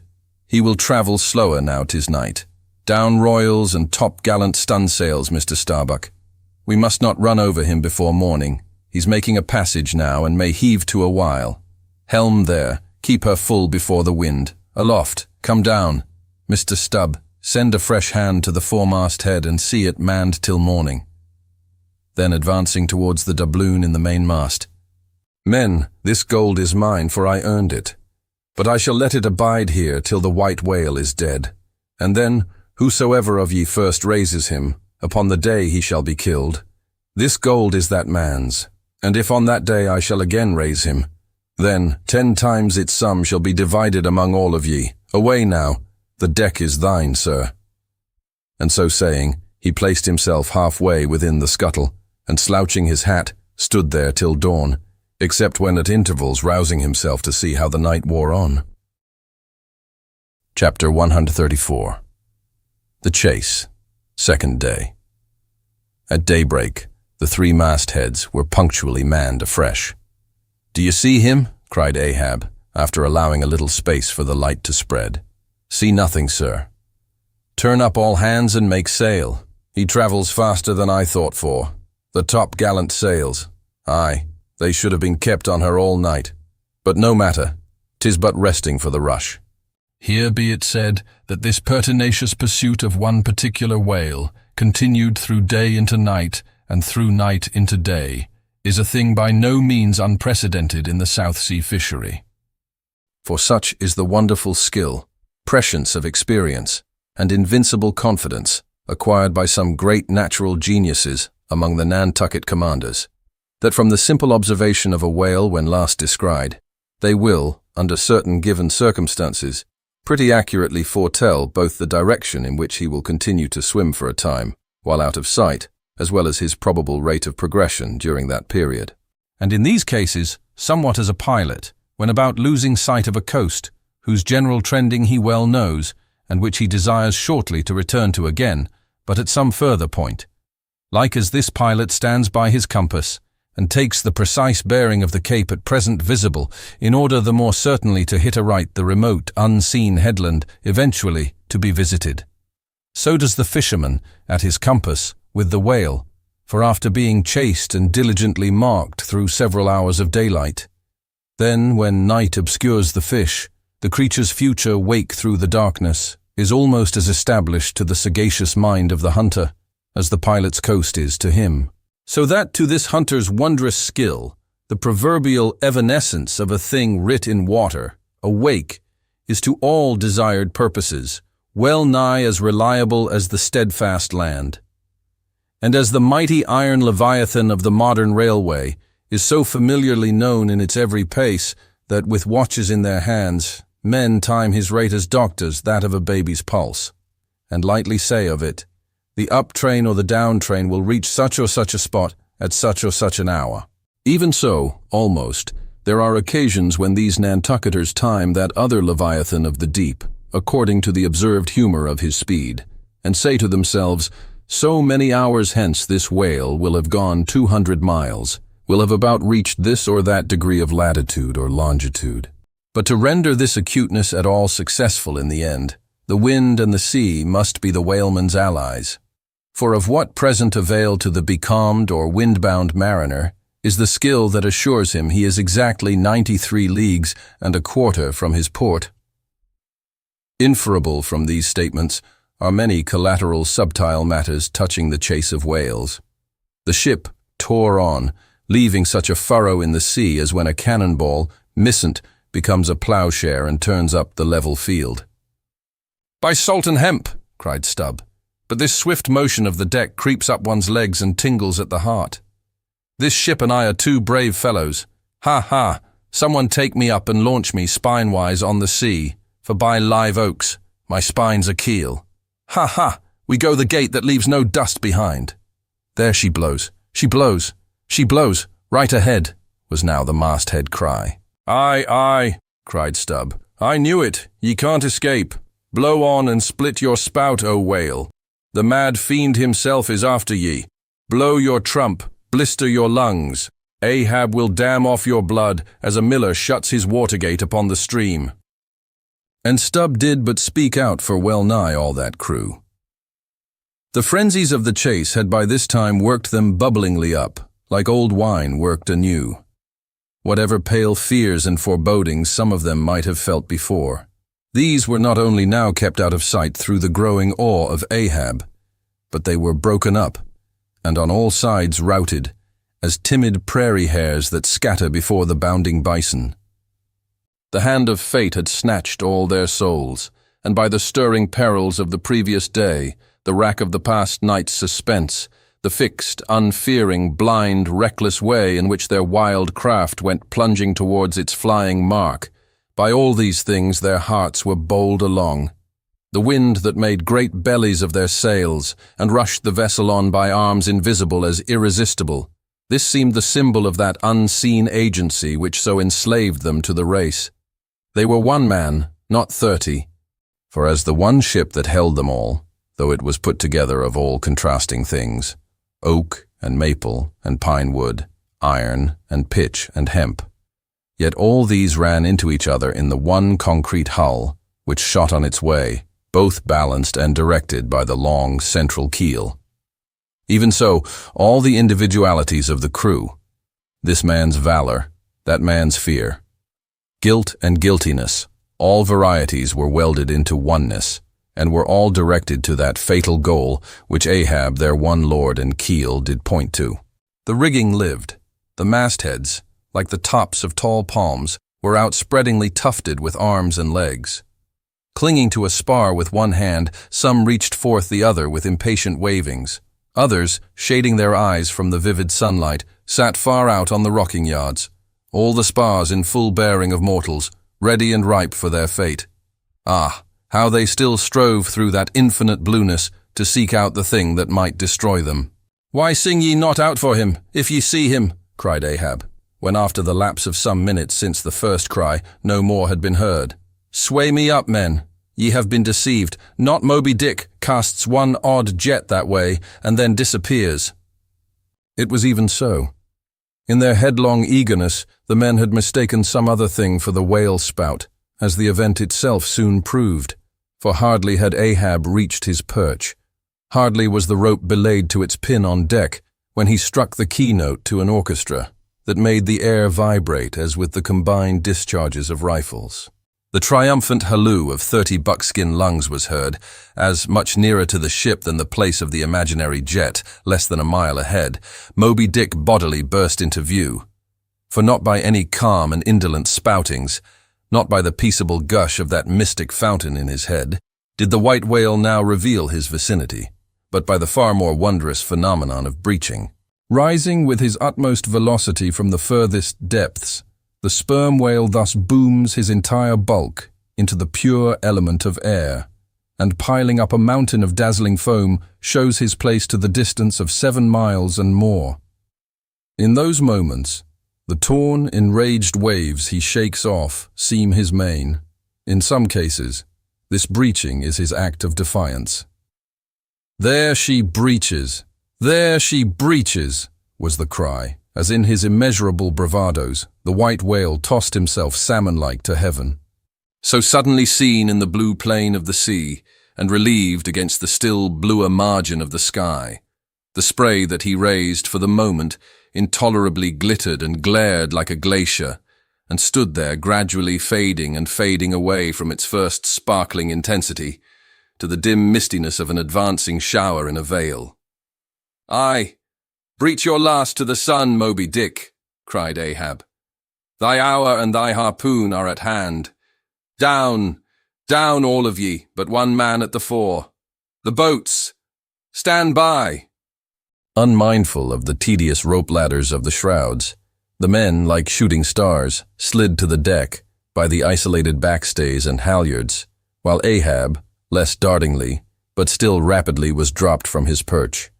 "Lower away," he cried, so soon as he had reached his boat, a spare one, rigged the afternoon previous. "Mr. Starbuck, the ship is thine. Keep away from the boats, but keep near them. Lower all." As if to strike a quick terror into them, by this time being the first assailant himself, Moby Dick had turned and was now coming for the three crews. Ahab's boat was central, and cheering his men, he told them he would take the whale head and head, that is, pull straight up to his forehead, a not uncommon thing. For when within a certain limit, such a course excludes the coming onset from the whale's sidelong vision. But ere that close limit was gained, and while yet all three boats were plain as the ship's three masts to his eye, the white whale, churning himself into furious speed, almost in an instant as it were, rushing among the boats with open jaws and a lashing tail, offered appalling battle on every side, and heedless of the irons darted at him from every boat, seemed only intent on annihilating each separate plank of which those boats were made. But skillfully maneuvered, incessantly wheeling like trained chargers in the field, the boats for a while eluded him, though at times but by a plank's breadth, while all the time Ahab's unearthly slogan tore every other cry but his to shreds.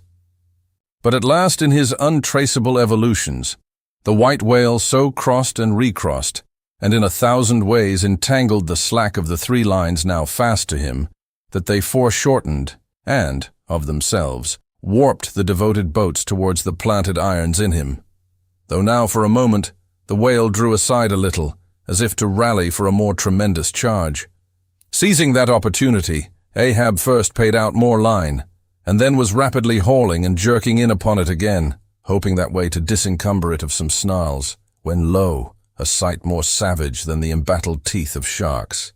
Caught and twisted, corkscrewed in the mazes of the line, loose harpoons and lances, with all their bristling barbs and points, came flashing and dripping up to the chocks in the bows of Ahab's boat. Only one thing could be done. Seizing the boat knife, he critically reached within, through, and then, without, the rays of steel, dragged in the line beyond, passed it inboard, to the bowsman, and then, twice sundering the rope near the chocks, dropped the intercepted faggot of steel into the sea, and was all fast again. That instant, the white whale made a sudden rush among the remaining tangles of the other lines. By so doing, irresistibly dragged the more involved boats of Stubb and Flask towards his flukes, dashed them together like two rolling husks on a surf-beaten beach, and then, diving down into the sea, disappeared in a boiling maelstrom in which, for a space, the odorous cedar chips of the wrecks danced round and round like the grated nutmeg in a swiftly stirred bowl of punch. While the two crews were yet circling in the waters, reaching out after the revolving line tubs, oars, and other floating furniture, while a slope little Flask bobbed up and down like an empty vial, twitching his legs upwards to escape the dreaded jaws of sharks, and Stubb was lustily singing out for someone to ladle him up. And while the old man's line, now parting, admitted of his pulling into the creamy pool to rescue whom he could, in that wild simultaneousness of 1,000 concreted perils, Ahab's yet unstricken boat seemed drawn up towards heaven by invisible wires. As arrow-like, shooting perpendicularly from the sea, the white whale dashed his broad forehead against its bottom and sent it, turning over and over into the air, till it fell again, gunwale downwards, and Ahab and his men struggled out from under it, like seals from a seaside cave.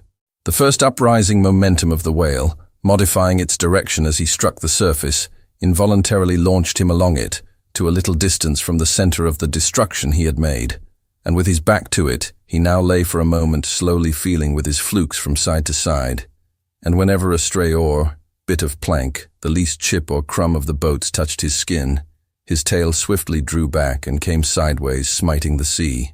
But soon, as if satisfied that his work for that time was done, he pushed his pleated forehead through the ocean, and trailing after him the intertangled lines, continued his leeward way at a traveller's methodic pace. As before, the attentive ship, having descried the whole fight, again came bearing down to the rescue, and dropping a boat, picked up the floating mariners, tubs, oars, and whatever else could be caught at, and safely landed them on her decks. Some sprained shoulders, wrists and ankles, livid contusions, wrenched harpoons and lances, inextricable intricacies of rope, shattered oars and planks. All these were there, but no fatal or even serious ill seemed to have befallen anyone. As with Fedallah the day before, so Ahab was now found grimly clinging to his boat's broken half, which afforded a comparatively easy float. Nor did it so exhaust him as the previous day's mishap. But when he was helped to the deck, all eyes were fastened upon him, as instead of standing by himself, he still half hung upon the shoulder of Starbuck, who had thus far been the foremost to assist him. His ivory leg had been snapped off, leaving but one short, sharp splinter. Aye, aye, Starbuck. 'Tis sweet to lean sometimes, be the leaner who he will. And would old Ahab had leaned oftener than he has. The ferrule has not stood, sir, said the carpenter, now coming up. I put good work into that leg. But no bones broken, sir, I hope, said Stubb with true concern. Aye, and all splintered to pieces, Stubb. Do you see it?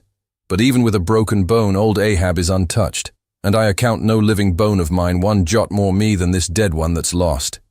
Nor white whale, nor man, nor fiend can so much as graze old Ahab in his own proper and inaccessible being. Can any lead touch yonder floor, any mast scrape yonder roof? Aloft there, which way? Dead to leeward, sir. Up helm then, pile on the sail again. Shipkeepers, down the rest of the spare boats and rig them. Mr. Starbuck away, and muster the boat's crews. Let me first help thee towards the bulwarks, sir. Oh, oh, oh, how this splinter gores me now. Accursed fate, that the unconquerable captain in the soul should have such a craven mate. Sir, my body, man, not thee. Give me something for a cane. There, that shivered lance will do. Muster the men. Surely I have not seen him yet. By heaven it cannot be. Missing. Quick, call them all. The old man's hinted thought was true. Upon mustering the company, the Parsee was not there. The Parsee! Cried Stubb. He must have been caught in... The black vomit wrench thee. Run all of ye above, allow cabin, forecastle. Find him. Not gone. Not gone. But quickly they returned to him with the tidings that the Parsee was nowhere to be found. Aye, sir, said Stubb, caught among the tangles of your line. I thought I saw him dragging under. My line. Gone, gone. What means that little word? What death knell rings in it? That old Ahab shakes as if he were the belfry. The harpoon, too. Toss over the litter there, d'ye see it? The forged iron, men. The white whales. No, no, no, blistered fool. This hand did dart it. 'Tis in the fish, aloft there. Keep him nailed. Quick, all hands to the rigging of the boats. Collect the oars, harpooneers, the irons, hoist the royals higher, a pull on all the sheets, helm there, steady, steady for your life. I'll 10 times girdle the unmeasured globe, yea, and dive straight through it, but I'll slay him yet. Great God, but for one single instant show thyself, cried Starbuck. Never, never wilt thou capture him, old man. In Jesus' name no more of this, that's worse than devil's madness. 2 days chased, twice stove to splinters, thy very leg once more snatched from under thee. Thy evil shadow gone, all good angels mobbing thee with warnings. What more wouldst thou have? Shall we keep chasing this murderous fish till he swamps the last man? Shall we be dragged by him to the bottom of the sea? Shall we be towed by him to the infernal world? Oh, oh, impiety and blasphemy to hunt him more. Starbuck, of late I've felt strangely moved to thee. Ever since that hour we both saw, thou know'st what, in one another's eyes.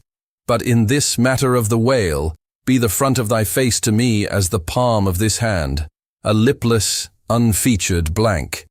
Ahab is forever Ahab, man. This whole act's immutably decreed. 'Twas rehearsed by thee and me a billion years before this ocean rolled. Fool, I am the fate's lieutenant. I act under orders. Look thou, underling, that thou obeyest mine. Stand round me, men. You see an old man cut down to the stump. leaning on a shivered lance, propped up on a lonely foot. 'Tis Ahab, his body's part, but Ahab's soul's a centipede that moves upon 100 legs. I feel strained, half-stranded, as ropes that tow dismasted frigates in a gale, and I may look so, but ere I break you'll hear me crack. Until ye hear that, know that Ahab's hawser tows his purpose yet. Believe ye, men, in the things called omens. Then laugh aloud and cry encore. For ere they drown, drowning things will twice rise to the surface, then rise again, to sink forevermore. So with Moby Dick, 2 days he's floated. Tomorrow will be the 3rd. Aye, men, he'll rise once more, but only to spout his last. Do you feel brave, men? Brave? As fearless fire, cried Stubb. And as mechanical, muttered Ahab. Then as the men went forward, he muttered on, the things called omens. And yesterday I talked the same to Starbuck there, concerning my broken boat. Oh, how valiantly I seek to drive out of others' hearts what's clinched so fast in mine. The Parsee, gone, gone. And he was to go before, but still was to be seen again ere I could perish. How's that? There's a riddle now might baffle all the lawyers backed by the ghosts of the whole line of judges. Like a hawk's beak it pecks my brain. I'll solve it, though. When dusk descended, the whale was still in sight to leeward. So once more the sail was shortened, and everything passed nearly as on the previous night. Only the sound of hammers and the hum of the grindstone was heard till nearly daylight, as the men toiled by lanterns in the complete and careful rigging of the spare boats and sharpening their fresh weapons for the morrow. Meantime, of the broken keel of Ahab's wrecked craft, the carpenter made him another leg, while still, as on the night before, slouched Ahab stood fixed within his scuttle, his hid, heliotrope glance anticipatingly gone backward on its dial, sat due eastward for the earliest sun. Chapter 135. The Chase. 3rd Day. The morning of the 3rd day dawned fair and fresh, and once more the solitary nightman at the foremast head was relieved by crowds of the daylight lookouts, who dotted every mast and almost every spar. "Do you see him?" cried Ahab, but the whale was not yet in sight.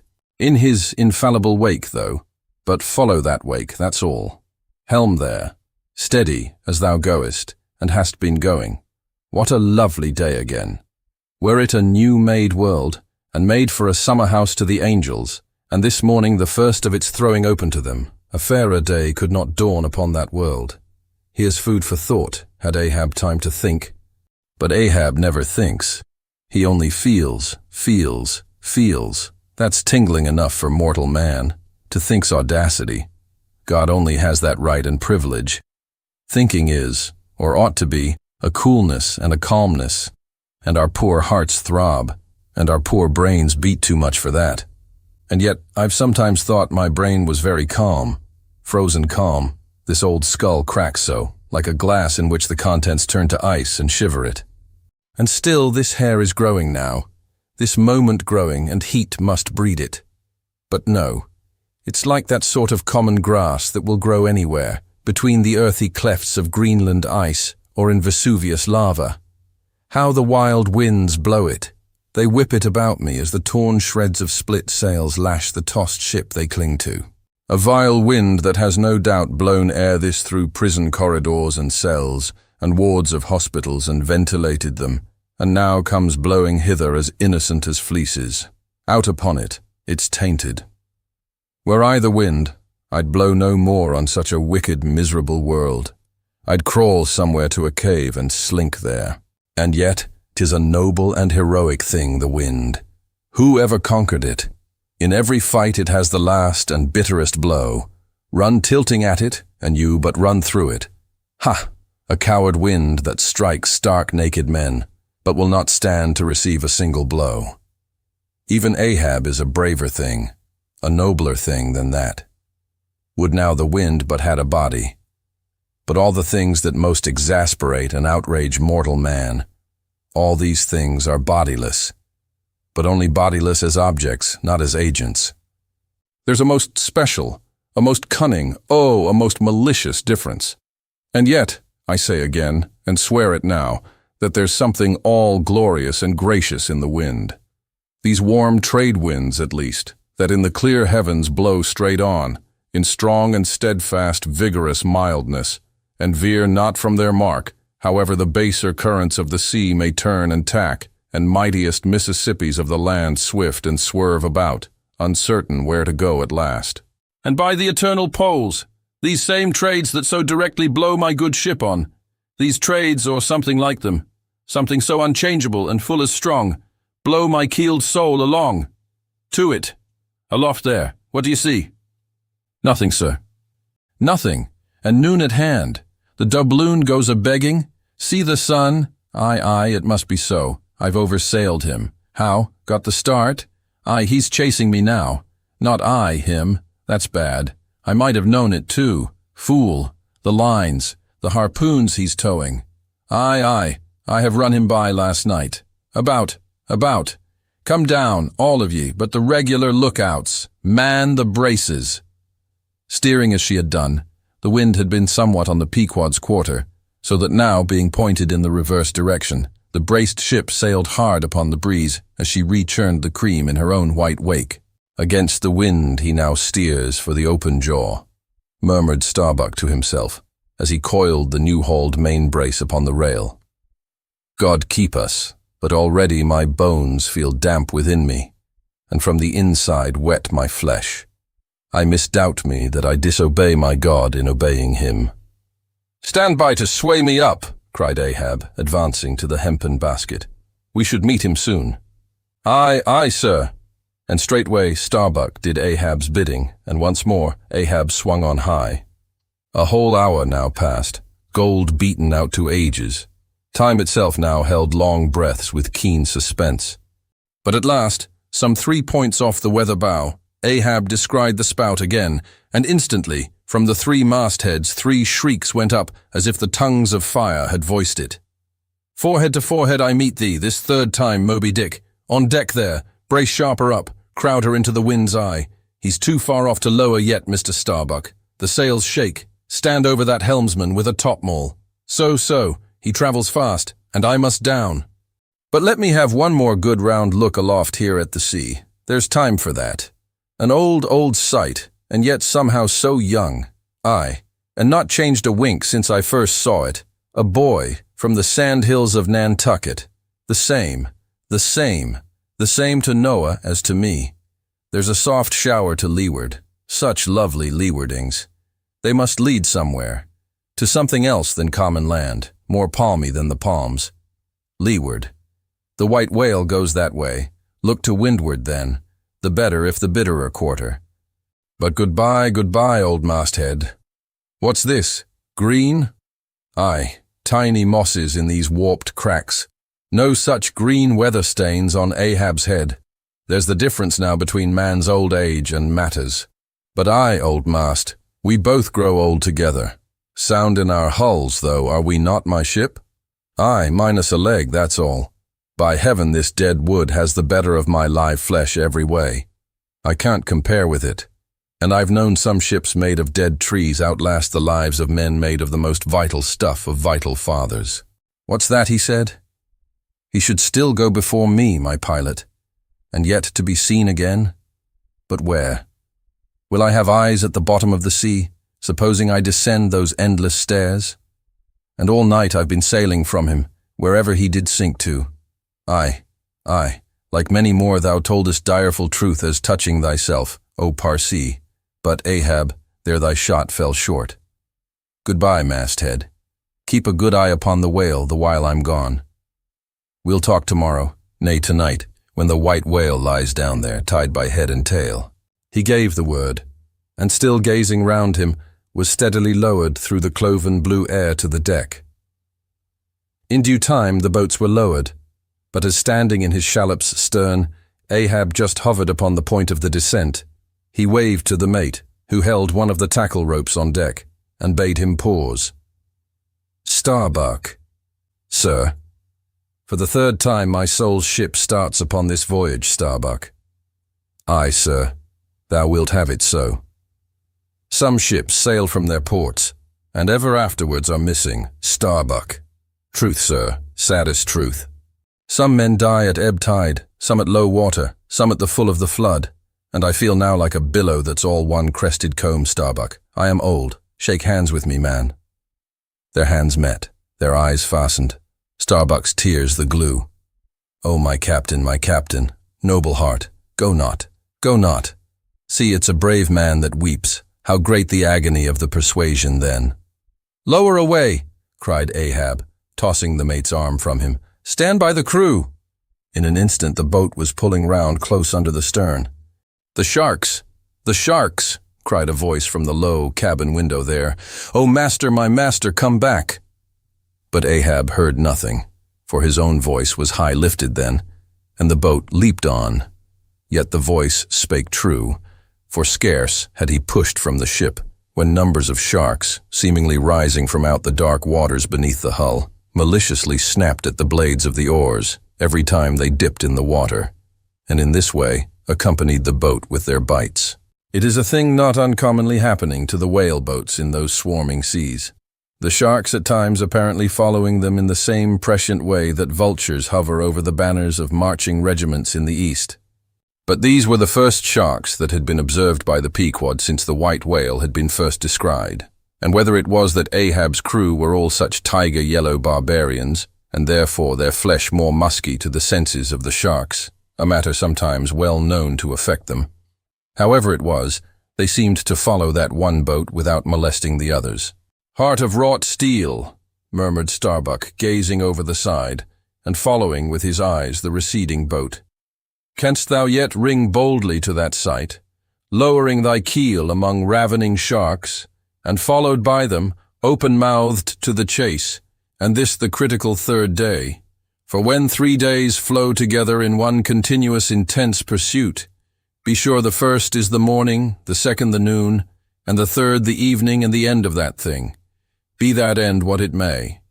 Oh, my God! What is this that shoots through me, and leaves me so deadly calm yet expectant, fixed at the top of a shudder? Future things swim before me, as in empty outlines and skeletons. All the past is somehow grown dim. Mary, girl, thou fadest in pale glories behind me. Boy, I seem to see but thy eyes grown wondrous blue. Strangest problems of life seem clearing, but clouds sweep between. Is my journey's end coming? My legs feel faint, like his who has footed it all day. Feel thy heart. Beats it yet? Stir thyself, Starbuck. Stave it off. Move. Speak aloud. Masthead there. See ye my boy's hand on the hill? Crazed. Aloft there. Keep thy keenest eye upon the boats. Mark well the whale. Ho! Again. Drive off that hawk. See, he pecks. He tears the vane, pointing to the red flag flying at the main truck. Ha! He soars away with it. Where's the old man now? Seest thou that sight, O Ahab? Shudder, shudder.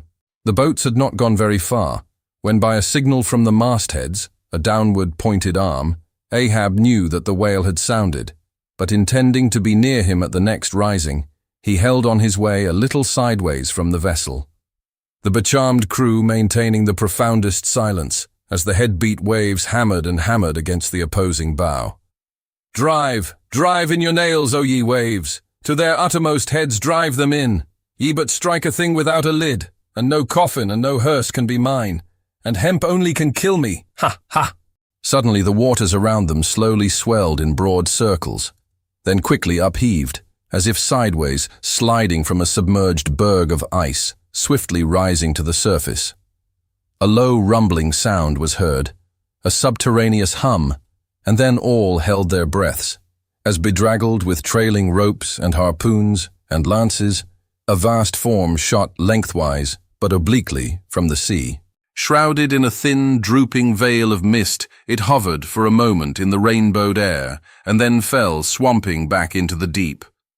Crushed 30 feet upwards, the waters flashed for an instant like heaps of fountains, then brokenly sank in a shower of flakes, leaving the circling surface creamed like new milk round the marble trunk of the whale. "Give way!" cried Ahab to the oarsmen, and the boats darted forward to the attack. But maddened by yesterday's fresh irons that corroded in him, Moby Dick seemed combinedly possessed by all the angels that fell from heaven. the wide tiers of welded tendons overspreading his broad white forehead beneath the transparent skin looked knitted together. As head-on, he came churning his tail among the boats, and once more flailed them apart, spilling out the irons and lances from the two mates' boats, and dashing in one side of the upper part of their bows, but leaving Ahab's almost without a scar. While Daggoo and Queequeg were stopping the strained planks, and as the whale swimming out from them, turned and showed one entire flank as he shot by them again. At that moment, a quick cry went up.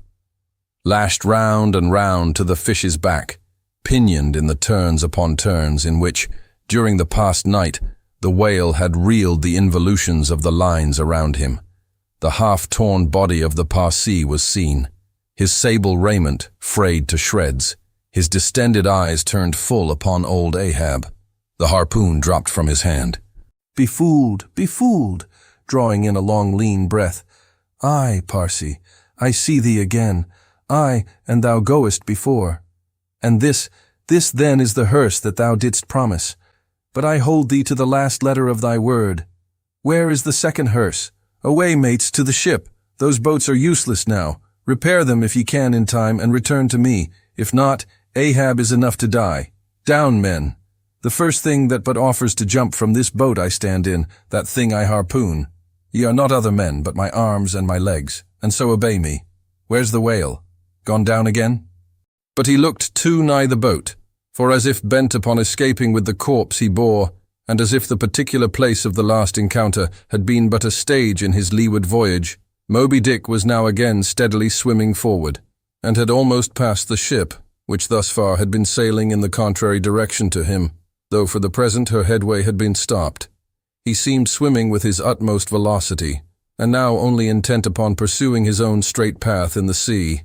"Oh, Ahab," cried Starbuck, "not too late is it, even now the third day, to desist. See, Moby Dick seeks thee not. It is thou that madly seekest him." Setting sail to the rising wind, the lonely boat was swiftly impelled to leeward by both oars and canvas. And at last, when Ahab was sliding by the vessel, so near as plainly to distinguish Starbuck's face as he leaned over the rail, he hailed him to turn the vessel about and follow him, not too swiftly, at a judicious interval. Glancing upwards, he saw Tashtego, Queequeg, and Daggoo eagerly mounting to the three mastheads, while the oarsmen were rocking in the two staved boats which had but just been hoisted to the side and were busily at work in repairing them. One after the other, through the portholes as he sped, he also caught flying glimpses of Stubb and Flask, busying themselves on deck among bundles of new irons and lances. As he saw all this, as he heard the hammers in the broken boats, far other hammers seemed driving a nail into his heart. But he rallied, and now marking that the vane or flag was gone from the main masthead, he shouted to Tashtego, who had just gained that perch, to descend again for another flag and a hammer and nails, and so nail it to the mast. Whether fagged by the 3 days' running chase and the resistance to his swimming in the knotted hamper he bore, or whether it was some latent deceitfulness and malice in him, whichever was true, the white whale's way now began to abate, as it seemed from the boat so rapidly nearing him once more, though indeed the whale's last start had not been so long a one as before. And still, as Ahab glided over the waves, the unpitying sharks accompanied him, and so pertinaciously stuck to the boat, and so continually bit at the plying oars, that the blades became jagged and crunched, and left small splinters in the sea, at almost every dip. Heed them not. Those teeth but give new rowlocks to your oars. Pull on. 'Tis the better rest, the shark's jaw, than the yielding water. But at every bite, sir, the thin blades grow smaller and smaller. They will last long enough. Pull on. But who can tell, he muttered, whether these sharks swim to feast on the whale or on Ahab? But pull on. Aye, all alive now. We near him. The helm. Take the helm. Let me pass. And so saying, 2 of the oarsmen helped him forward to the bows of the still-flying boat.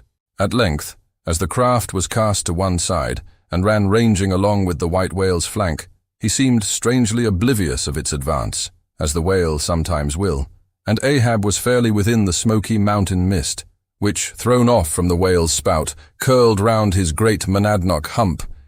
He was even thus close to him, when, with body arched back and both arms lengthwise high lifted to the poise, he darted his fierce iron and his far fiercer curse into the hated whale. As both steel and curse sank to the socket, as if sucked into a morass, Moby Dick sideways writhed, spasmodically rolled his nigh flank against the bow, and, without staving a hole in it, so suddenly canted the boat over that had it not been for the elevated part of the gunwale to which he then clung, Ahab would once more have been tossed into the sea. As it was, 3 of the oarsmen, who foreknew not the precise instant of the dart, and were therefore unprepared for its effects, these were flung out, but so fell that in an instant 2 of them clutched the gunwale again, and rising to its level on a combing wave, hurled themselves bodily inboard again, the 3rd man helplessly dropping astern, but still afloat and swimming. Almost simultaneously, with a mighty volition of ungraduated, instantaneous swiftness, the white whale darted through the weltering sea. But when Ahab cried out to the steersman to take new turns with the line, and hold it so, and commanded the crew to turn round on their seats and tow the boat up to the mark, the moment the treacherous line felt that double strain and tug, it snapped in the empty air. "What breaks in me? Some sinew cracks. 'Tis whole again. Oars, oars! Burst in upon him!" Hearing the tremendous rush of the sea-crashing boat, the whale wheeled round to present his blank forehead at bay. But in that evolution, catching sight of the nearing black hull of the ship, seemingly seeing in it the source of all his persecutions, bethinking it, it may be, a larger and nobler foe, of a sudden he bore down upon its advancing prow, smiting his jaws amid fiery showers of foam. Ahab staggered. His hand smote his forehead. "I grow blind. Hands, stretch out before me that I may yet grope my way. Is night?" "The whale. The ship," cried the cringing oarsman. "Oars, oars! Slope downwards to thy depths, O sea, that ere it be forever too late, Ahab may slide this last time upon his mark. I see. The ship, the ship! Dash on, my men! Will ye not save my ship?" But as the oarsmen violently forced their boat through the sledge-hammering seas, the before whale-smitten bow ends of 2 planks burst through, and in an instant almost, the temporarily disabled boat lay nearly level with the waves, its half-wading, splashing crew trying hard to stop the gap and bail out the pouring water. Meantime, for that one beholding instant, Tashtego's masthead hammer remained suspended in his hand, and the red flag, half wrapping him as with a plaid, then streamed itself straight out from him, as his own forward-flowing heart, while Starbuck and Stubb, standing upon the bowsprit beneath, caught sight of the down-coming monster just as soon as he. "The whale, the whale! Up helm, up helm! Oh, all ye sweet powers of air, now hug me close. Let not Starbuck die, if die he must, in a woman's fainting fit. Up helm, I say. Ye fools, the jaw, the jaw! Is this the end of all my bursting prayers, all my lifelong fidelities? O Ahab, Ahab, lo thy work! Steady, helmsman, steady! Nay, nay, up helm again! He turns to meet us. Oh, his unappeasable brow drives on towards one, whose duty tells him he cannot depart. My God, stand by me now. Stand not by me, but stand under me, whoever you are that will now help Stubb, for Stubb too sticks here. I grin at thee, thou grinning whale. Whoever helped Stubb, or kept Stubb awake, but Stubb's own unwinking eye. And now poor Stubb goes to bed upon a mattress that is all too soft. Would it were stuffed with brushwood? I grin at thee, thou grinning whale. Look ye, sun, moon, and stars. I call ye assassins of as good a fellow as ever spouted up his ghost. For all that, I would yet ring glasses with ye, would ye but hand the cup. Oh, thou grinning whale, but there'll be plenty of gulping soon. Why fly ye not, O Ahab? For me, off shoes and jacket to it. Let Stubb die in his drawers. A most mouldy and oversalted death, though. Cherries, cherries, cherries. O flask, for one red cherry ere we die. Cherries, I only wish that we were where they grow. O Stubb, I hope my poor mother's drawn my part pay ere this. If not, few coppers will now come to her, for the voyage is up. From the ship's bows, nearly all the seamen now hung inactive. Hammers, bits of plank, lances and harpoons, mechanically retained in their hands, just as they had darted from their various employments. All their enchanted eyes intent upon the whale, which from side to side, strangely vibrating his predestinating head, sent a broad band of overspreading semicircular foam before him as he rushed. Retribution, swift vengeance, eternal malice were in his whole aspect, and spite of all that mortal man could do, the solid white buttress of his forehead smote the ship's starboard bow, till men and timbers reeled. Some fell flat upon their faces. Like dislodged trucks, the heads of the harpooneers aloft shook on their bull-like necks. Through the breach, they heard the waters pour as mountain torrents down a flume. "The ship! The hearse! The second hearse!" cried Ahab from the boat. "Its wood could only be American!" Diving beneath the settling ship, the whale ran quivering along its keel, but turning under water, swiftly shot to the surface again, far off the other bow, but within a few yards of Ahab's boat, where, for a time, he lay quiescent. I turn my body from the sun. What ho, Tashtego, let me hear thy hammer. O, ye three unsurrendered spires of mine, thou uncracked keel and only God-bullied hull, thou firm deck and haughty helm and pole-pointed prow, death-glorious ship, must ye then perish and without me? Am I cut off from the last fond pride of meanest shipwrecked captains? O lonely death on lonely life!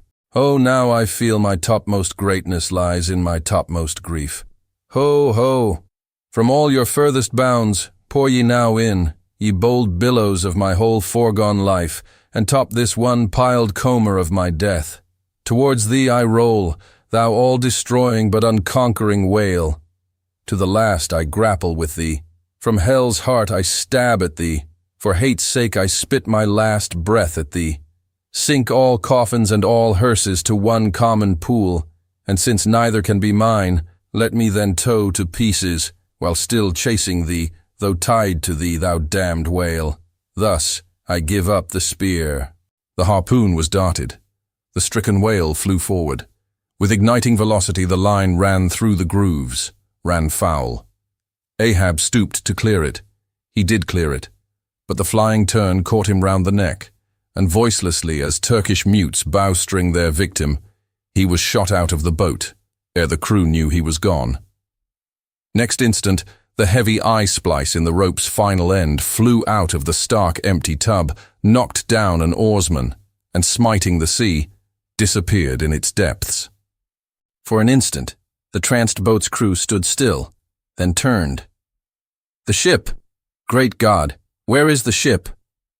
Soon they through dim, bewildering mediums saw her sidelong, fading phantom, as in the gaseous Fata Morgana, only the uppermost masts out of water, while fixed by infatuation, or fidelity, or fate, to their once lofty perches, the pagan harpooneers still maintained their sinking lookouts on the sea. And now, concentric circles seized the lone boat itself, and all its crew, and each floating oar, and every lance pole, and spinning, animate and inanimate, all round and round in one vortex, carried the smallest chip of the Pequod out of sight. But as the last whelmings intermixingly poured themselves over the sunken head of the Indian at the mainmast, leaving a few inches of the erect spar yet visible, together with long streaming yards of the flag, which calmly undulated, with ironical coincidings, over the destroying billows they almost touched. At that instant, a red arm and a hammer hovered backwardly uplifted in the open air, in the act of nailing the flag faster and yet faster to the subsiding spar.